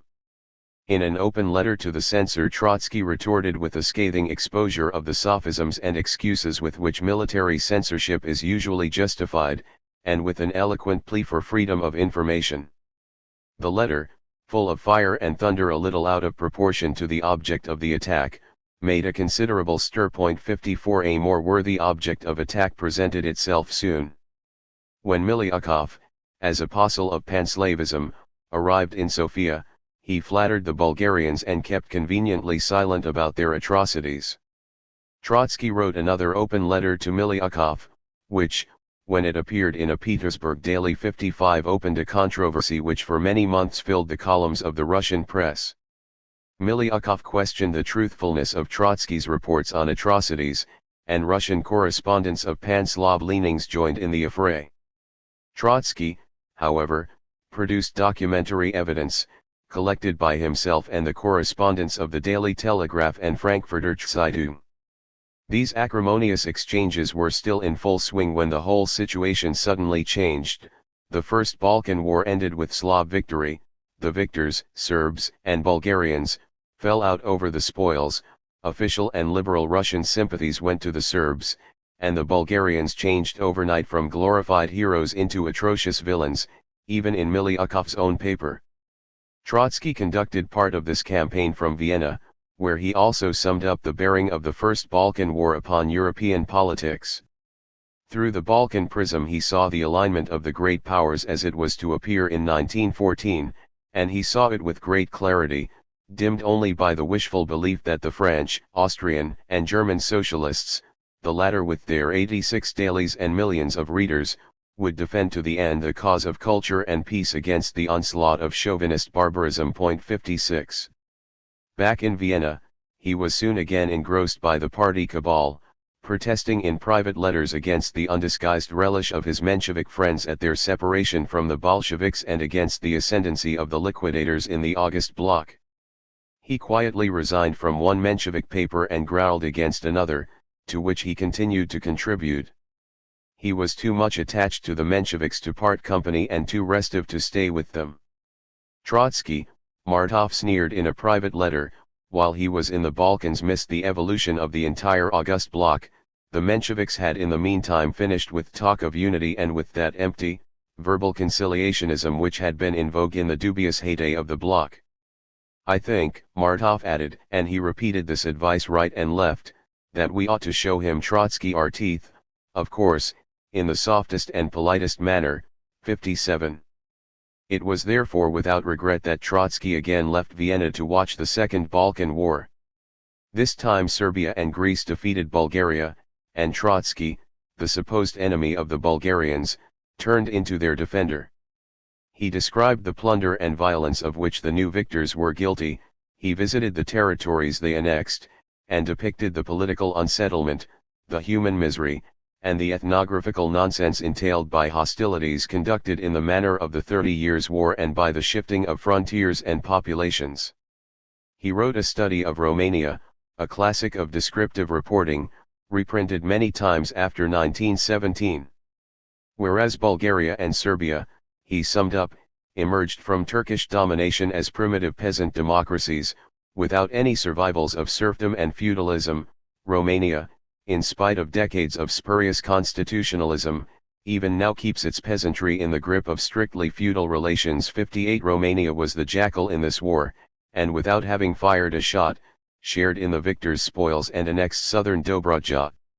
Trotsky toured the province while its rural areas were afflicted by an epidemic of cholera and by a plundering soldatesca, to the total indifference of the new Romanian rulers. He described how whole villages were dying out from lack of food and medicine, and how doctors, belonging to landed families, examined from afar through binoculars the cholera-stricken peasants, not deigning to approach them. His descriptions of these scenes were oddly shot through with intimate flashes of a peculiarly Russian nostalgia. He traveled in a cab over land very similar to his native steppe. The landscape of the Dobruja swept by breezes from the Black Sea, the burial mounds scattered over the steppe, the heat and the sleepy pace of the journey brought back memories of his childhood at Gromokla and Yanovka and the picture of his recently deceased mother. The road is so Russian, dusty like Arkerson Road. The hens flee from under the horses' hoofs in a somewhat Russian way, and around the necks of little Russian horses are tied Russian harness ropes. Even the back of Kozlenko the cabman is Russian. Oh, how Russian his back is! You may travel round the world and you will not find such a back. It is growing dusky. There is a smell of grass and road dust, Kozlenko's back darkens, and it is calm all around. Holding on to each other, we doze off. Phrrr. Kozlenko stops his horses, patiently waits and thoughtfully whistles at them. Quiet. The blood itches in the feet, and it seems that we are traveling for our holidays from the station Novy Bug to the village Yanovka. 59. His homesickness became even more nagging when he visited Russian settlements scattered over the Dobruja. The settlements were inhabited by Skoptsi. It was with members of this strange sect, the holy eunuchs, that he had traveled on barges down the Lena River during his first deportation to Siberia in 1901. The colonies and orchards of the Skopje in Dobroja shone with cleanliness and neatness, but, Trotsky noted, somehow it is boring here, lonesome and dull. Something is lacking. Life is lacking, children are lacking, mothers are lacking. Faces are bloated, and, despite honest looks, unpleasant. And he copied with approval a remark made by a doctor friend, who was his guide through the Dobroja. Watching the life of the Skopje, you become convinced that sex is a social principle, the source of altruism and of every sort of human nobility. 60. The doctor friend and guide was Christian Rakowski, whom Trotsky had met many times before in Western Europe and in the Balkans. Their friendship now acquired an intimacy which was to outlast war, revolution, triumph, and defeat, exile, and even purges. This was perhaps the only lasting and intimate friendship in Trotsky's life. 6 or 7 years older than Trotsky, Rakowski was to play in the Russian Revolution a role reminiscent of that played by Anacharsis Cloots in the French. Like Cloots, he was an aristocrat, a thinker, and a citizen of the world, and, also like Cloots, he adopted the country of the revolution as his own and sided with the radical wing in the revolution. Even now, in 1913, he had behind him an astonishing career. The scion of a great Bulgarian landed family of northern Dobroja, he had become a Romanian citizen when his native land was annexed by Romania in 1878. At the age of 15 he was, as a socialist, expelled and barred from all schools in Bulgaria. His family sent him abroad to study medicine. He graduated at the University of Montpellier, and his doctoral thesis on the causes of crime and degeneration earned him high repute in the medical profession. Then he studied law at another French university. In 1893, when he was 20, he represented the Bulgarian socialists at the Congress of the International in Zurich, where he came under Plekhanov's influence and was befriended by Jules Guesde, the eminent French Marxist, and by Rosa Luxemburg. In the next year he engaged in socialist activity in Berlin, which was still living in the aftermath of Bismarck's draconian anti-socialist laws, and he was expelled from Germany. Thereafter he appeared at every important labor gathering on the continent. In 1905 he returned to Romania. As a defender of the peasants he drew upon himself the landlord's hatred, and was persecuted and finally expelled on the ground that he was a Bulgarian citizen, although he had in the meantime served as medical officer in the Romanian army. For 5 years the Socialist Party and the trade unions waged a campaign for his return. The government refused to admit him, denouncing him alternately as an agent of the Russian General Staff and as a dangerous anti-Tsarist conspirator. In exile Rakowski published several books, one, Russia in the East, exposing Tsarist expansion in Asia, and another, The Romania of the Boyars. In his spare time, the pamphleteer, propagandist, and doctor devoted himself to historical research, the fruit of which was Metternich and his age. Writing with equal ease in Bulgarian, French, Russian, German, and Romanian, he contributed to political, medical, and historical periodicals in all these languages. Repeatedly he returned to Bucharest, but each time the expulsion order was reinforced despite stormy parliamentary protests and street demonstrations. Once the French government, prompted by Deutscherr, intervened to release him from a Balkan jail, for he was also the Balkan correspondent of Deutsch's Humanite. Just before the First Balkan War he was allowed to return to Bucharest, and he became the acknowledged leader of the Romanian Socialist Party, editor of its daily, expounder of the idea of a Balkan Federation, and the most effective mouthpiece of anti-militarism in the Balkans. At the same time he managed his family estate in the Dobroja, where he freed his peasants from feudal servitude and served them as doctor. Constantly on the move between parliament, party headquarters, and editorial offices in Bucharest and his native estate in the country, constantly struggling against some injustice, great or small, he would also follow the plough, often in the tailcoat in which he had just arrived from the capital. It was while thus inspecting his fields, the tails of his coat flapping in the wind, in the intervals between talks with his peasants and visits to patients, that he initiated Trotsky into the intricacies of Romania's economics and politics. During this trip Trotsky also entered into friendship with Dobrogea Gherea, the old founder of Romanian socialism, from whom Rakovsky had just taken over the leadership of the party. Gherea was an enchanting and picturesque character. A Russian Jew, his original name was Katz, one of the early Narodniks. He had escaped from Russia and settled in Romania, where he discovered for the Romanians their own history and became their most important historian and literary critic and the inspirer of Romania's so-called literary renaissance. A whole generation of Romanian intellectuals learned to think politically from his book Neo-Serfdom, and his pupils later led the conservative and liberal parties as well as the socialist. Dobrogea Gherea kept a restaurant at the railway station of Plesti, and this was a place of pilgrimage for Romanian men of letters and politicians. At the counter of that restaurant Trotsky spent many an hour, picking the brains of the eccentric old sage. 61. It was towards the end of January or the beginning of February 1913, during Trotsky's short stay in Vienna between the two Balkan wars, that Stalin's figure flitted past like a shadow on a screen. Curiously enough, Trotsky described the incident in detail only in the last year of his life. 62 One day he visited the Menshevik Skobelev, his former assistant on Pravda, who had just been elected a deputy to the Duma. They were sitting by a samovar and talking when suddenly, without knocking at the door, there entered from another room a man of middle height, haggard, with a swarthy grayish face, showing marks of smallpox. The stranger, as if surprised by Trotsky's presence, stopped a moment at the door and gave a guttural growl, which might have been taken for a greeting. Then, with an empty glass in his hand, he went to the samovar, filled the glass with tea, and went out without saying a word. Skobelev explained that this was a Caucasian, Jugashvili, who had just become a member of the Bolshevik Central Committee and seemed to be acquiring some importance in it.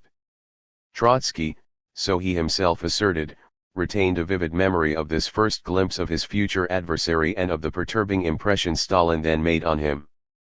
He noticed the Caucasian's dim but not commonplace appearance, a morose concentration in his face, and an expression of set hostility in his yellow eyes. It was his silence and the weird look of the man that engraved the casual scene on Trotsky's memory, enabling him to describe it with a retrospective shudder 27 years later. On internal evidence, Trotsky's description seems truthful, and not necessarily colored by after-knowledge. The haggard, grim, inwardly concentrated and somewhat uncouth Bolshevik appears true to character. This was the Stalin of those days, after years of clandestine work, of hiding among Tartar oil workers at Baku, and after repeated imprisonments, deportations, and escapes. Nor does Trotsky's impression of the set hostility in Stalin's look seem unfounded. That hostility reflected the attitude of the Bolshevik committee man towards the inspirer of the August Bloc. Stalin had seen Trotsky before, at the party congress in the Brotherhood Church in London, although Trotsky had not noticed him then.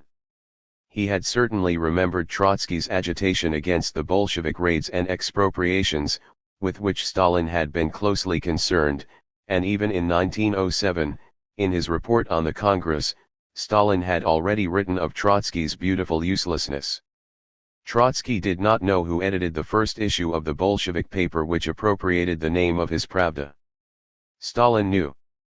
Only a fortnight or so before this silent meeting he had described Trotsky in the Social Democrat as a noisy champion with faked muscles, and under these words he had placed, for the first time, the signature Stalin. 63. The rough growl with which he had met Trotsky came as if from the depth of the Russian log cabin. Chapter 8. War and the International. The outbreak of the First World War brought to an abrupt end the golden age of European liberal capitalism, parliamentarianism, and reformist socialism which had flourished together in nearly half a century of peace, interrupted only by minor wars in the colonies and on the Balkan fringe. 2 generations of Europeans had grown up in the optimistic belief that man had progressed far enough to secure ascendancy over nature and to change and perfect his social environment through argument, conciliation, and the majority vote. They had also been inclined to view war as a relic of a barbarous past, to which mankind would surely not revert. The accumulation of wealth in Europe as a whole had been so impressive and so rapid that it appeared to guarantee growing prosperity to all classes of society and to rule out violent social conflict. Nowhere were these illusions more deeply seated than in the labor movement, especially in the Second International. The International had inherited its ideology, its watchwords, and its symbols from the revolutionary periods of the past century, from the upheavals of 1848, from the Paris Commune of 1871, and from the underground struggle of German socialism against Bismarck. The watchwords and symbols spoke of the workers' international solidarity and of their irreconcilable class struggle, culminating in the overthrow of bourgeois government. The practical work of the socialist parties had long since ceased to have much in common with these traditions. Irreconcilable class struggle had given way to peaceful bargaining and parliamentary reformism.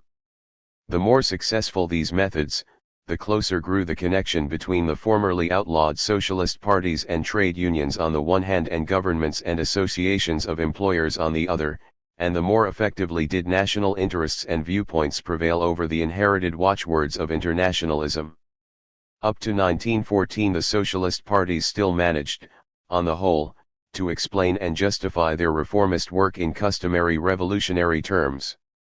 Their leaders continued to profess Marxism, internationalism, and anti-militarism until the first day of war, when the International crumbled. Of the great European nations, Russia was the only one that had participated but little in the peaceful progress of the preceding era. Her economic advance, indubitable though it had been, was insignificant in comparison with the accumulation of wealth in Western Europe. It had, at any rate, been insufficient to implant in the nation habits of peaceful bargaining and compromise and to foster belief in a gradual progress from which all classes would benefit. Parliamentarianism, and all the institutions for social conciliation and arbitration which usually cluster around it, had taken no roots in Russian soil. Class struggle, in its most violent and undisguised form, had been raging from one end of the empire to the other, and Tsardom had not left the workers and peasants even the illusion that it was allowing them any influence on the nation's destinies. In the Socialist International, the Russian party had been almost the only one to treat the revolutionary traditions and watchwords with passionate seriousness and not as a matter of mere decorum. In 1914 the Russian émigrés, with few exceptions, watched with horror the cataclysm engulfing the International, and they could hardly believe their eyes when they saw the leaders of European socialism throwing to the winds all their solemn anti-militarist resolutions and internationalist oaths and calling their working classes to fight for their emperors and to hate and kill the enemy. At first, most Russian émigrés, Bolsheviks, Mensheviks, and social revolutionaries alike denounced this conduct as a betrayal of socialism. Later many of them had second thoughts, but many went even farther. The slaughter of the next few years, in which millions of people laid down their lives to wrest a few yards of land from the enemy, taught them to despise and hate the humanitarian facades and shams of the European body politic. They concluded that if civilized governments in pursuit of their national power politics found it possible to exterminate millions of people and to maim scores of millions, then it was surely the socialists' duty to shrink from no sacrifice in the struggle for a new social order that would free mankind from such folly. The old order was giving them a lesson in ruthlessness. The Gothic lacework of European civilization had been torn to pieces and was being trampled into the mud and blood of the trenches. The outbreak of war found Trotsky in Vienna. He had just returned from Brussels where, together with Martov and Plekhanov, he had made a last appeal to the Bureau of the International asking it to intervene in the internal feud of the Russian party. In the morning of August 3 he went to the editorial offices of the Viennese Arbeiterzeitung. The news of the assassination of Georges by a French chauvinist had just reached Vienna. The diplomatic chancelleries were exchanging the last notes, designed to shift the blame for the war onto the enemy. General mobilization was on foot. On his way to the socialist editorial offices, Trotsky watched vast crowds carried away by warlike hysteria and demonstrating in the fashionable center of the city. At the Arbeiterzeitung he found confusion. Some editors were ready to support war. His friend Friedrich Adler spoke with disgust about the rising flood of chauvinism. On Adler's desk lay a pile of xenophobe pamphlets and next to it another pile of Jubilee badges prepared for a Congress of the Socialist International convened to meet in Vienna on 15 August. The International was to celebrate the 25th anniversary of its foundation. The Congress was now cancelled, and the treasurer of the Austrian party was lamenting the 20,000 crowns he had wasted on preparations. The old Victor Adler despised the chauvinist mood invading his own entourage, but he was too skeptical to resist. He took Trotsky to the chief of the political police to inquire how, in view of the expected state of war between Austro-Hungary and Russia, he proposed to treat the Russian émigrés. The chief of the police answered that he was preparing to intern them. A few hours later, Trotsky and his family boarded a train for Zurich. Neutral Switzerland became the refuge of Russian revolutionaries who had lived in Germany and Austria.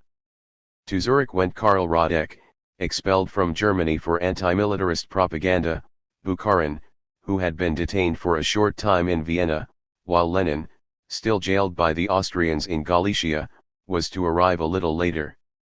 The country's neutrality allowed the Swiss Socialist Party to view with tolerance and even friendliness the internationalist propaganda of the Russians. In a workers' educational association, Trotsky found an eager audience for his denunciations of the war and of the socialists who supported it. With Trotsky's arrival in Zurich, recollects a well-known Swiss writer, life returned to the labor movement, or at least to one sector of it. He brought with him the belief that from this war would arise revolution. With Trotsky these were not merely words but his innermost conviction, one so strongly did he sway his new audience that almost at once he was elected delegate to a national convention of the Socialist Party of Switzerland.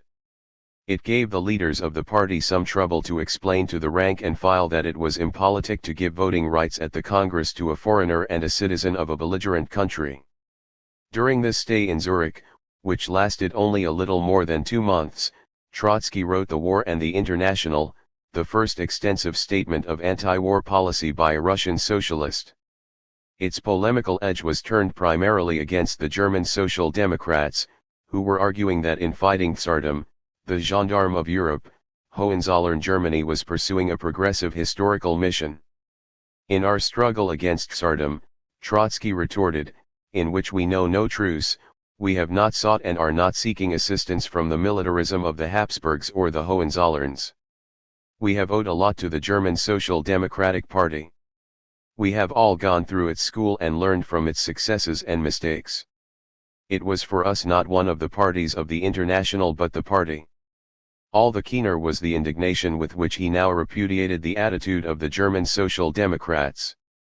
It was the socialists' duty, he insisted, to stand for peace, but not for a peace that would mean a return to the status quo or a new balance between the imperialist powers. The socialists' objective must be a democratic peace, without annexation and indemnities, and one allowing for the self-determination of the subject nations. Only a rising of the belligerent peoples against their rulers could achieve such a peace. This part of his argument, anticipated by more than 3 years President Wilson's 14 points, and Trotsky's pamphlet, when it appeared in the United States, had a direct influence on Wilson. Yet, self-determination of the nations, as Trotsky advocated it, had little in common with its Wilsonian interpretation. Its purpose was not to set up new nation-states. Trotsky, we know, had long since considered the nation-state an anachronism. The small and oppressed nations should be enabled to obtain independence in order that they might, of their free will, join in the building of an international socialist body politic. In the present historical conditions, he wrote, the proletariat is not interested in defending an anachronistic national fatherland, which has become the main impediment to economic advance, but in the creation of a new, more powerful and stable fatherland, the Republican United States of Europe, as the foundation for the United States of the world. To the imperialist blind alley of capitalism the proletariat can oppose only the socialist organization of world economy as the practical program of the day. To this bold conclusion seemed unreal to many. Trotsky relates that Radek criticized it there and then on the ground that the productive forces of the world, or even of Europe, had not developed sufficiently to allow of their organization on an international socialist basis. Lenin, on his arrival in Switzerland, criticized the phrase "the United States of Europe," because it suggested to him that Trotsky envisaged the Russian Revolution only as part of a simultaneous Europe-wide insurrection. To this controversy we shall return. In November 1914 the pamphlet was brought out in a German translation and with the help of Swiss socialists dispatched to Germany. German anti-militarists who distributed it were prosecuted, and Trotsky himself was indicted in absentia for lèse-majesté and sentenced to several months of prison by a German court. He learned this from reports in French newspapers. The German Social Democrats insinuated that he had written his pamphlet in the interest of Russia and her allies. But, as he had not hesitated to criticize the Allied socialists who supported the war, they in their turn charged him with whitewashing the German social patriots. Point 3. Late in November Trotsky left Switzerland for France. Kievan Thought appointed him correspondent in Paris, and he eagerly seized the opportunity of watching the war from this excellent vantage point. He was also anxious to join Martov, who was then editing in a spirit of undiluted opposition to war a Russian paper in Paris, Golos, The Voice. He had last seen Martov in Brussels, in the middle of July, where they went together to obtain from the executive of the International a verdict against Lenin's schismatic activities, and jointly with Plekhanov they had then composed a manifesto to Russian socialists. How remote and irrelevant all this seemed only a few months later. The leaders of the International, whom, as the highest authorities in socialism, they had solicited to intervene against Lenin, were now branded as social chauvinists and traitors by Martov and Trotsky as well as by Lenin. Plekhanov had in the meantime patriotically extolled the war on the ground that the Hohenzollerns and the Habsburgs, not the Romanovs, were the arch-enemies of progress and socialism. It seemed that the old divisions had been effaced and superseded by new ones. Lenin, who had never abandoned a secret yearning for political reunion with Martov, the friend of his youth, stated, "The Parisian Golos is at present the best socialist newspaper in Europe. The more often and the more strongly I dissented from Martov, the more categorically must I say that he is now doing exactly what a social democrat ought to do." For the founder of Menshevism warmly reciprocated. He welcomed the appearance of Lenin's social democrat and agreed that the old controversies had lost all significance. 5 Events were to show that this was not so and that a reunion was, after all, impossible. But at the moment Trotsky rejoiced at its prospect. In Paris he divided his time between work for Martov's paper and Kievan Thought and contacts with anti-militarist groups in the French Socialist Party and trade unions. Almost from the day of his arrival he had to defend himself against charges of pro-Germanism, which emanated mostly from Alexinsky, a former Bolshevik deputy to the Duma, now a violent anti-Bolshevik and supporter of war. The same ex-Bolshevik was in 1917 to spread the accusation that Lenin was a German spy. A curious circumstance gave color to the insinuations. A man bearing the name Nicholas Trotsky stood at the head of an Austrian-sponsored Union for the Liberation of the Ukraine, the prototype of the Ukrainian agencies that Germany was later to launch. It was easy to attribute the pro-Austrian and pro-German statements of the one Trotsky to the other, even after the author of War and the International, convicted in his absence by a German court, had publicly explained the confusion. 6. Golos continued to appear for only 6 or 7 weeks after Trotsky's arrival in Paris. Harassed by the censorship it ceased publication in the middle of January 1915. In these few weeks Trotsky gave even more definite expression to his views. The future, he wrote, held out only one set of alternatives: permanent war or proletarian revolution. The war was a blind rebellion of Europe's outgrown productive forces against the tight and constraining framework of the capitalist nation-states. Capitalist imperialism could break down the national barriers only by force, it was therefore incapable of breaking them down for good, and as long as it ruled the world it would plunge mankind into war after war, slaughter on slaughter, and drive civilization to its doom. Socialist reformism had no future, for it had become an integral element of the old order and an accomplice in its crimes. Those who were hoping to rebuild the old International, imagining that its leaders could by a mutual amnesty wipe out their betrayal of internationalism, were impeding the rebirth of the labor movement. 7. In one of the last issues of Golos he carried the argument even farther, saying that the struggle against the chauvinist falsifiers of Marxism was only the negative side of the task ahead. The positive, constructive side was to gather the forces of the Third International. This trend of thought ran parallel to Lenin's and was almost certainly inspired by it, for Lenin had formulated the same idea a little earlier. 8. Martov had at first eagerly concurred in these views. But even before Golos had ceased publication, he was beset by doubts and second thoughts.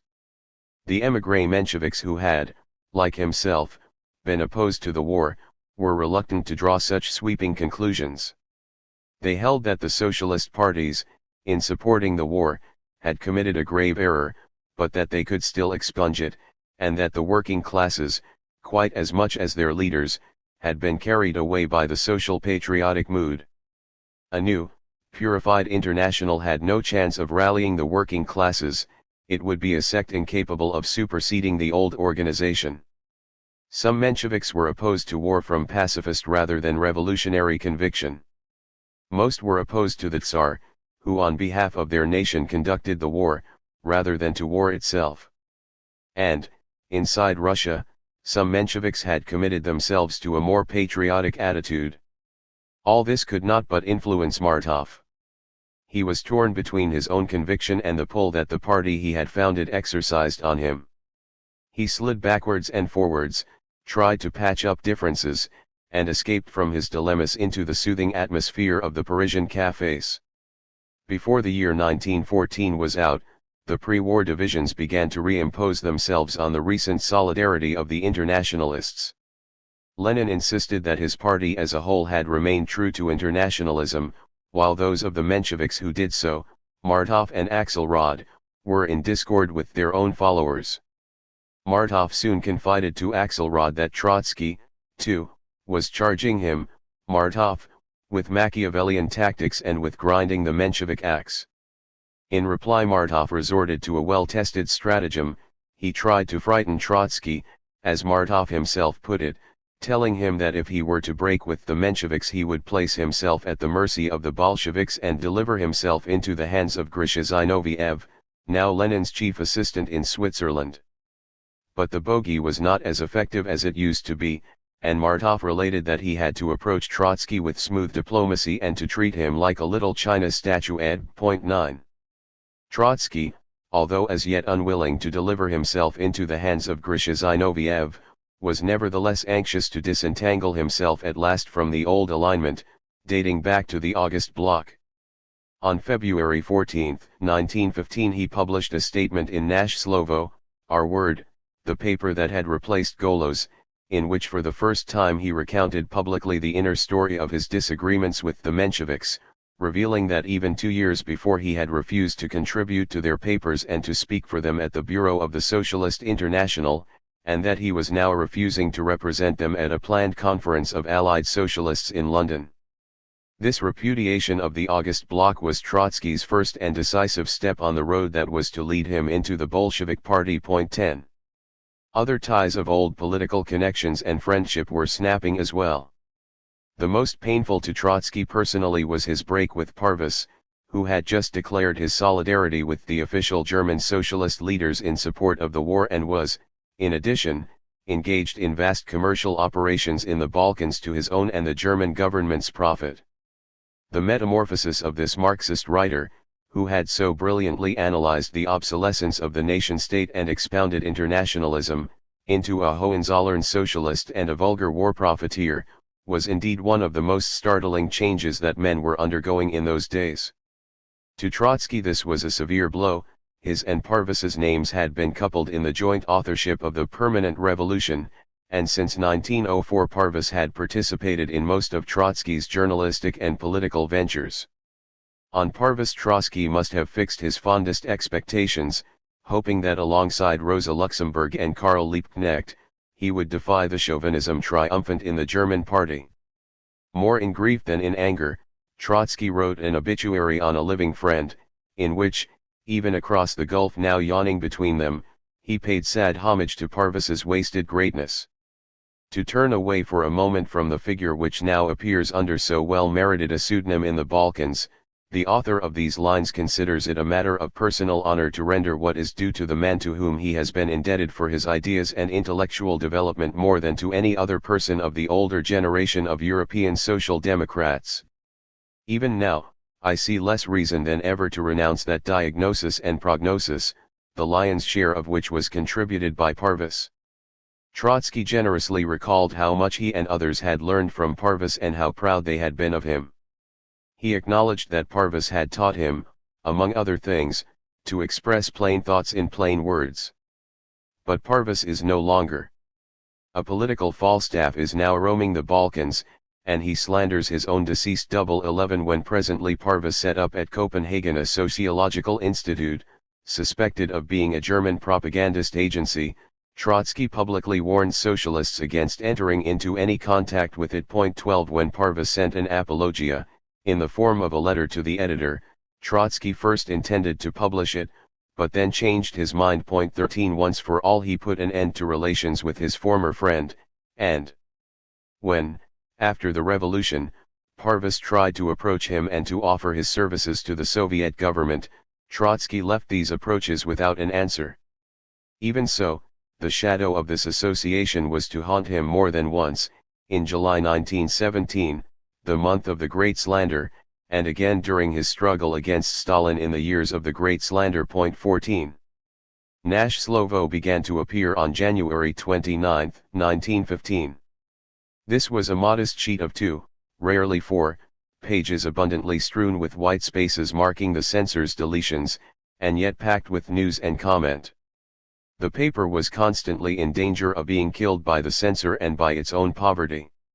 Editors and contributors received no salaries or fees. Wages of the compositors and printers were usually many months in arrears, but the half-starved workers, political émigrés like the editors, went on producing the daily without a murmur. Every now and then collections were made in shabby émigré centers such as the Russian Library in the Avenue de Gobelins, the Club of the Russian Émigrés in Montmartre, or the Library of Jewish Workers in the Rue Ferdinand Duval. The donations were in centimes and sous rather than francs, and the money went to pay for the meager supply of paper. Yet, Nash Slovo had a remarkable circle of contributors, nearly every one of whom was to inscribe his name prominently in the annals of the revolution, and as a journalistic venture it was much superior to the Viennese Pravda, and much more influential. If a Parisian journalist or politician had been told that this obscure Russian daily was politically weightier than all the French boulevard press, he would have taken this as a joke. Yet in less than 3 years the ideas expounded in Nash Slovo would resound from Petrograd and Brest-Litovsk throughout the world. The chief organizer of the paper was Antonovo Vzinko, a Menshevik of long standing and a former officer in the Tsarist army, who had rebelled in 1905 at the head of his detachment, had been sentenced to death, but escaped and joined in the clandestine struggle. In October 1917 he was to lead the Red Guards in the attack on the Winter Palace, arrest Kerensky's ministers, and thus bring the Bolshevik insurrection to success. Small, lean, short-sighted, of mercurial temper and imagination, the future commissar now used his inventiveness to secure, against all odds, the existence of the paper. He showed a tenacity and an optimism which astonished even Trotsky, who was by no means devoid of these qualities. 15 This was one of the new ties of friendship which were replacing the old ones in Trotsky's life. Between 1923 and 1925 Antonovo Vzinko was to be one of the leaders of the Trotskyist opposition. It was apparently Antonovo Vzinko who invited Trotsky and Martov to be joint editors of Nash Slovo. Trotsky at first refused, suspecting that the paper was meant to serve a narrowly Menshevik purpose. 16 But eventually he assumed the co-editorship and, in constant controversy with Martov, so strongly impressed his own outlook on Nash Slovo that the paper came to be considered his personal domain. Lunacharsky, the God-seeking Bolshevik, who had broken away from Lenin and who was to become the revolution's great commissar of education, worked for the Daily and sometimes acted as peacemaker between Trotsky and Martov. Ryazanov, who had also come from Vienna to Paris, was one of the pillars of Nash Slovo. Lozovsky, the future chief of the Red Trade Unions International, now leader of a small trade union of Jewish hat makers in Paris, surveyed French political and syndicalist developments. Manuilsky, the Bolshevik boycotter, future chief of the Stalinist Comintern and foreign minister of the Ukraine, contributed under the pen name Bezrabonyi the Jobless. His only job at the moment was that of the gerent of Nash Slovo, the figurehead editor, legally responsible to the authorities. He regaled the editorial staff with witty anecdotes, which he composed and narrated with the elan of a first-rate comedian. Angelika Balabanov, the half-Russian, half-Italian socialist, exposed in Nash Slovo her old friend and protégé Mussolini, whom she had once lifted from the gutter to prominence in the Italian party and who was now urging neutral Italy to join in the war. Balabanov also translated into many languages, but especially into Italian, Trotsky's more important articles, helping thereby to keep the bulk of the Italian Socialist Party in opposition to war. The editorial team further included men like Sokhonikov, later one of the chief organizers of the October insurrection, signatory to the Peace of Brest-Litovsk, Commissar of Finance, and diplomat, Pokrovsky the historian, and a few eminent Polish socialists. Of the outside contributors, Chicherin, correspondent in London, should be mentioned first. Descendant of one of the first families of the Russian aristocracy, former secretary of a Tsarist embassy, he had thrown away his diplomatic career to cultivate in obscurity the great passions of his life, revolution, music, and history. For years he was a familiar figure in Paris at the Montparnasse branch of the French Socialist Party. He used to appear there before midnight, wrapped in a vast Spanish cloak, the pockets of which were bulging with an incredible number of books, pamphlets, and periodicals, and there for many an hour of the night he would develop his ideas in leisurely fashion to those who would listen, supporting his arguments with quotations from his pocket reference library. These bat-like habits and this taste for keen but unhurried argument he was to retain as Foreign Secretary of the Soviet Republic. In Paris, Chicherin was still a Menshevik, but he was too aloof and wayward to involve himself in émigré politics, and so nobody even guessed the talents hidden in him. The war had caught him in London. In a memoir, which does not seem to have been published, Trotsky says that Chicherin's correspondence from London was written in a vaguely social patriotic spirit, but was so uncommonly subtle and original that he, Trotsky, was glad to have it in the paper. 17 Later in the war, Chicherin was interned in Britain as an anti-war propagandist. From Sweden and Denmark, Alexandra Kollontai and Moisey Urytsky, both former Mensheviks, disgusted with social patriotism and rapidly evolving towards Bolshevism, contributed more or less regularly. Kollontai was to be Commissar of Social Welfare in Lenin's first government, while Urytsky, he had worked for the Viennese Pravda too, was to become one of the foremost Bolshevik leaders in 1917.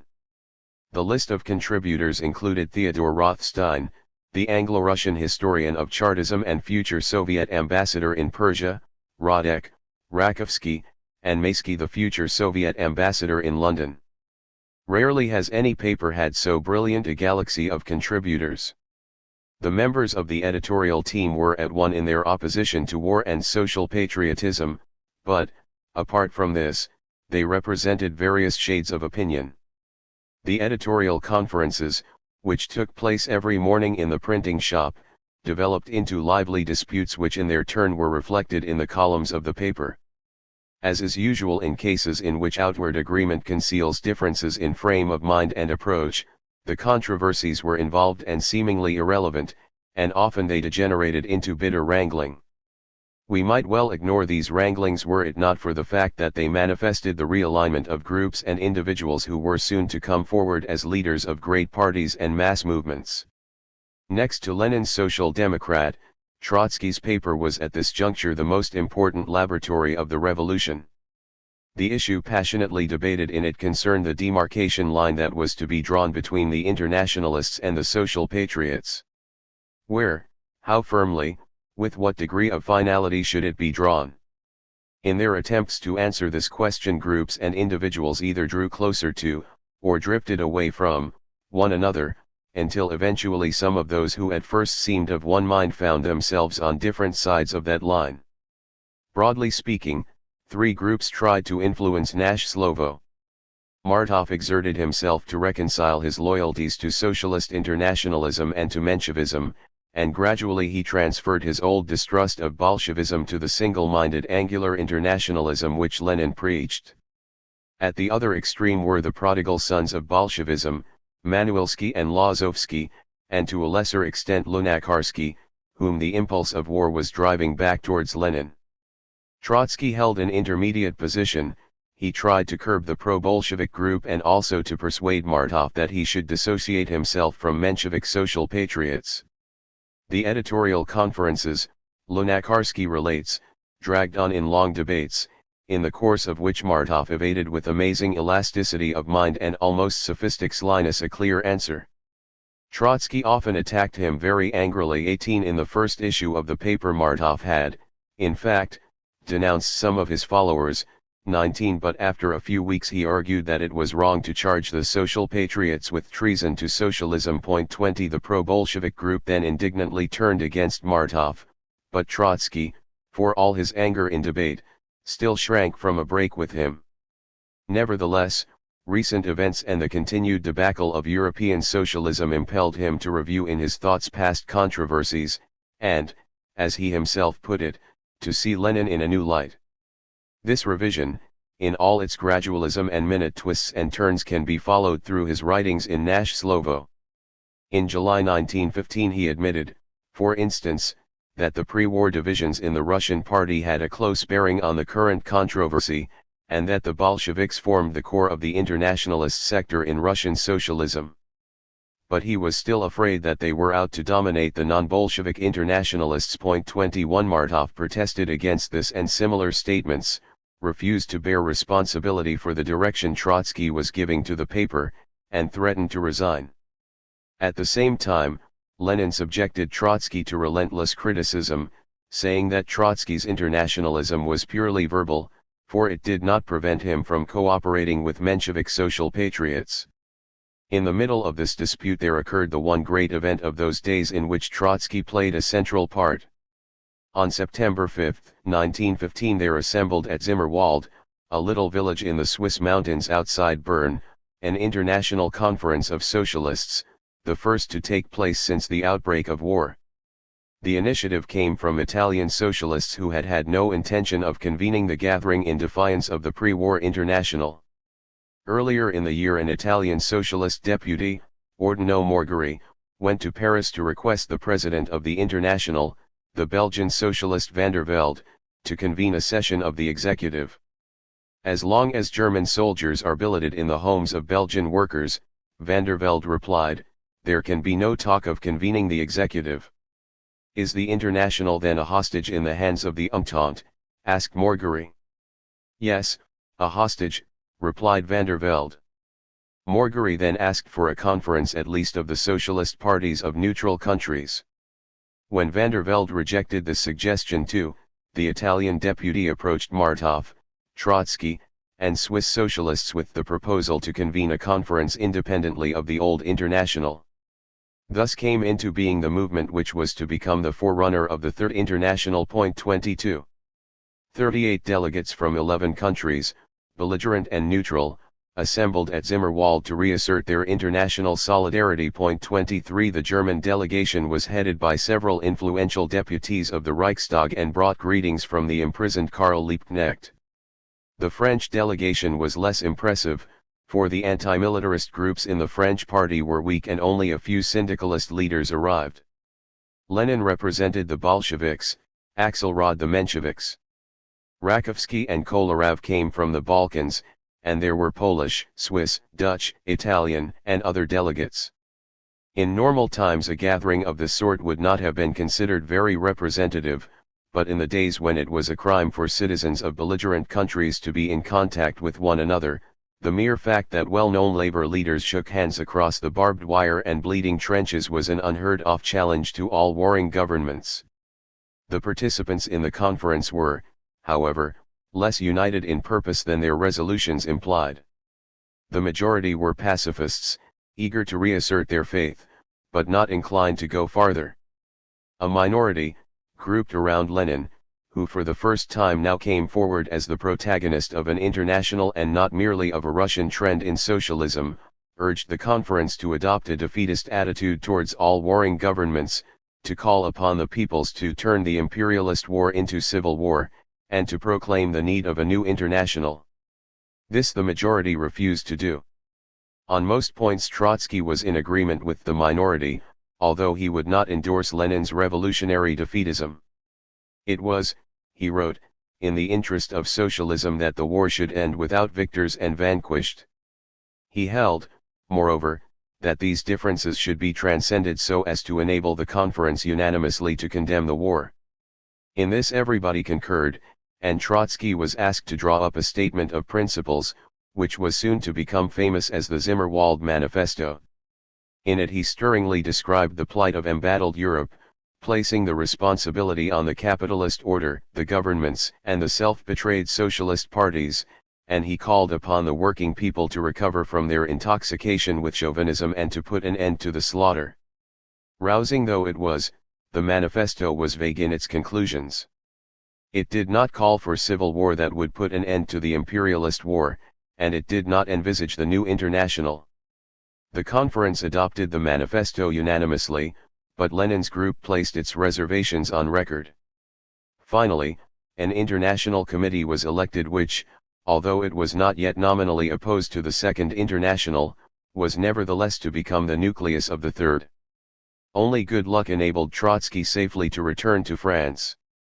On the frontier his luggage was opened for examination, and in it he carried all the Zimmerwald documents. An inspector picked them up, but seeing on top of them a sheet of paper with a conspicuous, patriotic inscription Vive le Tsar, he did not bother to examine them further.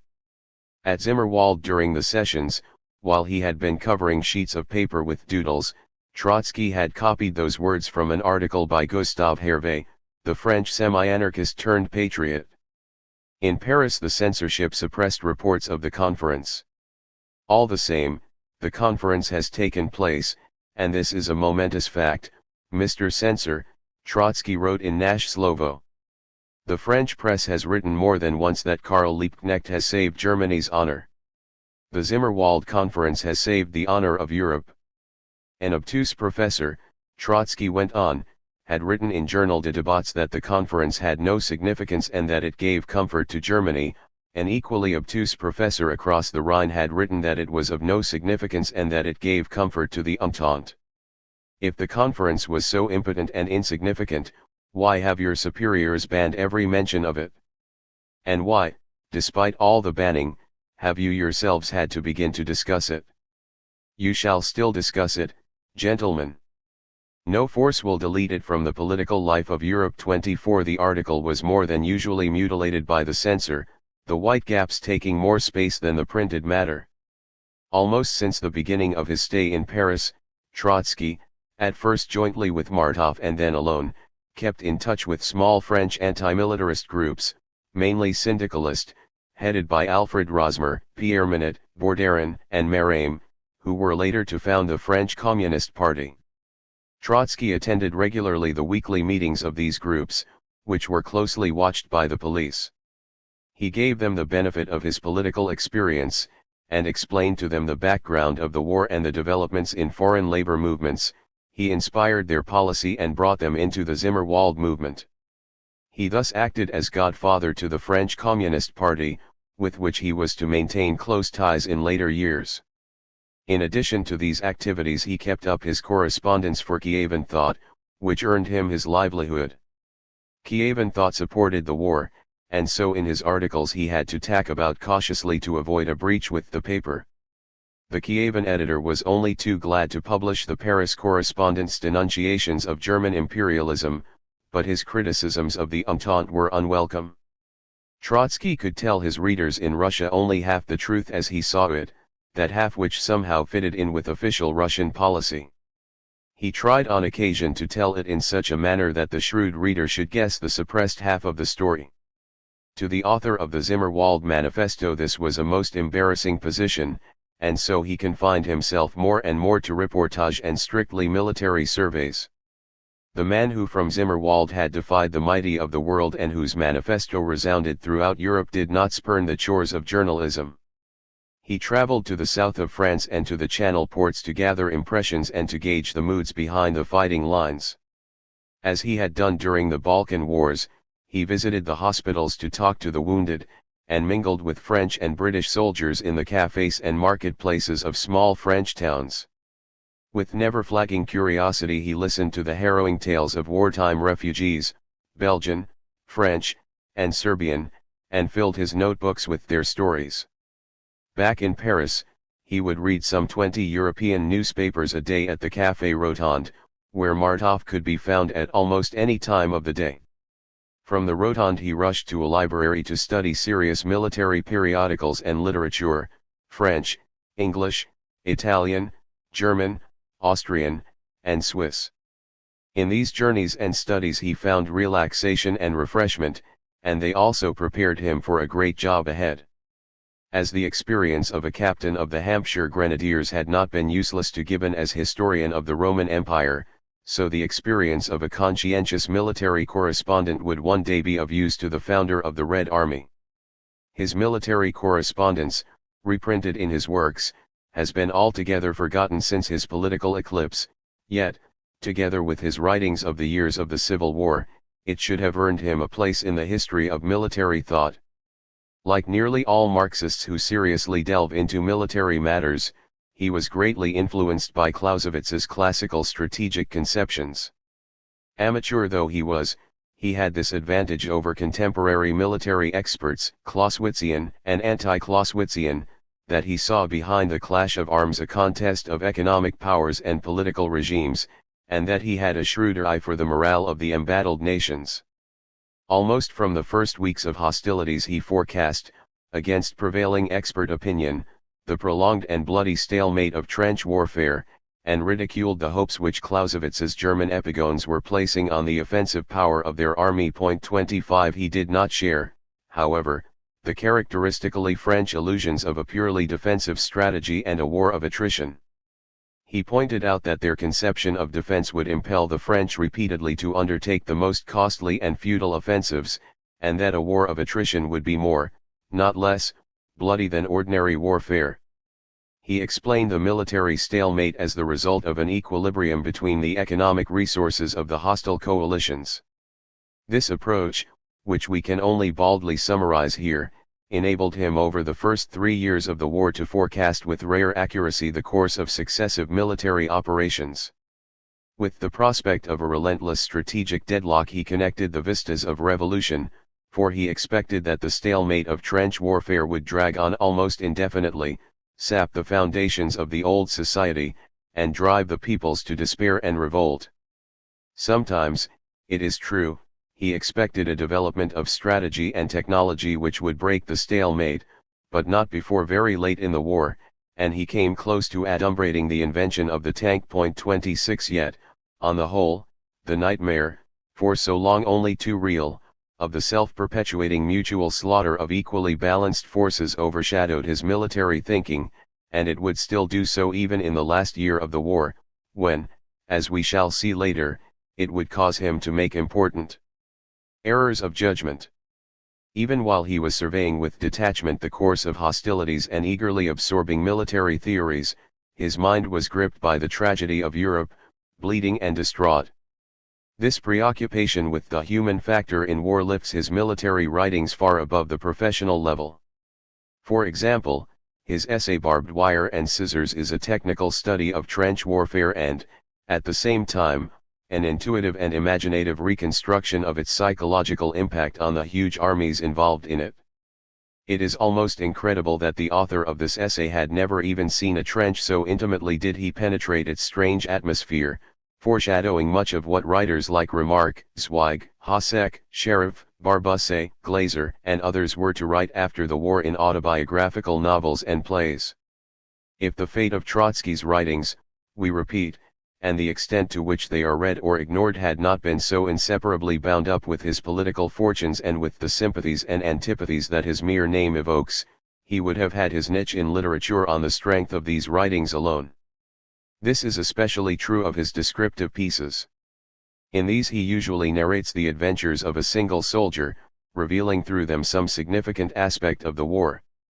In the 7th Infantry Regiment in the Belgian epic, for instance, which he wrote at Calais in February 1915, he describes the experiences of de Baer, a student of law at the University of Louvain, in whom he focuses the whole drama of invaded and occupied Belgium. He follows the young lawyer from the outbreak of the war through the confusion of mobilization, through battles, retreats, encirclements, and escapes, through a sequence of strange yet quite normal scenes, in which we see and feel the elemental upsurge of patriotism in the invaded people, their sufferings, their unwitting, often accidental heroism, a heroism in which the tragic and the comic are intertwined, and, above all, the boundless absurdity of war. The student de Baer goes through appalling torments in the trenches, then he is detailed to a court-martial to act as defending counsel for fellow soldiers. He returns to the trenches and unknowingly distinguishes himself in battle and is decorated with much pomp and solemnity. After that, almost alone of his encircled company, he survives without a scratch, and loses only his spectacles in the fray. Sent to a hospital in France, he is found to be too short-sighted to be a soldier, and is released. Thrown out by the military machine in a foreign country, he finds no employment, and, when the author meets him, he is starving and in rags. Because of its great realistic simplicity, the story reads like a modernized fragment of War and Peace. The author makes no propaganda, his hero is no proletarian. The patriotic feelings of the invaded Belgians, in seeming contradiction with the writer's political views, are described with such warm sympathy that the story might fit excellently into a patriotic anthology of Belgian martyrdom. All the more effectively does he expose the absurdity of war. From a Notebook of a Serb is written in a similar vein. There the epic of another small nation, first flattered, then exploited, and then trampled on by the great powers, is brought into focus in the adventures of Todor Todorović, a Serbian peasant from the Austrian-ruled Banat who has deserted from the Austrian army. Todor Todorović plods alongside the retreating Serbian army, through burning villages and icebound mountains. Frequently he is in danger of being shot either as a deserter and Serbian traitor by the Austrians or as an Austrian spy by the Serbs.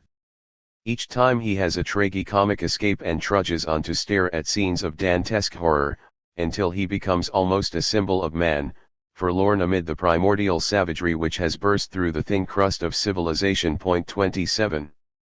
In other essays such as The Psychological Puzzles of War, Trotsky tried to feel himself into the condition in which the European mind would emerge from the Holocaust. He guessed that the man of the trenches would not easily adjust himself to normal society. The present disaster will, in the course of years, decades, and centuries, emit a sanguinary radiation, in the light of which future generations will view their own fate, just as Europe has hitherto sensed the radiation of the Great French Revolution and of the Napoleonic Wars. Yet how small were those events, in comparison with what we are performing or experiencing now, and especially with what we are heading for. The human mind tends to banality, only slowly and reluctantly does it clamber up to the height of these colossal events. It strives unwittingly to belittle for itself their import so that it can more easily assimilate them. It is not our mind that masters the great events, on the contrary the events, arising from a combination, interplay, and concatenation of great objective historical forces, compel our sluggish, lazy mind, waddlingly and limpingly to adjust itself. About this fact, so hurtful to our megalomania, our second nature, there cries out, in the merged thunder of all the guns and weapons, the present fate of the civilized nations. 28. Towards the turn of the year 1915 the cleavage in the Zimmerwald movement became accentuated. The minority, led by Lenin, was more and more emphatically dissociating itself from the pacifist socialists and from those centrists who tried to hold a middle position. The controversy grew in bitterness as the belligerent governments, supported by the social patriots, proceeded to repress the Zimmerwald movement, to imprison its leaders and adherents or to send them to the trenches. Among the Russian émigrés feelings were incensed by the conduct of the Menshevik deputies in the Duma. The Bolshevik deputies had already been tried and deported to Siberia. The leader of the Menshevik deputies, the Georgian Chkij, had spoken in the Duma about Zimmerwald, defending it in so ambiguous and half-hearted a manner that the defense amounted to repudiation. Lenin at once denounced Chkij and insisted that every Russian member of the Zimmerwald movement should do the same. The bitterness was aggravated when, in Russia, Verazay Sulich and Patrusov, like Plekhanov, came out in support of the war. To Trotsky this was a new blow and disillusionment. He had first embroiled himself with Lenin from devotion to the veterans of the party, and although he had in the meantime outgrown the veterans and had had his differences with them, his devotion to them had remained undiminished. Now he saw all of them, with the partial exception of the émigré Axelrod, deserting the cause. With Chkij, too, he had been politically associated before the war. It was to Chkij that in 1913 he had written in a letter about that master squabbler Lenin, that professional exploiter of the backwardness of the Russian labor movement. Point 29. Now Trotsky still tried to find mitigating circumstances for Chkij's behavior, but with Verazay Sulich he broke with a heavy heart as he had broken with Parvus. Point 30. More than once he had to ask himself what had caused the old guard to abandon their principles, and whether Lenin had not been right all along in spurning them and going his way. In his autobiography Trotsky describes his evolution towards Bolshevism as a process in which of his own accord he was drawing closer and closer to Lenin, and he does no justice to the influence which some of his contributors had on him. The truth which emerges from the pages of Nash Slovo is that he was prodded and pushed that way by the pro-Bolsheviks on his staff, who, although they were men of much smaller stature, were quicker in grasping the trend of the realignment and urged him to abandon his old loyalties and to draw conclusions from the new situation. 31. One ought not to and one need not, wrote one of them, share the sectarian narrow-mindedness of Lenin's group, but it cannot be denied that, in Russia, in the thick of political action, so-called Leninism is freeing itself from its sectarian features, and that the workers' groups connected with Social Democrat, Lenin's paper, are now in Russia the only active and consistently internationalist force. For those internationalists who belong to no faction there is no way out but to merge with the Leninists, which in most cases means joining the Leninist organization. There exists, of course, the danger that through such a merger we shall forfeit some valuable features, but the spirit of the class struggle, which lives not in literary laboratories but in the dust and tension of mass political strife, will brace itself and boldly develop. 32. Another writer, himself a former Menshevik, tried to explain why the founding fathers of Russian socialism had turned into social patriotic opportunists. They had begun their political and literary careers with a critique of the voluntarist utopias of the Narodniks, and this left a lasting impression on their outlook. In their polemics against the Narodniks they had concentrated so exclusively on objective conditions, on what was and what was not historically possible in Russia, that they became the slaves of their own determinism. The Mensheviks had indubitable merits in analyzing the social conditions of Russia and in attempting to Europeanize the movement, merits, the writer added, which Trotsky's Pravda shared with them. But they completely neglected to cultivate the revolutionary will, which changes the social conditions within which it works. The principle of will and action was as much essential to the Marxist doctrine as was its determinism, and this principle, so the writer concluded, was embodied in Lenin's group. That was why the Mensheviks had floated with the tide of events to their social patriotic debacle, while the Bolsheviks had the strength to resist the tide. 33. Manuilsky and Lozovsky, especially the former, argued along the same lines. Still refusing to accept Leninism as the ready-made and rounded-off form of the new internationalist ideology, still criticizing its national narrow-mindedness and angular crudity, Manuilsky, nevertheless, insisted that Bolshevism, because of its emphasis on will and action, had legitimately become the core of the Russian revolutionary movement.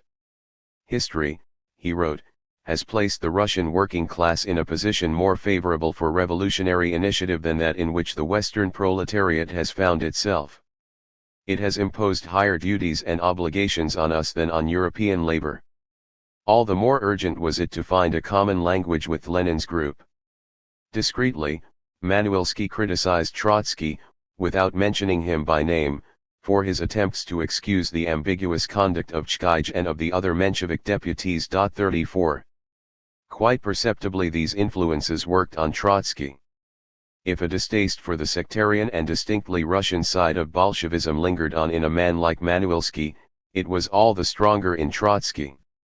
But he, too, preached close cooperation with the very active and influential group of Leninists, although he was still afraid of remaining tête-à-tête with it. 35 When he made the rapprochement with the Bolsheviks a principle of editorial policy, Martov, after many ultimatums and counter-ultimatums, at last resentfully resigned from Nash Slovo. 36 Thus snapped another old friendship, and thus Trotsky made another step towards Lenin and the Third International. However, neither Trotsky nor even Lenin had yet made up his mind to secede at once, come what might, from the Second International. In the spring of 1916 the leaders of that international, alarmed by the response which the Zimmerwald movement had evoked, at last convened at the Hague a session of their International Bureau. In Nash Slovo, Lozovsky urged the Russian socialists to boycott the conference or to attend it only in order to declare demonstratively that they would not rejoin the pre-war organization. In a reply which is of considerable interest to the historian of the Third International, Trotsky pleaded for a more cautious attitude. It is possible that we, the left, may be in a position not to attend the Hague Conference, if we have the masses behind us. We might then go there only in order to make a demonstration, as Lozovsky, prejudging the issue, one-sidedly counsels us to do. But it is also possible that the alignment inside the labor movement may compel us to take up for a time the position of a left wing in there, i.e. the Second International. 37 He recalled that the Zimmerwald movement had not arisen as an explicit attempt to set up a new international. Trotsky's attitude in this matter was a shade less definite than Lenin's. At the end of April 1916 Lenin carried with him the second conference of the Zimmerwald movement, which assembled at Kienthal, in Switzerland. Trotsky did not attend this time. The French authorities did not permit him to cross the frontier. But in defiance of the raging censorship, he stated in Nash Slovo his solidarity with the Kienthal resolutions. 38. Differences on broader issues still separated Trotsky from Lenin. There was, first, the disagreement over revolutionary defeatism.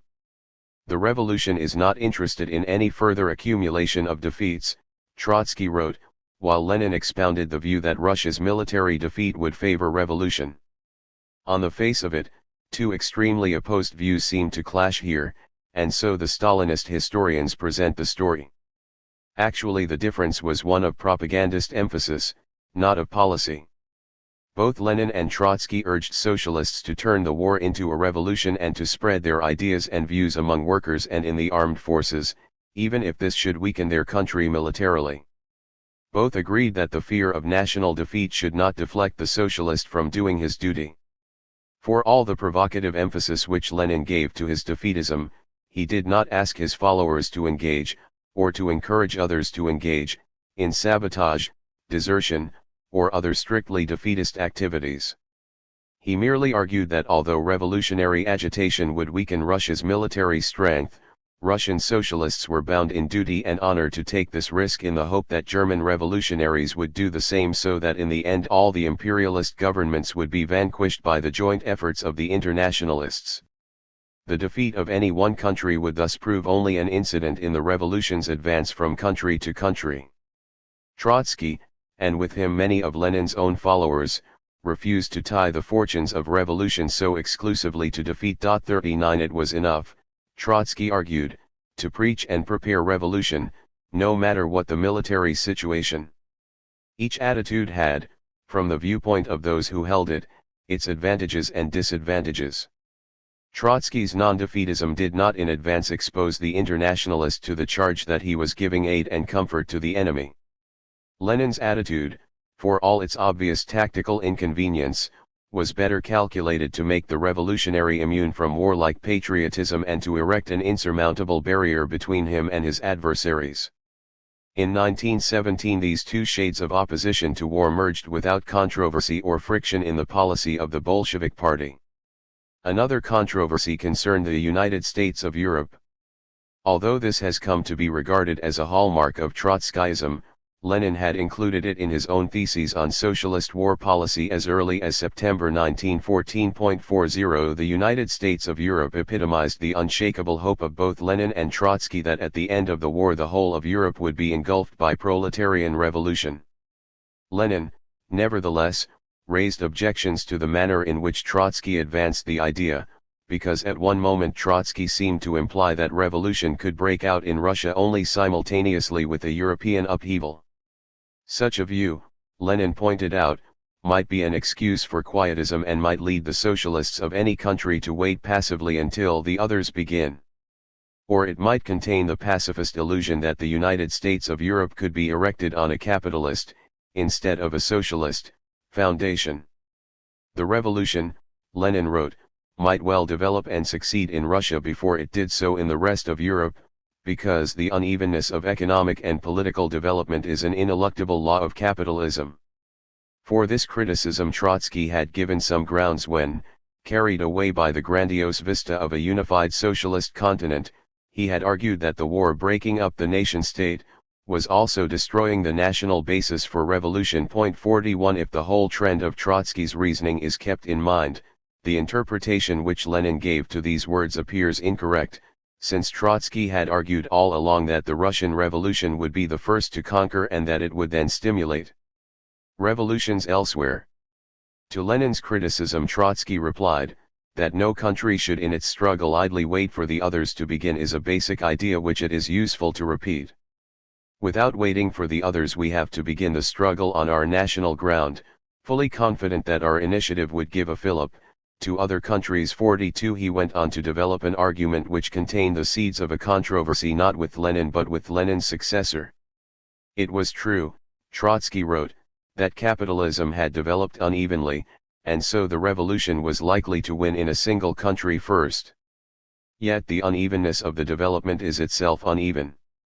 Some European countries had advanced, economically and culturally, more than others, but Europe, as a whole, had progressed further than Africa or Asia and was riper for socialist revolution. There was, therefore, no need to contemplate the prospects of a revolution permanently or for long isolated in a single country. There was no need to fall into that national revolutionary messianic mood which prompts one to see one's own nation-state as destined to lead mankind to socialism. If a victorious social revolution were really conceivable within the boundaries of a single nation, then this messianic attitude would have its relative historic justification. To fight for the preservation of the national base for social revolution by methods which threaten to cut the international ties of the proletariat, means to sap the foundations of the revolution. The revolution must begin on a national basis but, in view of the economic and military political interdependence of the European states, it cannot be concluded on that basis. 43. With this attitude Lenin had no quarrel. What strikes us now about Trotsky's words is his prescience, negatively expressed, of the national revolutionary messianic mood, which views its own nation-state as destined to lead mankind to socialism. Of this mood Stalin, in his later years, was to become the exponent. 44. The second year of Trotsky's stay in Paris was drawing to a close when, on September 15, 1916, the French police banned Nash Slovo. The next day Trotsky himself was ordered to leave the country. Socialist deputies protested to the Prime Minister, Aristide Briand, and obtained a delay in the enforcement of the order. Legally there was no ground for the expulsion. Nash Slovo had not been able to say more than the censorship had allowed it to say, and although Trotsky had often wrangled with and poked fun at the censor, he had scrupulously complied with his directions. Nor did the French government take a grave view of Trotsky's contacts with the still feeble French anti-war groups. But the Tsarist embassy intrigued against the revolutionary émigrés, and the French complied, willy-nilly, with the wishes of their allies. An accident assisted the embassy's intrigue. A mutiny, partly provoked by a secret agent of the Russian police, had broken out among Russian soldiers disembarked at Marseilles, and it was claimed that the mutineers had acted under the influence of Nash Slovo. Trotsky feared that the French intended to extradite him to Russia. For 6 weeks he tried in vain to obtain permission to enter Switzerland or Italy or to travel through England to Scandinavia until, on October 30, he was detained by 2 police agents and deported to the Spanish frontier. Before the expulsion he addressed an open letter to Jules Guesde, the pioneer of French Marxism who had become Minister of War. Is it possible for an honest socialist not to fight against you? In an epoch when bourgeois society whose mortal enemy you, Jules Guesde, once were has disclosed its true nature through and through, you have transformed the Socialist Party into a docile chorus accompanying the coryphée of capitalist banditry. The socialism of Babeuf, Saint-Simon, Fourier, Blanqui, the Commune, Jours, and Jules Guesde, yes, of Jules Guesde, too, has finally found its Albert Thomas to deliberate with the Tsar on the surest way of seizing Constantinople. Step down, Jules Guesde, from your military automobile, get out of the cage, where the capitalist state has shut you up, and look around a little. Perhaps fate will for once, and for the last time, have pity on your sorry old age, and you will hear the muted sound of approaching events. We await them, we summon them, we prepare them. 45. He entered Spain, hoping to proceed from there to Italy and Switzerland. His Italian friends were still trying to obtain the entry permits. But while the French had compelled him to cross the Spanish border, they had warned the Spanish police that a dangerous anarchist had sneaked into their country. He stayed for a day at San Sebastian, and with rueful irony contemplated in his hotel a picture La Muerte del Pecador, the death of a sinner, hung over his bed. From there he went to Madrid, and, in expectation of news from Italy, loitered for 10 days, mingling with gay and noisy crowds, watching picturesque ceremonies and taking notes. He knew no Spanish and had no acquaintance in Madrid, except a French socialist who worked there as manager of the Spanish branch of a French insurance company. The day of 7 November next year, on this very day he would lead the Bolshevik insurrection, he spent at the Prado and jotted in his notebook reflections on the eternal element in Spanish classical paintings, contrasting it with the less majestic but more intimate and subtle appeal of French impressionistic art. 2 days later, while he was attending a sporting event, he was spotted by a police agent and arrested. Fearing that the Spanish police might put him on board a ship bound for Russia, he dispatched cables and letters of protest right and left. In a letter to the Spanish Minister of Home Affairs he explained, with the usual flourish and irony, that he knew no Spanish, had met not a single Spanish citizen, had published not a single line in Spain, and had only visited museums and churches. The only reason for his arrest, given to him by the chief of the police of Madrid, was that his views were a little too advanced for Spain. The socialist and republican press began to clamor for his release. After 3 days he was ordered to proceed under escort to Cadiz. There he was allowed to remain at large, under mild, almost farcical police surveillance, to await the arrival of the first boat in which he could leave the country. 46. At Cadiz Trotsky spent 6 weeks, bombarding the Spanish government with protests and killing time in the company of a police agent at an ancient library, where, in a quietness such that one could hear the bookworm eating his way through the folios, he pored over old French and English books, took notes and copied excerpts on Spanish revolutions and counter-revolutions, on their effect on bullfights, on the failures of Spanish liberalism and on the intrigues of the great powers in the peninsula. 47. At last a boat bound for Cuba came in. He refused to board it, and, after new protests and a few anxious moments, was allowed to stay until the arrival of a ship bound for the United States. His Italian friends now wrote him that they hoped soon to obtain the Italian and Swiss visas. "When I am already at Cadiz," he remarked, "the whole of Europe becomes hospitable to me." On December 20 he was allowed to leave, again under police escort, for Barcelona, whither his wife and 2 sons had arrived from Paris. From Barcelona he sailed with his family on a ramshackle Spanish ship, crowded with well-to-do deserters and destitute undesirables from all European countries. The neutral flag of the ship at least offered some protection from German submarines. On the last day of the year, the ship passed Gibraltar. "This is the last time," Trotsky wrote to Alfred Rosmer, that I cast a glance on that old canine Europe. On a cold, rainy Sunday morning, January 13, 1917, he disembarked in New York Harbor. The colony of Russian socialists enthusiastically welcomed the author of the Zimmerwald Manifesto, and there was no end to greetings and ovations. 48. Trotsky looked haggard, he had grown older, and there was fatigue in his face, says the Russo-American communist M. Olgin, who had visited him in Vienna 5 years before. His conversation hinged around the collapse of international socialism. This was also the theme of the lectures which, shortly after his arrival, he delivered to Russian, Finnish, Latvian, German, and Jewish socialists in New York, Philadelphia, and other cities. With his family he settled in a lodging rented, for $18 a month, in the Bronx, 164th Street. The cheap apartment offered the family unaccustomed luxuries. For the first time in his life, the future leader of the revolution had a telephone in his home. Various American writers have given highly colored descriptions of Trotsky's life in New York.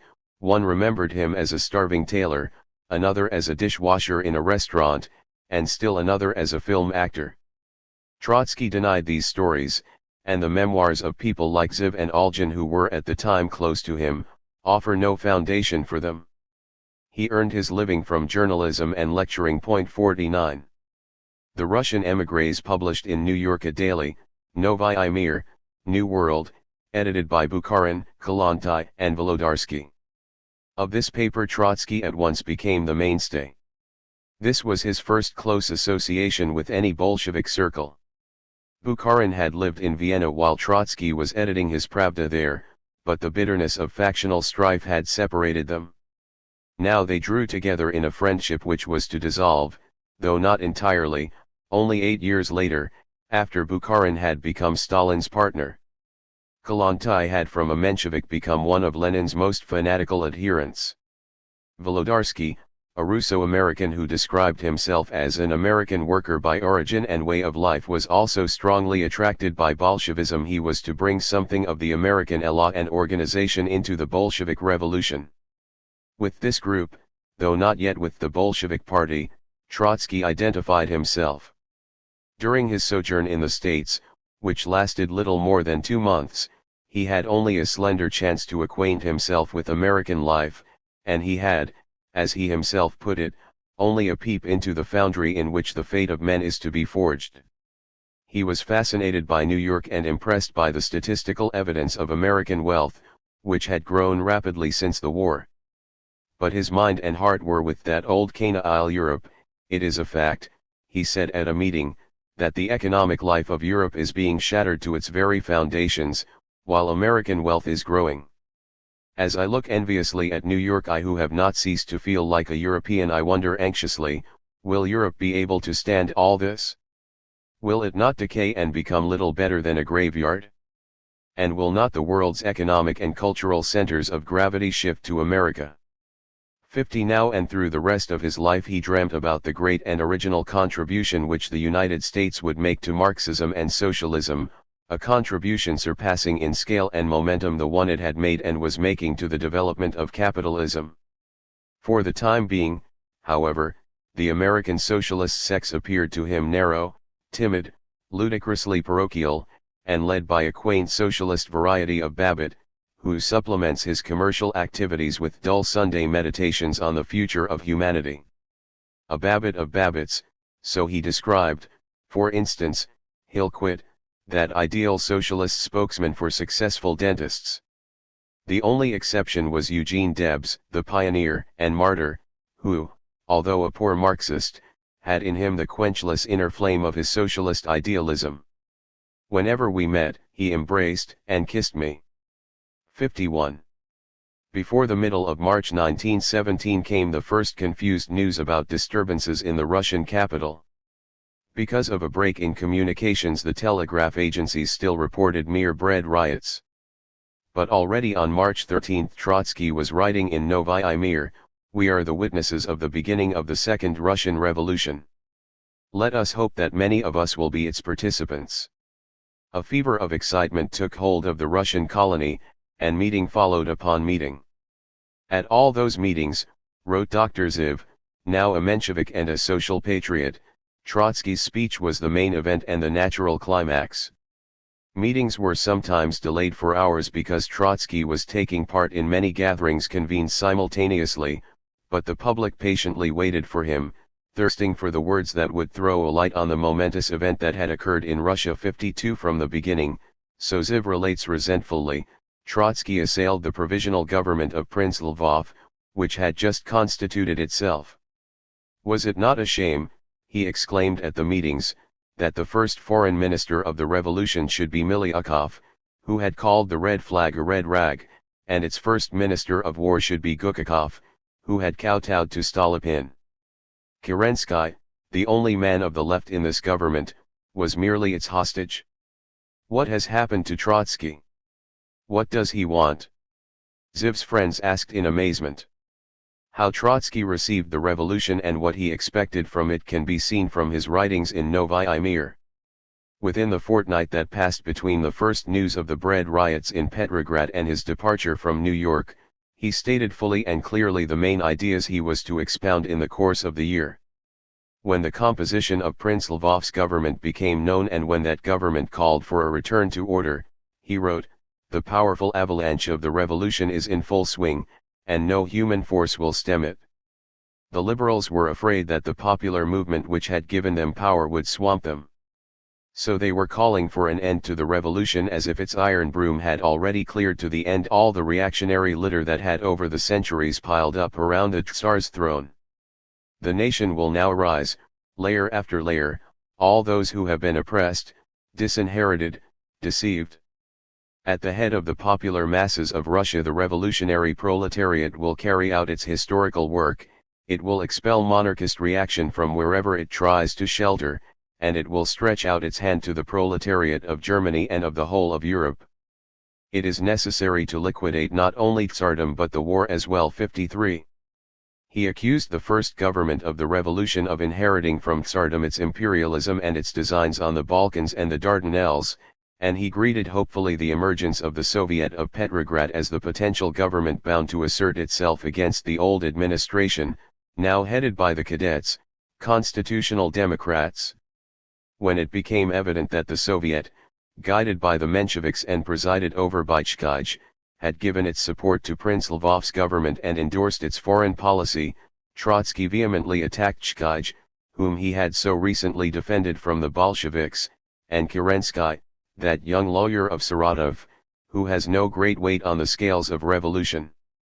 The Mensheviks and the social revolutionaries were evoking the patriotism of the peasantry to justify their support of the war. But, Trotsky wrote, it was not the alleged patriotism of the peasantry but its hunger for land that was of real importance. Tsardom, the landlords, and the bourgeoisie had done their best to divert the peasantry from agrarian revolution to imperialist war. It was the task of socialism to lead the peasants back from war to agrarian revolution. The landlord's land and not Constantinople, thus the soldier, proletarian will say to the soldier, peasant. 54 In an essay written for Zuckenfeet, an American Jewish socialist monthly, Trotsky made this point even more explicit: the peasant masses will rise in the villages and, not waiting for a decision of the Constituent Assembly, they will begin to expel the big landlords from their estates. All efforts to put an end to class warfare will lead to nothing. The Philistine thinks that it is the revolutionaries who make a revolution and who can call it off at any point as they wish. 55. Thus, separated by an ocean and a continent from the scene of events, through the haze of confused and contradictory reports, he firmly grasped the direction in which things were moving, formulated the problems of the revolution, and unhesitatingly pointed to those whom he now considered to be its enemies, even if only yesterday they had been his friends.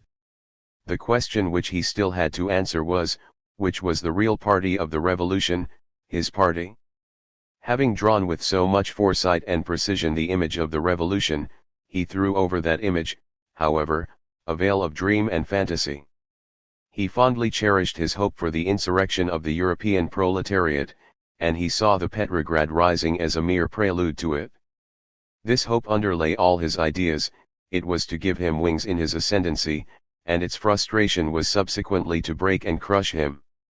Through the pages of Novy Mir we can watch Trotsky in the first of his many wrestlings with illusion. Just before he left New York he tried to answer critics who fervently held that Russia, even while she was governed by Prince Lvov, must be defended against invasion by the Kaiser's troops. Trotsky, even now, persisted in opposition to war. The Russian Revolution, so he answered the critics, represents an infinitely greater danger to the Hohenzollern than do the appetites and designs of imperialist Russia.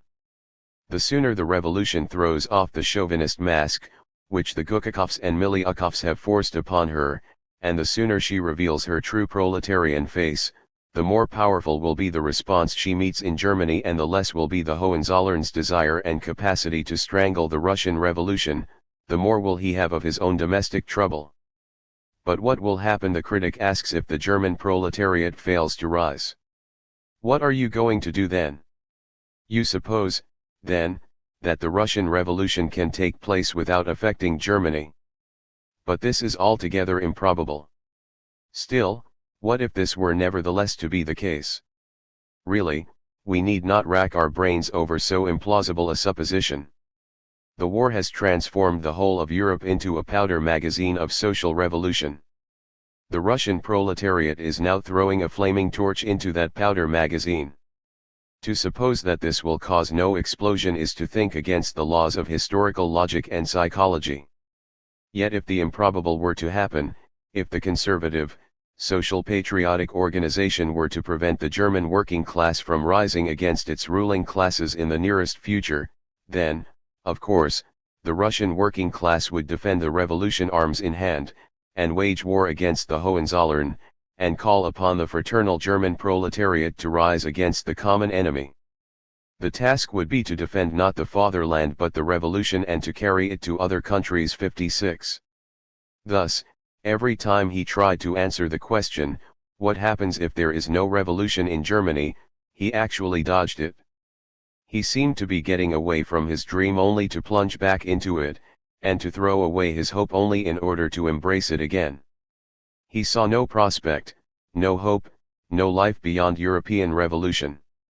On March 27 Trotsky, his family, and a small group of other émigrés, having the day before been given a boisterous farewell by a multilingual gathering of socialists, sailed from New York on board the Norwegian ship Christiania Fjord.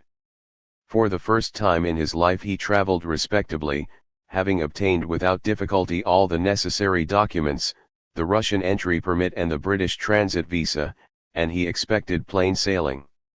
All the greater was the surprise, when, on April 3, the Christiania Fjord dropped anchor at Halifax, Nova Scotia, and the British Naval Police forcibly removed him and his family from the ship, carried him away to a camp for German prisoners of war at Amherst, and placed his wife and children under close surveillance.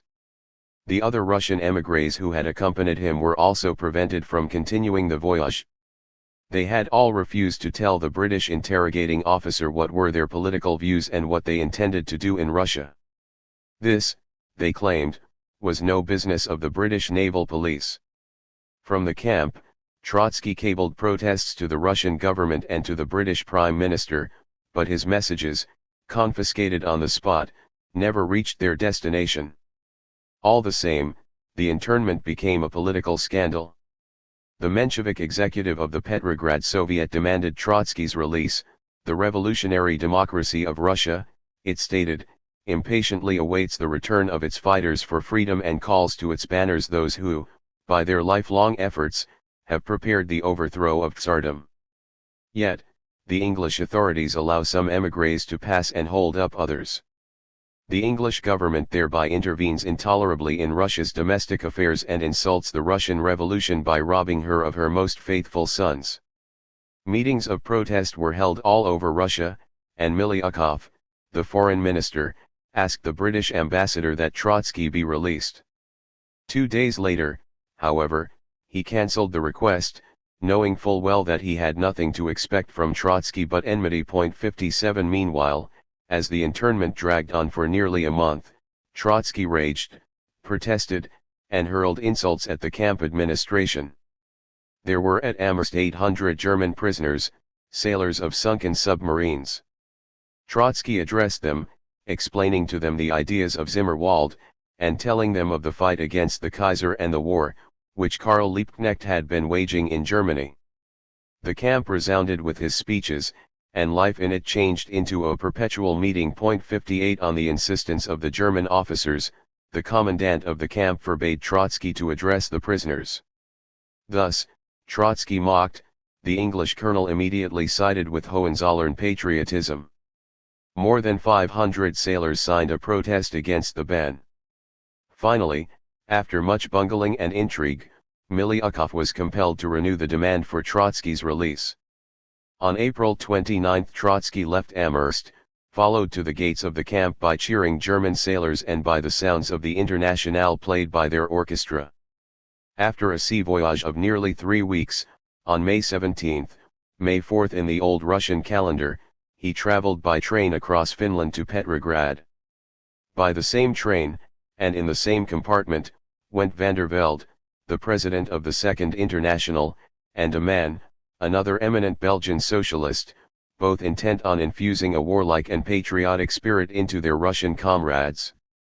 Trotsky and van der Velde have given 2 different accounts of this meeting, the former claiming that he refused to talk with the social patriots, the latter describing their long, polite, but rather unfriendly conversation. 59 Whatever the truth, the gulf between the Second and the Third Internationals ran for a few hours across that railway compartment.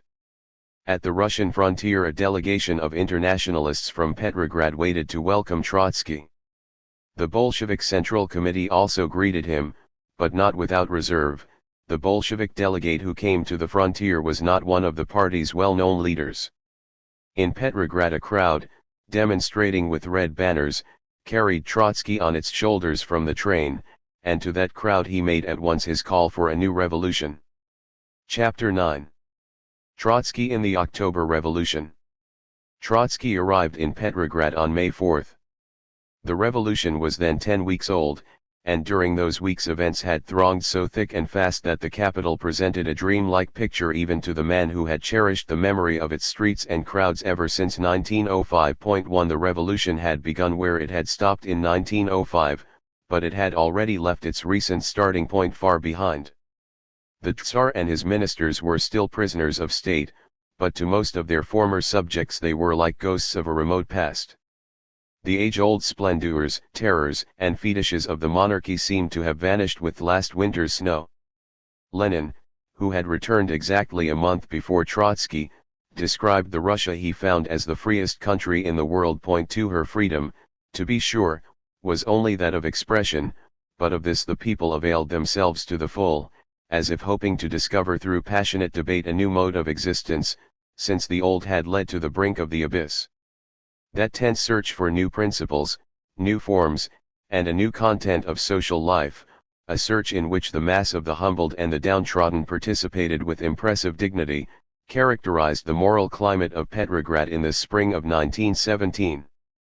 No authority and no truth was taken for granted. Only a vague belief prevailed that good was what promoted the revolution and helped to right the wrongs of the oppressed. The social character of the upheaval was reflected even in the city's appearance. The streets and squares in the fashionable center were constantly crowded with dwellers from suburban slums.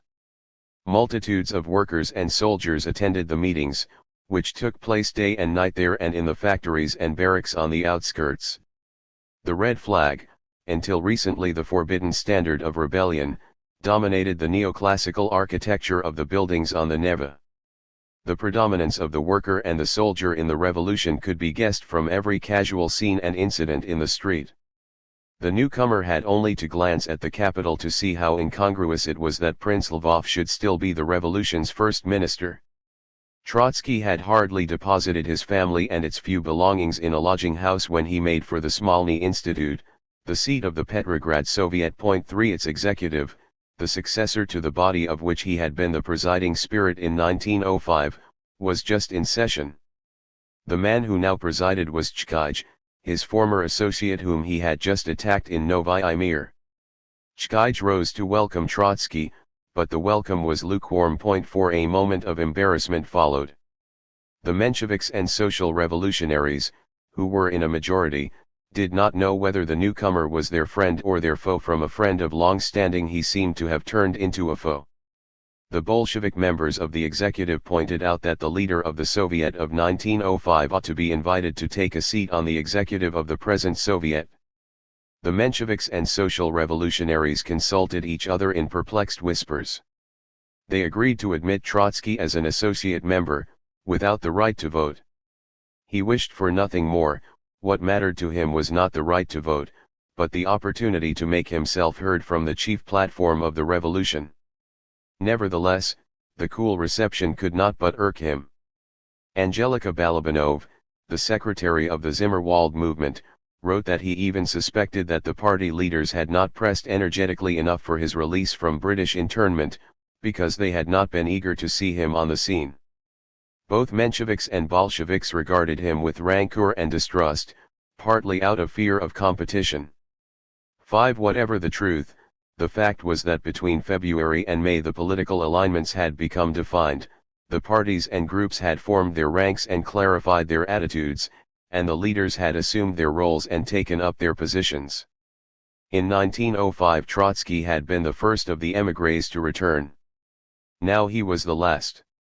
And no appropriate vacancy seemed to be open for a man of his gifts and ambition. The moment was such that all parties, except the Bolsheviks, had reason to fear any new and incalculable influence. For the first time, the regime that sprang from the February insurrection had lost its unstable balance, and it was trying to regain that balance through delicate combinations and maneuvers. Prince Lvov's first government had ceased to exist. In that government only the gentry and the upper middle class had been represented, the former by the conservatives who followed Gukakov, the latter by Miliukov's cadets. The Mensheviks and social revolutionaries, who dominated the Soviet, had pledged their support to the government but had not joined it. Yet the government could not have existed a single day without the backing of the Soviet, the de facto power created by the revolution. The point had now been reached where the moderate socialist parties in the Soviet could no longer support the government without joining it.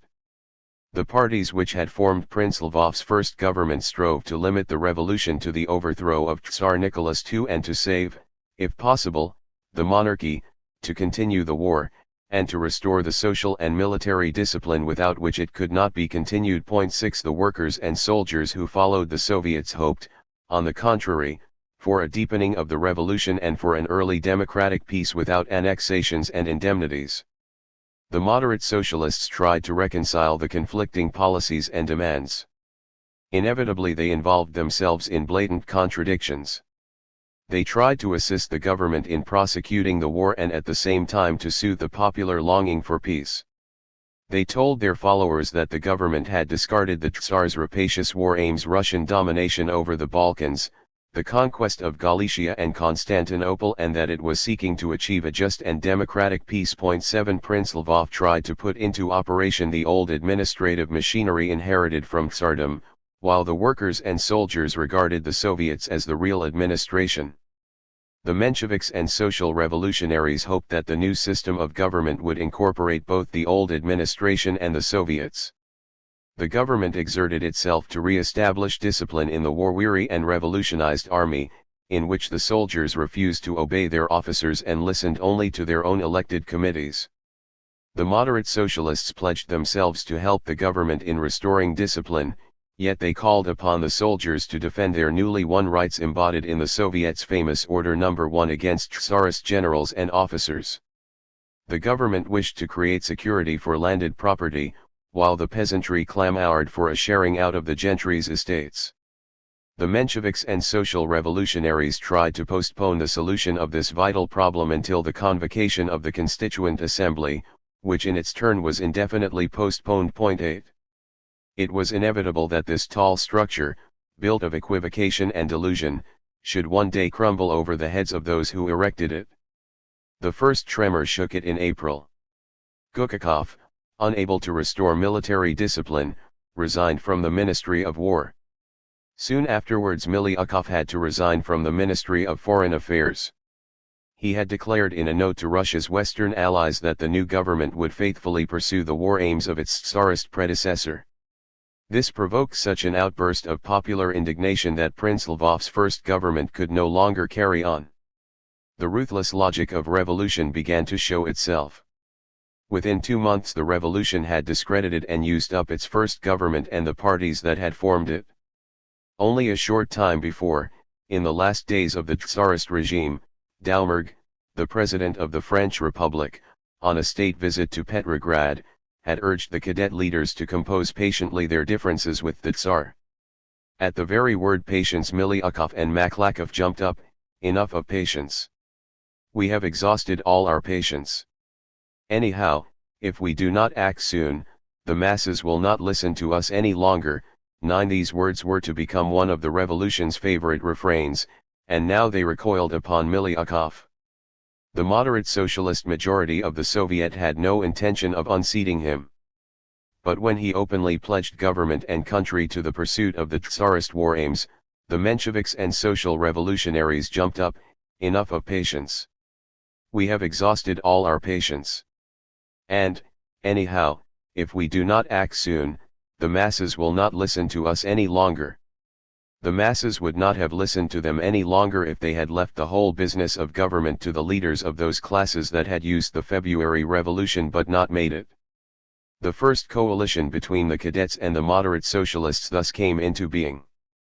When Trotsky appeared at the session of the Soviet executive, the new partners were just sharing out the governmental seats. There were to be 10 capitalist and 6 socialist ministers. The cadets were the senior partners, and so the program of the new government was in essentials indistinguishable from that of its predecessor. The 6 socialist ministers could only dilute it to make it more palatable to the Soviet. Kerensky, who had a connection with the Social Revolutionary Party, succeeded Gukakov as Minister of War. Tsereteli, the most eminent Menshevik leader of this period, a former deputy and hard labor convict, became Minister of Posts and Telegraphs. Chernov, chief of the Social Revolutionaries and a participant in the Zimmerwald Conference, was appointed Minister of Agriculture. Skobelev, Trotsky's former pupil and editorial assistant, was Minister of Labor. On May 5, the day after Trotsky's arrival, the socialist ministers stood before the Soviet, asking it to support the coalition. When Trotsky appeared he was greeted with loud applause, and Skobelev addressed him as dear and beloved teacher. From the floor Trotsky was asked to state his view on the day's event. He was visibly nervous over the debut, under the stare of an unknown mass and the hostile glances of social traitors. 10 Cautiously he felt his way. He began by extolling the grandeur of the revolution, and he so described the impression it had made upon the world that by implication he at once reduced that day's event to modest proportions. If only, he said, they could see and gauge, as he had done abroad, the impact of the revolution upon the world, they would know that Russia had opened a new epoch, an epoch of blood and iron, a struggle no longer of nation against nation, but of the suffering and oppressed classes against their rulers. 11 These words jarred on the ears of the socialist ministers, who had committed themselves to continuing the war and calming the raging elements of revolution. I cannot conceal, Trotsky went on, that I disagree with much that is going on here. I consider this participation in the ministry to be dangerous.